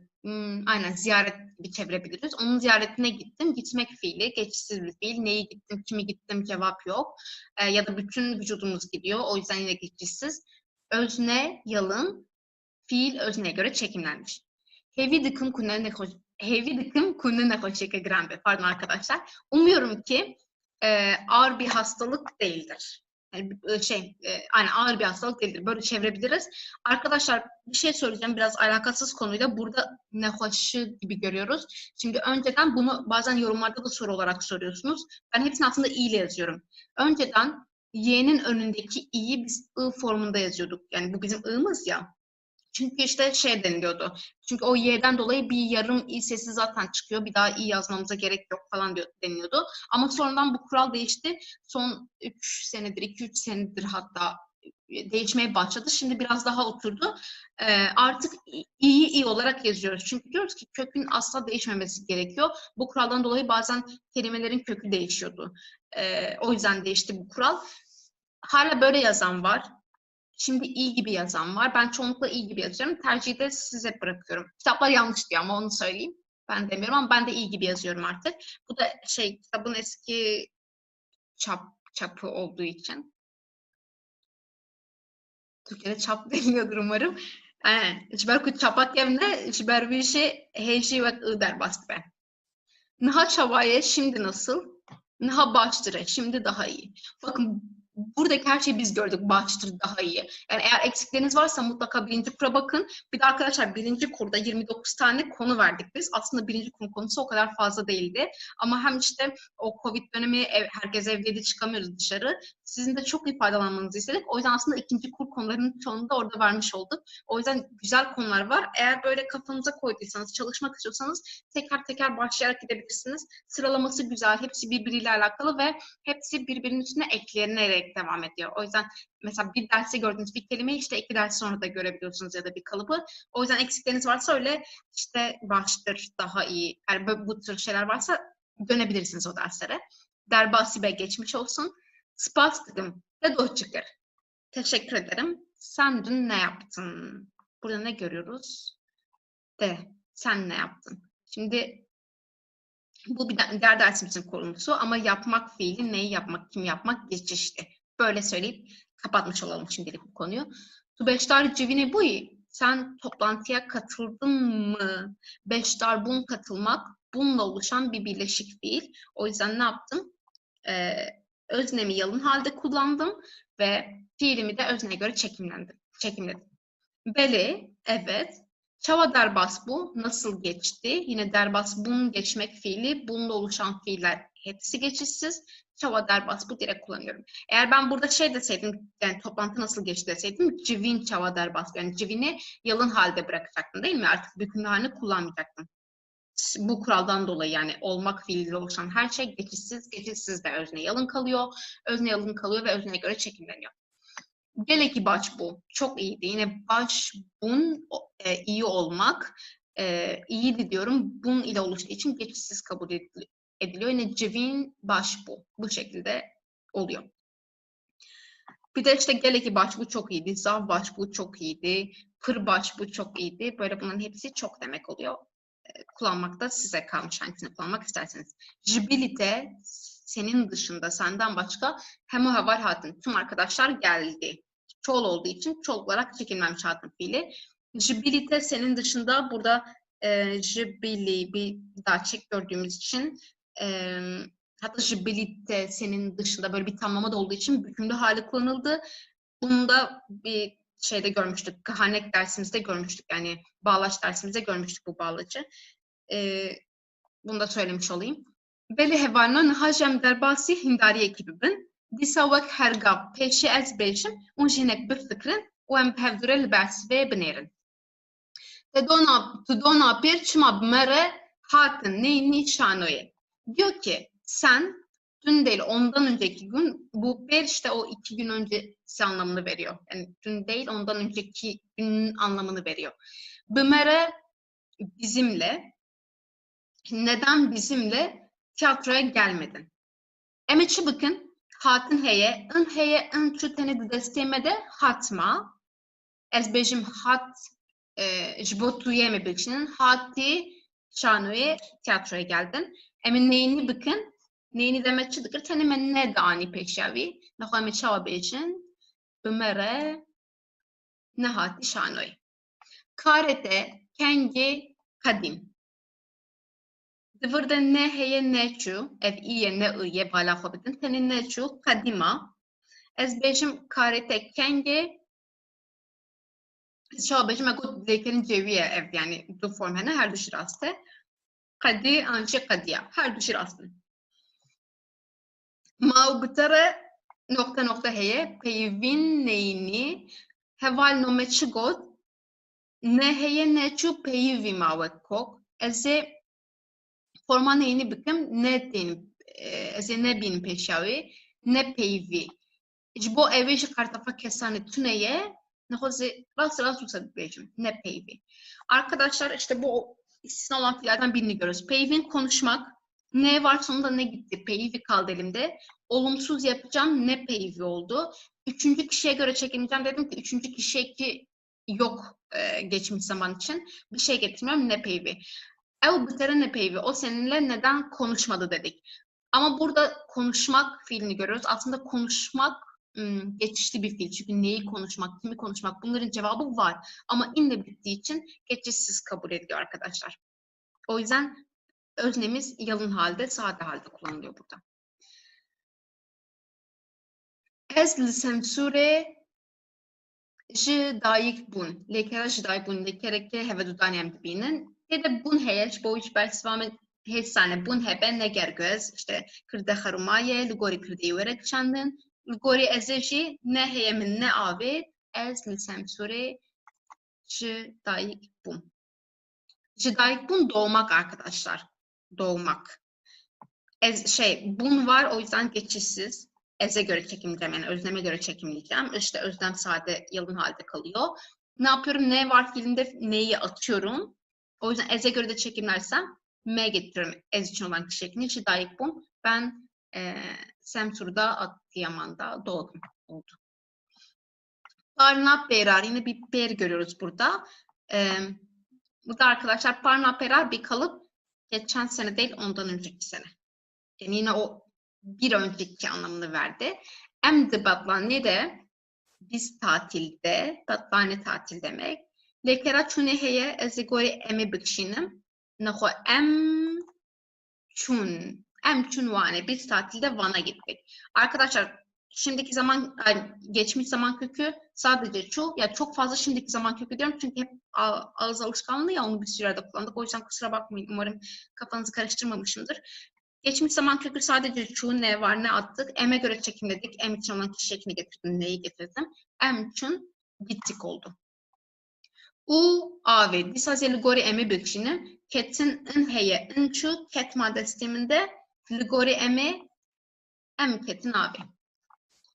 Ez irozu jikar derketin, ez çi derketin bersirtine, anca hamul aşemi dertkeve, jiber veji neger güheze, jiber veji gori ezi vere kışandın, in heye in çu, cevideci li gori ezi kartafa kesane hat, derketin. Ev saat dışarşande, gaçtın hef beyvine. Gıhaştın, ez çi gaçtın tüneye, anja hamul aşemin digişe, hamul aşemin digişe, jiber veji neger güheze, li gori evi verek çandın, heke yekşimar be yekşimar, pırışımar be pırışımar, ez çabeşim, inçu kokma destemede, ev gıhaştın. Bakın bu diyare ku pırışımare. Veli hevalin heja, duaneme bidavi bu, hafladın bakın bu eme ediş bu lekerin gergühez eme demaborya sade, anci li demaborya dedeyi binerin. Her du form çırasın demaborya sade, demaborya dedeyi, hemen میچاره کو ام ایرو هیمبون هیوی دکمش باوشی سودا var bu ya brastit işte ki onu haşver bakın tune vak mugot yani ne vakle deman ha dema freh dema behe yani seni ın hebe ın diçe ne hebe ne diçe işte kırda harudum yine gori kırda tek çandım seni ev ve gelsenet burada xobaş bilirim arkadaşlar dersimizin sonuna geldik. Güzel bir dersti. Çok önemli bir konuydu. Ben de bu materyali hazırlarken böyle sizin işinizi kolaylaştırmaya çalıştım o kurallarla. Umarım anlayabilmişsinizdir. Faydalı olmuştur sizin için. Unutmuyoruz. Ne var arkadaşlar? Sade geçmiş zamanda yani görülen geçmiş zamanda sanırım böyle çevriliyor. In varsa in gidiyor, ne varsa ne gidiyor kökünde. Bunu öğrendik. Öznemiz yalın halde kullanılıyor. Özneye göre çekimleniyor. Bunu öğrendik. Bir de üçüncü tekil kişi için herhangi bir ek olmadığını öğrendik. Yani kişi ekinin kullanılmadığını öğrendik. Bu kadardı bugünkü dersimizin konusu. Diğer derste geçişli fiiller için geçmiş zamanda görüşmek üzere arkadaşlar. Dikkat edin kendinize.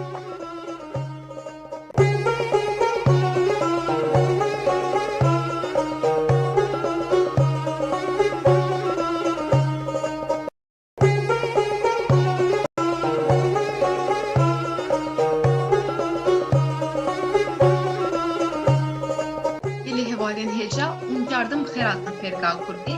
İro emeç dema borya sade, ancij dema borya dedeyi berdevam bikin. Livve cari emel ser lekerin gergühez bisekin. Duane bori de jbo lekerin ne gergühez dema bori çavat şedbe, emhin bubun. Nahalçiş heke leker gergühez be çavat şedbe, emehin livve bibin. Arkadaşlar 8. dersimize hoş geldiniz. Yine basit geçmiş zamandan devam edeceğiz. Ya da görülen geçmiş zaman ya da dili geçmiş zaman her ne diyorsanız. Ancak bu 8. dersimizde artık Türkçeden ayrılan kısmını göreceğiz. Türkçeden farklı kısmını göreceğiz geçmiş zaman için. Çünkü bu dersimizde eğer fiil geçişli ise geçmiş zaman cümlesi nasıl kurulur? Hep birlikte bunu öğreneceğiz. Diğer derste ne dedik? İşte geçişli değil ise yani nesne almıyorsa ne oluyordu? Özne hep yalın halde kullanılıyordu ve biz fiili özneye göre çekimliyorduk. Fiil kökünü bulmak çok kolaydı. Bunların hepsini öğrenmiştik. Şimdi bu dersin ayrıntılarına geçelim. Disamet nekeye em behevdure bixwînin. Merhaba hevalîzinar. Hêvî dikim rewşate baş e. Bibore, min nameya te dereng bersivan. Min dest bi karekî nû kir. Lewma min derfet nedît ku ji te re binivîsim. Te di nameya xwe de gotiye ez nexweş ketim. Li xwe miqatebe. Heke pêwîstiyekî te hebe min haydar bike. Digel Slavan berîtan. Bila bala weşî bikişîne divir de min heye, te heye. Ango cinavkên tawan dihene, cinavkên xeru tunene. Tev jî hevokên dema borîne. Lê cinavkên me nexerune, tawan dîne. Arkadaşlar şimdi burada bazı geçmiş zaman cümleleri geçiyor. Bunların hep birlikte tek tek analizini yapalım. Burada dikkatimizi çekmesi gereken şey kullanılan zamirlerin bükümlü zamir olması. Şimdi o cümleler burada ayrıntısıyla yazıyor. Bir tek tek analiz edelim. Min nameyata bersivand. Ben mektubunu cevapladım. Bakın tipik bir geçmiş zaman cümlesi ama ez yok, onun yerine min var. Ya da min dest bikare kir. Ben bir işe başladım. Yine tipik bir geçmiş zaman cümlesi ama bükümlü zamir var. Min derfet nedir? Derfet değilken böyle fırsat bulmadım. Böyle çevirince böyle düşünebilirsiniz. Ben fırsat bulmadım. Ya da te dinameye hodegot. Ez ne hoş getim. Te dinameye hodegot. Sen mektubunda söyledin. Arkadaşlar burada dikkatimizi çekmesi gereken şey buradaki fiillerin hepsinin nesne alması. Şurada kırmızıyla belirttiklerimin hepsi nesne. Örneğin min nameyate bersivand dediğimde ben mektubunu cevapladım. Ben neyi cevapladım? Mektubunu. Bakın neyi sorusunun cevabı nesne olarak karşında. Ya da min dest bikare kir. Ben bir işe başladım. Ben neye başladım? İşe arkadaşlar. Min derfet nedir? Ben fırsat bulmadım. Ben neyi bulmadım? Ben fırsat bulmadım. Ya da ted nameye hodegot. Sen mektubunda söyledin. Neyi söyledin? Ez ne hoş geldin. Hasta olduğunu söyledin. Bunların hepsi bize neyi cevabını veriyor? Neyi sorusunun cevabını veriyor? O yüzden bu fiillerin hepsi geçişli. Yani şunu diyebiliriz. Eğer fiilimiz geçişliyse kullanılan zamirler bükümlü zamir olmalı ya da özne de büküme uğramalı. Şu cümleye bakalım. Ezne hoş ketim. Ezne hoş ketim ben hasta düştüm. Tam karşılığı bu. Yine ketin fiilinin geçen derste geçişsiz bir fiil olduğunu görmüştük. Çünkü ketin böyle girmek, düşmek anlamlarını veriyordu ve bir fiil böyle bütün vücudumuzu etkiliyorsa geçişsizdi, değil mi? Ya da neyi düştüm? Cevabı yok. Bu yüzden geçişsiz.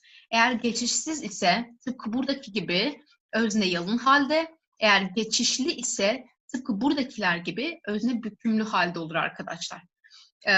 Dediğim gibi Türkçe'de tek bir karşılığı var. Ben yaptım, ben ettim, ben geldim, ben gittim. Ama Türkçe'de durum bu yönden değişiyor.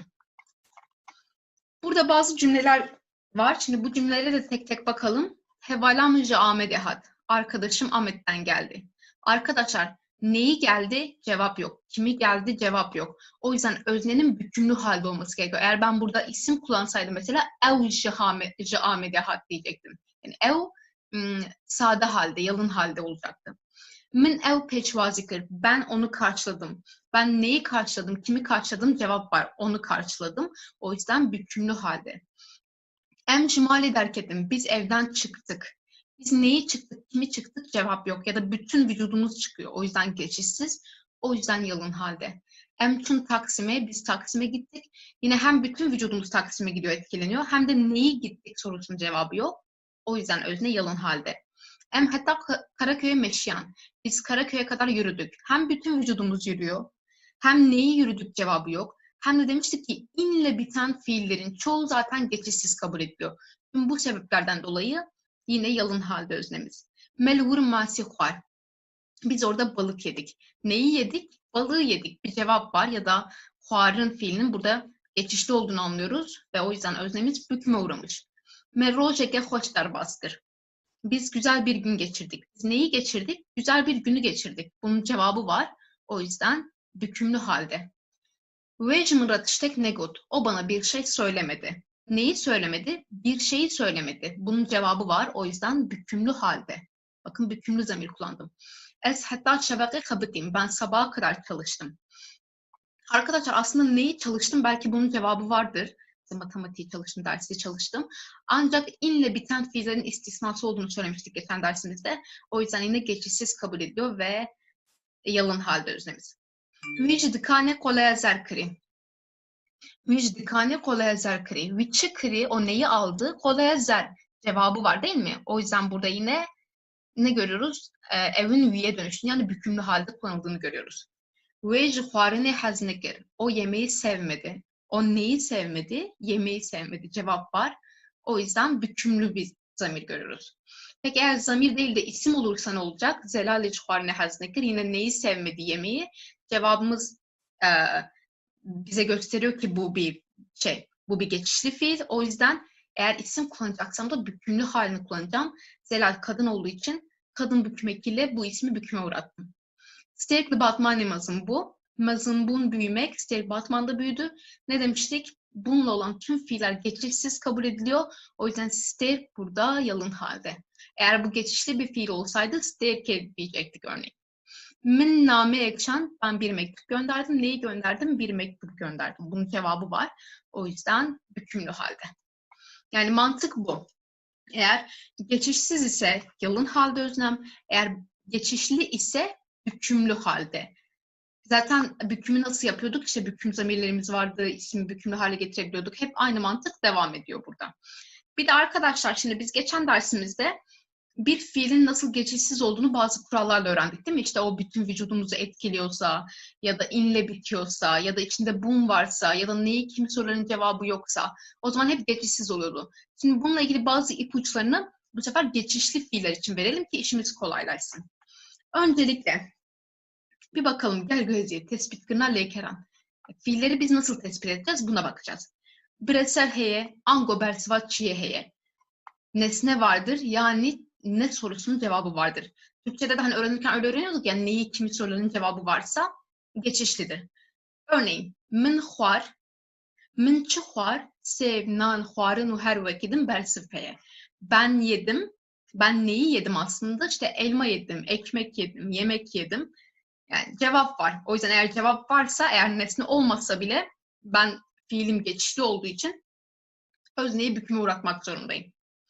Lekerin kubkırine çedibin gergöhezin. Kırın yani yapmak, etmek fiiliyle oluşan birleşik fiiller geçişli kabul ediyor. Peki aklınıza getirin. Geçişsiz olması için ne olması gerekiyordu? Bunun yerine ne demiştik geçen dersimizde? Eğer bir fiil yani olmak fiiliyle oluşuyorsa geçişsiz, onun buradaki karşılığı eğer yapmak, etmek fiiliyle oluşuyorsa geçişli kabul edilir. Yani kırın ile ilgili bütün birleşik fiiller, içinde kırın geçen bütün fiiller geçişlidir arkadaşlar. Ve mazınkır, o büyüttü. Aslında o neyi büyüttü? Örneğin o kızını büyüttü, o bir köpek büyüttü, o olayı büyüttü, bir sürü şey olabilir. Yani cevap var. Bir şeyi yapmak, bir şeyi etmek. O yüzden kırınla olduğu için bu geçişli. O yüzden öznemiz büküme uğramış. Tegermkir. Sen ısıttın. Sen neyi ısıttın? Yemeği ısıttın, suyu ısıttın, çorbayı ısıttın. Yine cevap var. Bakın burada özellikle nesne yazmama gerek yok. Av germkir dememe gerek yok örneğin. Nesne olmasa bile neyi ve kimi sorana cevap verebildiğim için bu bir geçişli fiildir. O yüzden de öznem büküme uğramış. Lekerin kurbandori perçek ile aşediken gergöhesin. Sersedi notraste. Şimdi biz geçen dersimizde demiştik ki eğer bir fiil bütün vücudumuza etki ediyorsa tabii ki bu %100 olan bir kural değil. Bazı istisnalar var ama bütün vücudumuza etki ediyorsa geçişsizdir. Örneğin mırın ölmek fiili bütün vücudumuz ölüyor. Geçişsiz o yüzden işte ezmirim diyoruz. Ama eğer bir fiil ya da bir olay sadece bizim vücudumuzun bir parçasıyla oluşuyorsa geçişlidir arkadaşlar. Örneklere bakalım. Huar'ın yemek fiili sadece ağızla oluyor. Ya da neyi yedim cevap oluyor. Gotten söylemek sadece ağızla oluyor. Ya da neyi söyledim bunun cevabı var. Bihistin duymak sadece kulakla oluyor. Ya da neyi duydum cevabı var. Avet'in atmak elle ya da ayakla oluyor. Ya da neyi attım cevabı var. Dit'in görmek sadece gözle oluyor. Ya da neyi gördüm bunun cevabı var. Yani vücudumuzun bir parçasını kullandığımız fiillerde eğer yani o fiil vücudumuzun bir parçasına etki ediyorsa o zaman o geçişlidir. Bu da güzel bir ipucu ama dediğim gibi %90 yani tabii ki istisnalar olabilir. Devam edelim. Franya lekerin kubu andın edi kadın gergühezin. Andın ile biten fiillerin çoğu geçişlidir arkadaşlar. Bunun peki diğer dersteki karşılığı neydi? Eğer bir fiil in ile bitiyorsa geçişsizdi. Eğer andınla bitiyorsa da geçişlidir. Bu biz inle biten fiiller, andınla biten fiiller bu birinci kurda sanırım şimdiki zamandaydı. Bu fiiller üzerine bir ders yapmıştık. Orada aslında biraz ipucusunu vermiştik. Hani birinde inle bitiyorsa kendi kendine olma anlamı var. Andınla bitiyorsa yaptırmak anlamı var. O yüzden nesne oluşuyor demiştik. Geçişli oluyor demiştik. Bakalım örneklere. Gerandın gezdirmek. Bakın gerandın birini gezdirmek. Gerin gezmek de değil mi? Kendi kendine gezersin ama gerandın gezdirmek, birini gezdirmek, bir şeyi gezdirmek. Zaten o biri bir şey dediğim şey benim nesnem oluyor. Yani zaten fiil geçişli oluyor. Frandın uçurmak, şandın göndermek, Bezandın koşturmak. Örneğin bezin koşmaktı. O yüzden ez bezim ya da ez beziyam diyorduk inle bittiği için. Ama artık bezandın koşturmak oluyor. Min bezant demem gerekiyor. Min hesfaho bezant. Örneğin. Kelin kaynamaktı. Av keli ya da av keliya. Bakın hiçbir büküm yok. Çünkü inle bitiyor. Ama kelandın kaynatmak oluyor artık. Min av keland. Artık orada min demem gerekiyor. Kalandın kızartmak. Kalin kızarmak. Kalandın kızartmak. Yine bir şey kızartırsınız değil mi? Bir yemeği, her eti. O yüzden cevap oluyor ya da andınla bitiyor. Diğer karşılığı. O yüzden fiilimiz geçişli arkadaşlar. Şimdi yine bu listeyi bence yazın bir yere. Tıpkı diğer dersin negergöhezi kısmında olduğu gibi kendiniz o karşılaştırmayı yapabilirsiniz. Yani orada negergöhez olması için tüm şartlar aslında burada gergöhez olması için de var. Peki eğer fiilimiz gergöhez yani geçişliyse biz hangi sıralamayı takip edeceğiz? Heke leker gergöhez geçişli transitif ve leker breseri digre. Minak min ev god. Diyor ki eğer bir fiil geçişli ise fiil nesne alır. Dediğim gibi nesne cümlede yer almıyorsa bile gizli nesne olarak var. Örneğin min god dersem ben söyledim. Ama aslında bunun karşılığı ne? Ben onu söyledim örneğin. Ya da ben bir şeyi söyledim. Ama bir şey var orada değil mi? Özellikle belirtmeme gerek yok. Anlıyoruz ki nesne alıyor, nesne alabiliyorsa geçişlidir. Arkadaşlar bu sıralamayı takip ederseniz hiçbir yanlış yapmayacaksınız. Sonra tespit ettik geçişli. Yapacağımız diğer bir şey özneyi büküme uğratmak. Eğer zamir ise bükümlü zamirleri kullanacağız. Min, de, we, we, me, ve, one gibi. Eğer isim ise özneyi büküme uğratacağız. Örneğin Zozan bir isim, peki bunun bükümlü hali nasıl oluyor? Zozani. Mırat, mıradi. Zarok, eğer çoğul yapacaksam, çoğul halde büküme uğrayacaksam zarokan. Diğer yapacağımız şey, şimdi anladık. Özneyi büküme uğratıyoruz. Diğer yapacağımız şey ise arkadaşlar nesneyi sade bırakmak. Yani büküm eklerini kullanmamak. Jiberku breser harudimine ve min sefar. Ben elmayı yedim. Arkadaşlar şimdi bizim çok yaptığımız bir yanlış. Min sevan har diyoruz örneğin. Ben elmaları yedim. Ama bu yanlış. İki tane bükümü yan yana getiremeyiz. Eğer ben bunu min yapıyorsam ki harın fiili, yemek yemek fiili geçişli bir fiil yapmak zorundayım. O zaman benim nesnemi yani sev kelimesini yalın halde bırakmam gerekiyor. Şimdi devam edelim. Çok önemli bir kural. Leker ligori breseri tekşandın. Ango kartafen kesane ligori kırdeyi naim bıkaranin. Diyor ki fiilimiz nesneye göre çekimlenir. Özneye göre değil arkadaşlar. Yani kişi ekleri, özneye göre olan kişi ekleri kullanılmaz. Bu çok çok önemli bir kural. Çünkü işte tam da bu noktada Türkçeden ayrılıyor. Bunu nasıl çevirebiliriz Türkçe'ye? Örneğin şöyle diyebiliriz. Ben seni gördüm. Aslında orada bene göre çekimliyoruz değil mi? Özneye göre çekimliyoruz. Ama görmek geçişli olduğu için bunun Kürtçe karşılığı biraz saçma gelecek ama ben seni gördün. Yani sene göre çekimliyorum orada. Yani nesneye göre çekimliyorum arkadaşlar. Bu kural çok önemli. Şimdi örneklerimize bakalım. Min sev huar. Benim buradan anlayacağım şey birincisi huarın yemek yemek fiili. Geçişli bir fiil çünkü neyi yedim cevap var. Ya da vücudumun bir parçasıyla yani ağzımla yapıyorum. O yüzden geçişli ve direkt ezmına dönüştü. Eğer ben burada sev huar dersem yediğim elmanın bir tane olduğunu anlıyorum arkadaşlar. Peki bunu eğer birden fazla elma yediysem, iki elma yediysem min du sev artık çoğul eki getirmem lazım. Huarın demem lazım. Min du sev huarın. Bakın min du sevan huarın yanlış. Çünkü ben buraya büküm eki getiremem. Çünkü nesne sade kalır. Sadece özne büküme uğrar. Orada nesnenin çoğul olduğunu ben nereden anlıyorum? Fiilimdeki ekten anlıyorum arkadaşlar. Şimdi biraz daha ayrıntılı inceleyelim. Peşili lekere binere gergözan ne gergöze. Arkadaşlar geçmiş zaman cümlesi kuracaksak yapacağımız ilk şey fiile bakmak olmalı. Fiil geçişli mi, geçişsiz mi? Şimdi şurada geçen dersin küçük bir özeti var. Eğer fiil geçişsiz ise hekende gergöhezbe kırda harudimine ve estu evsa berdevamdike öznemiz yalın kalıyor. Leker ligorik kırdeye tek çandın. Fiilimizde özneye göre çekimleniyor. Ama eğer fiil geçişli ise, arkadaşlar bu sıralama çok önemli. Gerçekten kendi öğrencilerimizde de görüyoruz. Böyle bu sıralamayla gidince yanlış minimuma iniyor. Bir, yapmanız gereken özne büküme uğrar, gırda ditave. İki, yapmanız gereken bireysel harudumine, nesne yalın halde kalır, ek almaz, büküm eklerini asla almaz. Ya SMC leker ligori bireyseli tek şandın, fiil nesneye göre çekimlenir. Zvirminakake kam hevrabinirin ez, kevok, ditin.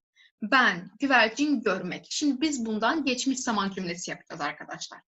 Önce bir bakalım. Ditin, görmek. Geçişli mi, geçişsiz mi? Neyi gördüm? Güvercini zaten nesnem önümde duruyor. Bir şeyi görürüm. Ya da ditin görmek gözle yapılıyor. Vücudun bir parçasıyla yapılıyor. O yüzden bir, ne diyorum arkadaşlar? Fiilim geçişli. Ditin gergöze. Peki, ditin gergöhez. Fiilim geçişliyse yapmam gerekenler neler? Kırdedı teve. O yüzden ez neye dönüşecek arkadaşlar? Bunu artık büküme uğratacağım.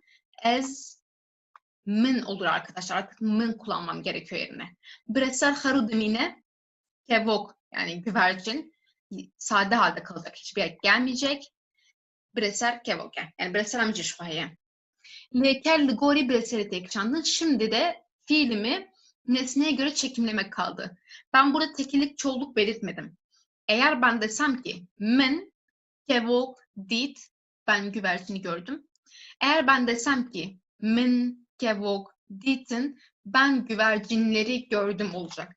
Yani tamamen ben burada fiile gelen ekten anlıyorum nesnemin tekil ya da çoğul olduğunu. Asla özneye göre değil, nesneye göre çekimliyorum arkadaşlar. Şuradaki, şu ditin'deki ından da anlıyorum ki kevok orada pırıcım var yani çoğul. Min kevok dit ben güvercini gördüm tekil. Min kevok ditin ben güvercinleri gördüm çoğul. Şimdi arkadaşlar dedik ki geçişli fiiller her zaman nesneye göre çekimleniyor. O yüzden burada öznemizin hangi kişi olması önemli değil. Her zaman zaten biz nesneye göre çekilmiyoruz. Yani tamam kırdedı tave özne büküme uğruyor. Örneğin min kullanabiliriz, tek kullanabiliriz, ve kullanabiliriz. Ya da eğer isim kullanacaksak zilan diyeceksek zilani demeliyiz. We diyebiliriz ya da barani eğer isim kullanacaksak. Me diyebiliriz, ve diyebiliriz, one diyebiliriz. Yine üçüncü çoğul kişi için isim kullanacaksak, örneğin misafir edeceksek meyvannan deriz. Bunlara bağlı olmaksızın nesneye göre çekimleniyor arkadaşlar. Burada nesnemiz sevek, bir elma ya da du sev ya da sadece sev de diyebilirsiniz. O da fark etmiyor yani. Fil huarın gergühezi zaten yemek geçişli. Çekimleyelim huarını seve göre. Eğer bunların hepsi ve sevekse huar, tekil. Zaten olumsuzun neyle olduğunu söylemiştik bütün geçmiş zamanda. Münte, ve, vi, me, ve, van, sevek, huar, an için ne huar? Yedik ya da yemedik. Yine aynı zamirler heke du sevbe, huarın, an için ne huarın. Evci, dravşa, pırcımaride tep karanin. Yani arkadaşlar tekrar söylediğimiz gibi bunlardan bağımsız olarak nesneye göre çekimliyoruz. Nesne çoğulsa çoğul, tekilse tekil geliyor bu kadar. Şimdi o örneklere bir daha bakalım. Dersin başındaki örnekler burada. Burada nesneyi tespit etmeye çalışalım arkadaşlar. Bir de nesne yönünden bakalım. Bir de az önce bir sürü kural verdik ya işte vücudun bir parçası falan. Hani hangi durumda geçişli oluyor. Hevalam camedeha tatin artık bunda duracak bir şey yok. Geçişsiz. Minev peçvazikir. Arkadaşlar peçvazi kırın yani karşılamak fiili kırın ile oluşan bir birleşik fiil. O yüzden yine büküme uğraması gerekiyor. Ya da neyi karşıladın cevabı var. Ama ne dedik az önce? Kırın ile oluyorsa geçişlidir arkadaşlar. Heke kırın içe belekerek evleyker gergöheze. Em cmal derketinin emkün taksimi burada artık bir daha aynı şeyleri söylemeye gerek yok. Ya da meşinin işte geçişsiz olduğunu söylemiştik. Ama melgur masik var. Biz orada balık yedik. Ya da balığı yedik. Aslında böyle çevirirsek daha doğru olur. Yemek arkadaşlar hem neyi sorusuna cevap veriyor tamam ama hem de ne dedik? Vücudun tek bir parçasıyla oluşuyorsa o şey. Örneğin huarın ağızla oluştuğu için yine geçişli arkadaşlar ve neyi sorusunun cevabı zaten masi balık olarak önümde duruyor. O yüzden büküme uğradı. Me rojeke hoş derbas kır. Yine bakın derbas kırın. Bu bir geçirmek. Güzel bir gün geçirdik. Yine kırın ile oluşan bileşik fiil. O yüzden büküme uğradı. Ya da neyi geçirdik? Zaten nesnem önümde duruyor. Güzel bir gün. Bir de arkadaşlar bakın burada me çoğul olmasına rağmen me rojeke hoş derbas kırın demiyorum asla. Çünkü rojeke hoş güzel bir gün. O yüzden güzel bir gün yani tekil. O yüzden tekil halde kalıyor. Asla me'ye göre değil, nesneye göre çekimliyorum. Vecmin ratıştek ne god. Şimdi god'un söylemek ne dedik? Eğer ağzın, yani vücudun bir parçasıyla oluşuyorsa, örneğin god'un ağızla oluşuyor, geçişlidir. O yüzden yine büküme uğramış. Ez hatta şevake habittim. Aynı şey arkadaşlar. İnle bitmiş. O yüzden geçişsiz ya da dedik zaten neyi cevabın olsa bile inden dolayı geçişsiz kabul ediliyor. Ve jidikane kolay zerkri. Arkadaşlar aslında burada bir istisna görüyoruz. Şimdi dedik ki inle bitenlerin hepsi, yani inle bitenlerin çoğu, aslında o zaman tam hepsi demedik, bazı istisnalar var dedik. Krin, satın almak bunlardan biri. İnle bitmesine rağmen zaten neyi aldım cevap da var. Ama hani bazılarında cevap olduğu halde inle bittiği için geçişsiz kabul ediliyor. Bu öyle bir fiil değil. Yani inle bitmesine rağmen geçişli artık. Neyi aldım? İşte sarı kolayı aldım. O yüzden ya da o sarı kolayı aldı. Bükümlü hale gelmiş. Veçvarne haznikir. Haskırın arkadaşlar. Şı haskırın. Sevmek fiili kırın ile oluşan bir fiil olduğu için geçişlidir. O yüzden burada ve kullanılmış. Aynı şekilde isim olduğu için yine söylediğim gibi zelale olması gerekiyor. Burada bun ile oluşan bir fiil var. Az önce söylediğim gibi bun ile oluşanlar geçişsiz, kırın ile oluşanlar geçişli. Şandın, bakın minname şand, aslında bu şandın fiili şandın andınla bittiği için ne dedik biz? Andınla biten fiiller geçişli kabul ediliyor. Yani bu diğer kurallara göre de değerlendirebilirsiniz. Umarım sizin de işinizi kolaylaştırır. Naci hindariye keye min ef hindari hinkera stadyen vardır. Onca dikaran lehinkere jibnerin naham pevraj şeklin. Kop peşi katakmi mıkın disa bersi ve en behevre bir bersinin. Min do kuşken xwe û dîtin heye. Dîtin gergüheze. Em bi çav dibînin, yani parçekî çawa dibînin û ez çi dibînin bersif heye. Ji ber wî jî kirde tewya ye. Dê hevano bala xwe bidin bireserê xuşkên xwe. Bireser çê divirde? Kirjimare. Me got em ê li gorî bireserê bikişînin ji ber ku bireser jî kirjimare. Ez ê qaytefa kirjimariyê lê zêde bikim. Ez ê bêjim dîtin. Arkadaşlar ben dün kız kardeşlerimi gördüm. Şimdi görmek geçişli. Çünkü hem vücudumuzun bir parçasıyla görüyoruz hem de neyi görmek, kimi görmek cevap var. O yüzden özlem büküme uğramış. Ama kız kardeşlerimi, burada benim nesnem çoğul arkadaşlar. Çoğul olduğu için de ben fiil köküm did, burada ını attık. Bunları geçen derste yaptık zaten. Hani ın varsa ın gidiyordu, ne varsa ne gidiyordu. Attık, did kaldı kök. Ama çoğul olduğu için artık çoğulluk ekine getirmem gerekiyor. Didin. Didin arkadaşlar. Bunu da okurken didin cevabı. Ez bimizginire kabınerin meşin gergöze ne gergöze. Be iğne kadiyaye. Anca hamul açemedi meşe. Anca çi meşin bersif tuneye. Ciber veci kırdı harumaye. Ez çi becim ez gori kırdeyi bikşinimedi. Bimizginire du form he bu. Meşim anca meşiyem. Her duçi rast. Meşim anca meşiyem. Arkadaşlar inle biten bir fiil ya da bütün vücudumuz yürüyor. Ben dün mizginle yürüdüm diyeceğiz. Bütün vücudumuz yürüyor. Ya da neyi yürüdüm cevap yok. O yüzden geçişsiz. Geçişsizse özne yalındı ve özne göre çekimliyorduk. Yani kişi ekini kullanıyorduk. Kişi ekini kullandım. Ez meşiyem. Vaneame saat dipencan de hadin heye. Hadin lekereke neger göze hevano. Şiberku bir iğne bıdavi buye. Arkadaşlar dersimiz 5'te bitti diyeceğim. Ama kadın fiili inle bittiği için geçişsiz. O yüzden vaneame artık özneye göre çekimlenecek. Özne burada vaneame dersimiz. Ders bir tane olduğu için kadi ya da kadiya. Yani herhangi bir çoğuluk eki gelmeyecek artık. Min doh evari rojname ne uxandın. Ez neyini bükümeydi. Ben dün akşam gazete okumadım diyeceğim. Arkadaşlar burada şimdi xwendin okumak ya gözle okuruz ya ağızla okuruz ya da neyi okuruz cevabı var. Her türlü bu artık bir geçişli fiil. O yüzden özne büküme uğramış. Ben eğer yalnız şöyle bir şey var burada. Eğer benim kastettiğim tek bir tane gazete ise tekil olarak kullanacağım. Eğer kastettiğim birden fazla gazete ise çoğul ekini kullanacağım. Fiile ekleyeceğim. Fiilden anlıyorum artık arkadaşlar onun nesnenin tek ya da çoğul olduğunu. Asla buraya rojnameyan demiyorum örneğin. O çoğul büküm ekini getirmiyorum. Yani dediğim gibi her ikisi doğru. Eğer nexwend de diyebilirsiniz, nexwendin de diyebilirsiniz. Eğer nesnemiz tekil ya da çoğulsa arkadaşlar. Zozanê dohcilên xwe û şûştin. Min çi şûşt bersiv hene ji xwe bersiv diyar e ber çavê min e cilên xwe. Ji ber wê jî gerguheze. Ji ber wê jî kirdê dibe bitewe. Kirdeta wiya ye bûye zozanê. Heke bireser pırjimar be. Pırjimar, yekşimar be yekşimar. Kal biresere binirin. Cilên xwe, elbiselerini, kıyafetlerini yıkadı. Burada nesneye göre çekimliyorum. Geçişli olduğu için zaten şuradaki bükümden de anlıyoruz artık. Geçişli bir fiil.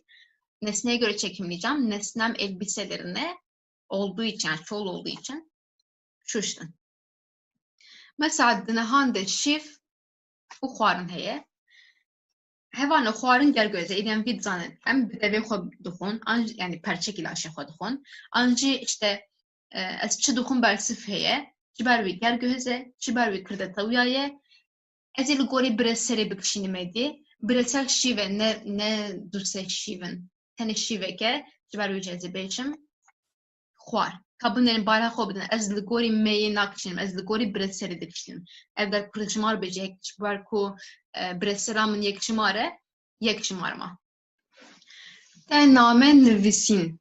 Hevano nivîsîn. Belê bi îne dixede lê ji ber ku ez çi nivîsim işte name ji xwe dîsa bersiv jî diyar e li ber çavê min e.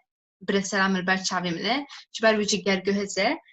Ez ê li gorî bireserê bikişînim. Koka wî çi ye? Tenê ne heye ne çû nivîsîma. Ji ber ku yekşimar e.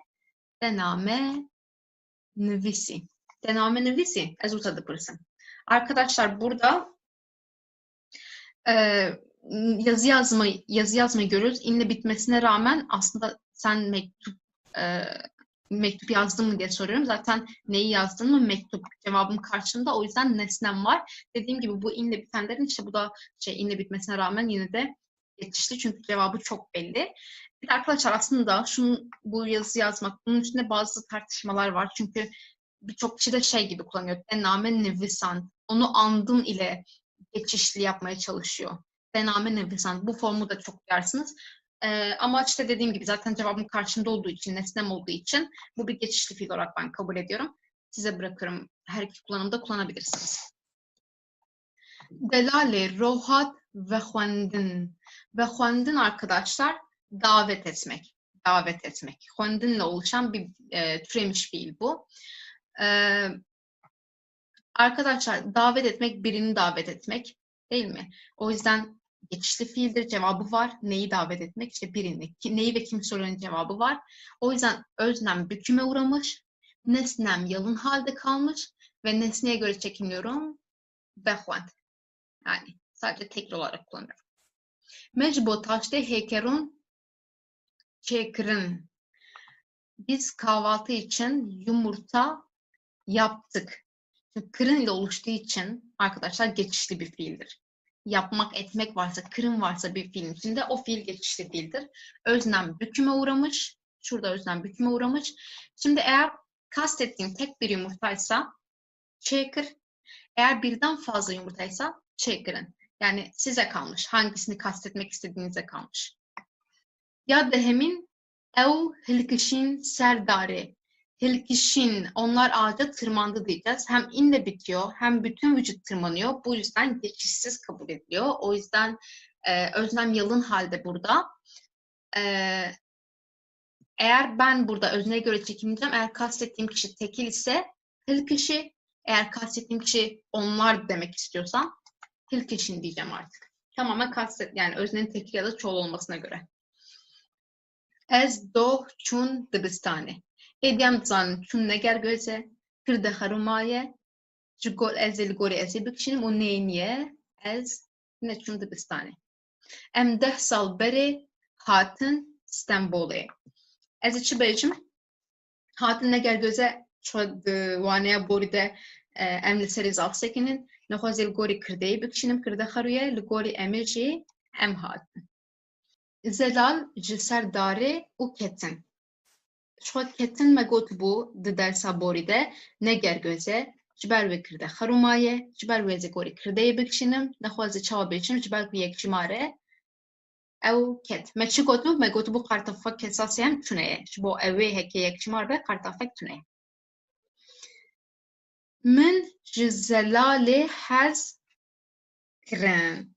Me çi got? Heke lêkerek bi kirinê çêbû be, ew lêker gerguheze, kirde tewiyaye, bi reser divê xerû be, min ji ber wê vê mînakî da, lê ji ber ku pişta çeke tewiyaye, lê yekçîmare zêgorî yekçîmariyê bikişînim.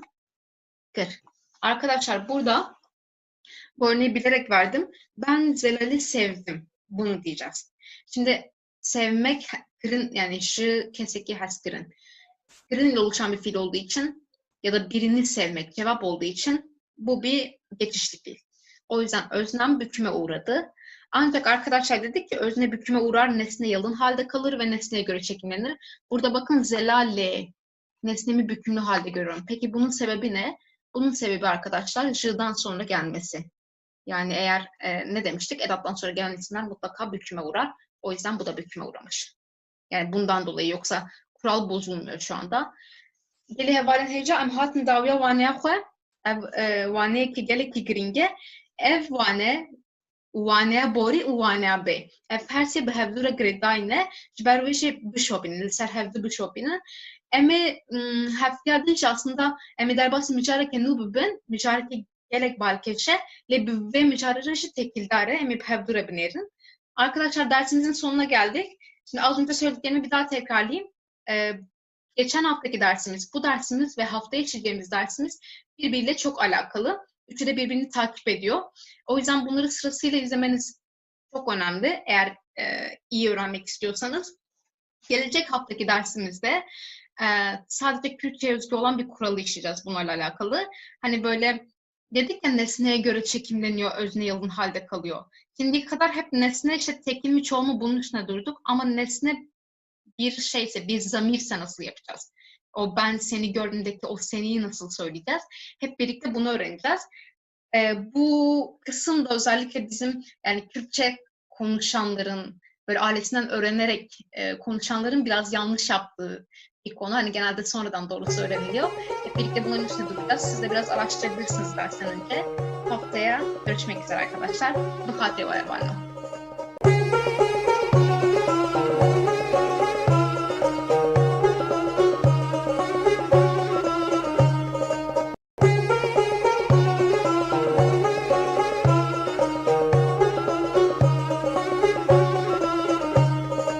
Geli hevalên hêja û xêratên pêrga Kurdî em hatin waneya nehemîn û îro mijara me di kurmancî de ergetî ye. Çoğun jî dizanin zimanê Kurdî û Tirkiş hev gelek cuda ne, aidê malbatên cuda ne, taybetmendiyên wan cuda ne. Lê bi min cudahiya herî mezin ev mijara ergetî ye. Em ê vêga bi kurahî lê binêrin di kurmancî de ergetî çawa çêdbe. Arkadaşlar 9. dersimize hoş geldiniz. Bu dersimizde Kürtçe'de ergatiflik kavramını işleyeceğiz. Şimdi ergatifliği şöyle açıklayabiliriz. Aslında birazcık görmüş olduk biz bu konuyu geçen dersimizde. Arkadaşlar ergatiflik fiilin özneye göre değil de nesneye göre çekimlendiği, nesnenin etkisi altında kaldığı durumdur.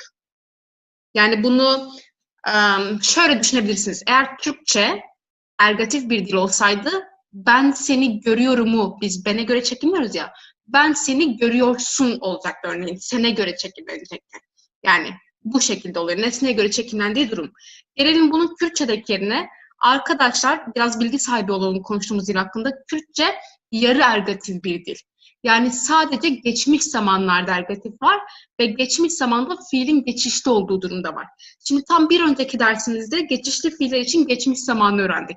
Ve orada fiilin nesneye göre çekimlendiğini öğrendik. Örneğin ben elma yiyorum ben elma yedim dediğimde orada elma teklisi işte tekil yapıyorduk. Çoğulsa çoğul yapıyorduk. Şimdi elma yerine başka nesneler olursa nasıl olacak? Biraz ayrıntısını ineceğiz bu dersin. Belempêşil li ser mînakan binêrin ka ergativî ji me re çi dibêje. Mînaka yekem min sêv xwar. Ez çi fehm dikim di vir de? Min sêv xwar. Ben elma yedim. Sadece tek bir elma var. Peki ben bunun tek bir elma olduğunu nereden anlıyorum arkadaşlar?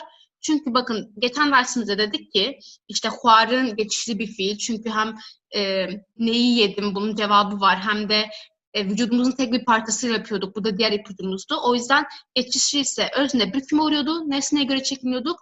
Nesne tek ise herhangi bir ek yok. Burada ne anlıyorum? Elmanın tek bir elma olduğunu anlıyorum. Em dîsa werin min sêv xwarin. Ez ji vir çi fehm dikim hevalno? Dîsa bi heman şeklî lêker gelguheze, li gorî birêserê tê kişandin, kirde ditewe. Ez ji vê qartefa pirjimariyê fehm dikim ku min ji sêveke zaftir sêv xwarin, ango hejmara sêvan pirjimare. Ji sêveke zaftirin. Arkadaşlar aynı şekilde min sêv xwarin dediğimde yine elmaya göre çekimliyorum ama artık burada elmanın çoğul olduğunu anlıyorum. Şuradaki çoğulluk ekinde. Bir de arkadaşlar dikkatinizi çeksin. Min sêvan xwar değil. Çünkü iki tane bükümü yan yana kullanamayız. Birazdan ayrıntılı bu kuralları işleyeceğiz teker teker. Em werin ya dawî min du sêv xwarin. Dîsa qartefa pirjimariyê heye. Ji ber çi? Ji ber ku evan ji xwe diyar e. Du sêv yani ji sêvekî ji xwe zaftir e. Yani burada jî bi tevayî dîsa pirjimare ji ber wî jî divan de her duyan de qartefa pirjimarî hatine. Em dikarin çi bêjin hevalno? Divan her sê hevokan de jî lêker li gorî sêvê, ango li gorî birêserê tê kişandin. Üçünün ortak yanında arkadaşlar fiilin nesneye göre yani elmaya göre çekimlenmesidir. Lê ergativî çi ye kam hinek dijî bi berfirehî lê binêrin. Rewşa lêkerê ya ku li gorî birêserê tê kişandine fiilin nesneye göre çekimlendiği durumdur. Bunu artık anladık. Şimdi Türkçe'ye değerlendirecek olursak belki kafanızda bir karşılaştırma yapmak istersiniz. Tilki zamaneke akuzatifi. Türkçe akuzatif bir değil yani ergatif değil. Lêker her tim li gorî kirdeyê tê kişandin. Fiil her zaman özneye göre çekimlenir. Ben seni görüyorum derken burada bene göre ya da ben seni göreceğim gelecek zamanda yine bene göre ya da geçmiş zamanda ben seni gördüm yine bene göre. Her zaman özneye göre çekimlenir. İşte kişi ekleri alır. Lêker her tim li gorî kirdeyê ango ben tê kişandin. Di kurmancı da tiş çavat be hevano. Kurmancı zamaneki niv ergative. Kürtçe yarı ergatif bir dil. Yarı ergatif. Tene de demin bori de lêker dibin bandora bireser dedim yine. Led ve lêkerame gergühezbe. Sadece geçmiş zamanlarda fiil nesnenin etkisi altında kalır.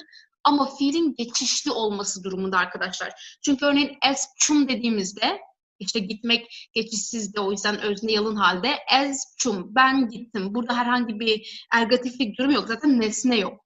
Hani geçişsiz fiil ne demek? Nesnenin olmadığı fiil demek. Eğer nesne varsa yani fiilimiz geçişliyse o fiil nesnenin etkisi altında kalır. Şimdi örneklere bakalım. Ez seveki duhum. Ben bir elmayı yiyorum. Tu sevan duhu. Sen elmaları yiyorsun. Ev seve buhe. O elmayı yiyecek. Ligori kırdeyi. Her tim li gorî kirdeyê hatiye kişandin. Yani diğer işte şimdiki zamanda, gelecek zamanda, geniş zamanda bu durumlarda hep özneye göre çekimleniyor ve o yüzden kişi ekleri alıyor gördüğünüz gibi. Ama geçmiş zamanda baktığımızda min sêv xwar, min du sêv xwarin. Ben elma yedim, ben iki elmayı yedim. İkisinde de nesneye göre çekimlenmiş. Burada artık özneye göre çekimlenmemiş. Arkadaşlar bundan daha önce bahsetmiştim. Bu cümleyi daha önce koymuştum. Hatta bu cümlenin geçmiş zamanlarda çok işe yarayacağımızı da söylemiştim. Fiil her zaman yalın olana göre çekimlenir. Her zaman yalın olana göre çekimlenir. Burada ez yalın eze göre, tu yalın tuya göre, ev yalın eve göre, sev elma yalın. Bakın bir büküm eki almamış sev'e göre ya da du sev yine yalın olan elma o yüzden du sev'e göre çekimlenmiş. Her zaman yalın olana göre çekimliyoruz. Bükümlü olana göre değil. Heke bireser cinav ve ev minakên herî xweşin em her tim ji xwendekarên xwe jî dipirsin ka pêşî û bêjin. Ev em ê hinekê tiştekî cuda bikin niha. Ben seni gördüm. Em ê di kurmancî de çawa bêjin. Şimdi arkadaşlar ben seni gördüm bunu Kürtçe'ye çevireceğiz. Görmek fiili geçişli bir fiil. Zaten nesne var. Neyi gördüm? Seni gördüm. Bunun cevabı var. Arkadaşlar şimdi biz ne yaptık geçişliyken? Birincisi bizim öznemiz büküme uğruyor. Yani ben ez diye onun artık bükümlü halini kullanmamız gerekiyor. O da nasıl? Min. Peki sen neydi? Tu değil mi? Onun bükümlü hali de te. Ama arkadaşlar biz ne dedik? Özne büküme uğrar, nesne yalın halde kalır. O yüzden yalın halini kullanacağız. Men tu. Şimdi buraya kadar tamam, bir problem yok. Görmek geçişli. Dedik ki geçişliyse geçmiş zamanda nesneye göre çekimleyeceğiz. Yani to'ya göre çekimleyeceğiz. Şimdi did'in görmek, did geçmiş zaman kökü, ını attık orada. Peki did yanına ne ekleyeceğiz arkadaşlar? Nesneye göre çekimleyeceğimiz için nesneye göre olan kişi ekini ekleyeceğiz.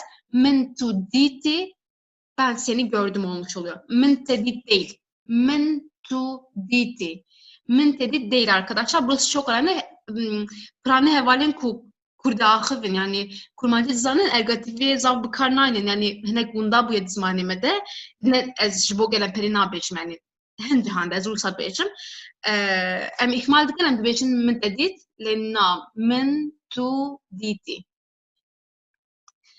Hemen şekli. Sen beni gördün. Şimdi aynısını yapacağız. İşte görmek yine geçişli. O yüzden sen büküme uğrayacak. Tu te olacak yani. Te. Şimdi ben yalın halde olmalı. Neydi Kürtçe'de ben? Ez. Yine did bizim fiil kökümüz ama ez'e göre çekimleyeceğiz. Nesneye göre çekimleyeceğiz. Te ez diddim. Ez'e göre çekimledik. Gördüğünüz gibi kişi eki var. Ben onu gördüm. Ben büküme uğrayacak. Min. Onu gördüm. O neydi? Artık yalın halde olacak. Ev. Peki görmek did değil mi? Görmenin kökü. Ama biz ne dedik? Geçmiş zamanda üçüncü tekil kişi için olan ek kullanılmıyor. Kişi eki kullanılmıyor. Min ev did. Min ev did. O bizi gördü. Şimdi o nedir? Ev. Peki bükümlü hali we ya da we. İkisinden birini kullanmamız gerekiyor. Biz neydi? Yalın halde am, we, anji we, am ve gazi ditine görmek ango ditine ligori eme bükşinin we am ditin. Kartafa pırıcmar yatış. Vergo am pırıcmar. Yani kartafa keser burada. Biz sizi gördük. Biz am bükümlü hali me, siz hun, ama burada artık yalın halde kullanacağız. Nesne her zaman yalın olur. Me, hun, ditin. Yine hun'a göre olan kişi eki geldi burada. Siz onları gördünüz. Siz onları gördünüz. Nasıl olacak bu? Bükümlü halde ve yalın halde ama çoğul olan yalın. Ev. Şimdi onları gördüğünüz gibi burada bir çoğulluk var. O yüzden fiile de çoğulluk eki gelecek. Ve ev ditin. Yani şöyle bir toparlayalım. Ne oluyordu? Özne büküme uğruyor. Nesne yalın halde kalıyor. Ve her zaman yalın olana göre çekimleniyor. Burada nesne yalın olduğu için fiil nesnenin etkisinin altında, yani nesneye göre çekimleniyor. Ember devam bakın. Kurmancı da ergativi. Daha pregezin gele kubü kerime vere henedvirde ya yekemin duhab tavang naim bahevdu. De kurmancı da duhab tavang naim bahevdu. Ya diyem ki de kurmancı da leker her gün gor ya haru tekçenden. Kaçektim meşgul meftişt koydun. Arkadaşlar birinci kuralımız, eğer bu iki kuralı iyi bilirseniz hata yapma payınız çok aza düşüyor. Birinci kuralımız Türkçe'de 2 tane bükümlü yan yana gelmez. İkinci kuralımız ise fiil her zaman yalın olana göre çekimlenir arkadaşlar. Bükümlü hale göre değil, yalın olana göre çekimlenir. Şimdi önce şuradaki bir şeyi hatırlayalım. Diğer şimdiye kadar gördüğümüz zamanları bir hatırlayalım. Sonra örnekler üzerinden şu iki kuralı değerlendirelim. Dema naha, dema be, dema beyan nezikte, kırde hariye, bresser ditave. Şimdiki zamanda, gelecek zamanda, yakın gelecek zamanda özne yalın haldedir. Nesne büküme uğruyordu.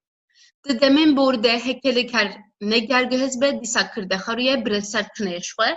Eğer geçmiş zamanda, eğer fiilimiz geçişsizse, işte ez şum ben gittim gibi, orada kırdı yani ez yalın halde kullanılıyor. Zaten geçişsiz demek nesnenin olmaması demek. Eğer fiil geçişliyse bu da geçen dersimizin konusu. Kırde dıtave tıpkı min dit gibi. Anca min sev var gibi. Min orada büküme uğradı öznemiz. Bireysel karudümüne sev orada hep yalın kalıyordu. Şimdi bunu bir hatırladık. Bir de arkadaşlar bundan bir sonraki dersimiz yani son dersimiz tamamen bu şimdiye kadar gördüğümüz tüm büküm konularının özeti olacak. Yani biz bunların hepsini zaten gördük ama son bir toparlama amacıyla son dersimizde bunun üzerine olacak. Tam oturtacağız bu kavramları. Şimdi burada bunların açılımını bir yapalım. Este de bizim, ben seni duyuyorum. Bu bir şimdiki zaman cümlesi. Şimdiki zaman cümlesinde gördüğünüz gibi öznemiz yalın halde, nesnemiz büküme uğramış ve birincisi 2 tane büküm yan yana gelmemiş, 2 tane yalın da yan yana gelmemiş. Aynı şey. İkincisi fiil yalın olana göre çekimlenmiş, eze göre çekimlenmiş. Es dedi bizim. Tüyeme bebeğini, sen bizi göreceksin. Bu bir gelecek zaman cümlesi. 2 tane yalın yan yana, 2 tane yalın ya da 2 tane bükümlü yan yana gelmemiş. Bir yalın, biri bükümlü. Yalın olana göre çekimlenmişiz. Tu'ya göre çekimlemişiz. Evdeki metroya da keve, o metrodan inmek üzere. Yakın gelecek zaman cümlesi. Biri yalın, biri yani metrodan aslında burada hem edattan sonra büküme uğruyordu. Hem o yüzden büküme uğramış ama eğer normal bir nesne de olsaydı büküme uğrayacaktı. Bir yalın, bir bükümlü oluyor ve eve göre çekimlenmiş. Min tu nediti, ben seni görmedim. Burada yine bir yalın, biri bükümlü, biri yalın. Yine 2 tanesi yan yana gelmemiş. Ve ne yaptık? Yine yalına göre çekimledik. Tu'ya göre çekimledik. Burada ilk kişi ekini görüyoruz. Tu'ya göre olan kişi ekini. Wan pırtık onlar kitap okudular. Böyle çevirebiliriz. Arkadaşlar bunun burada çoğul eki olduğunu görüyoruz. Ama bu Van'a göre değil, pırtık çoğul olduğu için, yani birden fazla kitap olduğu için çoğul eki var. Ne yaptık? Nesneye göre, yalın olana göre çekimledik çünkü. Yalın olana göre çekimliyoruz. Van bükümlü hale göre değil. Yine zaten görüyorsunuz. Biri bükümlü, biri yalın, ikisi asla yan yana gelmez dedik. Eğer şöyle bir durum olmazsa tabii hani edattan sonra büküme uğruyordu ya da tamlamalarda büküme uğruyordu, o durumları koymuyoruz. Normal este bizim gibi yani 2 tane bu şekilde yan yana gelmiyor. Belin hasraneki kuvvet var. Oradaki ben tevdizanın herifde. Enlistan bunların kargatvi çavaha diye bir karan. Tidbeje te ez kuştum nesrine. Kabınerin de ez kuştum. Kuştun lekereke gergüheze. Cibervi breserhiye. Kırdet taviyaye. Breser harumaye. Ligori breseri hatiye kışandın. Be hemen şekli. Dilim hazreti bibine şekline. Kulika soruşine şekline. Te ez bir kırım ledine. Metçi gotu bu. Leykerin kobu kırını çedbin, hemu gergöhezin, bir kırın heye, disaj berku gergöheze, kırde tavuyaye, breser harumaye, yek tavandi yek haru, ulgorya haru, angolgorya breseri hatiye kşandı. Arkadaşlar burada çok meşhur bir şarkı var, Nesrin'e şarkısı. Şimdi burada ergatiflik nasıl kullanılmış buna bakalım. Dez kuştum, sen beni öldürdün. Sen beni öldürdün. Öldürmek. Birincisi birini öldürmek. Neyi öldürmek? Yani bunun cevabı var. O yüzden geçişli. O yüzden orada sen büküme uğradı. Hani o bizim adımlarımız var ya işte birincisi işte özne büküme uğrar, ikincisi nesneye alın kalır, üçüncüsü nesneye göre çekimlenir. Eğer bunları karıştırıyorsanız bundan 1 ve 2 önceki derslere bakabilirsiniz geçmiş zaman derslerine. Nesne yalın halde kaldı ve öldürmek fiili nesneye göre çekimlendi arkadaşlar. Burada nesnemiz ez olduğu için kişi eki geldi. Nesneye göre çekimledik. Sondaki cümlede des bir kırım, sen beni yaşlandırdın. Şimdi bir kırın yaşlandırmak, bir bun yaşlanmak. Biz demiştik ki kırın ile oluşan her fiil geçişli fiildir arkadaşlar. Zaten neyi, kimi soruların cevabını da veriyor. İşte neyi yaşlandırdım, seni yaşlandırdım gibi. O yüzden ne oluyor? 1 özne büküme uğruyor. 2 nesne yalın halde kalıyor. 3 nesneye yani yalın olana göre çekimleniyor. Ez'e göre çekimlenmiş haliyle kişi eki gelmiş. Naçil emrindariya xobinirin tuçma men nabin. Emi van hemu hevakan bikin dema bori. Tuçma men nabini. Eçi be hevalno ditin lekereke gergüheze. Leker gergühez be emnaha hevokeke deman haye. Gergühez be yek kırda dıtave evi bete. Bireser xaru dimine evi bibe ez. Ligori ezeji dev lekelame verek şandın. Arkadaşlar sen beni neden görmüyorsun? Bu şimdiki zaman cümlesi, bunu geçmiş zaman yapacağız. Hepsini geçmiş zaman yapacağız. Görmek, birini görmek, bir şeyi görmek geçişli bir fiil. Neyi sorusunun cevabı var. Ya da sadece gözlerle oluyor, vücudun bir parçasıyla oluyor. O yüzden geçişli. O yüzden bir öznemiz büküme uğrayacak. To t'ye dönüşecek. 2 nesnemiz yalın halde olacak arkadaşlar. Min ez'e dönüşecek. 3 fiilimiz nesneye göre çekimlenecek. Yani de çıma ez, bir de olumsuz yapacağız tabii ki. Geçmiş zaman olumsuzu ne ile oluyordu? De çıma ez ne dedim. Ne yaptım? Büküme uğrattım. Yalın bıraktım. Yalın olana göre çekimledim. Şimdiki zaman cümlesini geçmiş zaman cümlesine çevirdim. Bir de arkadaşlar bunları artık çözdük, açtık diye düşünüyorum. Şimdiki zaman cümlesinde şimdiki zaman kökü kullanılır. Geçmiş zaman cümlesinde geçmiş zaman kökü kullanılır. Çok ayrıntılı durmuştuk zaten bunların içinde. Ev Portukan duhuyne. Şimdi buna dikkat edin. O kitapları okuyor. O yalın, kitapları bükümlü, duhuyne okuyor, eve göre çekimlenmiş. E kişi ekini görüyoruz. Bunu geçmiş zamana çevireceğiz. Okumak bir geçişli fiil. O yüzden bunu bükümlü hale getireceğiz. Bunu yalın hale getireceğiz. Yalına göre çekimleyeceğiz. Ev kadın ya da erkek olabilir. Kürtçe'de bunlar ayrılıyor. We, anji ve, dve ev edi harube, dve dahab tawang naim bahevdu. We, ve, kartafa tawange bavicim, pırtuk, khwendin. O kitap okudu. Daha sonra yine kitapları okudu ama burada artık Portukan diyemem. Çünkü 2 tane büküm yan yana gelmiyor. Ben şuradaki ımdan zaten çoğul olduğunu anlıyorum. Birden fazla kitap okuduğunu anlıyorum. Zozan, helbestan, nahuyle. Kabinerin yek haruye, yek davan diye. Tam hevokeke daman hayan, işte mafre. Emi vinaka vergerinin dama bori, khwandin, disa vakvi. Khwandin, gergüheze ve ev bıtave. Çava bıtave. Ev meye, zozan meye. Emiçi beçin, zozane, helbest, ne khwandin. Arkadaşlar aynı cümle. İşte bir kitap yerine şiir var sadece. Şimdi biz özneyi bükümlü hale getiriyorduk ya. Eğer tamam zamir ise bükümlü zamir kullanıyoruz. Peki isimse ne yapıyoruz? Büküm ekini getiriyoruz. Zozane oldu. Dedik ki 2 tane bükümlü yan yana gelmez. Zozane helbestan yanlış olur. Zozane helbest. Şimdi helbeste göre, şiire göre çekimleyeceğiz bunu. Eğer yalın olsaydı nehuen ama çoğul olduğu için burada çoğul olduğunu görüyoruz zaten. Nehuendin yaptık. Ez van da acbinim. Bir sahibi ke deman haye. Ez van da acbinim. Ez evine kabıkım dema bori. Acibandın be andine dikade. Be andine bikade gergüheze. Gergühezbe. Kırda tava. Breser harudumine. Ligori breseri tekşandı. Ez dibe min. Van dibe ev. Min ev acibandın. Disa ciberku pılcımara kartafa pılcımari hatiyet burada.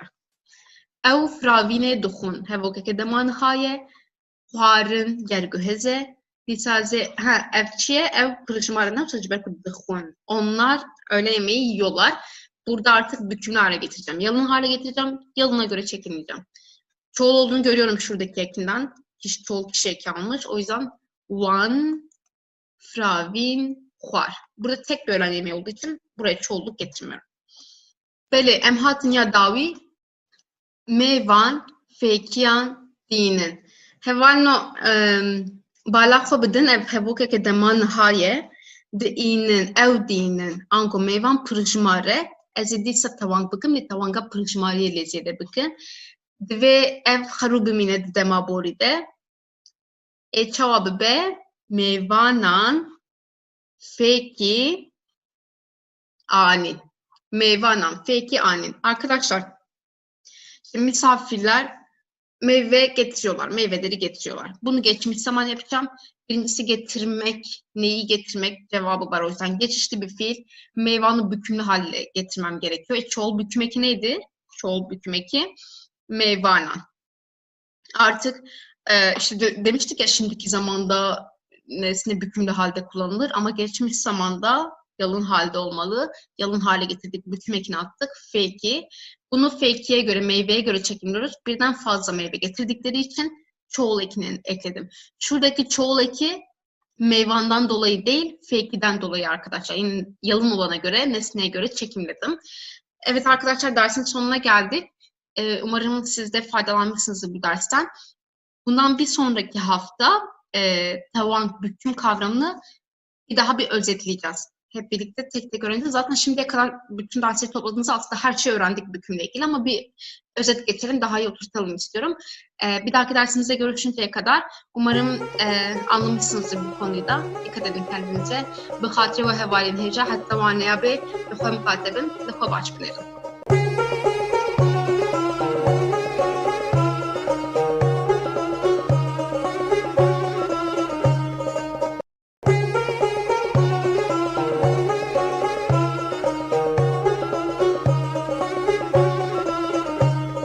Geli hevalin heja, umxeratın ferga kurdi. Em hatim vaneya dehem u kesin bu Twitter'da demedi şopinin bizanın vaneya dehem vaneya davine bu hasta diyemin. Edi ve vaneyi em mücadele rezmani dikkatinin. Ama bu hasta diyemin. Em hasta sevmin berdavan bıkındıysa. Mücadele mea iroji kurmancıza tavange ya brasti me mücadele tavange me kadat me biber frehidit. Le me perçe perçe bu mücadele tekildar medit. Naha ez duxwazim sawaneyekî dawî de em hemû tewangê bidin hevdû û em tenê duwaneyekî de em hînî vê micarê bibin. Ji ber ku micarekî gelek giring û gelek güzel de ders ve pêşiyan me. Arkadaşlar 10. dersimize hoş geldiniz. Son dersimize geldik. İkinci kurun son dersindeyiz. Bununla birlikte gramer konularımız bitiyor. Başka derslerle yine karşınızda olacağız. Artık ikinci kur için gramer konuları yok ama bugünkü dersimizin konusu ise kurmancıda tavang yani Kürtçe'de büküm kavramı. Şimdi derslerde çok söyledik. Bükümlü hal, büküm eki, bükümlü zamir. Bunu bir dersi toparlayalım istedim. Bu konuyu geniş olarak gördük. Konularla ilişkili olarak gördük. İşte birinci kurda örneğin işte bir derste zamir halini gördük. Başka bir derste bazı eklerini gördük. Diğer bir derste başka eklerini gördük. Bu derste hepsini bir toparlayacağız. Çok fazla karşımıza çıkan bir konu ve böyle büküm deyince biraz aslında Türkçe karşılığı olmadığı için kafa da karıştırabiliyor. O yüzden genel olarak toparlayalım istedim. Şimdi ilk slaytımıza geçelim. Hevanu dvirde pençap minakene, emi jisser van minakan ve derse bidomine. Yek biyek emi buxuynen, pişta yek biyek emi di slaytên dawî de emi vaneka dubare bikin. Em buxuynen navê wê arîne, navê arînê xweş e. Navê wê arîne, navê arînê xweş e. Hûn çi dibînin dvirde? Di heb tawankê yek Cinavkên tawan dihe, yek ji qartafat tawangeye me çi gotibû ravekan de tawan têb karanên peyva dawî ditewe. Em ê qasekin berfirehî lêbinêrin. Lêbinêrin cêk de cinavkeye herkes bixwazim nav bikarbînim divê ez navê jî bitewînim. Ya duyemîn pirtûk li ser maseyê ye, pirtûk li ser wê ye. Herkes bixwazim cihê masê de ez cinavkek bikarbînim, ez ê dîsa cinavka tawan dî bikarbînim, ez ê bêjim li ser wê ye. Ya sêmîn ez şîvê dixwim, ançe ez bixwazim cihê şîv de cinavkekî bikarbînim, ez ê dîsa cinavka tawan dî bikarbînim, ez ê bêjim ez wê dixwim. Ya çaremîn min doh pirtûkek xwend, berîtanê doh pirtûkek xwend. Her du ji halê tawan dîne, diyekî de cinavke ye, diyekî de nav tewya ye. Me ev her çar mînaka me berê dît lê tenê me yek nedît ya pêncemîn. Ez çûm malê, ez çûm wê derê. Yek de mal tewyaye, ya din de jî me dîsa cihê malê de me cinavkek bikaraniye. Arkadaşlar burada 5 örnek görüyoruz. 5'inde de bükümün hem zamir halini hem de ek halini görüyoruz. Yani zamirse işte ve ama ben bunun yerine isim kullanacaksam yine onun bükümlü halini kullanmak zorundayım büküm ekleri sayesinde. İşte biz şimdiye kadar ne dedik? Tamlamalarda son kelime büküme uğrar dedik. Edatlardan sonra kelimemiz büküme uğrar dedik. Ya da şimdiki zamanda örneğin nesne büküme uğrar dedik. Şimdi ayrıntılı olarak tek tek bunları göreceğiz arkadaşlar. Bunlardan sadece 5.'sini şimdiye kadar görmedik. Bunların her 4'ünü de gördük.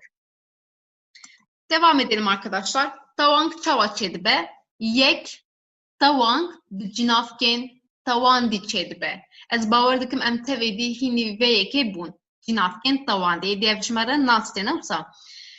Cinavkin mein xero hene ez, tu, ew, em, hun, ew. Ev neka ditewin dibin mesela ez dibe min, tu dibe te, ew dibe wê wî, heke wê be me, heke wî be nêr. Em ditewe dibe me, hun ditewe dibe we, ew ditewe dibe wan. Arkadaşlar biz şimdiye kadar zamirlerin iki türünü gördük. Bir yalın zamirler cinavken haru, ikincisi bükümlü zamirler cinavken davandi. Bütün yalın zamirlerin burada bükümlü halini de görüyorsunuz. Bir tek burada evin ikiye ayrıldığını görüyoruz. We, we. Bunu da söylemiştik. Kürtçe'de işte eril ve dişil olmasına göre iki tane kullanıyoruz. Eğer we ise bu dişil, eğer yani me, eğer we ise eril yani ner büküm zamiri oluyor arkadaşlar. Bir de iki tane ev var. Bunların bükümlü halde birbirinden farklı. Şu tekil, şu da çoğul. Ya duyenci, bıkartafen tavange çelbe. Bıkartafen tavange. Du cüreyin kartafen tavange hene. Yek binafkiri, yek ne binafkiri. Disa me biberfrihi ev mijar ditin hevalno. Em nici ser tavanga binafkiri biçin. Hekez beçin bave hevale. Vırdes fem dikim ku ev heval meye, ji ber ku ê tewanga me bu hevano. Heke ew heval nêr be, wek elî be, hozan be zê çi bêjim, bavê hevalê. Heke pirjimar be, bavê hevalan. Bi her sê hevokan de jê ez çi dikim, ez peyva dawî ditewîne û li gorî zayen de an jî yekjimariyê pirjimariyê ditewînim hevalno. Bi van qartafan. Hekev ne kartaf buna vek cinav buna mı ne gota bave ve, bave vi, bave wan. Lez çi dikim ez xwazim nav bikarbînim, lê divê ez van navan kartafên tawange zêde bikim hevano. Pêşî ev kê bifikirin. Mesela hûn dibêjin bave ve an jî bave te an bave vek ez tu. Na, em dibêjin bave te, bave min, bave wî newsa cihên ku em cinavka tawan de bikartînin, gavan nav bikarbînin divê em kartafên tawangê lê zêde bikin. Em werin yên ne binavkirî, heke heval ne diyar be ew heval kiye? Ez ê bêjim bavê hevalekê, heke heval me be. Heke nêr be, ez ê bêjim bavê hevalekî, heke pirjimar bin, ez ê bêjim bavê hevalnan. Arkadaşlar büküm eklerini ayrı derslerde gördük ve bir belirtili büküm ekleri bir de belgesiz büküm ekleri olduğunu öğrenmiştik. Şimdi bunlar da neye göre ayrılıyordu? Dişillik, erillik, işte tekillik, çoğulluğa göre ayrılıyordu. Farkları neydi arkadaşlar? Dediğim gibi biri belirtili, biri belgesiz. Ba ve heval edersem arkadaşım babası ama o arkadaş dişil. Ba ve heval edersem yine arkadaşın babası ama arkadaş eril yani erkek. Ba ve hevalen dersem arkadaşların babası, o arkadaşlar çoğul oluyor artık. Eğer belgesizse yani herhangi bir anlamı varsa ya da bazı anlamı varsa o zaman ba ve hevale diyemem. Örneğin eğer dişil ise ba ve hevaleki. Artık bu ne oldu? Herhangi bir arkadaşın babası. Ba ve hevaleki herhangi bir arkadaşın babası ama o arkadaş erkek. Ba ve hevallan bazı arkadaşların babası. Yani şuralarda belgesizlik var. Arkadaşlar kafanızda şöyle tutabilirsiniz. Örneğin bunu eğer isim değil de zamir kullansaydım ba ve ez demezdim, ba ve min derdim değil mi? Benim babam demek için. Ba ve min derdim. Ya da ba ve te senin baban. Ya da ba ve vi onun babası örneğin. Benim bükümlü zamir kullandığım tüm durumlarda eğer ben zamir yerine isim kullanacaksam yine bükümlü halini kullanmam gerekiyor. Peki o bükümlü hali nasıl sağlayacağım? Büküm ekleriyle sağlayacağım. Burada da görüyorsunuz zaten hem belirtili büküm eklerini hem belgesiz büküm eklerini. Beli hevalno disa me eftişi hatta namen ne dit bu? Gelek pırşı hatnıcı serve u gelek dertke ve peşameci vereme gotu bu. Kartafa ner a binafkirin ne terkaz bu yani vakregez zavnet hat bu kararını u ne mecburi bu. Le pişre ev regez guheri u gotin edi mecburiyeti. Ben bejim ba ve hevali. Emni karın bejim ba ve heval. Le dihin cihande ev tiş duguhere. Ev kartaf peyve duguherine u her du bikaranıcı dinav geldi zafheye her du jirastın. Kampı nerin çavaçet be. Ba ve hozani dibe bavê hozên. Ve hatta na bawer dikim bîstiye em dibêjin bavê hozên. An ji qewmê ji agirî, qewmê ji êgir. Ev î ve ayê diguherîne dike ê. İ ayê diguherîne dike ê. Ava çemî. İ êyê diguherîne dike ê û dibe êdî ava çêm. Berfa çiyayî. Ev î ayê diguherîne dike çi? Berfa çiyê. Her du jê halên tawan dîne. Behna nanî. İ dîsa ayê guheran bû behna nên. Dengê şivanî. İ dîsa ayê guheran bû dengê şivên. Bêrîkirina welatî. İ dîsa ayê guheran bû bêrîkirina welêt. Ji bajarî î ayê guheran bû ji bajêr.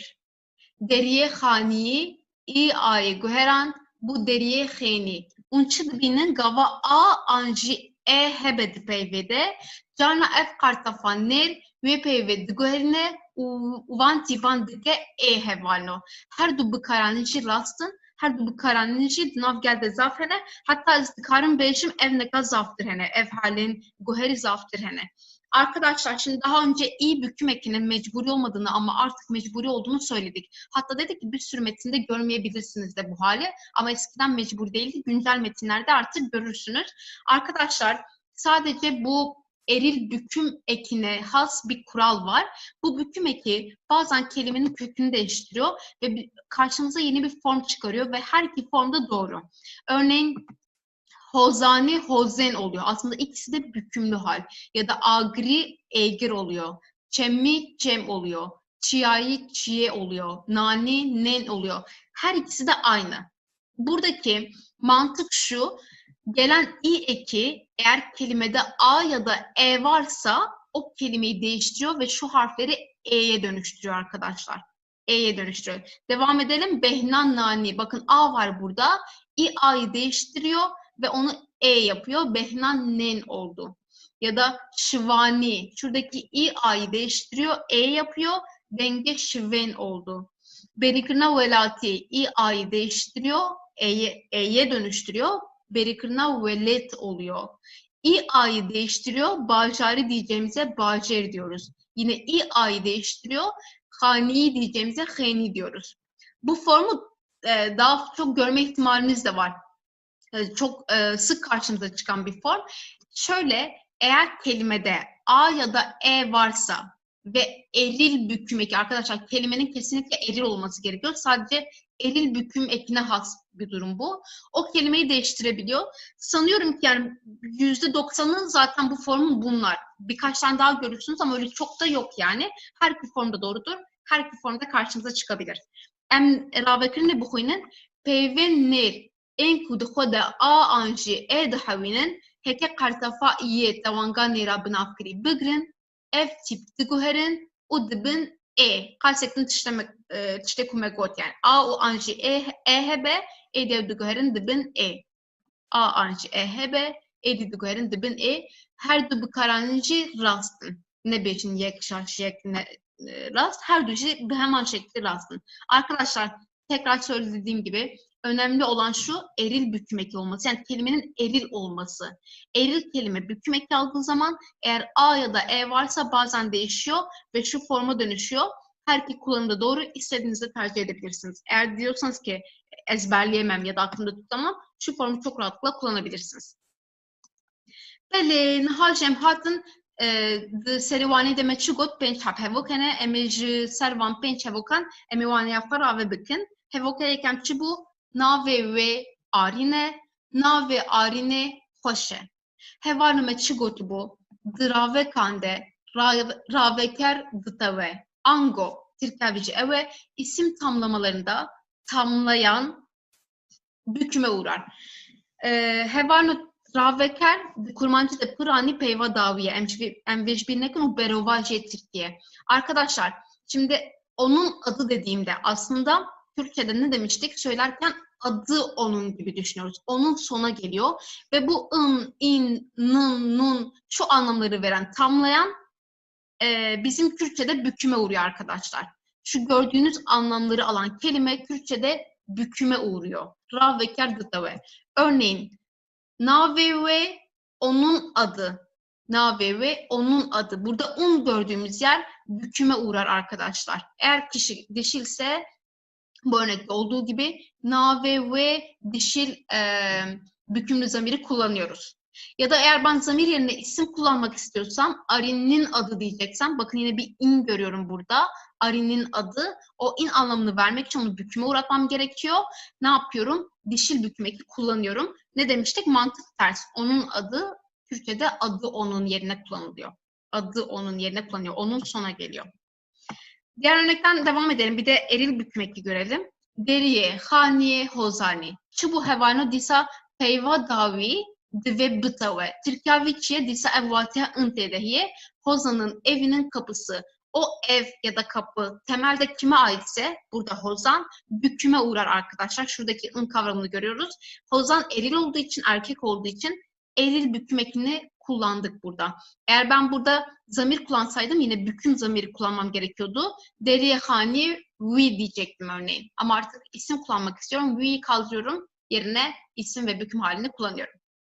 Delaliya keçavan emçi dibinin peyva davi disa taviyaye dıvırda ravekere taviyaye uprışmare.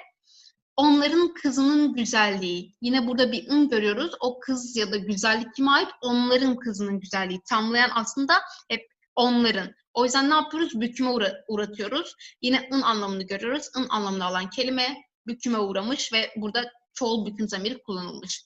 Örneğin burada zamir değil de misafir olsaydı, meyvan olsaydı yine bükümlü halini kullanmamız gerekiyordu. Ne diyecektik o zaman? Meyvanan diyecektik. Az önce gördüğümüz büküm ekini kullanacaktık.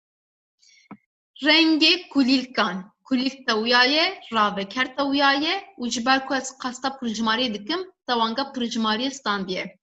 Çiçeklerin rengi. Ne yaptık? Kürtçe'de tersi oluyordu pozisyon olarak. Yine in anlamını veren büküme uğruyordu. Burada çiçeklerin diyorum. O yüzden bükümlü hale getireceğim. Ve isim kullandığım için büküm ekiyle kelimeyi büküme uğratacağım arkadaşlar. Birincisi bu şekildeydi. İsim tamlamalarında tamlayan büküme uğrar. Dravekande, raveker, dıtave. Ya diyem çubu, pırtuk liser, maseye, herkes buxazım ki maseye de cinaf bıkarbinim, pırtuk liser, veye. Ravekina ve çevanıme çı gotu bu, navderin kupiş daçekanten, dıtavun. Peyvin kupiş daçekanten, dıtavun hevarlo.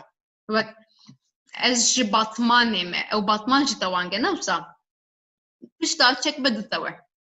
Edatlardan sonra gelen isimler büküme uğrar arkadaşlar. Bizim çokça söylediğimiz bir kural bu. Bazı anlamlar veriyor. Örneğin masanın üstünde burada. Yine o aslında o ın, in, onun anlamını yine veriyoruz. Ama bunun yanı sıra birliktelik, bulunma, ayrılma, yönelme gibi anlamları verir arkadaşlar. Edatların tipik özelliği bu. Edatlardan sonra kelimemiz büküme uğrar. Ya büküm ekini kullanacağız ya da bükümlü zamir kullanacağız. Örneğin liser maseye masanın üstünde. Burada liser üstünde edatından sonra gelmiş ve masa kelimesi dişil olduğu için mor rengi görüyoruz. Yine dişil büküm eki var. Eğer ben burada zamir kullanmak isteseydim yine bükümlü zamir kullanacaktım. Liser veye diyecektim. Ya da bıtere. Bıtere, seninle ne demiştik? Bıre kişiler için birliktelik anlamını veriyordu. Edatlardan sonra büküme uğradığı için kelimemiz bükümlü zamir kullandık. Bükümlü zamir kullandık. Eğer ben burada yine Ayşe'yle demek isteseydim Ayşe'ye re demem gerekiyordu. Orada yine büküm ekini eklemem gerekiyordu. Ligel zozane disa pişta çeken dibinin ku zıttavuyaye herkes bu fazın cevide disa cinaf bıkar benim ezebejim. Ligel ve zozanın yanında yine burada bir ın görüyoruz şuradaki gibi. Ne dedik? Bu anlamları veren kelime büküme uğrar. Zozan dişil olduğu için dişil büküm eki kullanılmış arkadaşlar. Navbera one de buradan prijmariye gidibinin ez çıdıkım cinaket tavan dibi karbinim. Hekenav buyam karbu ez beşim navbera hevalande kartafa prijmariye skarmedi dibi karbinim. Yine onların arasında burada yine ın halini görüyoruz. Yine ın olan kelime büküme uğruyor arkadaşlar. edatı da görüyoruz burada. Dnavbera wande. Onların arasında. Edattan sonra büküme uğramış. Eğer isim kullansaydık arkadaşların arasında deseydik yine onun halini görecektik. O zaman arkadaşlar büküme uğrayacak. Hevalan olacak. Şuradaki an gibi. Hani diyorduk ya oradaki an sona gidiyor kelimenin. Ez ji batmanê me em dizanim pişta çek. Bitawe ez ji batman me şaşe. Ez ji Amet me şaşe. Ez ji batmanê me. Dîsa ji ber ku me gotibû bajar me ne bi qartafata wanga me tawiyaye. Bunun arkadaşlar dedik ki aslında motomot çevirisi üstünde durmuştuk bunun. Ben Batman'danım. Tıpkı İngilizce'deki gibi I am from var ya oradaki dan'dan anlamı bizdeki j ile sağlanıyor. Ama anlam olarak çevirince ben Batmanlıyım. Burada o Batman'dan anlamını veren o from'un yerine biz j kullanıyorduk. Dan'dan anlamını veren ve ondan sonra da büküme uğruyordu. Ne demiştik? Bütün şehirler dişil kabul ediliyor. O yüzden dişil büküm ekini görüyoruz. Bunun yerine şey edebilirdik. Ez jüve derime örneğin. Zamir de kullanabilirdik. Ya seyem ez şive duhum anca şive de buhazım ku cinab keki bikar benim ez beşim ez ve duhum. Çimaz burada zitavinim hevalno me çıgotu bu zidem uravein ko kademan hatep karanın de وقت دمانها دما به نزیک راویا fermani راویا خواستیک و her vakitin bir eser bitawe. Arkadaşlar ne dedik? Şimdiki zaman kökünün kullanıldığı zaman ve kiplerde nesne büküme uğrar. Sanırım ikinci kurun ilk konusu da buydu zaten. Zamanlarda nesne durumuydu. Ne yapıyorduk? İşte gelecek zamanda nesneyi büküme uğratıyorduk. Şimdiki zamanda nesneyi büküme uğratıyorduk. Peki ne zaman nesne büküme uğrar arkadaşlar? Şimdiki zaman kökünün kullanıldığı tüm zaman ve kiplerde. Bu emir kipi de olabilir. Bu istek kipi de olabilir. Her şey olabilir. Bizim için ipucu şimdiki zaman kökünün kullanılması. Zaten geçmiş zaman kökünde bundan önceki derslerimizde görmüştük. Emlüminakin hobilerin es şive duhum. Aslında bu ne? Ben onu yiyorum arkadaşlar. Ben yemeği yiyorum. Orada o nesneyi büküme uğratıyoruz. Şimdiki zamanda nesne büküme uğramış. Ezi haniye ki bıkrım. Ben bir ev alacağım. Herhangi bir ev alacağım. Hani eril olduğu için eril ve belgesiz büküm eki kullanılmış arkadaşlar. Haniye ki bıkrım. Herhangi bir evi alacağım. Zelal pürtükan duhuyne. Bu gelecek zaman cümlesi. Şimdi bir daha şimdiki zaman cümlesine döndük. Zelal pürtükan duhuyne. Zelal kitapları okuyor. Burada pürtükan bükümlü hali. Eğer ben zamir kullansaydım zelal huan duhuyne. Onları okuyor diyecektim. Yakın gelecek zaman cümlesi. Ez dikim ve bibinim. Ben onu görmek üzereyim. Burada onu nesne olduğu için nesne büküme uğramış arkadaşlar. Zaten dişil bükümlü zamiri görüyoruz burada. Bir de emir cümlesi var. Xwarine buxe. Ya bıraksı ve hevoki çiye tu xwarine buxe. Leme gotu bu çent karın bejin xwarine buxe. Em musajı fermane bidin. U çi bu me got ev mesela hani ravin fermani de jiber kokada manhatib karanin bir eser tavuyaye. Yemeği ye dediğimde arkadaşlar aslında bu sen yemeği yedir. Hani emri biz karşımızdakine veriyoruz ya. Orada sen özne, yemeği nesne ve ne oluyor? Şimdiki zaman kökünü kullanıldı. Her yerde nesne büküme uğruyor arkadaşlar. Bir de geçmiş zaman dersimizde görmüştük. Her zaman yalın olana göre çekimliyoruz. Bunu hiç unutmuyoruz. Bu çok önemli arkadaşlar. Örneğin burada ez, zelal, ez hep bunlara göre çekimlendi. Bir tek emir kipinde durum farklı. Onda zaten emir kipini anlattığımız Rabia Fermani dediğimiz derse dönerseniz görürsünüz farkı. Şimdi dördüncüsüne geçelim. Min do pırtuke xwend ançekez cihe min dez buxwaz navekî bikarbînim Beritanê do pırtuke xwend. Und her du hevokan de jî halet tawan dê dibînin çima hevalno kesin ku waneya dema borî temaşekir be baş dizanê dibî miçarê di demên borî de hekelê ker gerguhez be tirde dıtawe. Geçmiş zamanlarda eğer fiil geçişliyse özne büküme uğrar. Bunu geçmiş zaman derslerinde çok öğrendik. Çok üstünde durduk arkadaşlar. Örneğin min pürtükek xwend. Ben bir kitap okudum. Aslında bu ben nedir? Ezdir değil mi? Ama geçişli olduğu için okumak fiili büküme uğrar. Ben kitap okudum. Ve ne demiştik? Asla bükümlü olana göre çekimlenmez. Asla bunlara göre çekimlenmiyor. Hep burada da nesneye göre çekimleniyor arkadaşlar. Bakayım başka söyleyecek bir şey. Hem bir de arkadaşlar eğer dersi izlemediyseniz diye söylüyorum. Umarım o dersleri izleyip sırasıyla buraya gelmişsinizdir. Ne oluyordu? Geçişli fiil neydi? Nesne alabilen fiildi ve bunlarla ilgili bir sürü ipucu verdik. Dedik ki neyi kimi sorularına cevap veriyorsa geçişlidir. İşte vücudumuzun bir parçasıyla yapıyorsak örneğin kendin ya ağızla olur ya gözle olur geçişlidir. Ondan sonra kırın varsa fiilin içinde geçişlidir. Hep bunların ipucusunu da vermiştik zaten. Ve name şant. O mektup yolladı. Burada şandın geçişli bir fiil. Hatta demiştik ki andınla bitiyorsa geçişlidir. O yüzden öznemiz büküme uğradı. Zilane name şant. Arkadaşlar burada zamir vardı. Eğer ben zamir yerine isim kullanmak istiyorsam, örneğin zilan demek istiyorsam o zaman dişil bükmekini eklemek zorundayım ona. Büküme uğratmak zorundayım. Böyle durumlarda dediğim gibi hep ipucu olarak kafanıza oluşturun. Yani ez name şant mı diyoruz yoksa min name şant mı diyoruz? Min dediğimize göre orada büküm vardır. O zaman bükümlü hali kurallarına göre uygulamamız gerekiyor. Wî du qedeh çay ve xwarin. Ve xwarin dîsa lêkereke gerguheze û ev hevoka demaboriye ji ber vê yekê em çi dikin? Em ditewînin halê wî bikarbînin. Hekes bixwazin cêvî de dîsa nav bikarbînim. Ez ê bêjim wek Ehmedî du qedeh çay ve xwarin. Bala xwe bidin li gorî du qedeh çayê hatiye kişandin lêkera me. Hevaleke gazi tekir. Gazi kirin lekereke gerguheze ji ber ku tê de kirin heye an jî gazî kê kir gazî tekir bersif heye ji ber vê jî divê kirde bitewe divir de tewanga me an ne binavkirî ve tewyaye. Ev hevalekî ku ne diyare û jine ji ekê em fehm dikin. Hevaleke gazetekir bir arkadaş seni çağırdı ama herhangi bir arkadaş arkadaşlar. Burada belgesizlik var. O yüzden belgesiz olan büküm ekini kullandık ve arkadaş kadın olduğu için kadın olan dişil büküm ekini kullandık. Gazi kırın işte seni çağırdı, sana seslendi. Kırın olduğu için kırın olduğu her fiil geçişlidir demiştik. Arkadaşlar şimdi beşincisine geçmeden önce bir şey söylemek istiyorum. Türkçe'de hani bu işte örneğin bana, benden, beni, benim bu hallerin hepsini biz büküm ile sağlıyoruz. Bu gördüğümüz ekler ya da zamirlerle sağlıyoruz.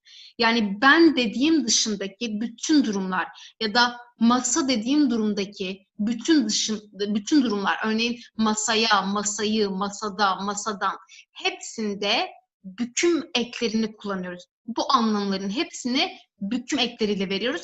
Tek bir durum hariç arkadaşlar, o da geçmiş zaman. Çünkü örneğin min huant dediğimde ben yedim oluyor. Direkt artık beni, bana, benden gibi bir şey yok. Direkt ben oluyor. Ama bunu da çok ayrıntılı zaten gördük arkadaşlar geçmiş zaman dersinde. 7 ve 8. derslerimiz bunun üstüneydi.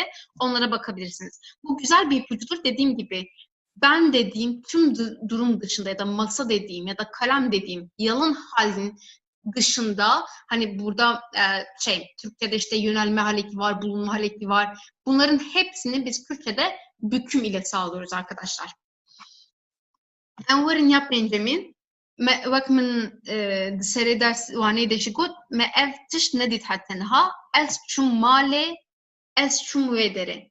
Arkadaşlar şimdi biz geçmiş zamanı görünce işte geçişsiz ise ne oluyordu? Zaten nesne yoktu. Özne de yalın kalıyordu. Özne göre çekilmiyorduk. Es çum gibi. Ama burada es çum mali bir tane büküm hali görüyoruz. Peki neden burada büküm var? Arkadaşlar bu Kürtçe özgü bir kural. Dehemu demande hokerin cih gıtavın. Burada ev dediğim şey hokerin cih yani böyle yer zarfı gibi düşünebilirsiniz. Bu şekilde adlandırılıyor ve büküme uğruyor arkadaşlar. Geçişli ya da geçişsiz olması fark etmeksizin hokerin cih dediğimiz bu yer zarfı büküme uğruyor arkadaşlar. Ve bütün zamanlarda yani geçmiş zaman, gelecek zaman, geçişli alakasız her durumda büküme uğruyor. Bir de arkadaşlar bunu daha önce söyledim mi bilmiyorum. Aslında Kürtçe ile ilgili güzel bir özellik. Şimdi bazı fiiller vardır ki bu fiillerde biz pozisyon değiştiriyoruz. Örneğin gitmek, çun. Örneğin gelmek, hatin. Örneğin ketin, düşmek. Frin, uçmak. Böyle pozisyon değiştirdiğimiz fiillerde arkadaşlar bu yer zarfı hep cümlenin sonuna gidiyor. Aslında Kürtçe'de normalde cümle yapısı nasıl oluyor? İşte özne oluyor, nesne oluyor, yüklem oluyor. Sadece böyle pozisyon değiştirdiğimiz fiillerde Fiil nesneden önce geliyor arkadaşlar. O artık nesne mi diyorsunuz, yer zarfı, neyse o hep en sona gidiyor arkadaşlar. Bu da Kürtçe ile ilgili bir özellik. Örneğin es şive dokun dersem orada özne nesne yüklem, ama es çummal dersem burada fiil ortaya geliyor. Sebebi de bu, yani hareket bildiriyorsa o diğerini sona itiyor arkadaşlar. Ne dedik? Fiilin geçişli geçişsiz olması fark etmeksizin tüm zamanlarda yer zarfı büküme uğrar. Şimdi bu güzel bir örnek, bu çün gitmek örneği. Ez çimale, ben eve gidiyorum, büküme uğradı. Bakın bu nesne değil artık. Türkçe'de dolaylı tümleç diye geçiyor, Kürtçe'de yer zarfı diye. Eve gidiyorum. Ez biçimale eve gideceğim. Ez dikin biçimale eve gitmek üzereyim. Biçemale eve git. Ez çummale eve gittim. Hepsinde de o eve anlamını vermek için, örneğin burada geçmiş zaman cümlesi ama fark etmeksizin geçişli olması, o mal kelimesi büküme uğruyor. Evhat İstanbul'u, o İstanbul'a geldi, yine büküme uğradı. Zaruk bazdan Dibistani, çocuklar okula koştular, yine o okula dediğim şey büküme uğradı. Seyinik ketin erdi, tabaklar yere düştüler. Yine bakın yere dediğim şey büküme uğradı arkadaşlar. Beli, em nihal cihatin hindariye ki, divande emme bijardeya rast emme hil bijerin, nave çiye, nave mamoste çiye, nave mamoste çiye, anji nave mamosteyin çiye. Bersiva rast ki jane hevalno, divirde rave ke, mego rave kerdi tawe, ango bersif halet tavan diki jaye, nave mamoste. Burada ne isim tamlaması var? Büküme uğruyordu sondaki kelimemiz. Öğretmeninin onun anlamını veren. O yüzden büküm eki olan bir tek bu var arkadaşlar. Buradan da o mamostenin erkek olduğunu anlıyorum zaten. Ya duyem lavık cihekiye meçi gotu bu tış da çekti ve dve halet tavan dibe dvırde batman çok arıyor. Çok ne eve. Hevalno i tawanga nere leme gotubu bajar menej bervi i jinabe cisem Suriye. Arkadaşlar aslında i de büküm eki. Şimdi büküme uğraması gerekiyor edattan sonra olduğu için. Ama biz ne dedik? Bütün şeyler dişil kabul ediliyor. O yüzden j amedi dememem gerekiyor. J amedi demem gerekiyor. Bazı yerlerde şöyle bir konum var. Mesela j amedi değil de amediye gibi. Böyle konularda duyarsınız ama j'yi gördük mü unutmuyoruz. Büküm eki, dişil büküm eki geliyor şeylere. Kondekar dıçın, an dibistan, dibistaneke, dibistani. Ve meçi gotu bahevalno, ev hokeri cih ditaviya, ev cibitawe, kijan tavan getvirde. Kondekar dıçın, dibistani. Ev ve katandeke ne tavan ge, ev cişfa hale haruye. Kala tekir, kalkırın lekereke gergüheze, ev hevok, hevoka dema boriye, hevokin dema boride kırdadı tave, ezi hali tavan gibi karbinim, ev her duşi harune nabın, ango cevap beye, bersivame beye. Wan kala tekir. Kaçmın re, çayeke tıştek dagre, medve vanide ne kotle me beri gotu bu. Çayeke kaçakı, an çayeke kaçakı, an çayeke kaçak. Peşihun bu fikrin. Vardıkım unjit zanın. Bersif çiye varno, bersif çayeke kaçakı, jiber ku jibir nekin nav derdi tavun.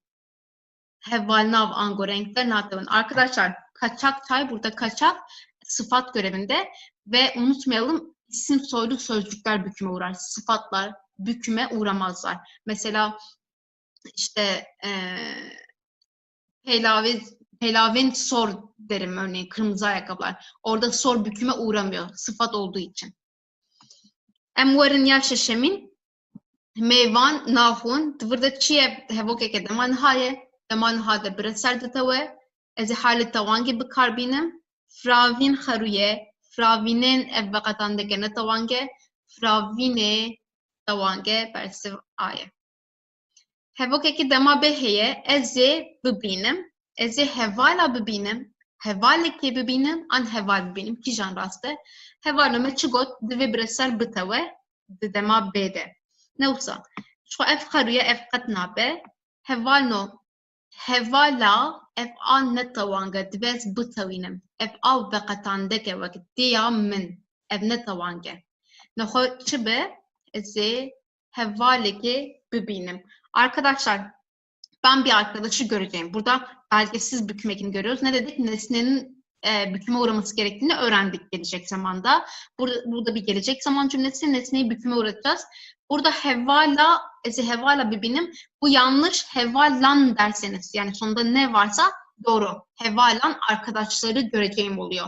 Ama burada hevala diyor. A sadece büküm eki değil, vekatandek dediğimiz diğer tamlama eki. Örneğin hevala, baş, iyi bir arkadaş. Ama orası artık büküm değil arkadaşlar. Ez ne ditim? Disam emitçi bükün kırdeyi bıtavinin. Ditinle kereke gel göze. Ef hevok hevoka dema borye. Dvırda cinafutune nafeye mi nave tavan dibi karbinin. Arin heye. Arin nave meye yani musa kabul kır. Baku merceben le bersev de min vek me kabul kır. U dve ev nave me bıtave. Ango bibe. Arine. Ne demiştik arkadaşlar? Geçmiş zamanda fiilimiz geçişliyse özne büküme uğrar. Öznemiz burada arin. Ben arini kadın kabul edip cevap verdim. O yüzden dişil büküm ekini kullandım. Arine. Beli hevalen heşa em hatin davya vaneaxwe hevidikim evvanec bu ve sudewar bu ve Hindistan femkirin. Hatta vane gidin xabaş binerim vak min got evane dawiye leme hin vaneyên din jê çekin bi hevre me hin micaran bibînin. Hatta vane gidin xwe miqate bin hevarno. Arkadaşlar ikinci kurun sonuna geldik ve dersimizin de sonuna geldik. Başka dersi görüşünceye kadar dikkat edin kendinize. Başka dersin eğer duyurusunu yapacaksak bunu Twitter'dan yapıyoruz zaten. Oradan takip edebilirsiniz ya da buradan da görebilirsiniz eğer takip ediyorsanız. Ama gramer konularımız bitti. Şimdi daha önce bir öneri gelmişti derslerden, yorumlardan birinde şey diyordu işte bütün zamanlarla ilgili bir ders olsa. Yani böyle bir gramer kuralına göre değil de sadece örneğin bir fiilin tüm zamanlarda kullanımı. Belki böyle bir ders yaparız. Eğer sizin de başka önerileriniz varsa yazabilirsiniz. Mutlaka biz onları değerlendiririz. Hepsini okuyoruz zaten. Diğer dersi görüşünceye kadar kendinize dikkat edin arkadaşlar. Çalışmayı ve Kürtçe öğrenmeyi unutmayın. Hoşçakalın.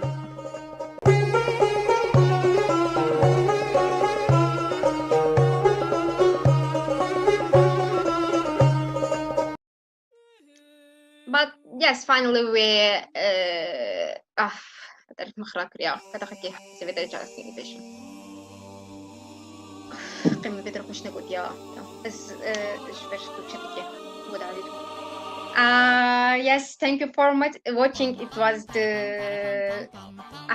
كان بس شو بكم يا دقيقة إز بدر تصابيش ما مس شو بكم I mean it's a good wish لا شنو جاردن بدر جاردن Mrovenj pardon arkadaşlar okuyamadım. Mrovenj sems ezbedir disam okuyayım. Kendimi harcıbar kumen bote bedere sem Türkçe bu. Tamam bederim. Acaba bu gönlüm benim şibatma disam. Tamam. O flüt çalmayı biliyor. Şimdi ki evvela dengemi çal. Ay. Şimdi sabıcım hadi. Ezbedir sabıcım. Zor. Hevdi çoğuzum farklı diyeceğim go taktırım hiç nekim ama. Nave hoş kekem. Hoş ya. Slav. Navemin alane. Ez biz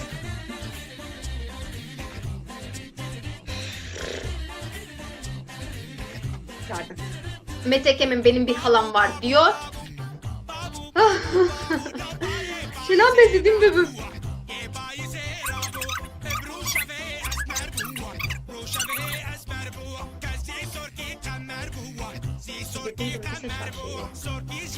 Endame kemeyi dinjeheye. Ben seninle çok eğleniyorum. Kalıp bu.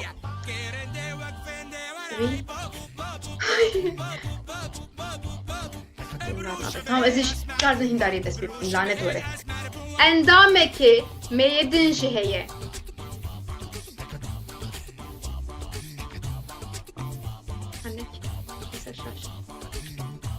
Endameke meyi hazredim bebim.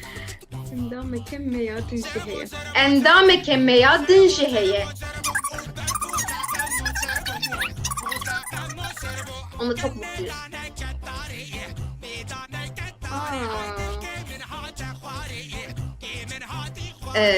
Hani siz biz farklı söylüyoruz diyebilirsiniz ya da burada böyle söylüyoruz.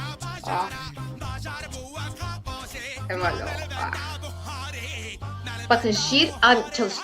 Ay ezberi sattım ya. Aslında bu ne? Kırın fiili değil mi? Kırın kaçene bu disa. Bastian. Emme varın. Biz geleceğiz. Efendim bu bölüm medeniz fikir. Abi hiç fikir. Efendim yüksek birinci fikir ya. Sen önce bir kendiniz bulmaya çalışın. Sonra benimkinden kontrol edersiniz. Efendim böyle saçıyı. Gelî hevalên hêja bername me dawîn bû em jê cejna ve careke din pîroz dikin bi xatirê we. Hêya axaftina girtînê ne bû ya. Kam ser careke din bikirin. Gelî hevalên hêja li xwe baş binirin, li xwe miqate bin, bi hêviya hevdîtin. Eyvallah, anaya girdi. Allah Allah.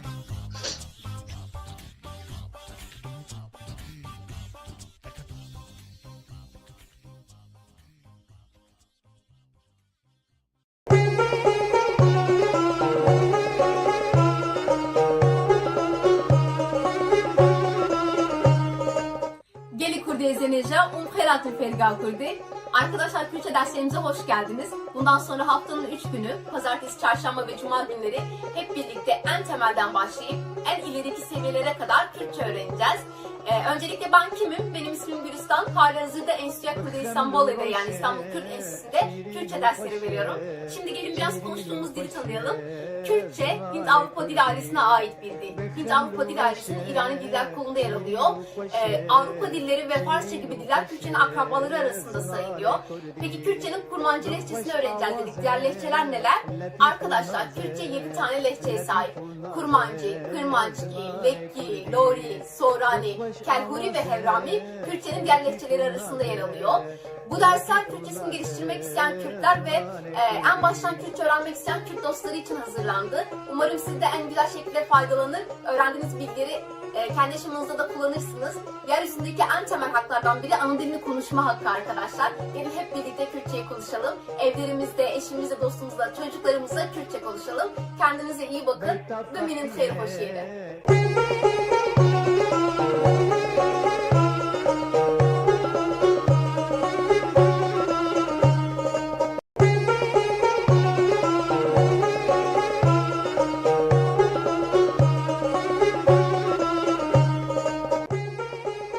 Gelî hevalên hêja Umkheratın Fergal Kurdî. Îro em dest bi asteke nû dikin, em dest bi asta duyem dikin. Ev wanê jî waneya yekem a asta duyem e. Em ê di vê waneyê de di dema niha û dema bê de analiza bi rêserê binêrin û her wiha em ê hînî mijareke nû bibin. Tewanga nebin avkirî. Ji xwe asta yekem de me dema niha û dema bê bi berfirehî me dîtibûn, niha em ê li ser bi rêserê bisekinin. Yani object, nesneyi bisekinin. Arkadaşlar ikinci kurun ilk dersine hoş geldiniz. Bu dersimizde ilk kurda ayrıntılı işlediğimiz şimdiki zaman ve gelecek zamanı bir tekrar edeceğiz. Ve biz bu zamanları görünce daha çok fiil çekimine ve özneye bakmıştık. Şimdi bu dersimizde ise nesnenin durumuna bakacağız. Şöyle açıklayabiliriz. Ben elma yiyorum ya da ben elmayı yiyeceğim diyoruz Türkçe'de. Ama bunu Kürtçe yazarsak ya da Kürtçe söylersek ben elmayı yiyorum ya da ben elmayı yiyeceğim demek zorundayız. Bu elmayı kavramını göreceğiz yani. Zaten artık yavaş yavaş mantığının oturması gerekiyor değil mi? Elma dediğimiz yani yalın olan her durum dışında elmayı, elmada, elmadan derken hep bükümlü halini kullanıyoruz. Peki ben herhangi bir elmayı yiyorum ya da ben bazı elmaları yiyorum. Yani o belirsizliği nasıl vereceğiz? O belirsizliği de davanga ne binafkiri konusuyla vereceğiz. Davanga ne binafkiri. Şimdi ilk dersimize geçelim. Yalnız dersimize geçmeden önce şöyle bir bilgi de verelim. Artık ikinci kur olduğu için Türkçe ağırlıklı olacak. Özet olarak ya da önemli yerleri yine Türkçe açıklayacağız. Nihal em derbasi dubaraya deman habibin. Hevano vek me got şo me berfrehi me dit demanha. Leker çava çed bu em peşi serminak ekip için. Ez diçim. Burada dı yekeye kartafa demanha. Çe heye koka demanha. Ujbo eze heye kartafa kesane. Ef her sittin bahevdu. Edi leker epektiğinin dı demanha de. Anji ez naçım edi dibeneyin yavi. Mesê cureyên lêkeran dîtibûn, xerû, pêkhatî û hevedûdanî em ê niha yek bi yek mînakê wan binêrin. Lêkereke xerû xwarin, em zav bikartînin, koka wî tenê xwe ye, em çawa dibêjin di dema niha de, ez dixwim anjî ez naxwim. Sê cureyên lêkerên pêkhatî hene, yek bi înê dixedin, yek bi andinê dixedin û her wiha lêkerên ku bi pêşkirê çêdibin. Hevano ye iğne dikadın zaf hevsan. Em tene iğne daveçin u kok demine destemede. Vak minak kelin lekerameye gavam iğne baveçin destemede tene kel demine kokavi. Gavaz beçim av dikele edi ezvataya av naha dikele dedim. Anji av nakele neyin yavi. Vak gerin, vak fırın, vak bazin. Efter minake ve cüreyne. Lêkerên ku bi andinê dixedin dîsa hêsanê reyawa em çi dikin andinê daveçin cihêwî intînin. Êdî koka kelandinê dibe kelîn, ew dikelîne bu hevokekê dema niha. Em hevdû nexin kelîn koka kelandinê, kel koka kelînê. Lêkerên ku bi pêşkirê çêdibin hinek diguherin, hevano me asayê kem de me gelek car me binêwî xêz kir. Me got kurmancı de her tim ya gring lêkera meya bingehîne. Ji ber vê yekê em qartafên kesane, qartafên demê an jî qartafên neyniye her tim tînin pêş ya an jî paş ya koka lêkera meya bingehîn. Wek mînak. Vekirin ji kirinê bûye vekirin. Aslında kirin lêkereke dine, êdî ve hatiye pêşyawê bûye vekirin. Ez çi dikim koka kirinê tenekeye ji ber wî jî ez diye yani kartafa deman ha ez dixim vê derê nî ve û keye yani pêşkir û keye. Çawa çêbe tu ve dikî, ez ve dikim, em ve dikin her tim dikeve navberê. Her wiha kartafa neyînî jî tu ve nakî, ez ve nakim dîsa dikeve navberê. Lêkerên hevedûdanî çawa bûn? Yek lêker hebû, yek jî cînav, daçekan peyveke nû hebû. Dihatin ba hevdû, lêkereke nû çêdkirin, me ji van re jî digot lêkerên hevedûdanî. Wek mînak amade kirin, bala xwe bidin dîsa ji kirinê bûye. Ço gava me ev mijar dît, me got kirin an jî bûn ji van gelek lêker çêdibin. Yek jî ev e amade kirin êdî lêkereke nû ye, ez dîsa kirinê dikişînim. Koka kirinê çi ye? Tenekê ye. Gavaz beçim em amade dikin. Anji ez amade dikim, tu amade dediki, anji ez amade nakim. Hevalno me ev sê cureyên lêkeran. Me di asta yekem de cuda cuda, di dersên cuda cuda de me dît ûn jî dikarin li van bi berfirehê binêrin û temasîn we hebe û dikarin çareser bikin. Arkadaşlar şimdiki zamanın kısa bir özetini geçelim. Şimdiki zamanda zaten 3 ders ayırıp çok ayrıntılı bir şekilde görmüştük birinci kurda. Eğer eksiğiniz varsa önce o dersleri izlemeniz daha faydalı olacaktır. Fiilimiz nasıl çekimleniyordu? Lêker yani fiilimiz. Dı vardı şimdiki zaman eki. Kolka demanha vardı. Kolka demanha'yı da şöyle söylemiştik. Türkçe'de 2 tür kök var. Bir şimdiki zaman kökü, tıpkı burada olduğu gibi. Bir de geçmiş zaman kökü. Geçmiş zaman kökünü tüm geçmiş zamanlarda kullanıyoruz. Şimdiki zaman kökünü şimdiki zamanda, gelecek zamanda ya da birçok tipte kullanıyorduk. Ondan sonra da kişi eklerini getiriyoruz arkadaşlar fiilin sonuna. Burada 3 tür fiil görüyoruz. Bunların her üçünde birinci kurda ayrı ayrı çok geniş bir şekilde işlemiştik. Haru yani sade fiil örnek olarak harinin yemek yemek fiilini verebiliriz. Bunun şimdiki zaman kökü sadece hue. Bakın, önce zamirimizi kullanıyoruz. Ben için es. Şimdiki zamanda da geniş zaman aynı şekilde oluşuyordu. D getiriyorum. Kökü getiriyorum. Hue. Ve ez için olan kişi ekine ez dihum, ben yiyorum oldu. Türemiş fiillerde işimiz biraz daha kolaydı. PKT yani türemiş fiillerde. Çünkü bunlarda kök bulmak daha kolaydı. Örneğin kelin yani. Bu ne? İnle biten bir fiil grubuna giriyor değil mi? Ne demiştik? İnle biten bütün fiillerde sondaki ini atarak kökü elde ederiz. Her ne kadar sade fiillerde kökler düzensizse de bunlarda ini atarak direkt kökü elde edebiliriz. Buna örnek olarak frin uçmak verebiliriz ya da yarın gezmek verebiliriz. Bazin koşmak verebiliriz. Kelinden in atınca elimize kel kaldı kökü, kaynamak fiilinin kökü. Avdı kele dediğimde artık su kaynıyor demiş oldum. Eğer bir fiil andın ile biterse andını ine çevirerek yeni fiil kökünü oluşturabiliyoruz. Kelandığında kaynatmakta andını atıyoruz. Yerine in getiriyoruz. Kelin artık kelandın fiilinin, kaynatmak fiilinin kökü oldu. Evdi kelin ne dersem o kaynatıyor olmuş oluyor. Bir de arkadaşlar şöyle bir bilgi verelim. Ne demiştik? Eğer bir fiil inle bitiyorsa işte kaynamak, kızarmak, gezmek, uçmak, koşmak gibi kendi kendine olma anlamı var biraz. Eğer andınla bitiyorsa biz o fiili geçişli yapıyoruz. Kaynatmak, kızartmak, gezdirmek, hep fiilin sonuna andın ekleyerek bu şekilde dönüştürebiliyorduk. Dediğim gibi bunları çok ayrıntılı görmüştük zaten. Örnek alarak oluşmuş türemiş fiillerde ise durum biraz daha değişiyordu. Çünkü ne demiştik? Kürtçe'de her zaman önemli olan asıl fiildir. O yüzden biz çekimlerken fiilleri asıl fiil kökünün önüne getiriyoruz eklerimizi. Ve kırından oluşmuş, yapmak fiilinden oluşmuş yeni bir fiil, açmak fiili oldu. Ben dedim ki her zaman asıl fiil önemli. Kırın fiilinin kökü, yapmak fiilinin kökü sadece ke. O yüzden ben zaman ekini ya da olumsuzluk ekini ya da kişi ekini hep k'nin önüne ya da arkasına getiriyorum. Benim için her zaman önemli olan asıl fiilim. Burada ve sadece bir örnek. Belli başlı örnekleri de görmüştük. Mesela ve kırın var.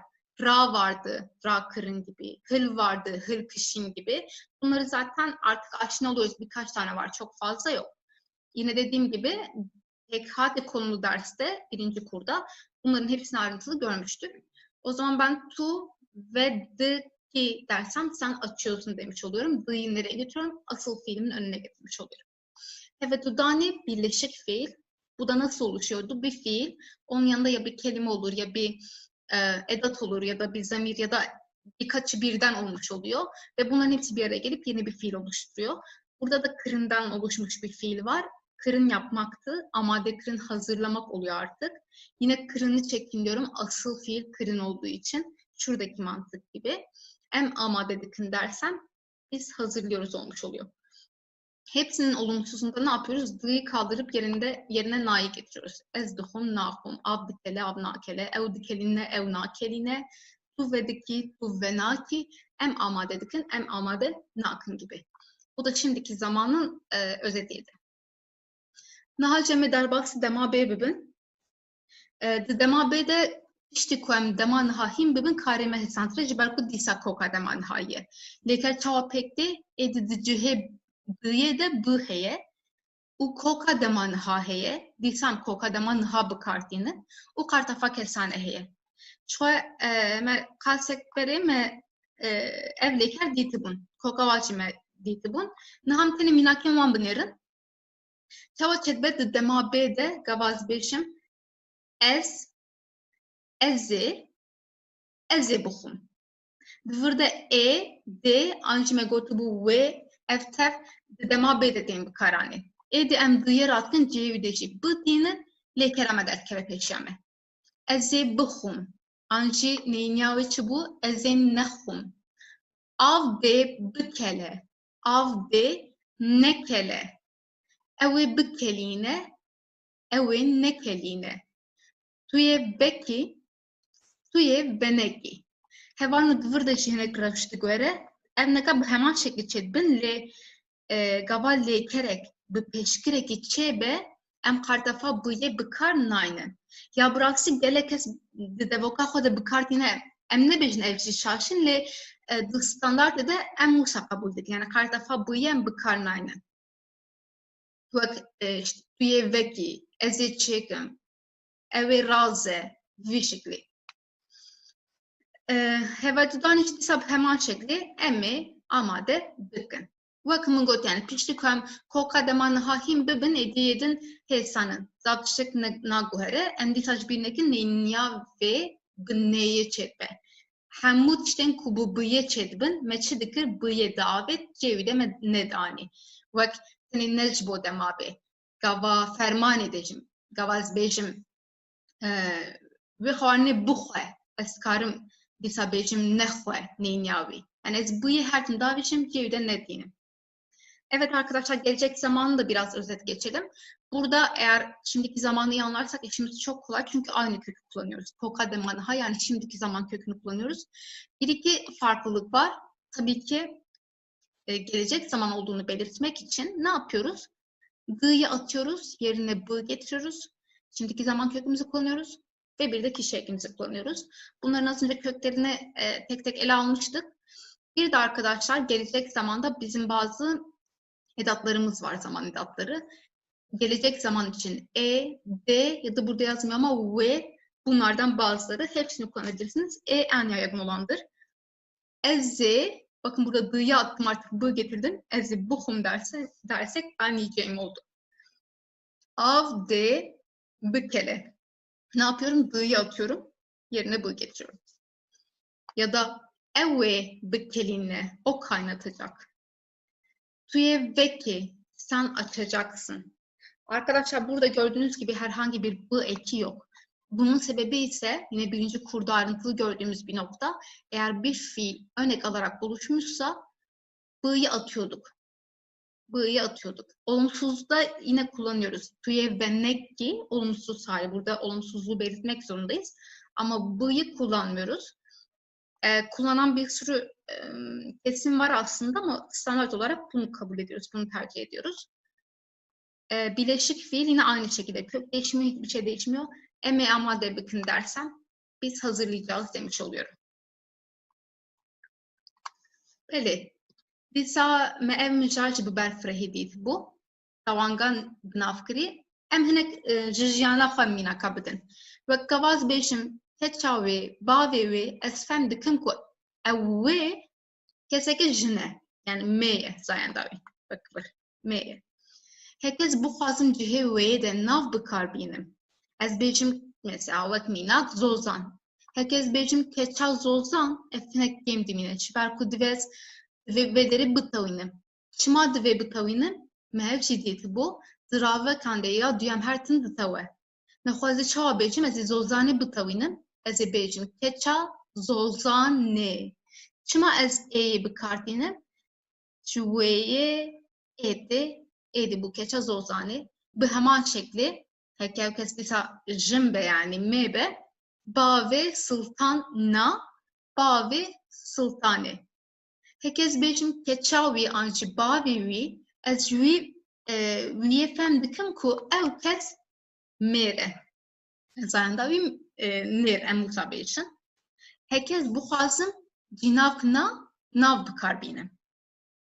Yani ez nav bidim, ez ne bêjim wî. Ez diyar bikim ku ew kes kiye. Ez çawa bêjim?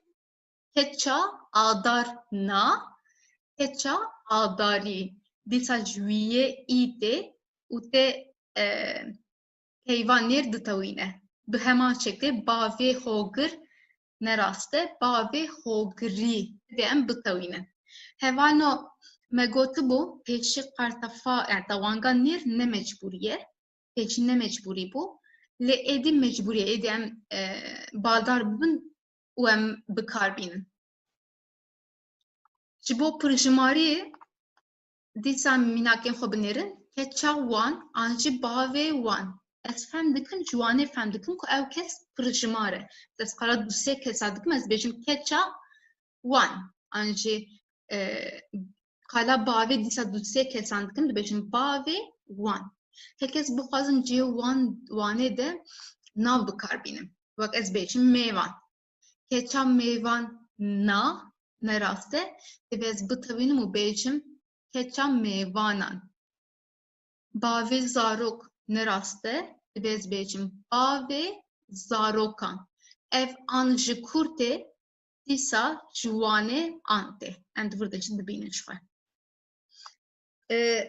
Divir de mantıqeke wisa dikarin çekin. Wek gava em rû kesek hemberî me be em nabêjin keça tu. Em dibêjin keça te. An jî dibêjin keça min. Divêm teqez bitewînin. An jî dibêjin keça we. Ez ê vê tewangê çawa diyar bikin di navan de? Pêşî bifikirin hûn ditewînin an na. Heke hûn bitewînin divê hûn navê jî bitewînin û hûn ê çawa bitewînin bi kartafên tewangê bitewînin. Evet arkadaşlar, yine birinci kurda çok geniş bir şekilde gördüğümüz bir konu var burada. Büküm kavramı. Büküm kavramının üstüne ayrı olarak bir ders yapacağız. Hatta 10. dersimiz, bu kurun son dersi bunun üzerine. Çünkü çok önemli bir konu. Şimdilik ipucu vermesi için bunu söyleyebiliriz. Eğer ipucudan fazlasını istiyorsanız yine bununla ilgili ders izleyebilirsiniz. Ne demiştik? Tamlamalarda son kelime büküme uğruyordu demiştik. Keça ve ya da ba ve dersen, bakın bükümlü zamirleri kullandım. Onun kızı, onun babası demiş oluyorum. Burada onun dediğim o kişisi bir kadın. Çünkü kadın için olan büküm zamirini kullanmışım. Peki ben burada zamir değil de isim vermek istersem, o kişinin ismini belirtmek istersem nasıl söyleyeceğim? Örneğin burada iki örneğimiz var. Zozan, Sıldan, ikisi de kadın ismi. Keça Zozane, yine bunu büküme uğratmak zorundayım. Ya da Bave Sultane, yine bunu büküme uğratmak zorundayım. Keçavi ya da Bavevi dersem anlıyorum ki o, yani vi dediğim kişi bir erkek. Çünkü erkekler için olan bükümlü zamiri kullanmışım. Peki ben yine bunun yerine isim kullanmak istersem Keça Adari ya da Bave Hogri, yani bu isimleri büküme uğratmak zorundayım. Bir de şöyle bir şey demiştik. Önceden bu eril büküm eki zorunlu değildi. Yani biraz inisiyatife bağlıydı, opsiyoneldi. Ancak artık o kural değişti ve bunları mecburi tutuyoruz. O yüzden bir sürü kişi, yani kullanmayan bir sürü kişi görebilirsiniz çevrenizde. Ama dediğimiz gibi yani artık kullanılıyor. Eğer kastettiğimiz kişiler, yani onların dediğimiz çoğul, yani onlar diyorsak çoğulsa nasıl söyleyeceğiz? Keçawan, onların kızı, Bavewan, onların babası. Benim yine isimlerde bu çoğulluğu vermem gerekiyor ve yine bükmem gerekiyor ikinci konumda olduğu için. Keça Mevanan dersem misafirlerin kızı, Bave Zarokan dersem çocukların babası. Arkadaşlar az önce o elma örneğinde verdiğimiz gibi hani dedik ya elmanın, elmada, elmadan, bunları söylerken hep büküm halini kullanıyoruz dedik. Bakın buraya Zolzan'ın, Adar'ın, misafirlerin diyoruz. O un halini kullanıyoruz. Bu yüzden büküm halini kullanmak zorundayız. Evet. Şimdi nesne durumuna geçeceğiz. Bunları bir tekrar ettik. Çünkü artık göreceğimiz şeyler bu üç konuyla ilgiliydi. Em binerin çi dibêje, di dema niha û dema bê de bire ser ditewe. Hevano di dema niha û dema bê de. Ancî gava ez, tu, ew, em, hûn, ew. Gava ez van bikarbînim, yani ez vaneka xer û bihêlim, divê biresira min, ango nesneya min, objeya min, her tim bitewe. Dihab xer û nayên ba hevdû, duhab tewang nayên ba hevdû.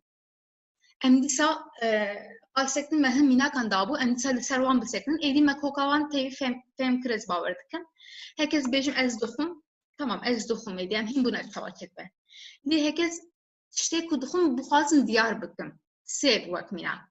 Divê ez bêjim ez sêvê dixwim, divê ez bireserê bitewînim. Min bi çi tewandiye? Bi qartafa tewangê tewandiye. Ez sêvê dixwim. An jî di dema bê de ez ê sêvê bixwim. Divê em êdî vî şeklî bêjin. Em neka xerûne dihab xer û nayên ba hevdû. Divê yek tewan dibe, di dema niha û dema bê de jî bire ser ditewe. Kelandin. Kelandin. Heke tu dipelîne, tamam mevdît. Divir de pirsgirêk ne? Lê herkes bêjim av, ew tişta ku dipele av be, divê ez bêjim tu avê dikelînî. Tu av dikelînî, kem demine, hinek şaş demine. Tu ave dikelini. Anji tuye bikelini demabeye, tuye ave bikelini edev dvırda bireser tavuyaye. Hevanı bla bala ve bikşine melekera kelin edit bu le dvırda cihnagre. Kelin. Çberko emnin karın bejin. Ev leker bireser nagre. Ne gergöhese. Emi berfreyi disa veren serbemişari. Disa lekera vekirini ev vedike tamam mefhamkir. Herkes pace karbinin dvezbejim ev paceyi vedike. Hatta da devokamede edf buye vek em dibejin ev pace vedike. Es pace vedikim. Bu pace vedike. Vek pace em usad bejin ya branseş vırte. Kok paceye o em be'ye ditavine. Didema bedeşi tuye paceye veki. Disa dibez bitavine bireser ahvar. Em amade dikin, tamam, dıvırda tişekküneye. Leheke bireser hebe, em şiv amade dikin na, em şive amade dikin. Anji ninyavi em şive amade nakın. Eme amade dikin, meevdit. Leheke bireser hebe, eme şive amade dikin.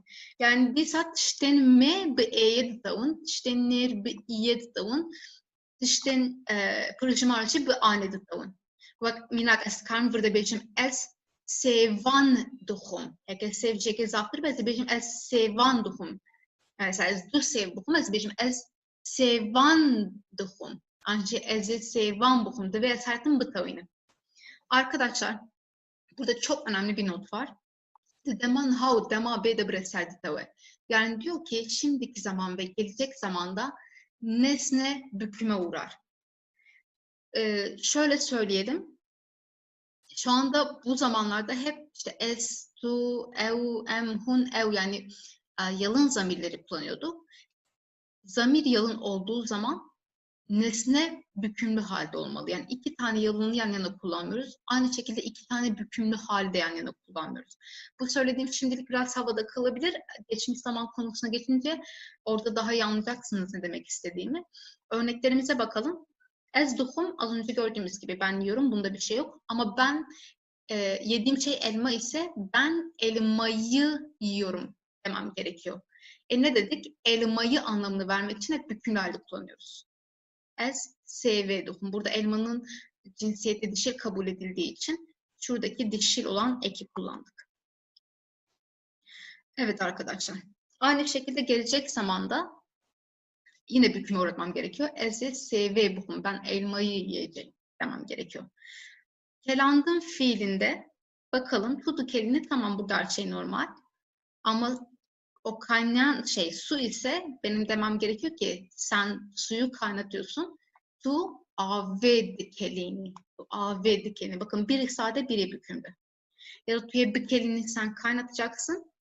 Tuye ave bikelini sen suyu kaynatacaksın. Arkadaşlar ilk o fiil grubunda kelin kaynamak fiili de vardı. Ama mantığını siz de kurabilirsiniz. Kaynamak geçişli değil. Yani nesne almıyor. O yüzden ben nesneyi büküme uğratamıyorum o tür fiillerde. Şu anda elimde bir nesne yok. Kelin fiili için, kaynamak fiili için söylüyorum. Hani neyi kaynamak, işte kimi kaynamak, bu soruların cevabı olmadığı için onu geçişsiz kabul ediyoruz ve nesne almıyor fiil. Ama kelandın kaynatmak, neyi kaynatmak, suyu kaynatmak, çorbayı kaynatmak bunların cevabı var yani bu geçişli bir fiil. Vekirin açmak fiili evvedike. Yine bunda bir problem yok. O açıyor. Ama nesne kullanacaksan ev paceye vedike. O pencereyi açıyor. Tuye veki sen açacaksın. Tuye paceye veki sen pencereyi açacaksın. Em amadedekin biz hazırlıyoruz. Eğer orada yine nesneyi belirteceksem em şive amadedekin biz akşam yemeğini hazırlıyoruz. Ya da emi amadedekin gelecek zaman cümlesi biz hazırlayacağız ama emi şive amadedekin biz akşam yemeğini hazırlayacağız demiş oluyorum. Arkadaşlar şimdi el seve duhum dersek az önce söylediğim şey ben elmayı yiyorum. Burayı anladık artık.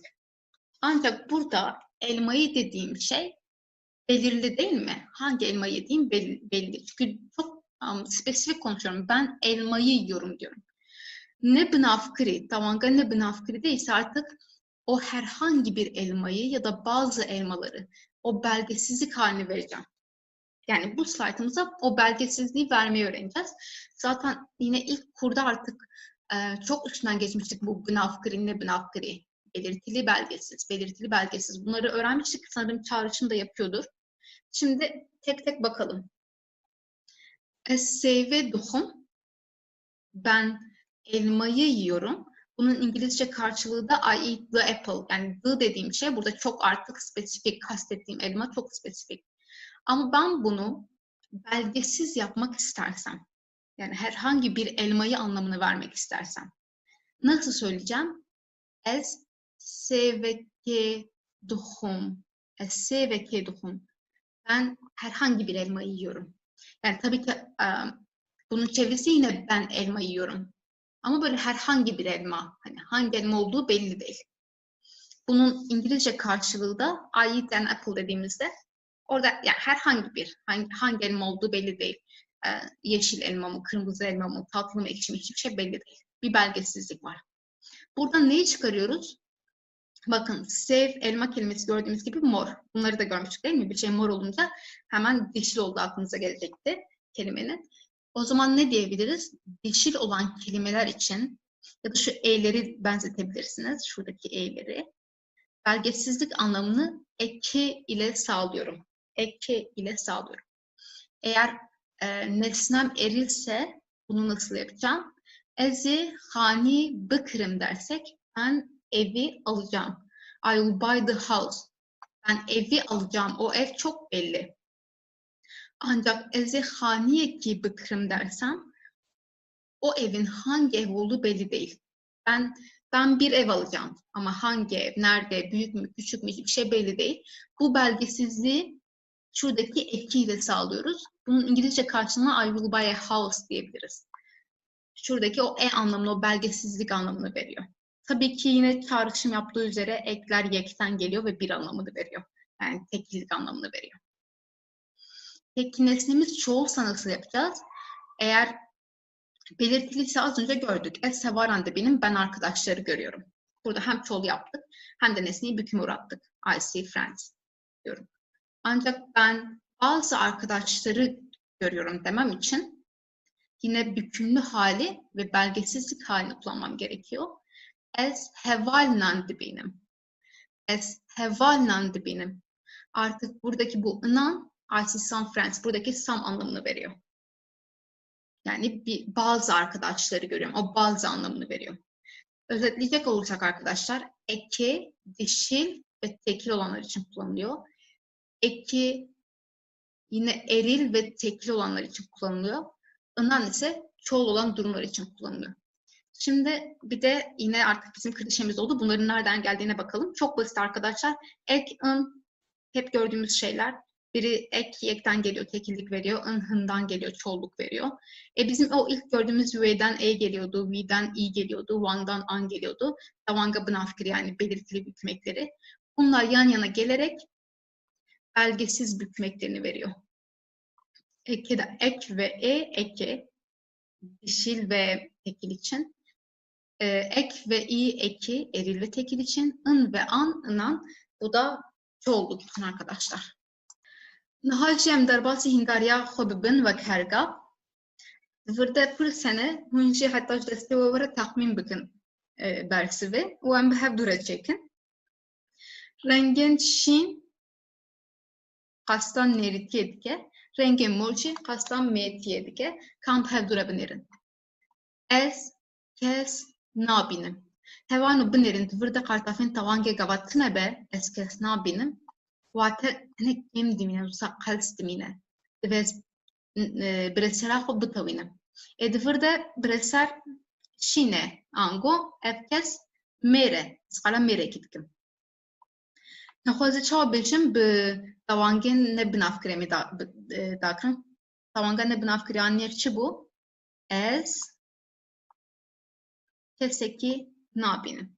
Arkadaşlar dedik ki ez kes nabinim, ben kimse görmüyorum. Ama ben kimseyi görmüyorum diyeceğim. Ve böyle kastettiğim kişi de herhangi bir, yani herhangi kimseyi görmüyorum.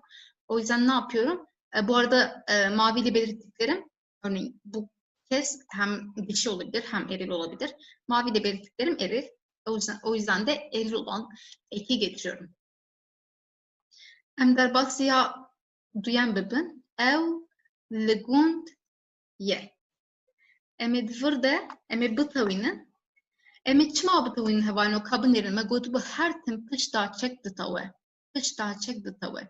Heke kemasiyan ve hebin تقز لأفسای کم بنیرش خو وانها قاجن ندریشن و افتشتن گرینگن تاکه اون بخوازن زمانی خو بپیش بخن او لگوند یه هکه و درجه نبینن هکه از بیشم او لگوند الزان مفزاف تیب کارن لهوانو ایدی گوری رزمان افتیمه تبهم تشتکی نولی زده بکن tam binirim bersifçiye او لگوندکیه او لگوندکیه Ez çi didim wataya ve li gundekî ama ew gund kîjan gunde em nizanin. Arkadaşlar burada yine ne demiştik? Edattan sonra mutlaka büküme uğruyordu. Ben büküme uğratacağım. Burada eril bir kelime görüyoruz. Mavi renkte belirtilmiş. Ew li gund, eğer ben li gundekî dersem o herhangi bir köyde. Daha doğrusu o bir köyde ama o köy herhangi bir köy. Karşıdaki bunu anlar yani o köyün belirsiz olduğunu. Em derbasiyasiyen bibin li malekemizin li ser paldank rudnim. Li malekemizin li ser paldank rudnim. Emi çi bikin paldank bitawînin. Ve emi dawanga ne bin afkirî bitawînin. Şoj rengê wî jî diyar e zayin davê emi çi bêjin li ser paldankekê rudnim. Min ev mînak ji ber vê da hevano malekemizin virde ve qetandeke em vana ji bîr nakin virde pişta çek tawyaye ji ber wî jî qartafat tawan geldiye. Eke û eke li hevdû nexin. Evet arkadaşlar, burada bu örneği vermemin sebebi iki tür ek görüyoruz burada. Birincisi şurada vekatandek dediğimiz o tamlamalarda ilk kelimenin aldığı, hatta burada da vekatandek ne bina fikri, malekemazın yani herhangi büyük bir evde. Ama bakın bu tamlamada ilk kelime ne dedik? Büküm hali her zaman ikinci kelimede olur. Ve edatlardan sonra da kelimelerimiz, isimlerimiz büküme uğruyor. O yüzden ser haldan keke dediğimde herhangi bir koltuğun üstünde oturuyorum. Büyük bir evde herhangi bir koltuğun üstünde oturuyorum. Bunları birbirine karıştırmıyoruz. Büküm ya tamlamalarda ikinci pozisyonda ya da edattan sonra geliyor ve geldiği başka durumlar var. Bunu da büküm konu derse çok ayrıntılı göreceğiz. Brahim'in dejmire kras bikre. Ev diyare kubresere çi bikre kras bikre. Bersifeye. Le tiştek temedi fırde deven bresere bitavinin. Cibarku dema beye, dema beyde breser bitavı. Brahim'in dejmin re zayende krasi diyare nexwaz şava bêjim krasekî bikre. Ronahî dike tiştek bixwîne dîsa divê bitewe pozisyona breserê de dîsa ev jî dema beyan nêzik e. Ronahî dike zayende pirtûkê diyar e pirtûkekê bixwîne me breserê tamam dîsa. Zilamekî xemgîn ji welat vedigere. Şo em hîn bûn pişta çekşî ditewe, em ê divir ditewanga nebin afkirî bikarbînin. Şo welat ew nêrî bersivê jî dizanin wek van beyanî. Ez ê bêjim çi zilamekî xemgîn ji welatekî vedigere. Min ev mînak çi ji bo vê da hevano zilamekî welatekî. Em du hep ekî dibînin lê li hevdû nexin. Zilamekî xemgîn divir de veqetandeke ji welatekî divir de tewange. Arkadaşlar burada iki tane eki görüyoruz. Yine bir tanesi o zilamekî xemgîn üzgün bir adam ama burada ilk pozisyonda olduğu için veqetandek almış. Burada ise edattan sonra geldiği için büküm eki almış. Ji welatekî vedigere. Bir ülkeden dönüyor. Üzgün bir adam bir ülkeden dönüyor, herhangi bir ülkeden. Burada yine belgesizlik var. Eğer bunlarla ilgili eksiğiniz varsa bu anlaşılır bir şey. Çünkü birçok kişinin zorlandığı bir konu bu. O yüzden kötü de hissetmeyin. Üstüne gidebilirsiniz, çok ayrıntılı işleyebilirsiniz. Ya da böyle kendi kendinize kodlayabilirsiniz. Benim hep söylediğim gibi işte ilk pozisyondaysa ve katende kalır. İkinci pozisyondaysa da sondaysa tavan hüküm haline alır. Ya da işte edattan sonraysa hüküme uğrar. Bu şekilde söyleyebilirsiniz, öğrenebilirsiniz bunları. Hevalin heca em hatin daviya vaneye xwe hêvî dikin vaneyê ke bi têrhatê bu sûde var bû heta waneyekê din xwe baş binêrin bi hêviya hevditine.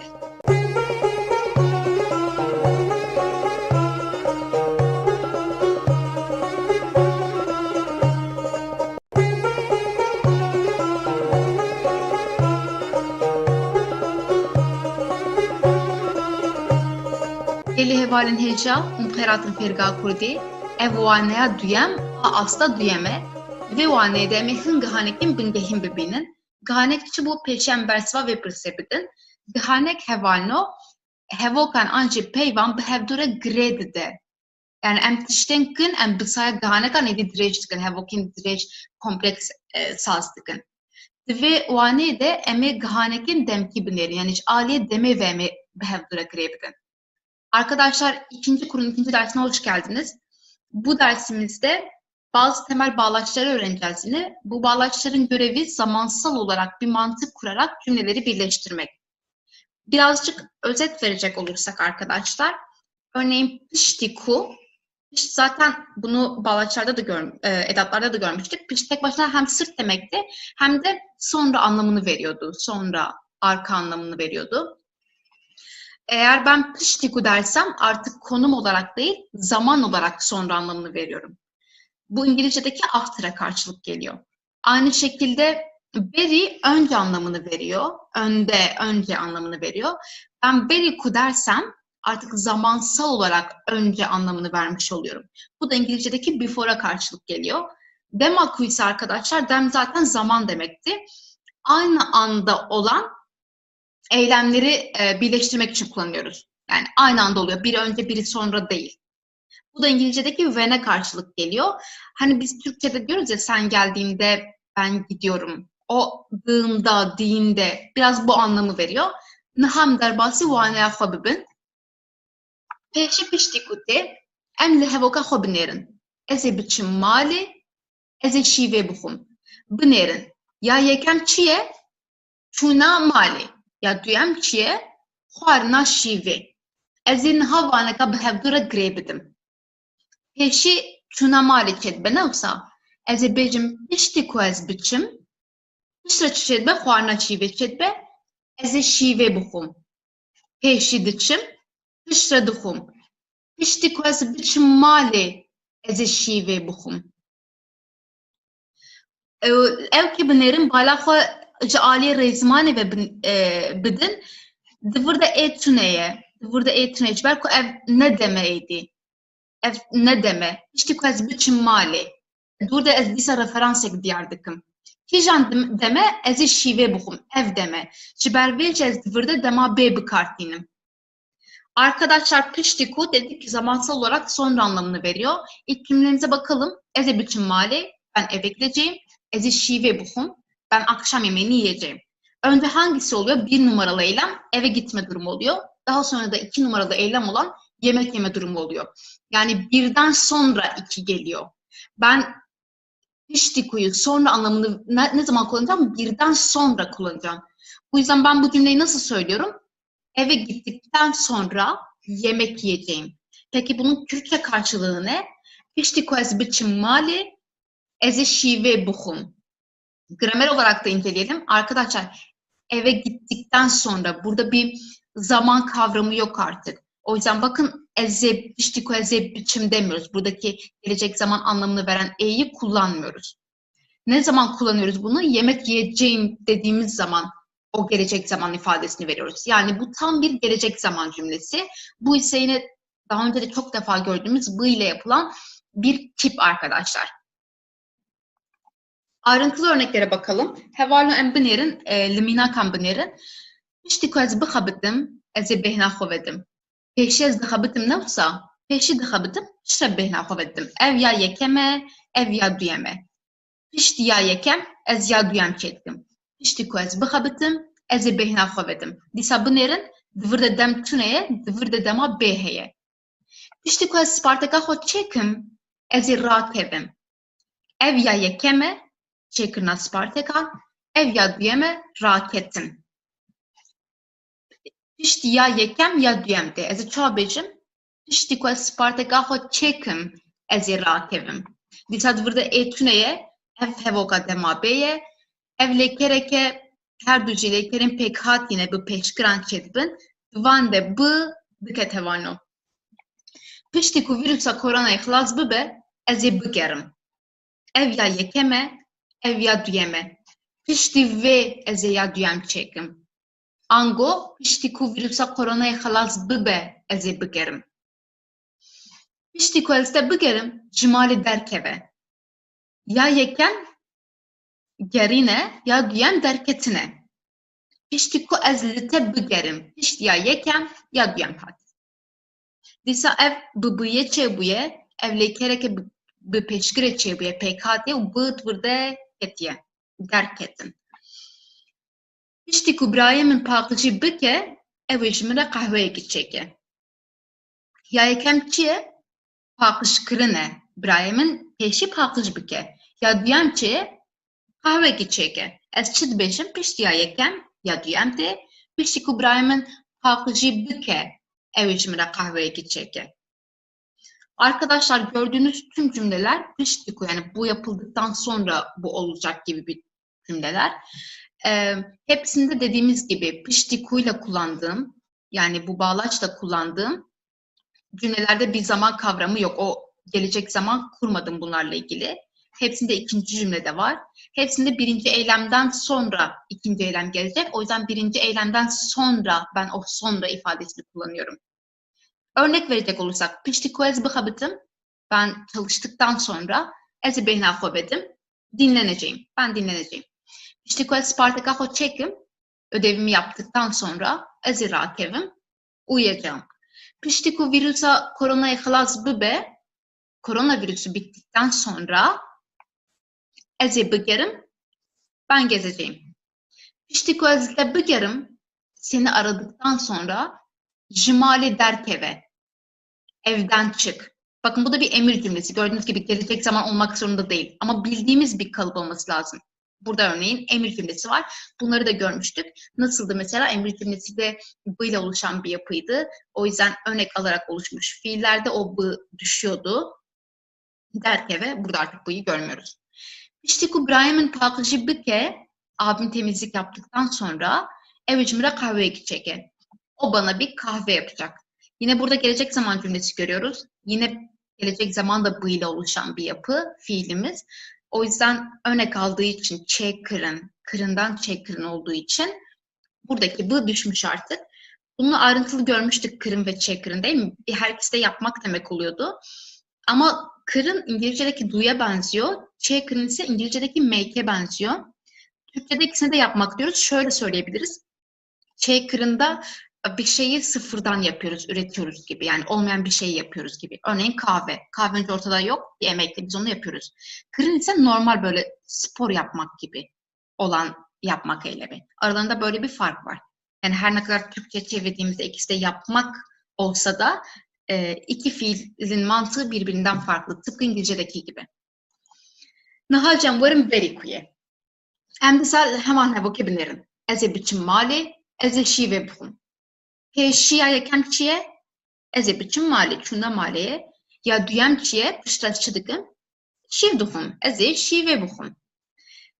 Heke piştî ku bûya, me bigota piştî ku ez biçim malê, ez ê şîvê bixwim. Me vê derê fehm kir. Niha ez çi bêjim? Ez ê bi berîkuyê bêjim. Berîku ez şîvê bixwim, ez ê biçim malê. Berîku ez şîvê bixwim, ez ê biçim malê. Ez ê kengê biçim malê, berîku şîvê bixwim, ez ê biçim malê. Evet arkadaşlar, şimdi de bu Türkçe karşılığı önce anlamına gelen berikuyu görüyoruz. Dedik ki bu da İngilizce'deki before'a karşılık geliyor. Aynı cümleden devam edelim. Ben eve gideceğim, ben akşam yemeğini yiyeceğim. Şimdi önce dedik ki ben eve gittikten sonra akşam yemeğini yiyeceğim. Burada da diyeceğiz ki ben akşam yemeğini yemeden önce eve gideceğim. Tamamen ters mantık birbirine. Önceden ne oluyordu? birden sonra kullanıyorduk. Yani sonra anlamını vermek için. Şimdi ise 2'den önce olmasını bastıracağız. İkinci olaydan önce olmasını bastıracağız. Bunu neyle sağlayacağız? Beriku ile sağlayacağız. Beriku ez şive buhum. Akşam yemeğini yemeden önce. Eze biçim mali. Ben eve gideceğim. Yine aynı şekilde görüyorsunuz. Burada zamansal bir kavramdan çok bir kip var. Burada ise gelecek zaman var. Akşam yemeğini yemeden önce eve gideceğim. Ne yaptık? 2 tane farklı cümleyi zamansal mantığına göre birbiriyle birleştirdik. Daha uzun, kompleks bir cümle kurduk. Nihalci emli minakem berikuye binerin. Beriku deyam biçe suke evi biçe mala ciranan. Kabnerin. Peşi çıdık evde. Peşi çıdıke. Ben vebbinin. Peşi diçe mala ciranan. Peşi diçe suke. Kabnerin. Beri biçe suke diçe mala ciranan. Emi çava grebidin. Beriku deyamın biçe suke evi biçe mala ciranan. Disa ciheku bu kahane geçettin demek diyar nakın. Ya hevoka diyem demek diyardike. Beriku ez razım divi ez vi kari bikadinim. Beriku ez razım bey razına xwe divi ez vi kari bikadinim. Beriku tu weri li min bigere. Tu hê nehatiyî lê beriku tu werî li min bigere. Hê hatina te çêne bûye, tu hê nehatiyî lê li min bigere piştre ji tê werî. Ez bawer dikim me dî ev der me fehm kir. Beriku zivistan were em ê hin amadehiyan bikin. Pêşî em amadehî dikin piştre zivistan tê ne wisa. Beriku ew zivistan were em ê hin amadehiyan bikin. Dîsa divir de tiştekî demkî tune divir de heye, dema bê heye. Hevoka din beriku ez te bixim bicehme ji vir. Beriku ez te bixim hêmil te nexistiye. Beriku ez te bixim bicehme yani here ji vir. Evet arkadaşlar, şimdi de o önce anlamına gelen örneklere devam ediyoruz. İlkinde olduğu gibi, piştikuda olduğu gibi burada da bağlaçla kullandığımız kısım bir zamansal ifade belirtmediği için burada o e'yi kullanmayacağız. Daha doğrusu gelecek zaman ifadesi belirtmiyoruz. Yani gelecek zaman cümlesi kurmayacağız bunlarla birlikte. İkinci cümleyle kuracağız. Örneklere bakalım. Beriku diyamın biçe suke. Annem çarşıya gitmeden önce evi biçe mala ciranan. O komşuların evine gidecek. Önce komşulara gidiyor, sonra çarşıya gidiyor. Çarşıya gitmeden önce komşuların evine gidecek. Tam olarak bunu söyledim. 2'den önce olan olayı söyledim ve ikinci olaydan yani çarşıya gitmesinden öncesini vurguladım Beriku ile. Beriku ez razım divez vikari bikadinim. Yatmadan önce bu işi bitirmeliyim. Yatmadan önce bu işi bitirmeliyim. Razan örnek alarak oluşmuş bir türemiş fiil. O yüzden b'yi burada görmüyoruz. Burada ise normal the ile oluşan bir cümle var. Tıpkı az önce emir kipi olan cümle gibi. Beriku tu veril min bigere. Gelmeden önce beni ara. Şimdi bir gelmesi var, bir beni araması var. Benim istediğim ne? Öncesinden beni araması. Yani burada 1 dediğim olay araması. 2 dediğim olay gelmesi.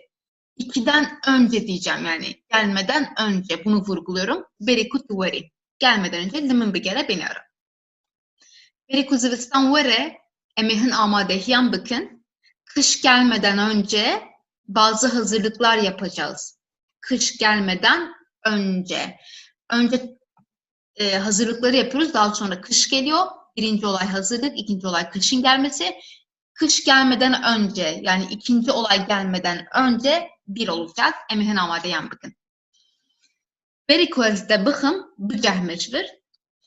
Seni dövmeden önce bücehmecvir biraz idiom böyle yani defol buradan anlamına geliyor. Seni dövmeden önce defol buradan. Bunu söylüyorum. Yine seni dövmem örneğin bu cümlede sonra olacak bir şey. İkinci olay. O yüzden o ikinci olaydan önce defolması. O yüzden ne diyorum? 2'den önce yani seni dövmeden önce diyorum burada. Emwerin demakuye. Med astaya kem de evmişar diyeti bu. Men naha cardin lebnerin. Ligori mantığa demeye mi binerin. Este dibinim. Ez kêfxweş dibim. Hevan û divan her du hevokan de jî em ê niha vaneka girê bidin. Lê di her du hevokan de jî ez naxwazim binê kîjan pêşî çêbûye kîjan piştre çêbûyê xêz bikim. Ez dixwazim çi bêjim her du di heman demê de çêdibin. Dîtina min û kêfxweşiya min. Bi hev re çêdibin. Ji ber wî ez wek kîjan pêşî kîjan piştre wek vê nanêrim yani.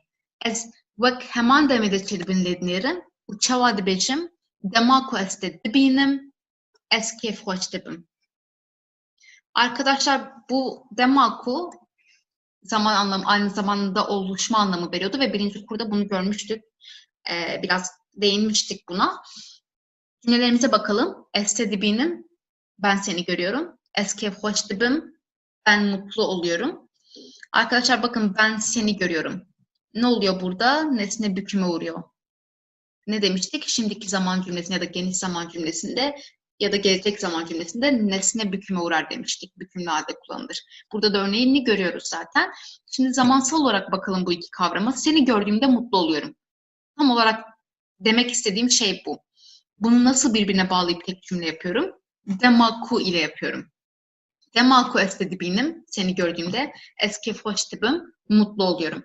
Bunu gava ile de söyleyebiliriz. Bu da çok yaygın. Gava ez te dibînim, ez kêfxweş dibim.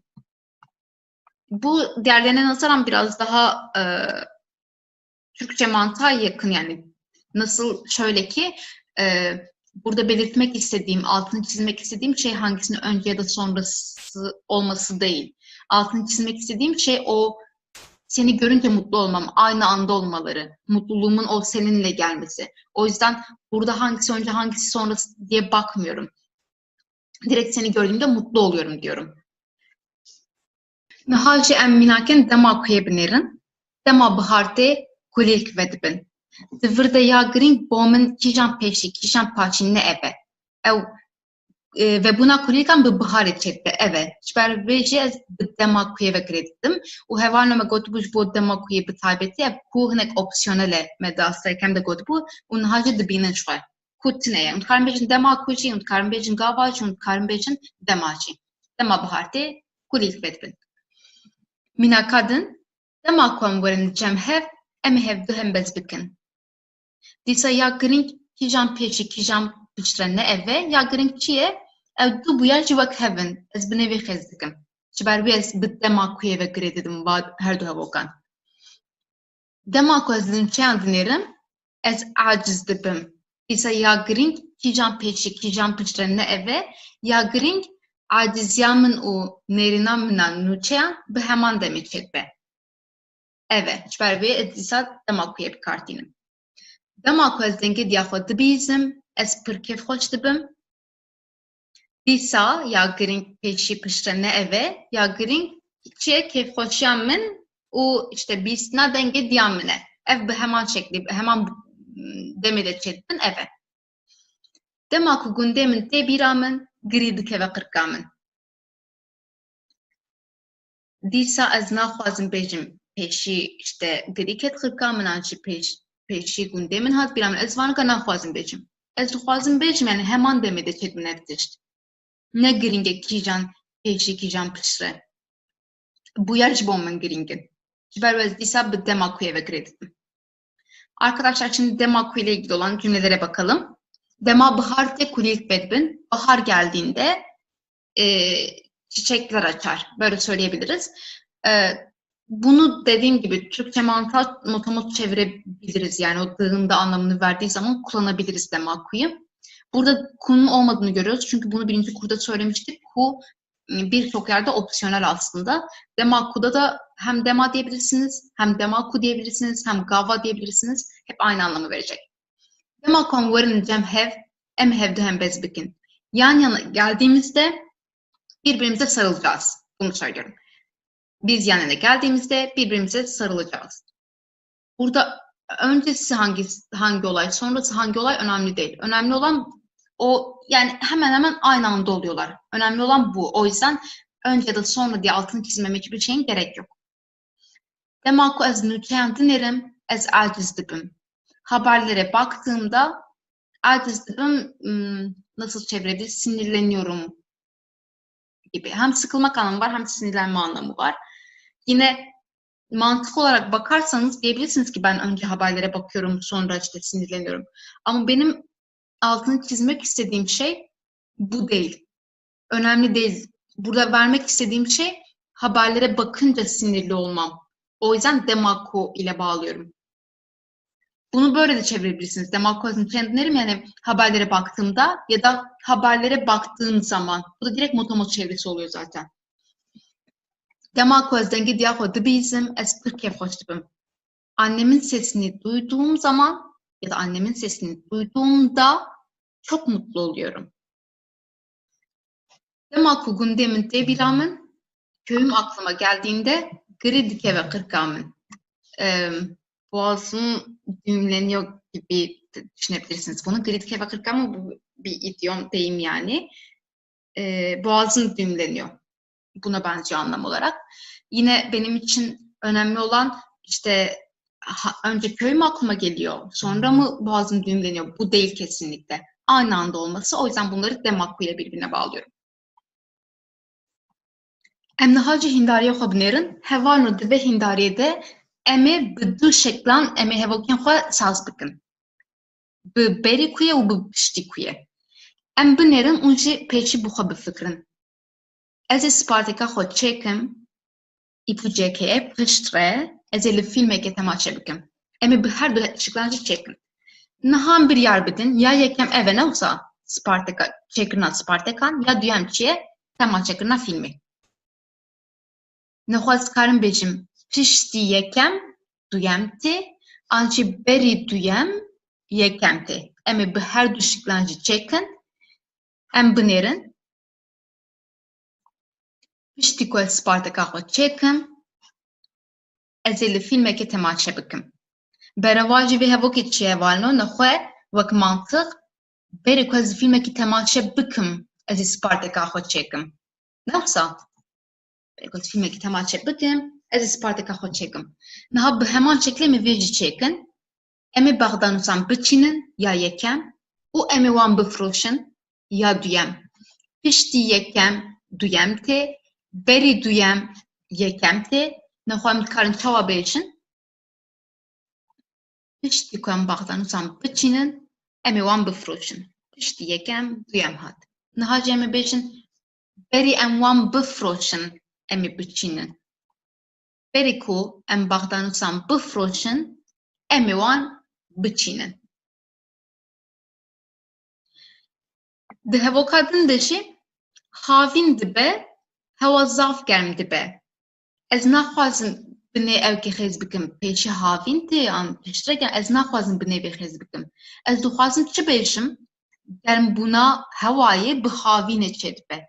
Nexwazê çi bikim? Ez ê bi demakuyê ve bi hev duregerê bidim. Dema ku havîn dibe, hewa zaf germ dibe. Ancak ez karim bêjim dema havîn dibe, hewa zaf germ dibe. Ancak gava havîn dibe, hewa zaf germ dibe. Hemen işte. Arkadaşlar bu cümleleri her iki yolla da birleştirdik örneklerde, bugünkü alıştırmamızda.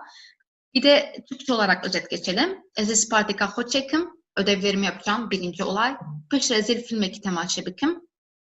Sonra bir film izleyeceğim. Şimdi birincisi ödev yapmak, ikincisi film izlemek. O zaman ben bunu nasıl söyleyebilirim? Ödevlerimi yaptıktan sonra film izleyeceğim ya da film izlemeden önce ödevlerimi yapacağım. Her iki şekilde de yaptık. Her iki şekilde de oluşturduk. Piştî Sparteka xwe çêkim, ez ê li fîlmekê temaşe bikim. Ödevimi yaptıktan sonra film izleyeceğim. Berî ku ez li fîlmekê temaşe bikim, ez ê Sparteka xwe çêkim. Bir film izlemeden önce ödevimi yapacağım. Aynı şekilde oluşturduk. Şimdi aynı şekilde ikinci cümleye bakalım. Em ê bexdanûsan biçînin, maydanozları biçeceğiz, biçmek. O em ê wan bifroşin ve onları satacağız. Şimdi önce maydanozları biçiyoruz. Daha sonra da onları satıyoruz. Birincisi biçmek, ikincisi satmak. Birden sonra iki geliyor. İkiden önce biri geliyor. Şimdi bunu cümleye döküyoruz artık. Piştî ku em bexdanûsan biçînin, maydanozları biçtikten sonra em ê wan bifroşin, onları satacağız. Berî ku em bexdanûsan bifroşin, maydanozları satmadan önce em ê wan biçînin, onları biçeceğiz demiş oluyoruz. Son örneğimiz havin gemdibe. Havin dibe, hava zav gemdibe. Yaz oluyor.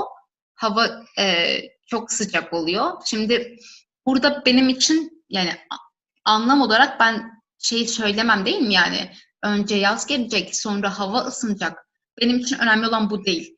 Benim burada altını çizdiğim şey havanın ısınmasının yaz ile birlikte olması, yazın gelmesiyle olması. O yüzden deriku ya da piştiku demiyorum. Ne diyorum? İşte yaz geldiğinde havalar ısınıyor ya da yaz geldiği zaman havalar ısınır. Bunu söylüyorum. Emaku havin dibe, hava zarf gemdibe. Hava çok ısınıyor. Geli hevalin heca em hatin davya vaneye xwe. Ev wane hinek wane ki usa hurguli bu em ede metiştem bingehin me çareser kir nihace em hurguliyan dinerin. Hevo kendirecem sazdikin. Hevi dikim suda var bu. Arkadaşlar dersimizin sonuna geldik ve bu dersimizde böyle biraz uzun cümleler kurmayı öğrendik. Yani çok gramer gibi değildi de biraz ayrıntıya inmek gibiydi. İkinci kurun getirdiği bir şey olarak, bir getiri olarak. Bir dahaki dersimiz yine haftaya Perşembe günü olacak. O zamana kadar kendinize iyi bakın arkadaşlar.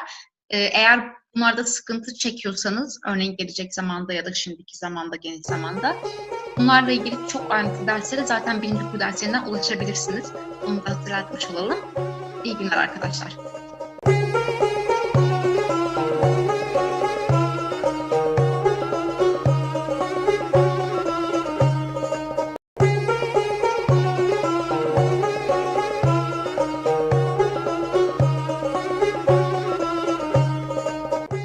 Hevalin heca umxeratın ferga kurdi. İro micara me diveti u divetiye. Med astaykem de divetiye bi berfrehi diti bu li ev her du zaftên tevli hevkirin. Ji hêla watê ji hêla rastnivîsê jî. Em bala xwe rastnivîsa bidin rastnivîsa wa. Hinek tên tevli hevkirin ji ber wê jî min xwast em bi hev du rehîn bibin. Arkadaşlar 3. dersimize hoş geldiniz. Bugünkü dersimizde diveti ve diveti kavramlarını işleyeceğiz. Diveti tanıdık gelecek çünkü birinci kurda ayrıntılı bir şekilde görmüştük. Zorunluluk tipi olduğunu öğrenmiştik. Ancak bu iki kavram hem yazılış olarak hem de anlam olarak biraz karıştırılıyor. O yüzden ikisini birlikte öğrenelim istedim. Diveti dediğimiz gibi zorunluluk tipi, diveti ise arkadaşlar biraz olabilite, ihtimal belirtiyor bize. Şimdi kullanımlarına bakalım. Em derbasi vaneye xwe bibin. Pêşî em hinek divê dubare bikin. Em mînakek bidin, divê ez biçim. Çi têfem kirin? Gavaz bêjim divê ez biçim, diyar e ku ez mecbûrim ku biçim. Ez hekez niçim tiştekî xirab bê çêbe. Divê ez biçim. Pêşî divê tê, piştre kirde tê ji bo hevoka me ez û piştre jî pêveber tê. Biçim. Ev êdî di hevokê de bû pêveber. Ev lêkera çûnê çawa tê kişandin? Bi heye ji bo erenî, ne heye bo neyni, rayka deman ha heye çe, û qartafa kesane hiye, wek mînak divê ez biçim ji bo li gorî ezê hatiye kişandin. Hevano bînin bîra xwe me çi got bû? Hemû dem û raweyên ku bi biyê çêdibin, em çawa neyniya wa bi dest dixin, gava em biyê radikin, cêwî de netînin, ew êdî dibe neynî. Ev di dema bê de jî wisa ye, divêtî de wisa ye, ferman de wisa ye, gavaz dibêjim biçe. Ew dibe ferman neyniya wî çawa ye, dîsa ez biyê radikim dibêjim neçe. Her tim bi diçe netî dibe neynî. Em lêkera yekem binêrin çûn lêkereke ku zaf tê bikaranîn, koka wî tenê çeye, divê ez biçim, divê tu biçî, divê ew biçe, divê em hûn ew biçin. Li gorî kesan, li gorî kirdeyê, qartafên kesane tê hevano. Wekî din cihê divê her tim aniye, kirde xerûye, lêker li gorî kirdeyê tê kişandin. Em li lêkereke din binêrin, xwarin, koka wî tenê xwe ye. Em ê neyînî bikin vê lêkerê, em ê çawa bêjin? Divê ez nexwim, divê ez nexwim, divê tu nexwî, divê ew nexwe, divê em nexwin, divê hûn nexwin, divê ew nexwin. Tenê birabû cêwî de nehat. Ew qas.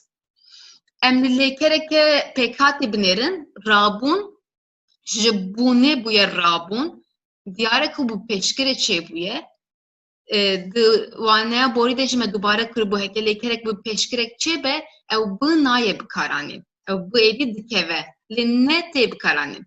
Em minakan binerin. Ve ez rabim. Ve tu rabi. Binerin dinavberde rabibim em nabejin. Rabim. Ve tu rabi. Ve ev rabe. Ve em hun ev rabin. Hekez bu hazım neyini bikim? Ve ez diyar bikim ku ev leker neyniye. Ez içi bikim ez neyet benim navbera rau beye. Rau koka demanha. Ve ez ranebim. Ve tu ranebi. Ve ev ranebe. Ve em hun ev ranebin. Ev kas hadi. Ve ti ev kas bu. Arkadaşlar Dve'yi zaten birinci kurda ayrıntılı görmüştük. Birazcık da özet geçelim burada. Kullanım olarak dedik ki zorunluluk gibi, örneğin gitmeliyim, gitmemeliyim, yemeliyim, yememeliyim. Bunu ifade ederken kullanıyoruz. Başta her zaman dve'yi kullanıyoruz.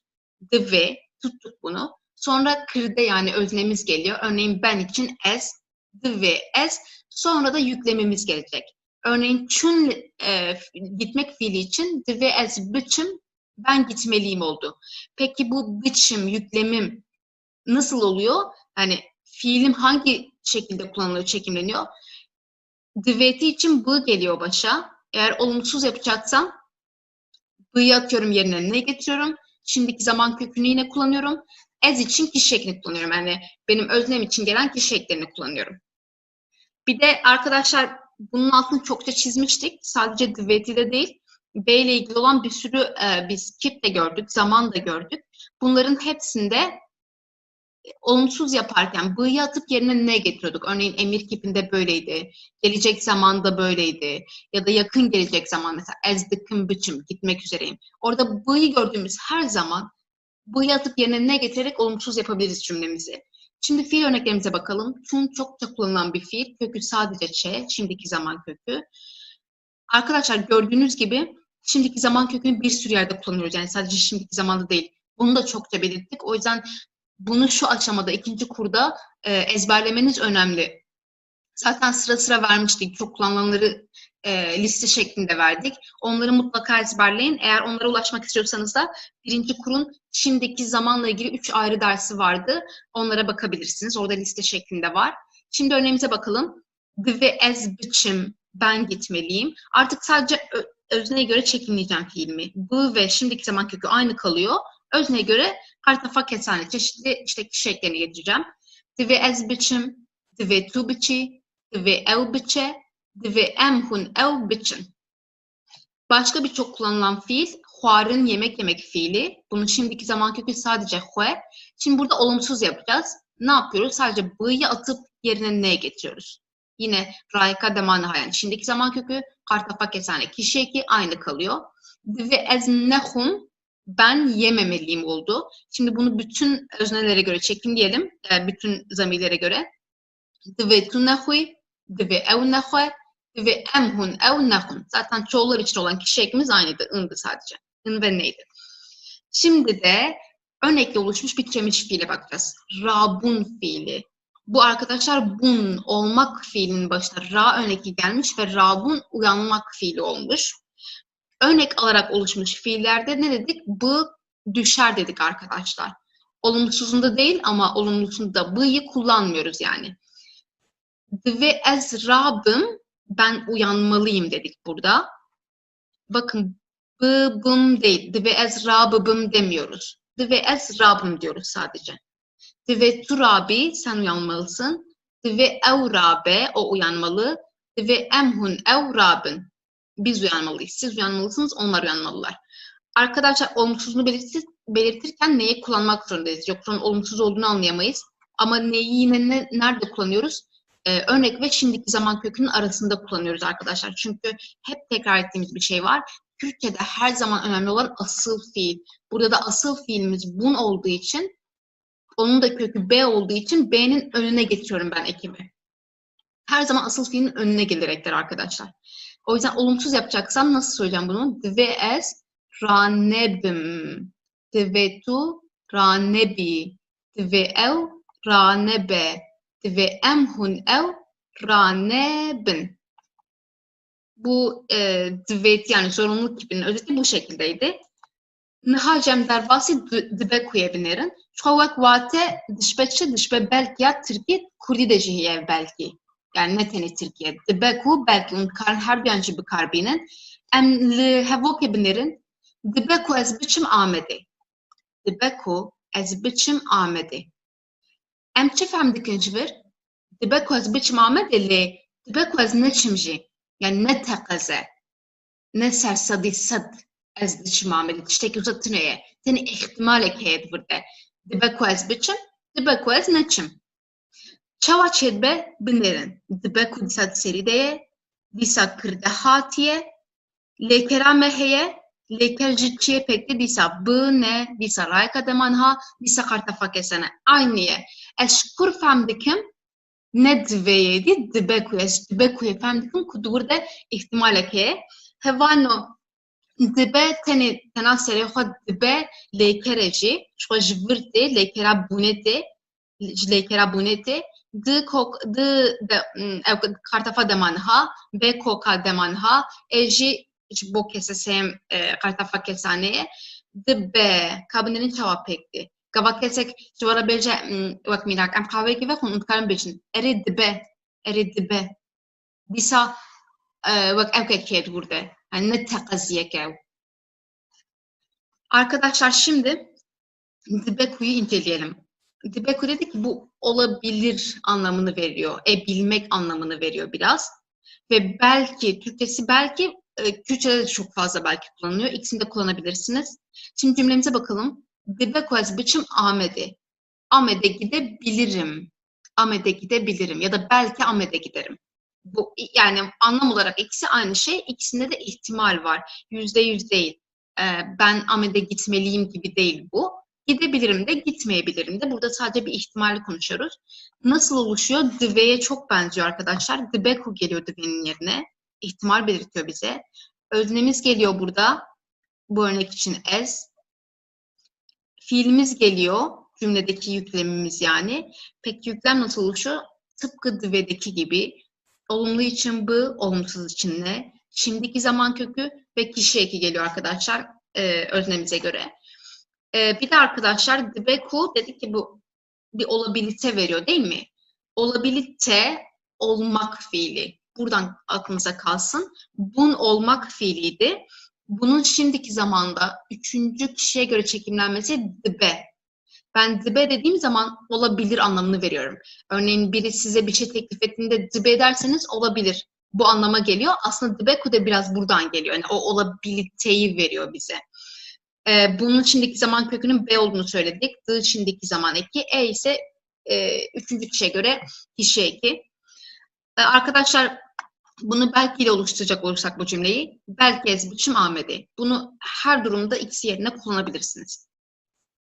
Şimdi örneklerimize bakalım. Nahacem miyake xobinerin. İro hava be'avre dibeku baran bibare. Hava edinirim dibecin İro be'avre. Dibeku bibare le dibeku ne bareci. Ne teqaze, ne sadisade. Dibeku azmin hesam bibe. Ama dibeku ne beci. Disa ne sadisade. Tev ihtimale. Untkarın cihi dibekuye de belki cibi karbinin vaktidir belki em ve havine biçim velid belki em ne çinci dibeku em ne çinci tevci çedbin disa hamyan da ihtimal ne var no dibeku az carek edin tabi binim ve dibeku ne binimci kabın erin burada için neyinye dibeku em ne çin meyvandari le dibeku biçinci yoksa dibeku biçinci gori evi hat yakışandın karimin zaffe dibeku ez derenk verim mali. Disa ne sersadisa de, belki dibeku zu verim yani karimin heki bıkada ez zu verim. Ne sersadisa de. Arkadaşlar burada belki ve dibeku ile ilgili örnekleri görüyoruz. Şimdi tek tek bir bakalım. İro hava be'avre, dibeku baran bibare. Bugün hava bulutlu, yağmur yağabilir. Ya da belki yağmur yağar. İkisi de anlam olarak aynı. Ben havaya bakıp yağmurun yağma olasılığının yüksek olduğunu biliyorum ama hala bir ihtimal. Ben hala yağmurun yağdığını görmüyorum. Belki diyorum, belki yağar ama belki de yağmaz. Yani %100 bir kesinlik yok. Dibeku azmin hevsam bibe. Sınav kolay olabilir. Kolay olabilir de ama olmayabilir de. Bu bir sadece öngörü, bu bir kesinlik değil. O yüzden Dibeku'yu kullanıyorum. Bunun yerine belki de kullanabilirsiniz. Belki yazımın hesabı be. Böyle de diyebilirsiniz. Belki ve havine biçim velet. Bu yaz memlekete gidebiliriz. Ama gitmeyebiliriz de. Yine sadece bir ihtimal. Dibeku ez carek edin de ne binim. Belki seni bir daha görmem. Yine bu sadece bir ihtimal. Ve burada olumsuz halini görüyoruz. Ditin, görmek fiilinin şimdiki zaman kökü bin, arkadaşlar bu bin olacak şapkalı. Ne binim. Bin şimdiki zaman kökü. Olumsuz yaptık. Ne getirdik başına? Ise kişiye ez için. Dibeku ev ne çin meyvandariye. Onlar meyvan misafirdi. Meyvandari misafirlik oldu artık. Onlar misafirliğe gitmeyebilir ya da belki onlar misafirliğe gitmezler belki de kullanırsam. Ama gidebilir de yine hep ihtimal var burada. Karimin zahfe, işim çok. Dibeku ezderenk verim mali. Eve geç gelebilirim ya da belki kullanacaksam belki ezderenk verim mali. Belki eve geç gelirim. Yine hepsinde ihtimal var. Hem de metn ekibinlerin ha ev metna hinkereye çünkü burada rupeleji dibinin karinleji binlerin divre duke sene felatu sinem eminaha bıkarana dibeku belki binlerin hevalno peşem binlerin felat beje sinem tepiş dizaninge hiç çibiki vakit tuji dizani ezebibim parezer eze sağla peşin stajı bikim dibeku ez piştî wê dest bi lîsansa bilind bikim. Tuyê çi bikî? Kabnerin. Dibe ku ez piştî wê dest bi lîsansa bilind bikim lê dibe ku nekim jî. Ne sersedî sedev, ihtimal edifirde. Ez ê karî rojnamegeriyê bikim. Dibe ku ez di televizyonekî de bixebitim. Dîsem dibe ku yê dibînin lê dibe ku ez nexebitim, ev ne teqeziye. İhtimale hê jî. Ez dixwazim ji bo televizyonan nûçegihaniyê bikim. Xwestekekiye, li gorî wî xwestekî ihtimalekiye ji bo felatê. Tu yê li Îstanbolê bimînî? Nizanim. Dibe ku ez biçim Amedê. Çixwe ev nizanim hinek îpucu jî dide me. Nizanim. Dibe ku biçim, dibe ku neçim jî. Ne diyare yani ihtimale ji bo me. Belki ez jî li Amedê bixebitim. Kabnerin. Belki ez jî li Amedê bixebitim. Belki nexebitim jî. Belki nexebitim jî. Yani ihtimale. Felatçı dibece başı. Arkadaşlar burada Hinker'den aldığım bir metin var. Sayfa sayısı 55. 2. kurun 55. sayfası. Siz de bakabilirsiniz isterseniz. Burada dibeku ve belki'nin kullanıldığı cümleler var. Şimdi hep birlikte biraz bakalım. Sinem pişti zanige çıbiki. Diyor ki bu tipik bir gelecek zaman cümlesi. Üniversiteden sonra ne yapacaksın diyor. Bakın yine bu ile oluşmuş. Gelecek zaman çünkü. Vakit tuji dizani ezebibim parezer. Senin de bildiğin gibi, bakın bu bir kalıp, bunu ezberleyebilirsiniz. Vakit tuji dizani, senin de bildiğin gibi, senin de bildiğin üzere. Ezebibim parezer. Yine bir gelecek zaman cümlesi görüyoruz. Ben avukat olacağım. Eze sağla peşin staj yapıyorum. İlk sene sağla peşin staj yapacakmış. Dibeku ez piştî dest bir lisansa bilind bikim. Belki ondan sonra piştî lisansa bilind yüksek lisans arkadaşlar. Yüksek lisans yaparım. Diyor ki ondan sonra yüksek lisans yapabilirim diyor. Yine bir ihtimalden bahsediyor. Bir kesinlik yok. Arkadaşlar yüksek lisans yapmalıyım deseydi Sinem nasıl söyleyecekti bunu? Sadece dibeku'yu kaldırıp yerine dive getireceğiz.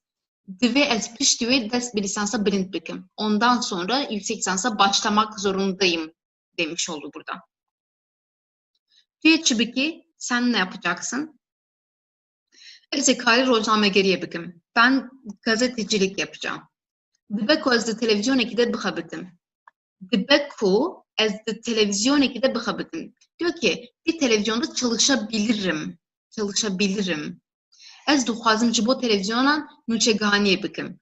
Ben televizyonlar için muhabirlik yapmak istiyorum diyor. Bakın burada bir isteği var ve ona göre bir ihtimalden bahsediyor.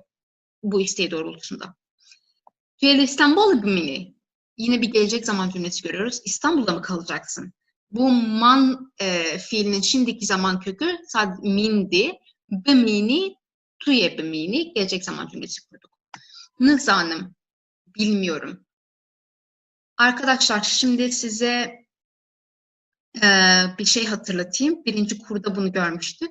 Normalde geniş zaman ve şimdiki zaman yanıtı kullanılan yerlerde ezdiçim gidiyorum, eznaçım gitmiyorum. Hep nail olumsuzluk yapıyorduk. Sadece iki fiil vardı n ile olan. Bunlardan biri zanim yani bilmek fiiliydi. Örneğin bunun olumlusu zanım, olumsuzu zanım. Diğeri ise karim yani yapabilmek fiiliydi. Dıkarım yapabilirim, nıkarım yapamam. Onda bir bilgisini verelim. Dibe ez biçim Ahmet'e. Ahmet'e gidebilirim. Eğer zorunluluk olsaydı yine burada nasıl diyecektik? Dive ez biçim Ahmet'e. O diveden ben anlayacaktım ki ben Ahmet'e gitmeliyim, gitmek zorundayım. Bir zorunluluk var orada. Belki ez ile Ahmet'e bakabitim. Belki ben de Ahmet'te çalışırım. Bahçe. Peki iyi diyor. Dive an dibe kun. Nihami her can benim bahevdu. Em duhab minakim vek hev binirin. Dive ez biçim zanıngehi. Dibe ku ez biçim zanıngehi. Li her du minakan binirin. Cuda hiçye.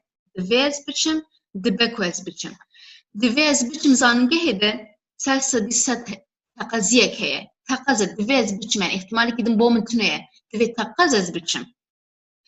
Dibe kuye de ya hevoka biyen de dibe ku ez biçim zanıngehi burada ihtimal heye.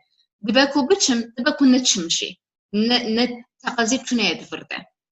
Arkadaşlar şimdi ikisinin yan yana olduğu aynı cümleyi görüyoruz. Biri dive ile oluşturulmuş, biri dibeku ile. Karşılaştıralım. Dive ez biçim zanıngehi, üniversiteye gitmeliyim. Dibeku ez biçim zanıngehi, üniversiteye gidebilirim.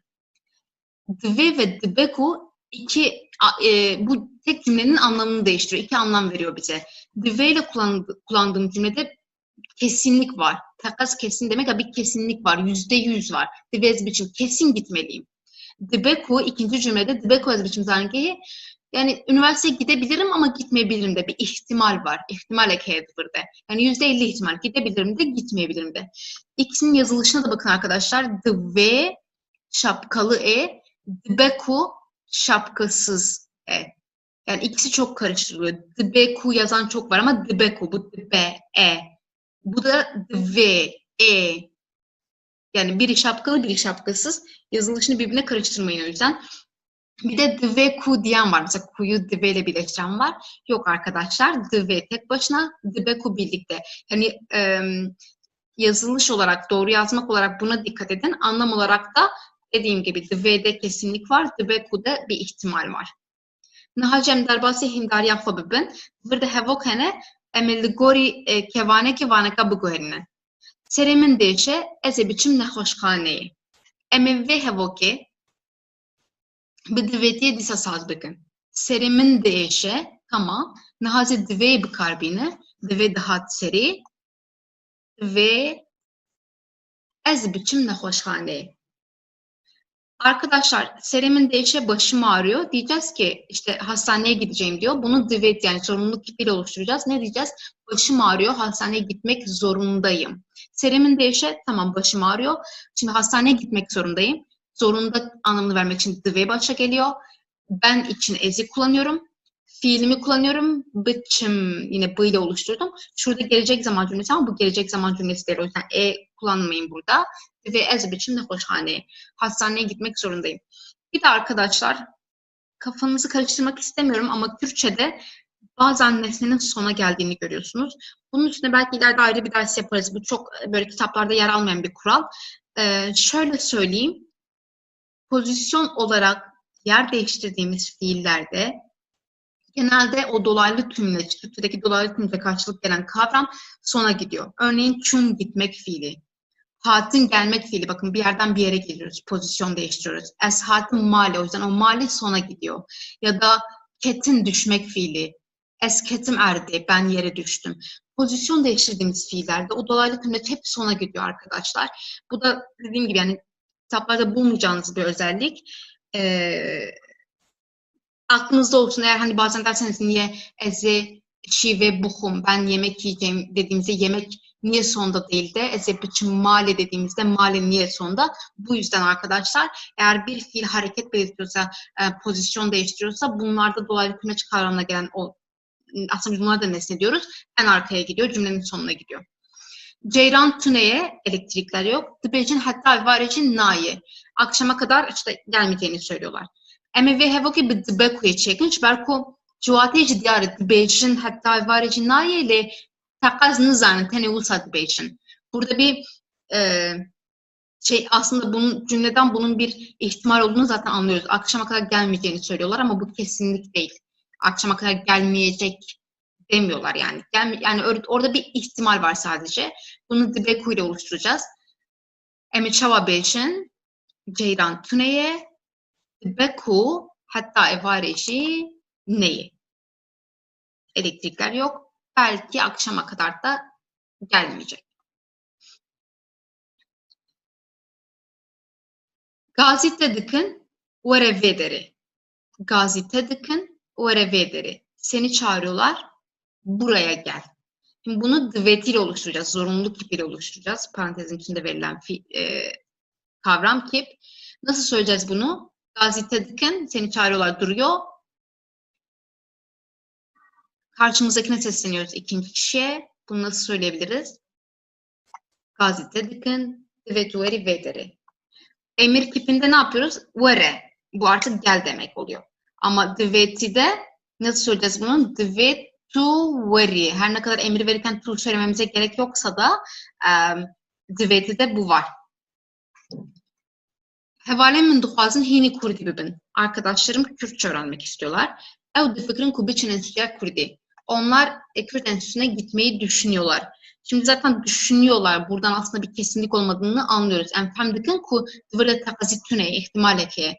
Nexoyme çava bejin hatta vederi bi heman şekli dimine yadın da emi edi şu diyar emi dibe kuy bikarbinin. Hevale min duhazın hini kurdi bibin. Dibeku ev bütün enstitüye kurdi. Zaten burada düşünüyorlardan onun ihtimal olduğunu anlıyoruz. Arkadaşlarım Kürtçe öğrenmek istiyor.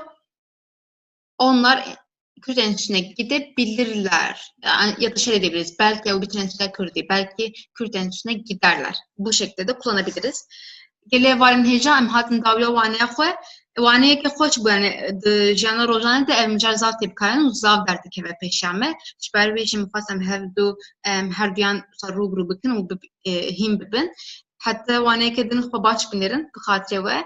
Arkadaşlar dersimizin sonuna geldik. Bu kolay bir dersti. Zaten yarısını daha önceki burada görmüştük. Ancak dediğim gibi bunu ayrı olarak ders gibi işlememizin nedeni ikisinin çok fazla karıştırılıyor olması ve günlük hayatta çok fazla kullanılıyor olması. Umarım siz de artık ikisinin ayırdığına varabilirsiniz.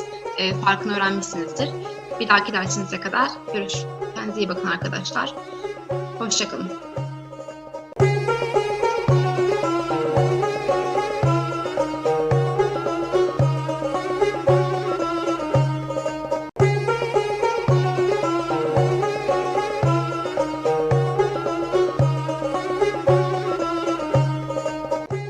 Havalên hêja û xêratên pêda Kurdî îro micara me cinavka vegerok xwe ye ez bawer dikim ku hûn jî wisa difikirin ev xwe zav tê bikaranîn.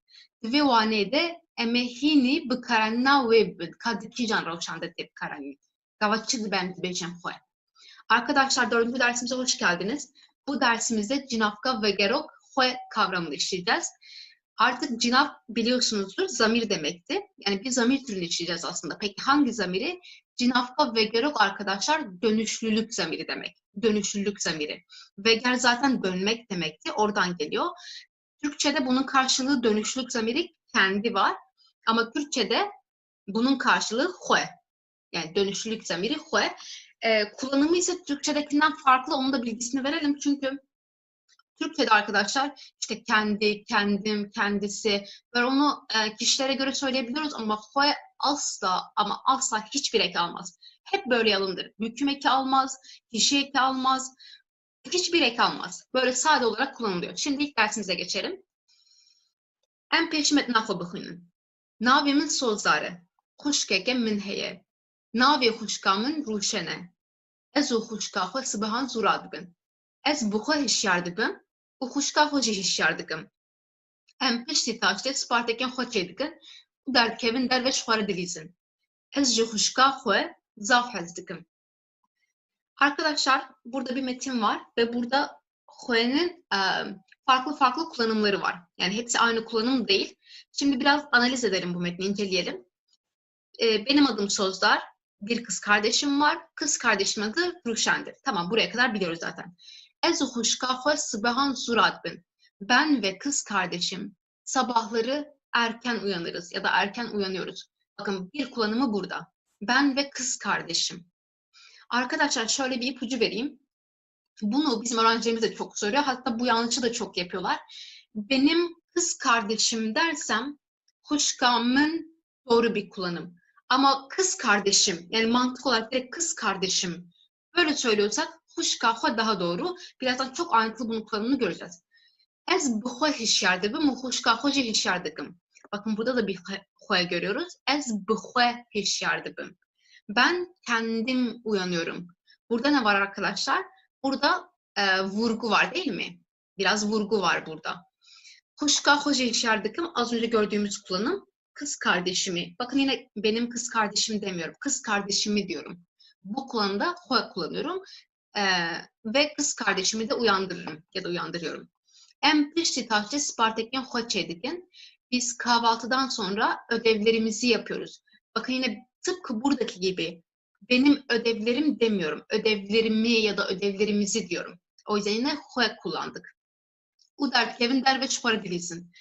Bu da Türkçe'de olmayan bir kullanım ve dışarı çıkıyoruz. Kendimize oynuyoruz. Aslında bunu motomot çevirirsek böyle. Zaten bu Türkiye'de de çok fazla tiye alınan bir konu. Kendime gidiyorum, kendime çalışıyorum, kendime gidiyorum. Ama arkadaşlar Kürtçenin mantığında bu var. Yani çünkü dillerin mantıkları birbirinden farklıdır. Tabii ki doğrudan Türkçe'ye çevirince ya da Kürtçe düşünüp Türkçe söyleyince böyle şeyler olabiliyor ama dediğim gibi yine bunun bir temele dayanan bir konu. Böyle bir kullanım Kürtçe mantığında var. Yani kendimize oynuyoruz, böyle kendi halimizde oynuyoruz gibi belki düşünebilirsiniz. Ezce huşkaho zafezdikim. Yine tıpkı şuradaki kullanım. Ben kız kardeşimi çok seviyorum. Yine benim kız kardeşim demiyorum. Kız kardeşimi diyorum.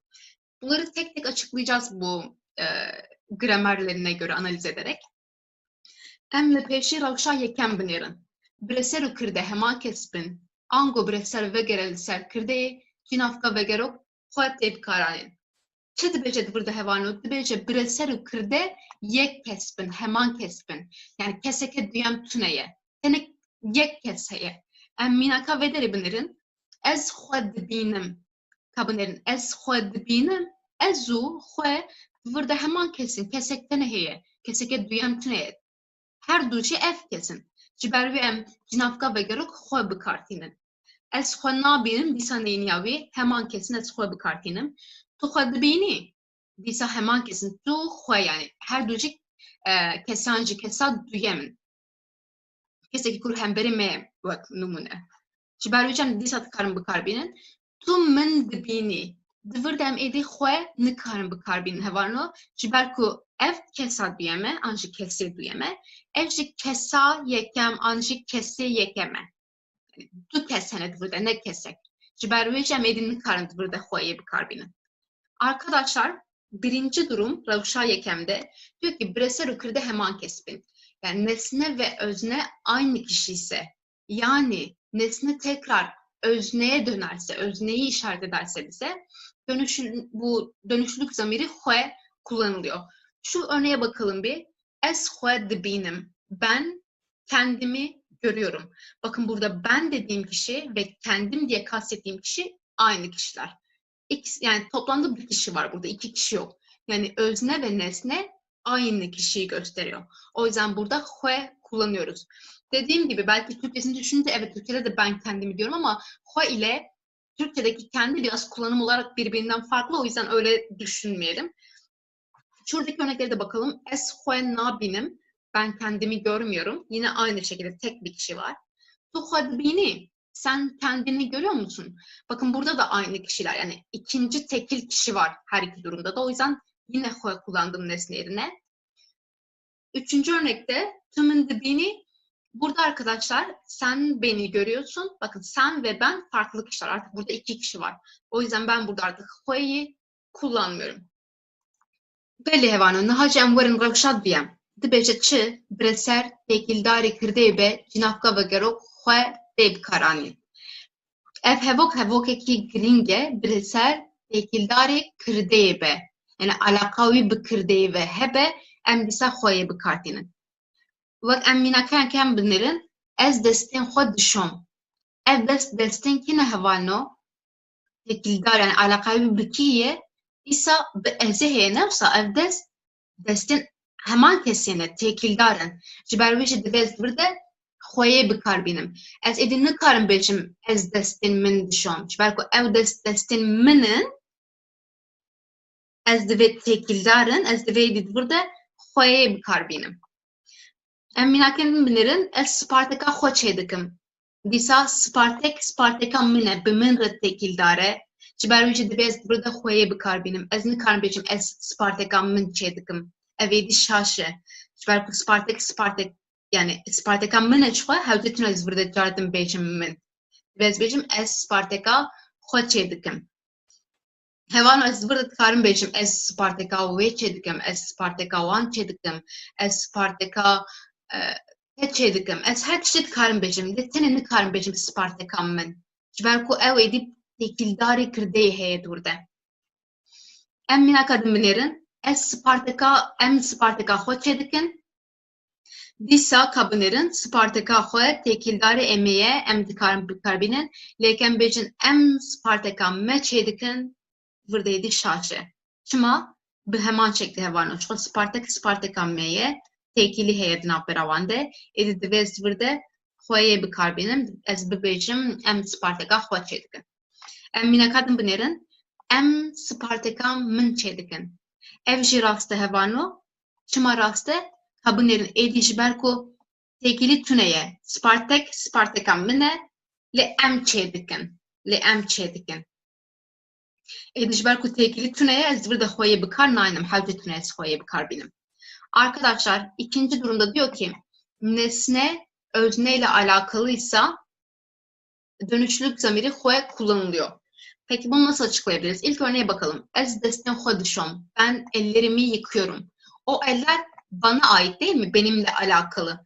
Benimle alakalı olduğu için şuradaki kuraldan ötürü benim xwe'yi kullanmam gerekiyor. Destên xwe dediğim aslında kendi ellerim olduğu için ben burada kullanmalıyım. Bir de arkadaşlar şöyle bir şey var. Mantık olarak bu ilk slaytta dediğimiz gibi ben ellerimi yıkıyorum. Bunun doğrudan çevirisi böyle. Ben ellerimi yıkıyorum. Şimdi şuradaki kullanıma bakın. Ez destên min dişom. Ben benim ellerimi yıkıyorum. Bu saçma olur değil mi? Eğer ben benim ellerimi yıkıyorum dersem. Yanlış olur. Eller zaten bana ait olduğu için yani alakalı olduğu için o yüzden benim burada xwe'yi kullanmam gerekiyor. Ez destên xwe dişom demem gerekiyor. Burada eğer benimle alakalı olmasa o eller başkasının elleri olsa ez destên wê dişom, ez destên wan dişom, ez destên te dişom her şey olabilir. Ama eğer alakalıysa xwe kullanmak zorundayım. Şöyle bir ipucu verebilirim örneğin. Buradan neyi çıkarabilirsiniz? Ezle min olmaz. Tu ile te olmaz. Ev ile vi ve olmaz. Ya da em ile me olmaz. Hun ile ve olmaz. Çoğul olan ev ile wan olmaz artık. Eğer alakalıysa arkadaşlar xwe kullanılmalı. İkinci örneğe bakalım. Ez Spartaka xwe çê dikim. Ben ödevimi yapıyorum. Ben burada ödev benim olduğu için xwe'yi kullanıyorum. Ez Spartaka min çê dikim. Ben benim ödevimi yapıyorum. Artık yanlış. Niye? Çünkü zaten o ödev bana ait olduğu için, benimle alakalı olduğu için xwe kullanmak zorundayım. Em Spartaka xwe çê dikin. Biz ödevimizi yapıyoruz. Ödev bize ait, bizim ödevimiz. Burada yine nesne ve özne birbiriyle alakalı. O yüzden yine xwe'yi kullandım. Ödevimizi yapıyoruz. Ama dersem ki biz bizim ödevimizi yapıyoruz. Bu artık yanlış olur arkadaşlar. Yani anlam olarak da saçma, gramer olarak da saçma olur. Eğer alakalıysa o kendi anlamını vermek zorundayız. O yüzden yine az önce söylediğim gibi işte ezlemin nasıl olmuyorsa emle me de olmuyor örneğin. Mesela şey de diyebilirsiniz. Tu Spartaka te çê dike. Yanlış. Tu Spartaka xwe çê dike. Ya da ew Spartaka wî çê dike. Bu eğer aynı kişilerse yanlış arkadaşlar alaka varsa. Ev Spartaka xwe çê dikedir doğrusu.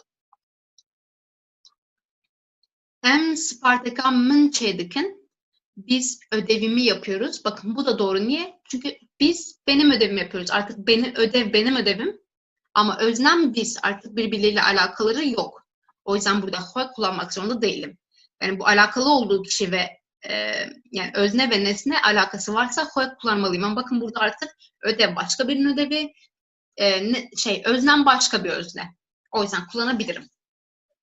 Bir de arkadaşlar, şimdi ben size dedim ya işte EU Spartaka Vichedike. Biri bana böyle söylerse, örneğin biri bana derse ki EU Spartaka Hochedike, ben anlarım ki işte EU dediğim kişi Zelal olsun ve Zelal kendi ödevini yapıyor. Bunu anlarım.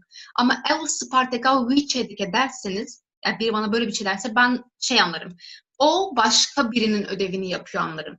Aslında tam da söylemek istediğim bu. Eğer başka biri ise tamam, problem yok. Ama aynı kişiyi kastetmek istiyorsanız ho'yu kullanmak zorundasınız.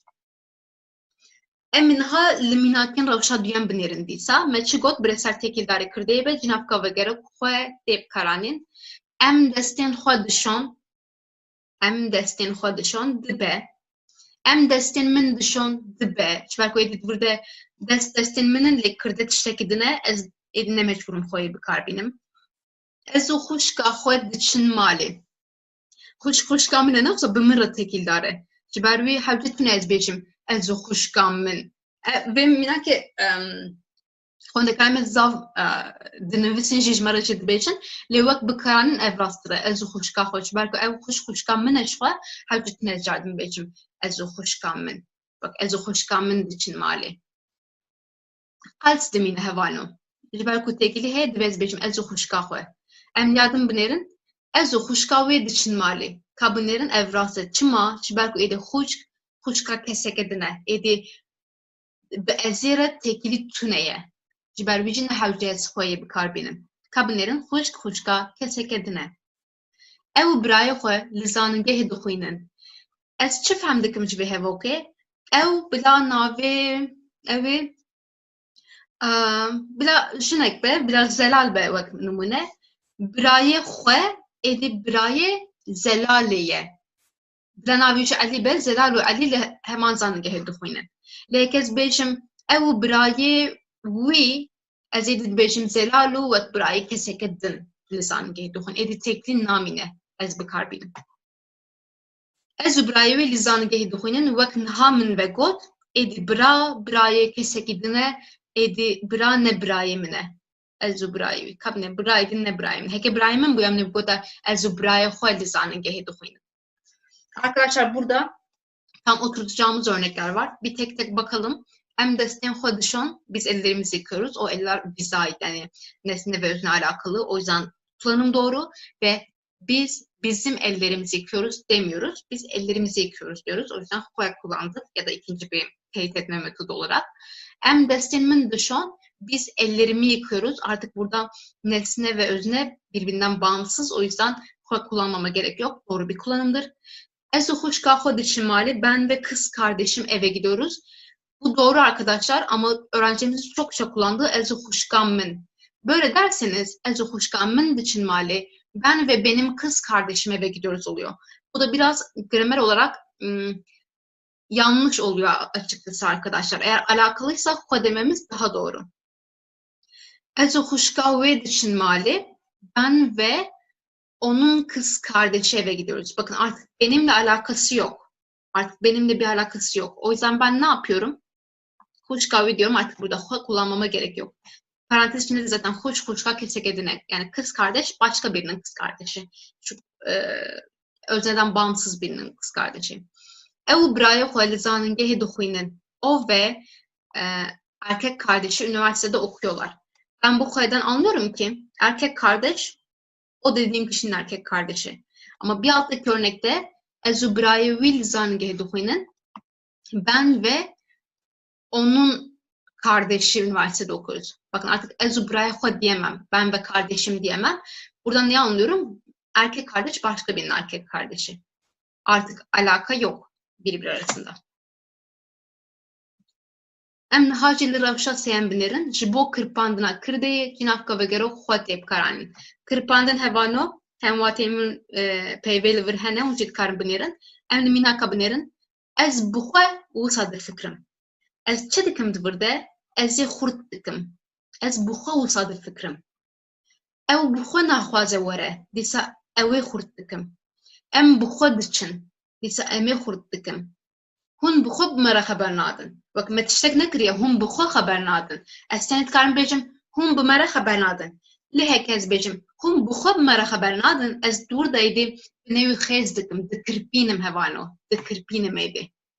Arkadaşlar, üçüncü durum ise ji bo kırpandina kirdeyê öznenin vurgulanması için dönüşlük zamiri kendi kullanılır arkadaşlar. Örneklere bakalım. Yani vurgu yapmak için kullanıyoruz. Ez bu xwe fikrim. Ben kendim böyle düşünüyorum. Ben kendim düşünüyorum. Bakın beni böyle şey yaptım, güçlendirdim. Orada vurgu yaptım. Ev bu xwe naxwaze were. O kendi gelmek istemiyor. Daha doğrusu Türkçe çevirince o kendisi gelmek istemiyor. Yine onu ne yaptım ben? Vurguladım değil mi? Altını çizdim. Em bu xwe için biz kendimiz gidiyoruz. Yani böyle başka biri değil. Biz kendimiz gidiyoruz. Yine kuvvetlendirdim arkadaşlar burada.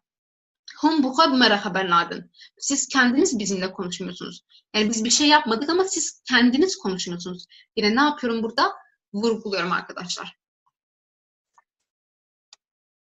Kan nişaya xwe binêrin, di kurmancî de cinavka vegerok xwe her tim xweriye. Ji ber ku qartafan da wan kesan her wekî din nagire, zayendê mejerê jî diyar nake. Arkadaşlar diyor ki bu notta, Türkçe'de kurmancı'da dönüşlük zamiri olan xwe her zaman yalın haldedir. Hiçbir ek almadığı için, işte büküm eki, kişi eki ve benzeri ekler almadığı için cinsiyeti ve sayıyı da belli etmez arkadaşlar. Biz xwe'ye bakarak cinsiyet ya da işte tekillik çoğulluğu anlayamayız. Örneklerine bakalım. Numuneyan binerin. Zilan xwe dibîne, divir de xwe êdî mêye, ne wisa zilan xwe jine êdî mêye. Lêkez bêjim ezî xwe dibîne, hewcetine ez qartafek bênim vir, lê ez fehm dikim ku ew ê bû elî yani mêrem qala mêrekî dikin êdî. Yani zayen nêre êdî. An jî heke zarok xwe dibînin, divir de ji vê nêfhem dikim ku pirjmarin, ne wisa kabûnerin. Her tim xwe, her tim xweriye, lê yek de mê bû, yekî de nêr bû, diya dawî de jî pirjmar bû. Arkadaşlar, Zilan kendini görüyor, Ali kendini görüyor, çocuklar kendilerini görüyorlar. Hepsinde tek xwe kullandım, hiçbir eklemedim. Ama neyden anlıyorum? Cümlenin kendisinden, örneğin işte Zilan dememden, Ali dememden ya da dibinin dememden, bakın tekil, çoğul ya da dişi, her üçünün de yerine kullanılabildiğini görüyorum burada. Hiçbir ek almadan. Normalde neydi? Bizim işte cinsiyet belirten eklerimiz vardı. Ona göre büküm eki getiriyorduk. Ona göre ve katandek getiriyorduk. Ya da tekillik çoğulluğa göre değişiyordu her şey ama bakın hiçbir şey değişmiyor. Xwe'ye asla hiçbir şey eklenmiyor. Unutmuyoruz bunu. İşte burada Türkçeden ayrılıyor. Asla hiçbir ek almıyor. Her zaman yalın halde. Hatta bizim böyle hep tamlama yaparken hani işte birincisi ve katandaki, ikincisi tavan diyorduk ya, işte diyanme dediğimiz gibi. Ama bakın hep kuşka xwe falan dedik. Asla onu bükmedik, büküme uğratmadık tamlama olmasına rağmen. Nihalçem hindariye binerin divir belsif hene em bi hevre çekindiysa ez limala nokta rudinim. Ez bêjim ez limala min an ez limala xwe. Ez limala min an xwe. Kabûnerin tekildarê ezê. Min tekildarê ezê nabe. Heke tekilî hebe, me gotibû divê ez bêjim xwe. Ev ê karin neqedînin. Ev ê karin xwe neqedînin an ev ê karin me neqedînin. Kar karî ki ew giring e. Heke kar karê wan bidîsa vem bêjin ev ê karên xwe neqedînin. Lê heke kar ne karê wan be, tekilî tune be, divê bêjin ev ê karên xwe, ev ê karên me neqedînin hevano. Yani her ducu çedbe gorî bir şey. Arkadaşlar bunu Türkçe açıklayayım. Şimdi onlar ödevlerini, işlerini bitirmeyecekler. Şimdi ben burada dersem ki xwe, onlar işlerini bitirmeyecekler anlamını veriyorum. Peki neyi anlıyorum? İşin onlara ait olduğunu anlıyorum. Ama ben burada me dersem, evet karin me neqedînin, onlar bizim işlerimizi bitirmeyecekler anlıyorum. Birinde alaka var, alaka varsa xwe diyorum. Birinde alaka yok, alaka yoksa istediğimi kullanabiliyorum. Yani ikisi de Her iki durumda doğru. Bakın burada alaka olduğu için kesinlikle min diyemem. Ezle min diyemem. Ama burada olabilir de olmayabilir de. Ona bağlı değişir. Em diyasiyen binirin. Ezu xuşka nokta nokta diçim beriye. Ezu xuşka min an ezu xuşka xwe. Kabının hemen şekli. Ekli heyne. Yoksa ezu min nabe me got nahayim bahevdu. Nexwe divê çi be? Divê ezu xuşka xwe be. Yine arkadaşlar ben ve kız kardeşim Beri yani böyle o koyun sağmaya giden kadınlar kız kardeş benim kız kardeşim olduğu için alakalı olduğu için artık hue kullanıyorum arkadaşlar. Ben ve benim kız kardeşim gidiyoruz demiyorum. Ben ve kız kardeşim diyorum. Yani ikinci teyit etme yöntemimiz buydu. O anlamda hue ile veriyorum. Ezu xuşka nokta nokta dişim Beriye. Ezu xuşka min an ezu xuşka ve. شو تقول يعني تقص أزبة من نابت برده نخو تشبه إذا أم فهمت كنكو خشكا كسك الدنيا نخو أزو خشكا ve. Yine arkadaşlar burada ben ve işte kız kardeş yine gidiyoruz diyorum ama min diyemem. Çünkü eğer benim kız kardeşimse hua demek zorundayım. Böyle bir yani min kesinlikle yanlış.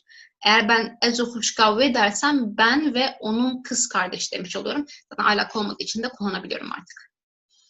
Emi bihavalin nokta nokta verin daveti. Eçibe emi bihavalin xware an emi bihavalin mere. Em heye tekili heye em ji vana fehm dikin. Bixwe me nabe hevana. Emu me nabe. Tekili hebez divê çi bêjim? Ez bêjim emê bi hevalên xwe re werin davete. Belê hevalino ev micar jî wisa bû hêvî dikim bi kêrî ve hat hatta waneyekê din li xwe baş binirin. Li xwe muqate bin hevalino. Xatirê we. Arkadaşlar diğer derste görüşmek üzere. Umarım sizin için de faydalı bir ders olmuştur. Dediğim gibi bu böyle kitaplarda böyle birinci kural, ikinci kural gibi görmeyeceğiniz bir konu. Bu bizim artık biraz tecrübeyle az çok belirlediğimiz şeyler aslında. Çok da yazılı şeyler değil. Umarım sizin de işinize yarar. Belki derse kadar. Hoşça kalın arkadaşlar.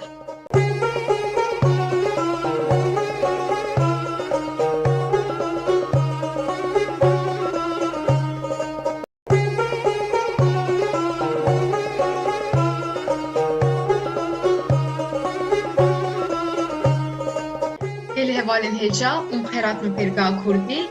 İro mijara me daçekin tevgerine, med astayken de daçekan bi berfrehi dîti bu. Divê wanê de jî heke daçekek tevgerek nişan bide. Yani hareketek hebe burada em çawa bikarbînin. Em hînî vê bibin. Arkadaşlar 5. dersimize hoş geldiniz. Bugünkü konumuz çok güzel bir konu.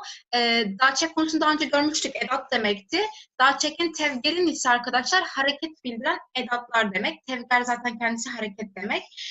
Bu konu güzel bir konu ve karşılaşabileceğimiz, aslında mantık kurabileceğimiz bir konu. Böyle çok Türkçe karşılığı olmayan bir konu yine. O yüzden dikkatlice dinleyin siz de. Şimdi ilk dersimize geçelim. Hevalên hêja me di astayekêm de me ji xwe daçeka dît bû. Du de daçekekê bingehîn me dît bû. Çi bû di de. Wek mîna pisîk di pacê de ye. Ez ji vir çi fehm dikim? Pisîk di pacê de li wir sekin ye yani. Tevgerek, hareketek tune dur de.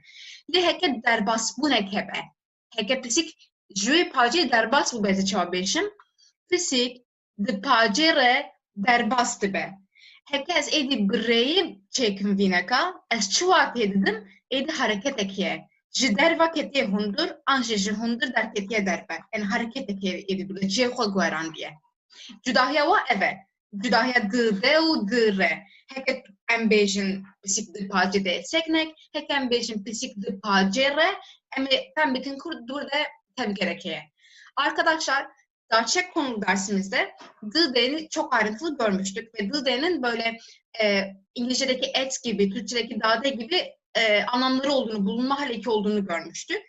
Eğer duruyorsa, örneğimize bakalım, pisik the pacede. Eğer bu örnekte kedi ya da normalde bir şey öyle yerindeyse de diyebiliriz. Hatta demiştik ki de sınırlar çok önemlidir bizim için the'dan farklı olarak. Yani bulunduğu yer işte ya küçük bir yerdir ya da işte özellikle belirtiriz nerede olduğunu. O zaman de kullanırız. Kedi işte pencerede diyoruz burada. Ama kedi pencereden girdi ya da kedi pencereden geçti ya da kedi pencereden çıktı. Bakın bu fiillerin hepsi bir hareket bildiriyor. Yani yer değiştirme belirtiyor bize. Eğer bu şekilde bir yer değiştirme varsa artık d'yi kullanamıyoruz. Peki ne kullanacağız? Örneğimize bakalım. Pisik, de pacere, derbastı be. Artık ben burada ne dedim? Kedi pencereden geçiyor dedim.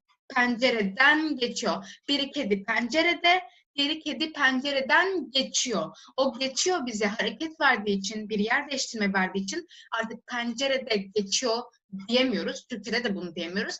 Ama bunu belirtirken ne yapıyoruz artık? D'yi atıyoruz, yerine R getiriyoruz. Yani şöyle söyleyebiliriz. Artık o hani D ile olan bir sürü edatımız var diye işte de temelinde. Dibinde örneğin altında demekti. Dıserde üstünde demekti. Dınavde içinde demekti. Artık bunların hepsinde D'yi kaldırıp yerine R'yi getirirsek hepsinde bir hareket katmış oluruz. Bir hareket belirtmiş oluyoruz. Yani D derken second yani bir duraklama, duraksama var. Ama R derken artık tevgel yani bir hareket var artık. Dedik ki de bulunma veriyor. D're daha çok dan ama ayrılma haliki olan değil. Oradan geçme anlamı olan dandeni veriyor.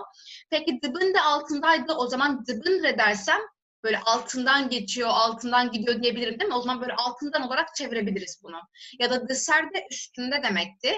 Ama orada bir hareket varsa, yer değiştirme varsa artık dısser re kullanmam gerekiyor. Dınav da içinde demekti.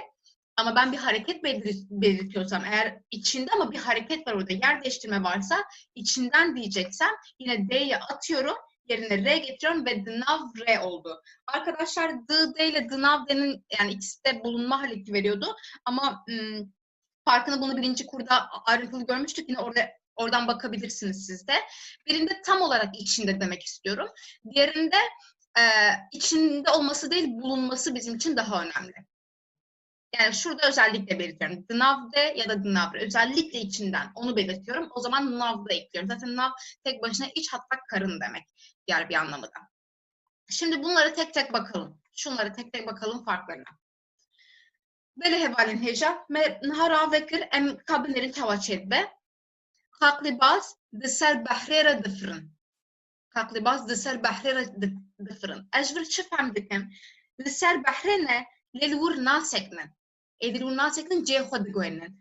Ji ber vê jî ez çawa dibêjim di ser behrê re ew re wateya tevgerê dibe min. Bi heman şekilde zêdî dikarim hemûyan bikarbînim. Pisîk dibin kursiyan re dixirxile. Ez dîsa çi fehm dikim? Pisîk dibin kursiyan de ye lê di cihê xwe de nasekine, cihê xwe digwerîne wek mînak ji bo vê lêkerê dixirxile. Ji ber vê jî ez êdî vîneka bi rêyê bikartînim. Arkadaşlar dışarıda üstünde, dibinde altında demekti. Şimdi örneklerimize bakalım. Kaklibaz dışarı bahrera dıfrın.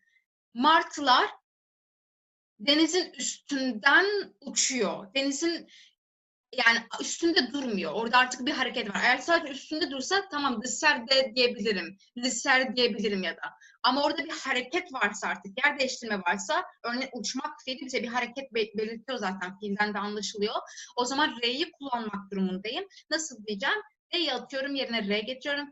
Dışarı bahre re sıfırın. Bir de arkadaşlar edatlardan sonra isimlerimiz büküm haline uğruyordu. Bunları da ayrıntılı görmüştük. Bakın örneğin burada bahre artık büküme uğramış. Dişil büküme kalmış. Şuradaki örnekte şimdi kedi sandalyelerin altında diyebilirim. Ama ben buradan ne anlarım? Sandalyelerin altında duruyor. Eğer hareket ediyorsa ben altında diyemem artık. Onu belirtmem gerekiyor. Nasıl söyleyebilirim bunu? Örnekteki gibi psik dibin kursiyan re dıhırhıle kedi sandalyelerin altından sürünüyor arkadaşlar. Dıhırhıle böyle sürünmek anlamını veriyor. Zaten fiillerden de anlıyoruz yani işte uçmak, geçmek, girmek, sürünmek, düşmek belki. Yani bu şekilde hareket bildiren fiilleri böyle edatlarla kullanabiliyoruz. Zaten bu fiillerin kendisinde doğasında yer değiştirme var. Evet, buradan da dedik kedi sandalyelerin altından sürünüyor. Bele, em ji dirê devam dikin, em ê dilê zêde dikin dîsa dinav re. Çi bû hekem bêjin dinav de wek pisîk dinav qutê de ye, pisîk dinav malê de ye. Em dikarin wisa bêjin lêze çi fehm bikin pisîk dûr disekine. Heke pisîk li cê xwe nesekine. Hareketek bike cê xwe biguhe nêze çawa bêjim. Wek mînakê pisîk di navkutiyê re derbas dibe. Di navkutiyê re derbas dibe. Çima re ji ber ku êdî cê xwe de nasekine. Heke cê xwe de bisekine. Heke kutiyek hebûya tê de pisîk hebûya min ê çi bigota? Pisîk di nav kutiyê de ye. An jî pisîk di nav kutiyê de disekine. An jî pisîk di nav kutiyê de radize. Ferq nake. Lê heke tevgerek hebe cê xwe guheran dibe wek mînaka vê derê ez çi bêjim di nav kutiyê re derbas dibe. Bi heman şeklî li ber an jî di ber de seknek heye. Mesela ez li ber darê me. Ez di ber darê de me. Wek vê. Li ber ji bo vî zaptir tê bikarin. Lê heke seknek tune be, tevgerek hebe. Heke ez cê xwe de neseknim ez derbas bibim şûr. Wek vê mînakê pisîk di ber dîwer re derbas dibin. Ez çawa bêjim dîsa zêdî rêyê bikarbînim û ev re wateya tevgerê bide min.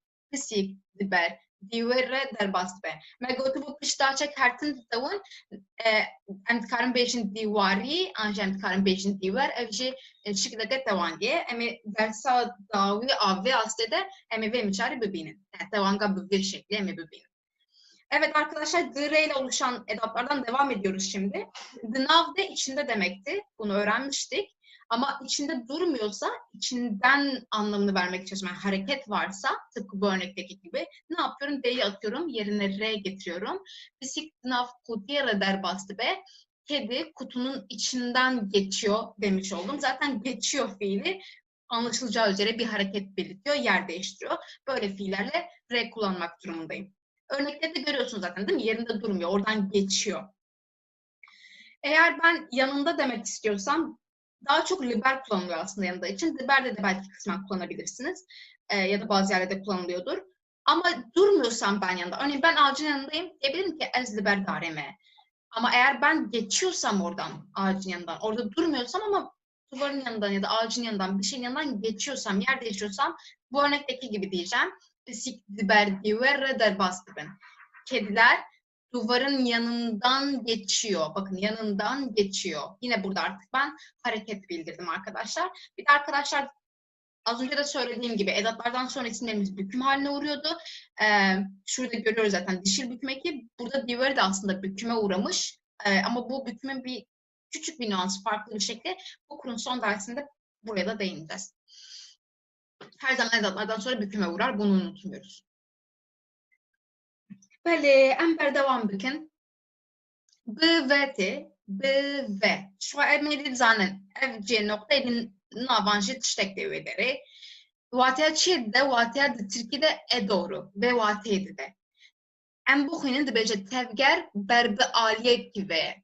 Tevger berbi aliye gibi. Yani ez ceki de çim ciheki ez ve nişan dedim. Em minaken xobinerin tu bi kuvvedici tu bi kuvvedici kabinerin disa tevgerek ye. Ama tene aliyek tene ez berbi aliye gibi tene diçim. Ne her du aliye. Anji ez bi aliye jor vediçim. Ez bi aliye jor vediçim. Disa her du yandışı tevger hene. Arkadaşlar B ve bunları tek tek Türkçe açıklayayım çünkü kullanımları önemli ve yine mesela sınav kağıtlarında öğrencilerimizin bu konuyu karıştırdığını görüyoruz, kafalarını karıştırdığını. O yüzden böyle güzelce anlayalım. B ve Türkçedeki doğruya karşılık geliyor. Bir yere doğru gitmek arkadaşlar.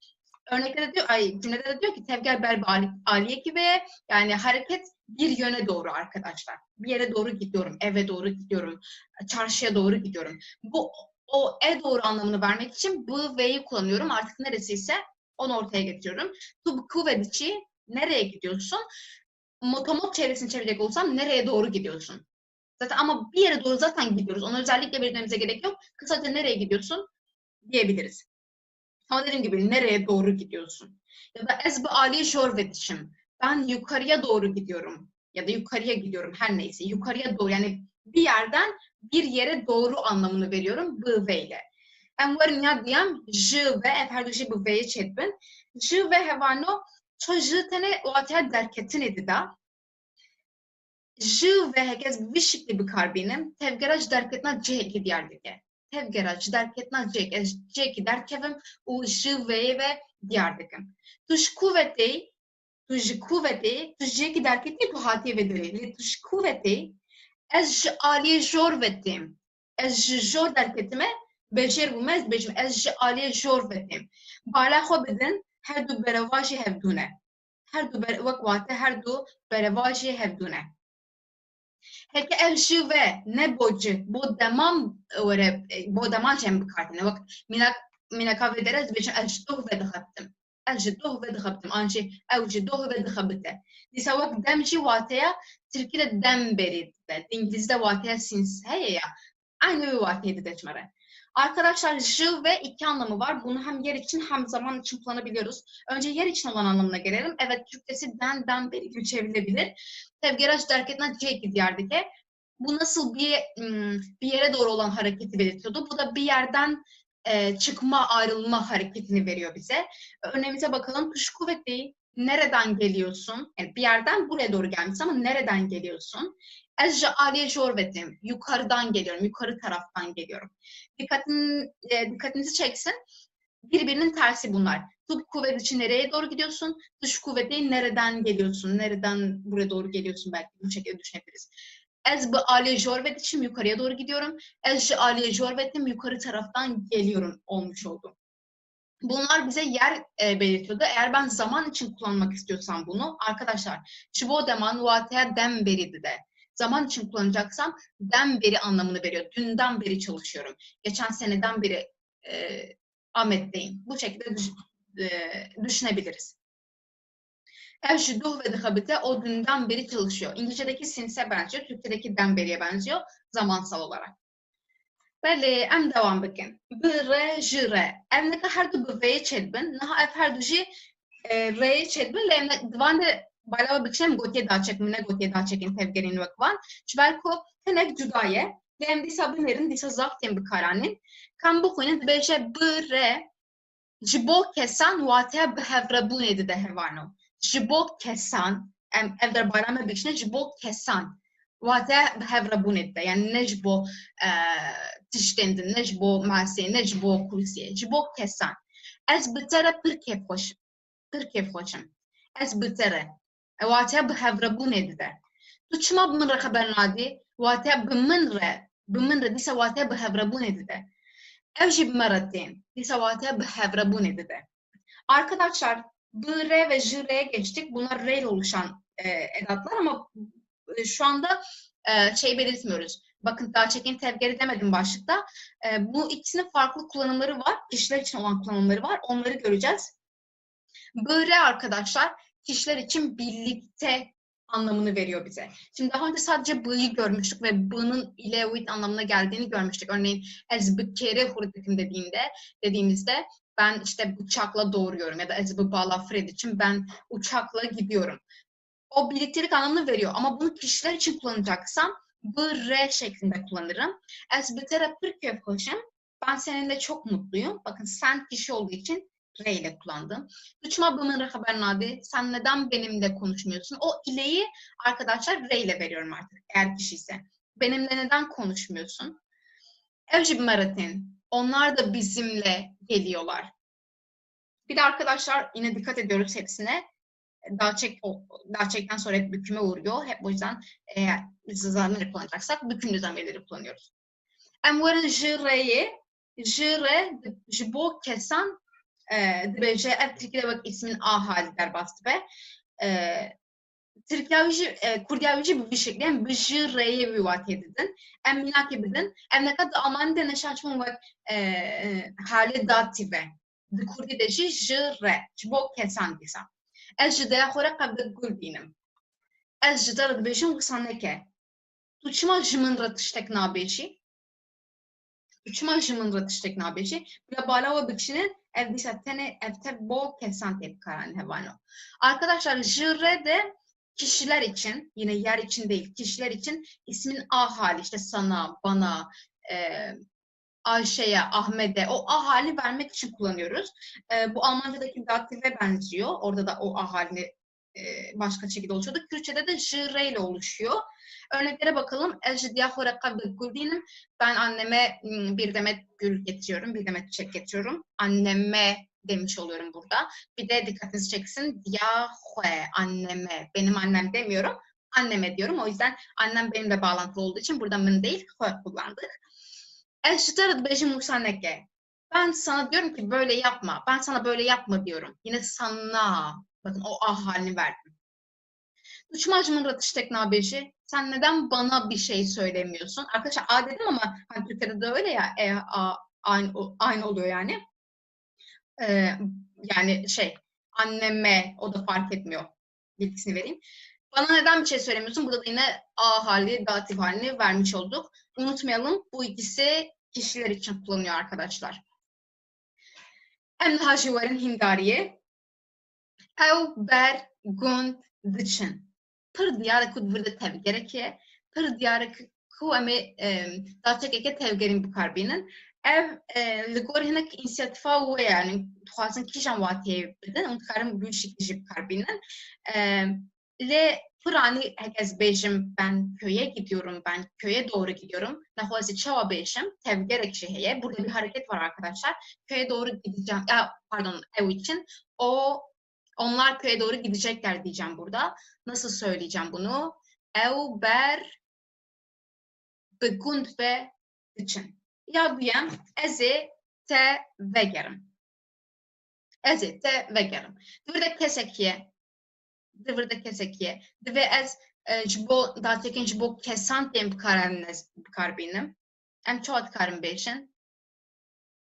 Em çoğat karım beşin. Var ne bir fikrin. Arkadaşlar şimdi burada ben sen var bir de dönmek fiili var. Nasıl diyeceğiz? Mesela seninle döneceğim diyebiliriz değil mi? Peki o birliktelik anlamını bir önceki saatte görmüştük. Nasıl vereceğiz? Birliktelik anlamını seninle demem için ezi bitere vegerim. Ben seninle döneceğim. Çok daran dıfırın. Burada dıkarın gelekdişan beşin. Le divem tevgen içam dinç berku fırın heye, le kereket tevgerin heye. Dıkarın beşin liser vak ev necbo bersvabi. Mesela liser belki ser, ber, bin. Her çeşit karın bu karbinin. Gor inisiyatifa meye fazla kişan vatiye bidin. Arkadaşlar kuş, işte ağaçlar, uçmak var. Burada ağaçların üstünden diyebiliriz, yanından diyebiliriz, altından diyebiliriz. Bu sizin hani hangi anlamı vermek istediğinize bağlı. Bu örnek için ama çok dışarıdan rıdıfrın kuşlar ağaçların üstünden uçuyor demiş olduk. Gördüğünüz gibi R'den anlıyoruz ki bir hareket var ya da zaten frin uçmak bir hareket belirtiyor bize. This pace ketje mali. Burada diyor ki burada görmediğiniz bir zaman var o yüzden açıklayayım. This hırsız demek arkadaşlar. Pace biliyoruz pencere ya da şibakede deniliyor. Ketje mali eve girmiş anlamı var burada bu cümlede. Pencereden diyebiliriz ya da pencerenin içinden diyebiliriz. Her ikisi doğru. Eğer ben pencereden diyeceksem de pencere demem lazım. Çünkü hareket belirtiyorum burada. Eğer pencerenin içinden özellikle belirtmek istiyorsam dınav pencere demem gerekiyor. Zaten burada 3 boşluk var. Dınav pencere. Av kevran dıherike. Burada herikin diğer ku tevgerekiye emed şu av herikin yani pır diğer ku emedatekin tevgerin bu karbinin misal go inisiyatifa meyen fazın kişan vatebiden es karım beşim ser bu karbinim es çizanım bel bu karbinim dur gori vat yani her duşi rastın bo ve minake. Arkadaşlar su taşların herike akmak taşların üstünden de akabilir, yanından da akabilir. Her şeyi söyleyebiliriz burada. Yani o iki kullanım da doğru. Aklınıza bulunsun. Ne diyebiliriz örneğin? Av berke viranı derke ağaçların yanından taşların yanından akıyor. Yanından demişiz. Ama dediğim gibi diser kevranrede hareket edersem taşların üstünden anlamını veriyorum. O da doğru. Kullandığımız yere göre. Dur periniyekte. Arkadaşlar şimdi diyor ki uzak periniyek çığlık, bir çığlık geliyormuş. Arkadaşlar şöyle bir mantık yapalım. Bir yere gitmek varsa, eğer gitmek varsa zaten o bir yere doğrudur. Eğer gelmek varsa o bir yerdendir. Bir kere gelmek fiiliyle, odan çıkma haliyle kesinlikle j kullanmam gerekiyor değil mi? Kesinlikle j kullanmam gerekiyor. Ama o uzaktan buraya doğru gelmiş. Yani tevger berbi aliye, icaliye giderkeve berbi aliye giveti. O hareket bir yerden buraya doğru gelmiş. O zaman ne kullanacağım? Zaten boşluktan da belli oluyor. Artı j'da anlaştık. Dur ve Periniyek'te uzaktan bir çığlık geliyor demiş oldum. Tuçma ve derevan diki. Disa keseye. Şu kesçi bun bire behevre bun jire ev dati vate dati vedi da. Dıvırda diyare ku ne behevre bune. Derev kırın u behevre bun alaka vantuneye. Nefami adım bir kalbinin. Arkadaşlar şimdi çevirelim. Sen neden yalan söylüyorsun. Şimdi kişilerle birlikte kullanılan 2 tane vardı. B-R şuradaki gibi B-R birliktelik anlamını veriyordu. J-R de ismin A halini veriyordu. Burada yani ona yalan söylüyorsun dememiz gerekiyor. Onunla yalan söylüyorsun. Aslında o da oluyor mantık olarak da burada söylemek istediğimiz o değildi. Yine yani mantığa göre tabii ki istediğinizi kullanabilirsiniz. Şimdi ben diyeceğim ki ona neden yalan söylüyorsun? O zaman nasıl söyleyeceğim? Tuçma Şuvere deravandiki. Bu da zaten kişiler için kullanılan ikinci edatımızdı. Evet arkadaşlar dersimizin sonuna geldik. Bu konu benim çok sevdiğim bir konu. Bence çok zevkli bir konu. Umarım siz aradaki farkı iyice anlamışsınızdır. Unutmuyoruz. Eğer hareket varsa o D'ler gidiyordu. Sonunda yerine R geliyordu. İkinci önemli nokta ise edatlardan sonra her zaman ismimiz büküm halinde kullanılır. Bazı istisnalar var büküme uğramayan. Onları zaten derslerde oldukça işte üstünü çizdik. Mesela hue artık öğrendik. Hue, cinapka göre hue büküme uğramıyor. Eğer isimse büküme uğruyor, sıfatsa büküme uğramıyor. Onun dışında isimlerimiz hep büküme uğruyor arkadaşlar. Bu bilgiyi de verelim. Bir dahaki derse kadar kendinize dikkat edin. Geli hevalin heja bu hatire ve esevi dikkat muaneyeme jibo ve jisuda var bu. Vaneyki hoş ve der baskır. Behavior hevdetine hatta vaneyki edin. Da hoş yedim yani.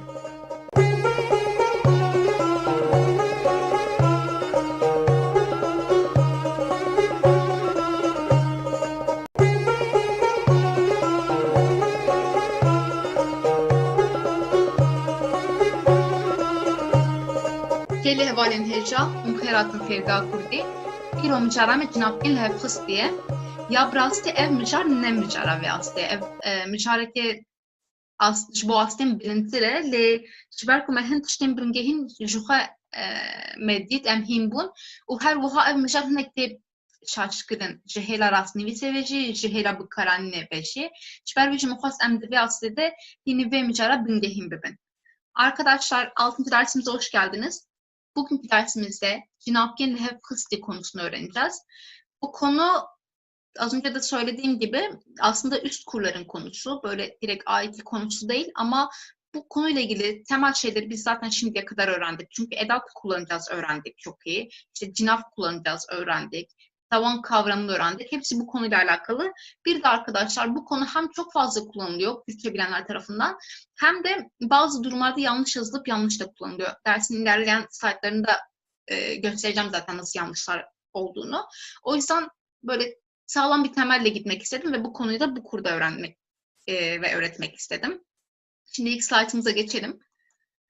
Heval nutbir demet neke, em behevdure bu konunun o analize metne bakın. Min digot kaydı dileviyle tiştek nemaye. Lette de kuleke mazın heye. Dıçı da kuleke mazın heye hevalno. Dileviyle ne olsa em kitbinin evde cihe dilevi, cihevi gırt diye kabınerin. Edi dilevi de dilevi de edi cihevi gırt diye. Em berdevam bakın. Es pere dağıfım. Es bekire dağıfım. Buvire, anji buvire, anji bu ayşeire, anji bu bave xore, her tişti bedvirde. Disa cihe naveki girdiye, keseki girdiye. Anko ev, cinavkeş, xod diyare. Lili min guhdar nake. Ka tu ji jere bibeje. Ji kire bibeje, jiwire, anji jiwere, anji jidyaminre, ji xuşka xore, her tiş disa dibe. Dema ku ez lê dinerim, ez li kê dinerim, dîsa li wî, li wê, li diya xwe, her tişt dîsa dibe. Yani cê navekî girtiye. Zaf xemgîn dibim. بلاد الوينان نيرة وأوقات خنيشنا ورد چار جوره هنه شو جناب كن لفخستي چار جوره هم pekti ama bu hafdura yek bir yek bana kontrol bükün. Arkadaşlar şimdi bu metnin analizini yapalım hep birlikte ve cevap lefkısti nerede kullanılmış bir bakalım. İlk cümlemizde bir şey yok. Min digot kaydı dilevi tiştek nemaye. Ben burada digot söylemenin geçmiş zaman hali daha öğrenmedik. Yani böyle bunu böyle bir kalıp gibi şey düşünebilirsiniz. Yani ben sanıyordum ki, ben söylüyordum ki, yani öyle sanıyordum. Dilevi tiştek nemaye. Onun gönlünde bir şey kalmamış.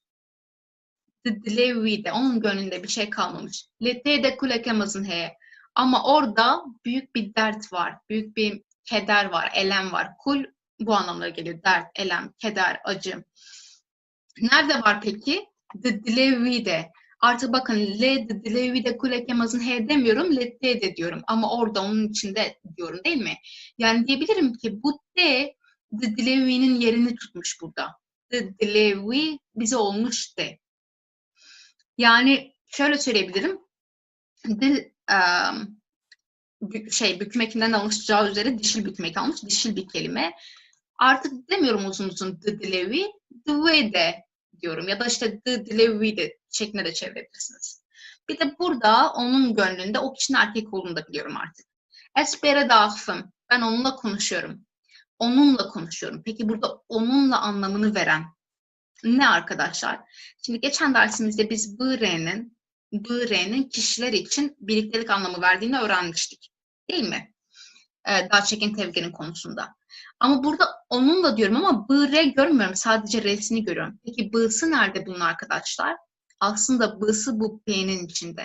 Yani bu p, v'nin yerini tutmuş. Bakın hem b'nin yerini tutmuş hem de onun anlamına gelen v'nin yerini tutmuş ve ez b'vire dağfım yerine ez bere dağfım demişiz. Lelimin guhtarnaki ama beni dinlemiyor. Katu jejere bebeje. Hele sen de ona söyle. Ona söyle. Şimdi ona anlamını vermek için biz ne diyorduk? Jivire ya da jivere diyorduk ya da jidyaminre. Yani kişiler için jire oluyordu o anlamını veren. Peki burada ne var onun yerine?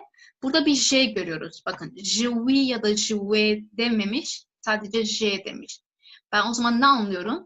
Bu J'nin yine jivi, ona jivi'nin yerini tuttuğunu anlıyorum arkadaşlar. Artık yavaş yavaş kalıp belirleşiyor. Demaku ez lednerim. Ona baktığımda zavham gindirim. Çok üzülüyorum. Şimdi ona baktığımda lenerin yani l kesekin nerin. Bu bir fiil. Değil mi? Bir şeye bakmak oluyor. Ben burada ne yapıyorum? O l'yi görmüyorum artık o fiilde. V de görmüyorum. Sadece L görüyorum. O zaman şunu diyebilirim. Buradaki L de yine V'nin yerini tutmuş. Demako ez L dinerim ya da demako ez L dinerim. İkisi de aynı. İkisi de doğru arkadaşlar. Bilaydi L'nin nere? Bakın bir daha L'nerim var aslında. Görüyorsunuz değil mi? L'nerim. Artık fotoğraflara bakmasın. Bu evkas işine ve o kadar kendini üzmesin. Acıtmasın. Şöyle özetleyelim arkadaşlar. Nafkin lefkısı dediğimiz şey bir adet edattan ve bir de e'den oluşuyor. Bu e'nin ne olduğunu ileriki kurlarda öğreneceksiniz. Hiç orasıyla ilgilenmeyin. Artık bunlar j, e yan yana geliyor ve j'yi oluşturuyor.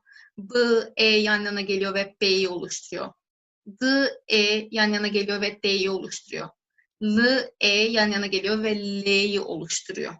Artık bunları şunlar yerine kullanabiliriz. Şuradaki e'ler içinde ve'yi direkt düşünebilirsiniz. Çünkü arkadaşlar bu cinafken lefkısı dediğimiz bu 4 tane zamir türü sadece 3.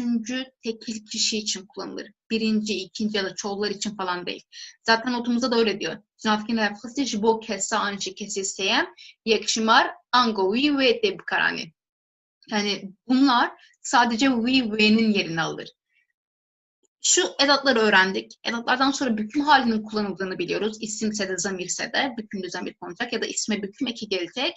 Eğer 3. tekil kişileri kastediyorsam şu şekilde kısaltabildiğini öğrendik bu derste arkadaşlar.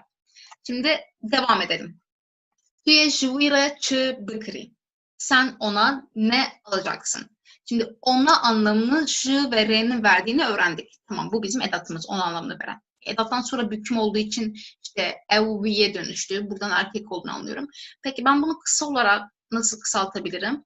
Tüyecivire çıbıkri, bakın ne oluyor? Eze jere kompütüreki bıkrim. Bu burada bir iyi olması gerekiyordu arkadaşlar. Yanlış yazılmış. Eze jivire kompütüreki bıkrim, ya da bunun kısa hali şurada öğrendiğimiz gibi eze jere kompütüreki bıkrim. Yani jivi artık j'ye dönüşmüş arkadaşlar. Tu avşin yaratayım. Sen avşinle geliyor musun?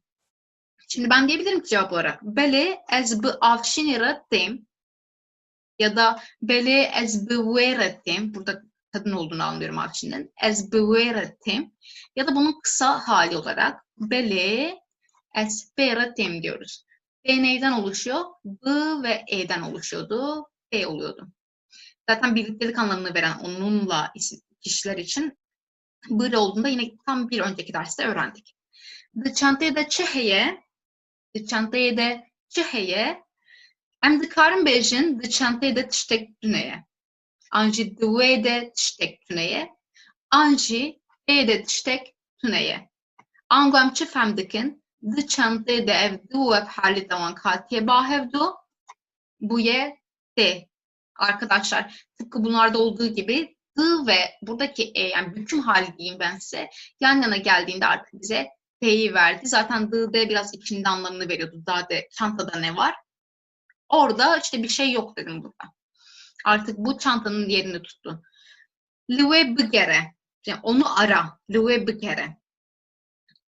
Cevap olarak ne diyebiliriz? Eze live bigerim diyebiliriz. Ya da eze, işte kişinin adı Zelal olsun. Eze li zelale bigerim diyebiliriz. Ya da kısa hali olarak eze le bigerim. Yine bu le de l ve büküm halinin yerini tutmuş. Böyle ember devam bugün. Dve tu jwe le borim buxazi. Em çi dibinin vırde? Ji ve dibinin ne olsa. Ji o hali tavange o kesasiye. Her tiş dibe. Noxam dikarim vine ka kurt bıkın. Emet çava kurt bıkın. Ji o ev edhat bahevdu. Dve tu je le borine buxazi bu. Dvır de hevano. Şuha je mego cihe ji ve digre. Jiber veyeke em edi nikarim bibêjin divê tu jê wê lêborînê bixwazî. Jê wê şaş e. Ji ber ku xwe ev jê cihê wê jî digre. Arkadaşlar burada en çok yapılan yanlışı, yazım yanlışını görüyorsunuz şu anda. Bütün örnekler için bakacağız buna. Şimdi divê tu ji wê lêborînê bixwazî, ondan özür dilemelisin. Ben bunu ji wê'yi görüyorum artık. Bunu nasıl kısaltabilirim? Dve tuje leborine buhazi. Yine ondan özür dilemelisin dedim. Artık buradaki J, Juve'nin yerini tuttu. Burayı anladık. Arkadaşlar artık bu yerini tuttuğu için V'nin de ben bir defa daha V'yi yazamam. Buna gerek yok artık. Dve tu J, V leborine buhazi artık yanlış. Bu en çok öğrencilerimizin en çok yaptığı yanlış bu arkadaşlar. Ya J leborine buhazi demem lazım ya da Juve demem lazım. Ya da belki isim kullanırım. J, Ayşe de diyebilirim. Ama J ve ikisini aynı anda diyemem. Çünkü buradaki J zaten V'nin değerini alıyor. Zaten ikisinin birleşiminden oluşuyor bu. Em ji bo münakendin cibnerin di fergê de çend xwendekar hene? Di fergehê de kabnerin. Di fergehê de. Burada di yekiye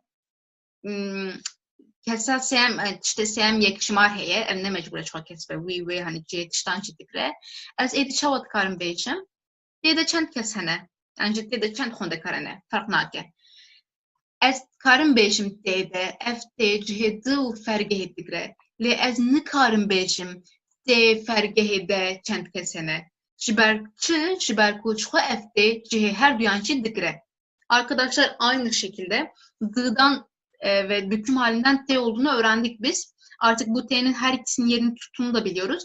O yüzden bir daha içinde sınıfta dememe gerek yok. Zaten burada T derken orada diyorum yani örneğin. O yüzden zaten fergehe ve T'yi yan yana kullanamam. T fergehe de çent kesene yanlış. Yanlış arkadaşlar. Tekrar ediyorum. T her ikisinde yerini tutuyor burada. Zaten orada diyorum ben burada. Orada sınıfta işte kaç kişi var demem saçma olur. Ya orada kaç kişi var derim ya da sınıfta kaç kişi var derim. Sınıfta diyeceksem bu şekilde ilki gibi, orada kaç kişi var diyeceksem de demem gerekiyor. Dil dibini. L'ye dibinin burada o hali devam dibinin, nabek dibinin işte işte seyeme diyare. Em kan çava beşin, l'yem çava kurt bakın. Tu ledmini. Tu ledmini. Em dîsa wek van, em nikarin ço gavaz bêjim lê ev cihê otelê jî digre, cihê liyê jî digre. Ez êdî hewce tune ez dîsal bir lê otelê binivisim. Ji ber vê yekî jî tu lê otelê dimînî şaşe. Aynı şekilde arkadaşlar, sen otelde mi kalıyorsun? Ya da burada nasıl söyleyebilirim? Sen işte orada mı kalıyorsun diyebilirim. Zaten bu L hem L'nın hem de otelin yerini tutuyor. Hem L'nın hem otelin yerini tutuyor. O yüzden orada otelde demiyorum. Artık sadece bir tanesini kullanıyorum. Ya tu L'dmini diye sorarım, yani orada mı kalıyorsun, ya da tu L'otelidmini, otelde mi kalıyorsun derim. Ev bu balafre na İstanbul'e. Yine burada bir bu görüyoruz. Bir de üçüncü tekil şahsın kullanıldığı bir yer görüyoruz. Zaten bunu söylememe gerek yok. Çünkü tekil kişi sadece kişi olmayabilir yani. Herhangi tekil ve o dediğimiz her şey olabilir. Burada işte uçakla bu balafrina İstanbul. Uçakla gelmiyor. O uçakla gelmiyor İstanbul'a diyoruz. Şimdi uçakla bu balafre bunun yerini ne tutabilir? Bu neye dönüşüyordu? Ev ve na İstanbul'u. O onunla İstanbul'a gelmiyor dedik burada da. Zaten onunla dediğim şey uçakla, uçak ile. Ben bu anlamı P ile verdim. Hem B'yi içeriyor ile anlamını, hem de uçak anlamını şuradaki ev sayesinde içeriyor. O yüzden bir daha onunla uçakla dememe gerek yok. Yani eğer ben ev B balafrena İstanbul dersem yanlış olur. O onunla uçakla İstanbul'a gelmiyor demiş olurum. Bu da gramer olarak yanlış. Hin lêkerin ku bi cinakên lêvxistî çêdibin. Hevan ûndvan divir de hin lêkeran dibînin. Ev lêker bûne lêkerên nû.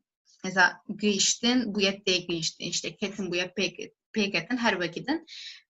Ev hemû lêker bi cinakên lêvxistî çêbûne. Wek mînak, di ê gihiştin, buya tê gihiştin.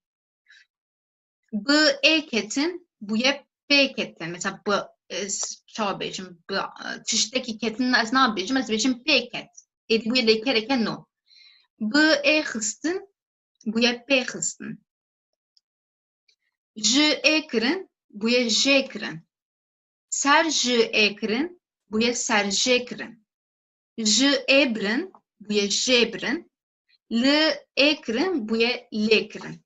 Arkadaşlar burada bu cinaktin levhasıyla oluşan bazı fiilleri görüyoruz. Şunun bilgisini vereyim. Bu fiiller asıl anlamını kaybetmiş fiiller. Aslında türemiş fiil gibi düşünebilirsiniz. Örneğin giyiştin, yetişmek, gahştın da deniliyor. Yetişmek ama t, giyiştin artık anlamak, kavramak. Bakın buradaki t nereden geliyor? D ve e'den geliyor arkadaşlar. Bunlar yan yana gelmiş. Artık yeni bir fiil olmuş diye giyiştin. O da bize anlamak, kavramak anlamını veriyor. Ya da b, e, ketin. Ketin normalde düşmek, girmek anlamı vardı. Ama şunların yan yana gelmesiyle p ketin ise yanmak demek arkadaşlar. Bir şeyin yanması, tutuşması. Ateşin yanması. Ya da aynı şekilde b, e hıstın. Aslında hıstın işte koymak anlamı var. Ama p hıstın dediğimizde artık ateş yakmak anlamını veriyor bize. J, e kırın. Kesmek anlamında, ama ben J kırın dersem, pardon kırın yapmaktı ama J kırın dersem artık kesmek anlamı var. Hatta şurada varmış zaten. Jebrin de öyle. Ser J kırın, ser kafa demek, kırın yapmak demek. Ama bu J, yani J, E'den oluşmuş J hepsi yan yana geliyor. Ser J kırın yeni bir fiil oluyor. Canlı hayvanı kesmek diye çevirdim ben. Çünkü ya aynen bu kurbanlarda kesiyoruz ya biz. Onun için kullanılıyor sadece. Yani ser kafa demek ama bu kafa kesmek yerine kullanılmıyor yani. Direkt canlı hayvanı kesmek anlamında kullanılıyor. Yine jebrin silmek. Brin, brin. Yan yana geliyor. Brin normalde götürmek arkadaşlar. Jebrin silmek oluyor. Yepyeni bir fiil oluyor. Kırın yine yapmak, etmekti. Kırın. Kırın yani artık giydirmek oluyor. Tabii ki yine bunların hepsi üçüncü tekil kişi arkadaşlar. O yüzden giydirmeyi de çoğu kişiler için değil, tekilse kullanıyoruz. Bunun yerine mesela şey de diyebilirsiniz. İşte li keçaxwe, işte ez li keçaxwe, ez cile keçaxwe li ve dikim de diyebilirsiniz. Bakın uzun hali o li ve kırın. Ama kısa hali le kırın. Ez le dikim, ben giydiriyorum anlamını veriyor direkt. Şimdi arkadaşlar burada çoğu artık kendi anlamlarını kaybetmişti ve yeni bir fiil oluşmuştur. Şurada da yine bu zamirlerle oluşan fiilleri görüyoruz ama burada anlamlarını kaybetmiyorlar. Sadece bunlarla oluşuyorlar.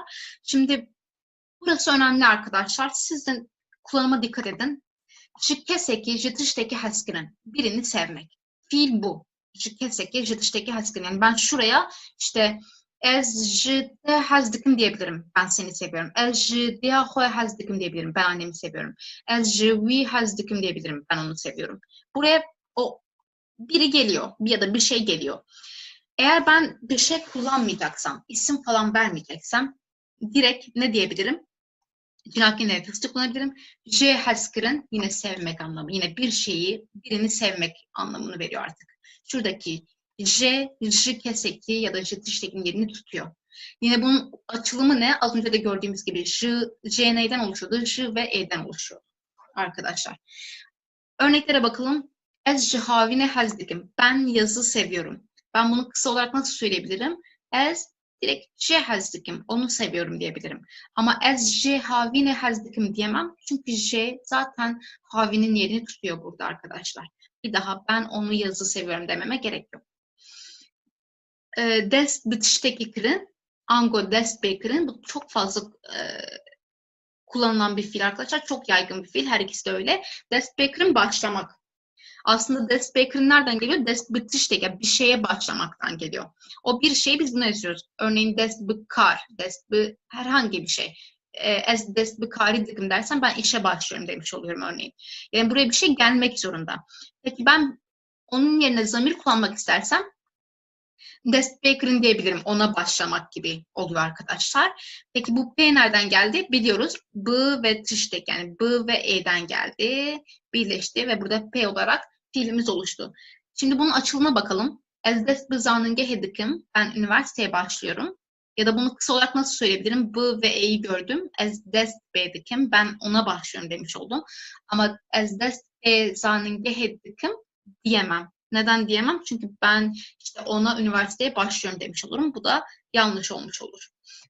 Tekrar dediğim gibi arkadaşlar buradaki çoğu yüklem yani yeni bir anlam kazanmış. Örneğin işte yetişmekle anlamak çok aynı fiiller değil. Ya da girmek, düşmekle yanmak da değil. Ama bakın yepyeni fiiller oluşuyor ama şunlar da aslını kaybetmiyor. Haşem ver hindaryahwe. Ka onu bilirim peşi tahmin bakın. Ama musayek biyek biçin. Ez tiştek edvirde. Red beşim evci dinimize.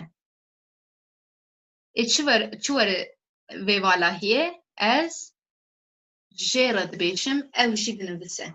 Ev çi digre ez jwire, ez jwere, ez xwendekara xwere. C kese seyem digre. Li ser masê sindoqek heye. Nokta de feki hene. Çi de feki hene, di sindoqê de feki hene. Ne olsa? Nexwaze çawa bidim, bi cinabkê nefxistê, de feki hene. Ev ji metrobüsê hez nake. Lê dîsa ji metrobüsê hez nake, lê dîsa tê kargehê. Çi were cêwî de? Lê dîsa pê tê kargehê. Ango em dikarin cêwî de binivîsin. Lê dîsa bi wê tê kargehê. Yani bi metrobüsê tê kargehê. Arkadaşlar bu örneği Türkçe'de anlatayım. O metrobüsü sevmiyor ama yine de onunla geliyor. İşe onunla geliyor diyeceğim. Onunla anlamını nasıl veriyorduk biz? İşte bu ile veriyorduk değil mi? Birliktelik anlamını nesneler için. Bu metrobüse diyebilirim burada. Ya da bu ve metrobüsenin kısaltılmış hali ve zamir kullanarak oluşmuş hali P diyebilirim. PT kargı. Onunla demiş oldum burada da. Avahiye de dehhani hene le de kaddikan tünene. Çu var burada? Le de çi de kaddikan tünene The avahiye de nefsa. Ez çava dikarım kurt bıkın. L'de kad dikan tünene. Burada da dedik ki arkadaşlar binada 10 ev var ama nokta hiç dükkan yok dedik. Neyde dükkan yok? Binada değil mi? Peki ben bina yerine onda anlamını nasıl verebilirim? The avahiye'de binada diyeceğime D'de diyorum. The ve E'nin yan yana gelmiş hali D'yi veriyordu bize. Tükenge des bikaridiki tükenge des de tişteki kırın. Kabinet burada kare ev. Es pencemehe dest emeçi beşin. Deznan beşin bikari. C bu zaman geçidikle dest beydikim. Tu ji werzîşê hez dikî? Ji werzîşê. Na ez em ê çawa kurt bikin? Ez jê hez nakim. Ya dawîn ez noktayê hez dikim lê belê ez nokta nakerim. Em çawa dikarim vî çekim. Arkadaşlar şimdi son örneğimizde ben sevmek ama Kürtçedeki mantığı anladık artık. Bir şeyi sevmek olur o. Hani böyle bakmamız lazım.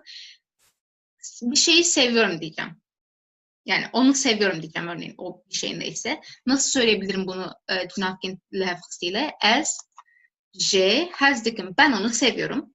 Lebeli ama ben şimdi burada gerin görüyoruz. Gerin aramaktı. Ama bu fiil bir edatla oluşuyordu. Arkadaşlar bu edatla oluşan fiilleri, tüm edatları biz zaten çokça diğer kurlarda gördük. Eğer eksiniz varsa önce onlara dönüp bakabilirsiniz. Gerin tek başına kullanılmıyordu. Daha doğrusu gerin tek başına kullanılırsa gezmek anlamını verir. Ama lı keseki gerin olursa bu artık aramak anlamını veriyordu bize. O yüzden nasıl söyleyebilirim? L'ın yerini ne alacak burada? Ez, le, nagerim. Ben onu seviyorum ama onu aramıyorum demiş oldum burada da. Peli hevalin heja, em hatin daviya vane xwe, hevi dikmiş bu veci su devar bu evvane.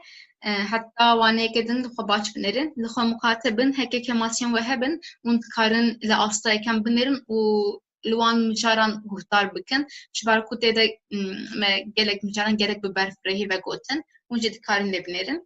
Arkadaşlar diğer derste görüşmek üzere. Eğer dediğim gibi eksiğiniz varsa edat konusuna ayrı bakabilirsiniz, bükül konusuna ayrı bakabilirsiniz, edatlardan oluşmuş fiillere bakabilirsiniz. Bunların hepsi birinci kurda yer alıyor. Zaten bir video en fazla 20 dakika falan oluyor. O yüzden şey yapmayın yani. Eğer eksiğiniz varsa onları giderip bir daha gelip dersi dinleyebilirsiniz. Teşekkür ederim dinlediğiniz için. İyi günler arkadaşlar.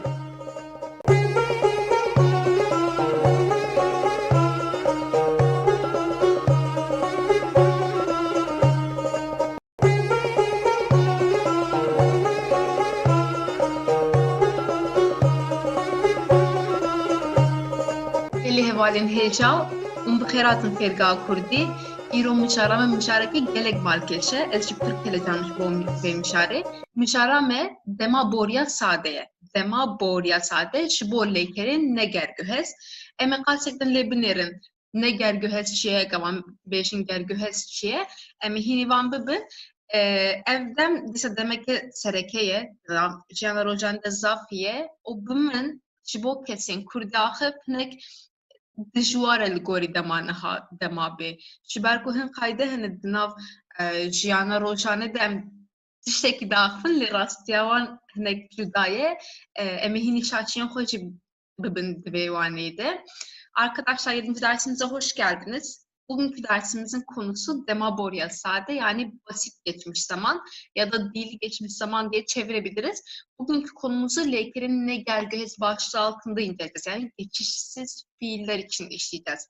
Negergöhez geçişsiz demek. İlerleyen bu derste ve bundan sonraki derste geçişli olunca, geçişsiz olunca neler değişiyor bunu hep birlikte öğreneceğiz.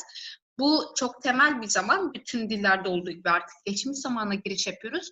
Şimdiye kadar beklememizin sebebi yani ikinci kura kadar beklememizin sebebi ise arkadaşlar tüm geçmiş zamanların diğer zamanlardan farklı olması. Çünkü artık başka bir kök üzerinden ilerleyeceğiz. Biz ne demiştik? Türkçe'de iki temel kök var. Şimdiki zaman kökü ve geçmiş zaman kökü. Şimdiki zaman kökünü biz şimdiki zamanda, geniş zamanda, gelecek zamanda ve birçok tipte kullandık. Artık başka bir kökle bizim işimiz. Yalnız şöyle bir şey, hiç Kürtçe bilmeyenler için bana göre, benim fikrim diğer zamanlar daha zor. İşte geniş zaman, gelecek zaman gibi. Çünkü bir kural yok o kökleri ezberlerken. Yani ezberlemek gerekiyor. Çoğu zaman bir kural yok. Bunda ise öyle bir şey yok. Hep küçücük bir kural var ve bütün kökleri direkt elde edebiliyorsunuz. Ama bunu da bu zamanda bence Kürtçe bilenler için biraz şey gelecek, biraz zor gelecek. Çünkü bazı kurallar var ki bizim günlük hayatımızda çok yerleşmiş. Biz öyle konuşuyoruz ama aslında öyle olmaması gerekiyor. Yani bazı hatalar yapıyoruz söylerken bunları. Şimdi hep birlikte tek tek göreceğiz. Bu derste geçişsiz fiiller için ve diğer dersler 8. derste ise geçişli fiiller için şimdiki zamanı öğreneceğiz. Şimdi ilk slaytımıza geçelim. Slaytdayken de mednekiye em dîsa bi mednekê em dest pê bikin û em analiza metnê bikin bi hevre. Dawiya hefteyê hevala min a zarokatiyê ji Amedê hat Stenbolê. Min şeveqê ew li balafirgehê pêşwazî kir. Em hatin malê, me bêhna xwe veda û em ji malê derketin. Pêşî em çûn Taksimê û em heta Karaköyê meşiyan. Em ji wir derbasê Eminönü'ye bûn û me li wir masî xwar. Pişt re jî em ji rêya tramvayê heta Beyazîtê meşiyan. Me gelek cihên dîrokî dîtin. Em zav westiyan, lê me rojeke têr û tijî derbas kir. Arkadaşlar bu metinin hepsi geçmiş zamanlı yazılmış bir metin. Şimdi bakalım anlamına. Dawiya hefteyê hevala min a zarokatiyê ji Amedê hat Stenbolê. Hafta sonu çocukluk arkadaşım Ahmet'ten İstanbul'a geldi. Gelmek fiili neydi arkadaşlar? Hatin. Hatından hat kalmış elimizde. Min şeveqê ew li balafirgehê pêşwazî kir. Ben sabah onu havaalanında karşıladım. Karşılamak peşvazi kırın. Em hatin mali.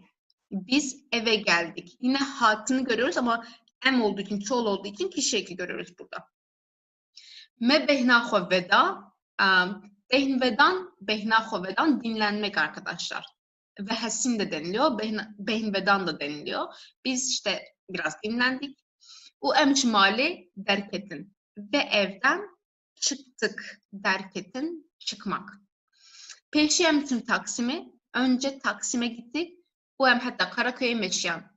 Ve Karaköy'e kadar yürüdük. Meşin. Yürümek fiilini görüyoruz. Em çivur derbası Eminönü'ye bun. Derbas bun. Diyor ki oradan Eminönü'ne geçtik. Derbas bun geçmek arkadaşlar.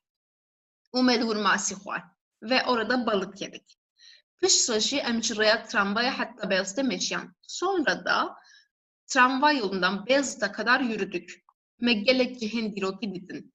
Biz birçok tarihi yer gördük.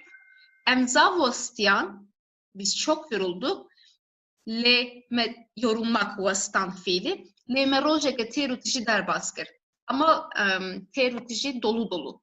Dolu dolu bir gün geçirdik. Yine geçirmek derbaskırın fiilini görüyoruz arkadaşlar. Şimdi bu fiilleri tek tek bir daha bakalım. Em yek biyek luan binerin li lekeran. Hevala min ji Amedê hat. Me got ev kîjan lekere, lekera hatin. Min ew pêşwazî kir. Me got kîjan lekere, pêşwazî kirin. Em ji malê derketin. Kîjan lekere, derketin. Em çûn Taksimê. Kîjan lekere, lekera çûne. Em hatta Karaköy'e meşiyan. Kîjan lekere, meşin. Me li wir masî xwar. Kîjan lekere, xwarin. Me rojeke xweş derbas kir. Kîjan lekere, derbas kirin. Arkadaşlar burada şu fiillerin mastar halini, forma raderin dediğimiz mastar halini görüyorsunuz.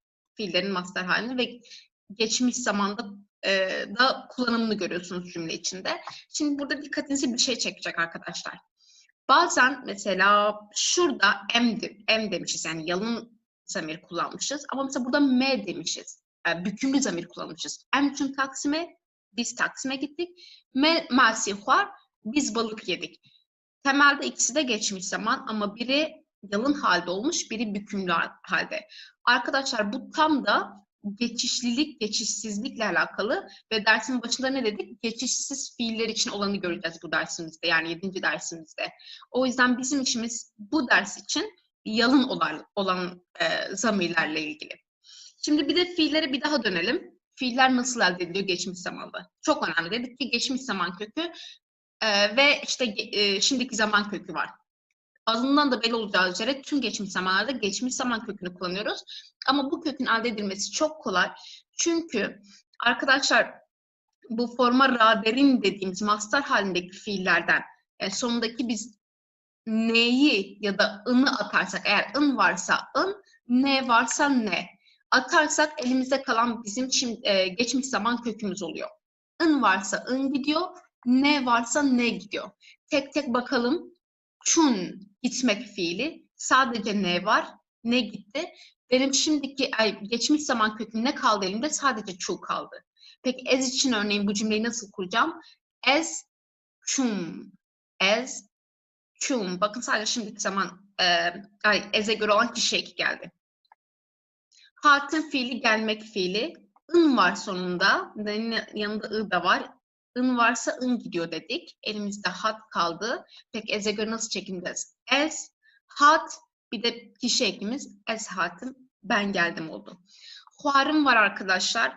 Huarın ın var sonunda, o yüzden ın gitti. Huar kaldı elimizde. Nasıl söyleyeceğiz geçmiş zamanda? Min huar, ben yedim. Burada artık şimdi kişi eki görmüyoruz artık burada. Bu bizim diğer ipucumuz. Ama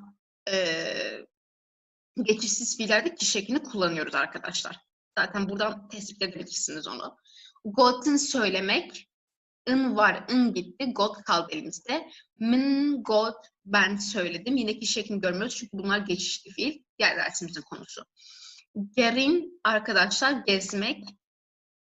Ne var sadece? ın yok. Bakın bu i, ı değil. O yüzden neyi attık? Geri kaldı elimizde. Peki ez'e göre nasıl çekimleyeceğiz? Ezgerim, ezgeriyam ya da her ikisi doğru. Habitin çalışmak. Sadece ne var? Bunlarda sakın şu i'yi de atmayın. Habit değil kökümüz. O şimdiki zamandaydı. Geçmiş zamanda ne varsa ne gidiyor, ın varsa ın gidiyor. Burada sadece ne var? Habiti kaldı kökümüz. Ez habitim, ben çalıştım oldu. Ahvin konuşmak. Ahvi ne vardı ne gitti? Geçmiş zaman kökü. Ez ahvim, ben konuştum oldu bu. Avetin atmak. ın var, ın gitti. Avet kaldı elimizde. Münavet, ben attım. Geçmiş zaman hali arkadaşlar. Şimdi dedik ki bazıları mınla yapılıyor, bazıları ezle. Bu tamamen geçişli ve geçişsiz olma durumuna göre değişiyor. Ve biz bu derste ne gergöhezi, yani geçişsizlik durumu üzerine, geçişsizlik durumunu öğreneceğiz. Bunun üzerine duracağız. Hekeleyker ne gergöhez? Geçişsiz, intransitif ve yani geçişsiz ise fiilimiz. Breser tüneye, nesne yoktur. Kırdeharu dimine, özne yalın halde kalır arkadaşlar. Es, du, ev, em, hun, ev ya da işte isim kullanacaksam zozan, mırat, artık her neyse. Yalın halde, asla bükümlü halde değil. O min, te grubu değil, es, du grubundan kullanacağız. Leker ligori kırdeyi tek şandın. Fiil özneye göre çekimlenir. Ango hartafen kesalet dem karanin. Yani kişi ekleri kullanılır arkadaşlar. Kişi ekleri kullanılır. Örneğe bakalım. Şimdi burada çun gitmekti, ne vardı ne gitmişti, çu kalmıştı kökümüz. Peki sen gittin diyeceğim. Sen gitmek geçişsiz bir fiil. O yüzden tu halini kullanıyorum. Tu, çu, bir de kişi ekini kullanacağım. Ligori kırdeyi tekşandı. Tu çui, sen gittin. Piştite, senden sonra ez hadim, ben geldim. Gitmek ve gelmek, bunlar geçişsiz fiil. O yüzden nesne almaz. Preseptüneye, kırde harudimine, özne yalın halde kaldı. Ligori kırdeyi tekşandın, özneye göre de çekimledik. Şimdi biraz daha geçişsiz, nasıl bileceğiz biz geçişsiz ya da geçişli olmasını?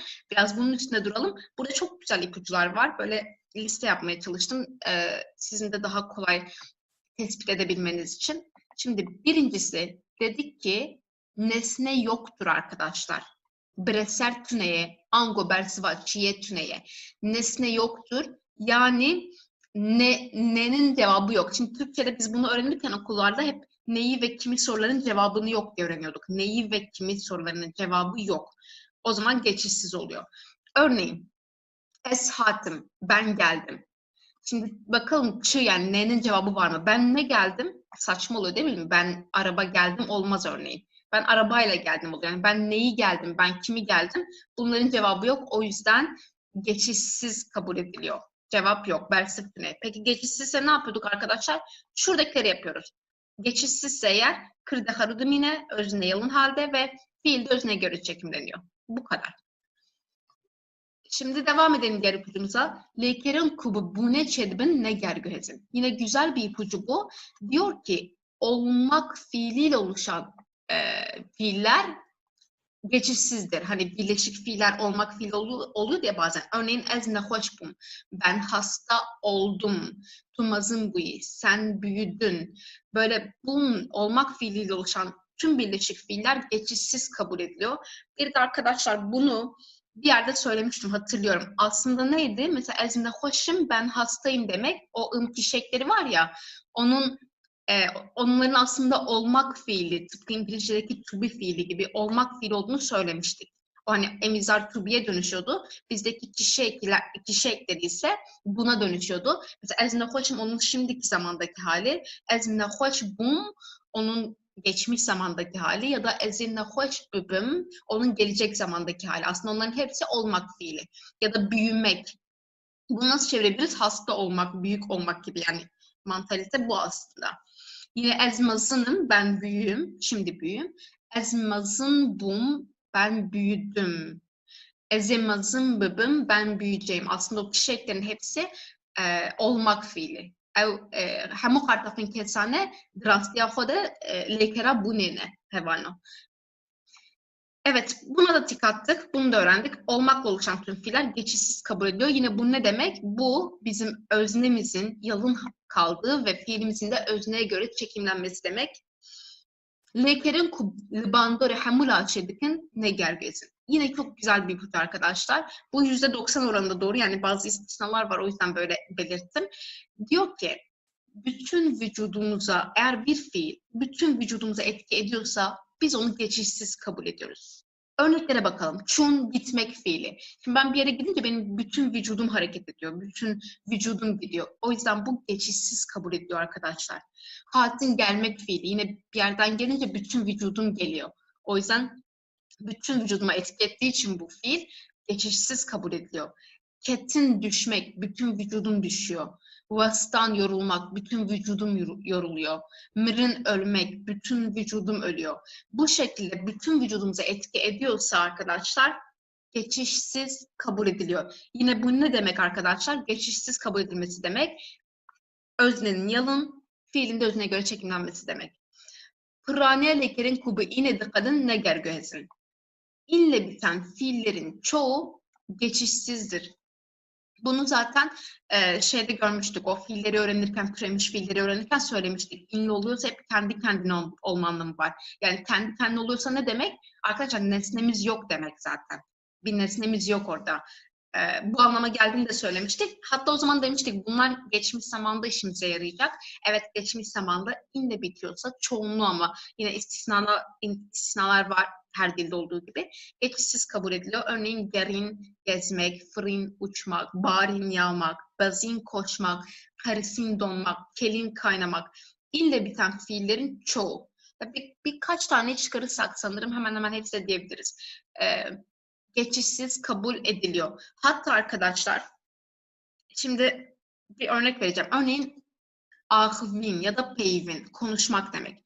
Aslında ahvin ya da peyvin bunun geçişli olması gerekiyor değil mi? Çünkü ne konuştum? İşte bir şey hakkında konuştum, haber konuştum falan. Yani ne sormuştum, neyi konuştum diyebiliyorum. Bir cevap var. Ama arkadaşlar in ile bittiği için biz onu da geçişsiz kabul ediyoruz. Ve o yüzden ez ahvim, ez peyvim diyoruz. Min ahvi demiyoruz. Yine ez yani öznemiz yine yalın kalıyor. Normalde geçişli olması gerekiyor ancak inle bittiği için Yine biz bunu geçişsiz kabul ediyoruz. Ya da arkadaşlar mesela akıvin, peyvin konuşmak demek, haberdan da konuşmak demek. Haberdan ya da kısekırın da konuşmak demek. Arkadaşlar örneğin orada da dan yani vermek, aslında bir şeyi vermek geçişli ya da kısekırın yapmak, bir şeyi yapmak geçişli. Sırf bu fiillerden dolayı min haberda, min kısekır ama es akıvim, es peyvim. İnle bitenler geçişsiz gibi çekimleniyor. Diğerleri geçişli gibi çekimleniyor. Anlam aynı anlam olmasına rağmen. Böyle, Amber devam bakın. Şimdi arkadaşlar bazı fiilleri tüm kişilere göre çekimleyelim dedik ki. Geçişsiz ise nasıl anlıyoruz geçişsiz olmasını? Şu kurallardan anlıyoruz. Özne, yalın ve özneye göre çekimleniyor.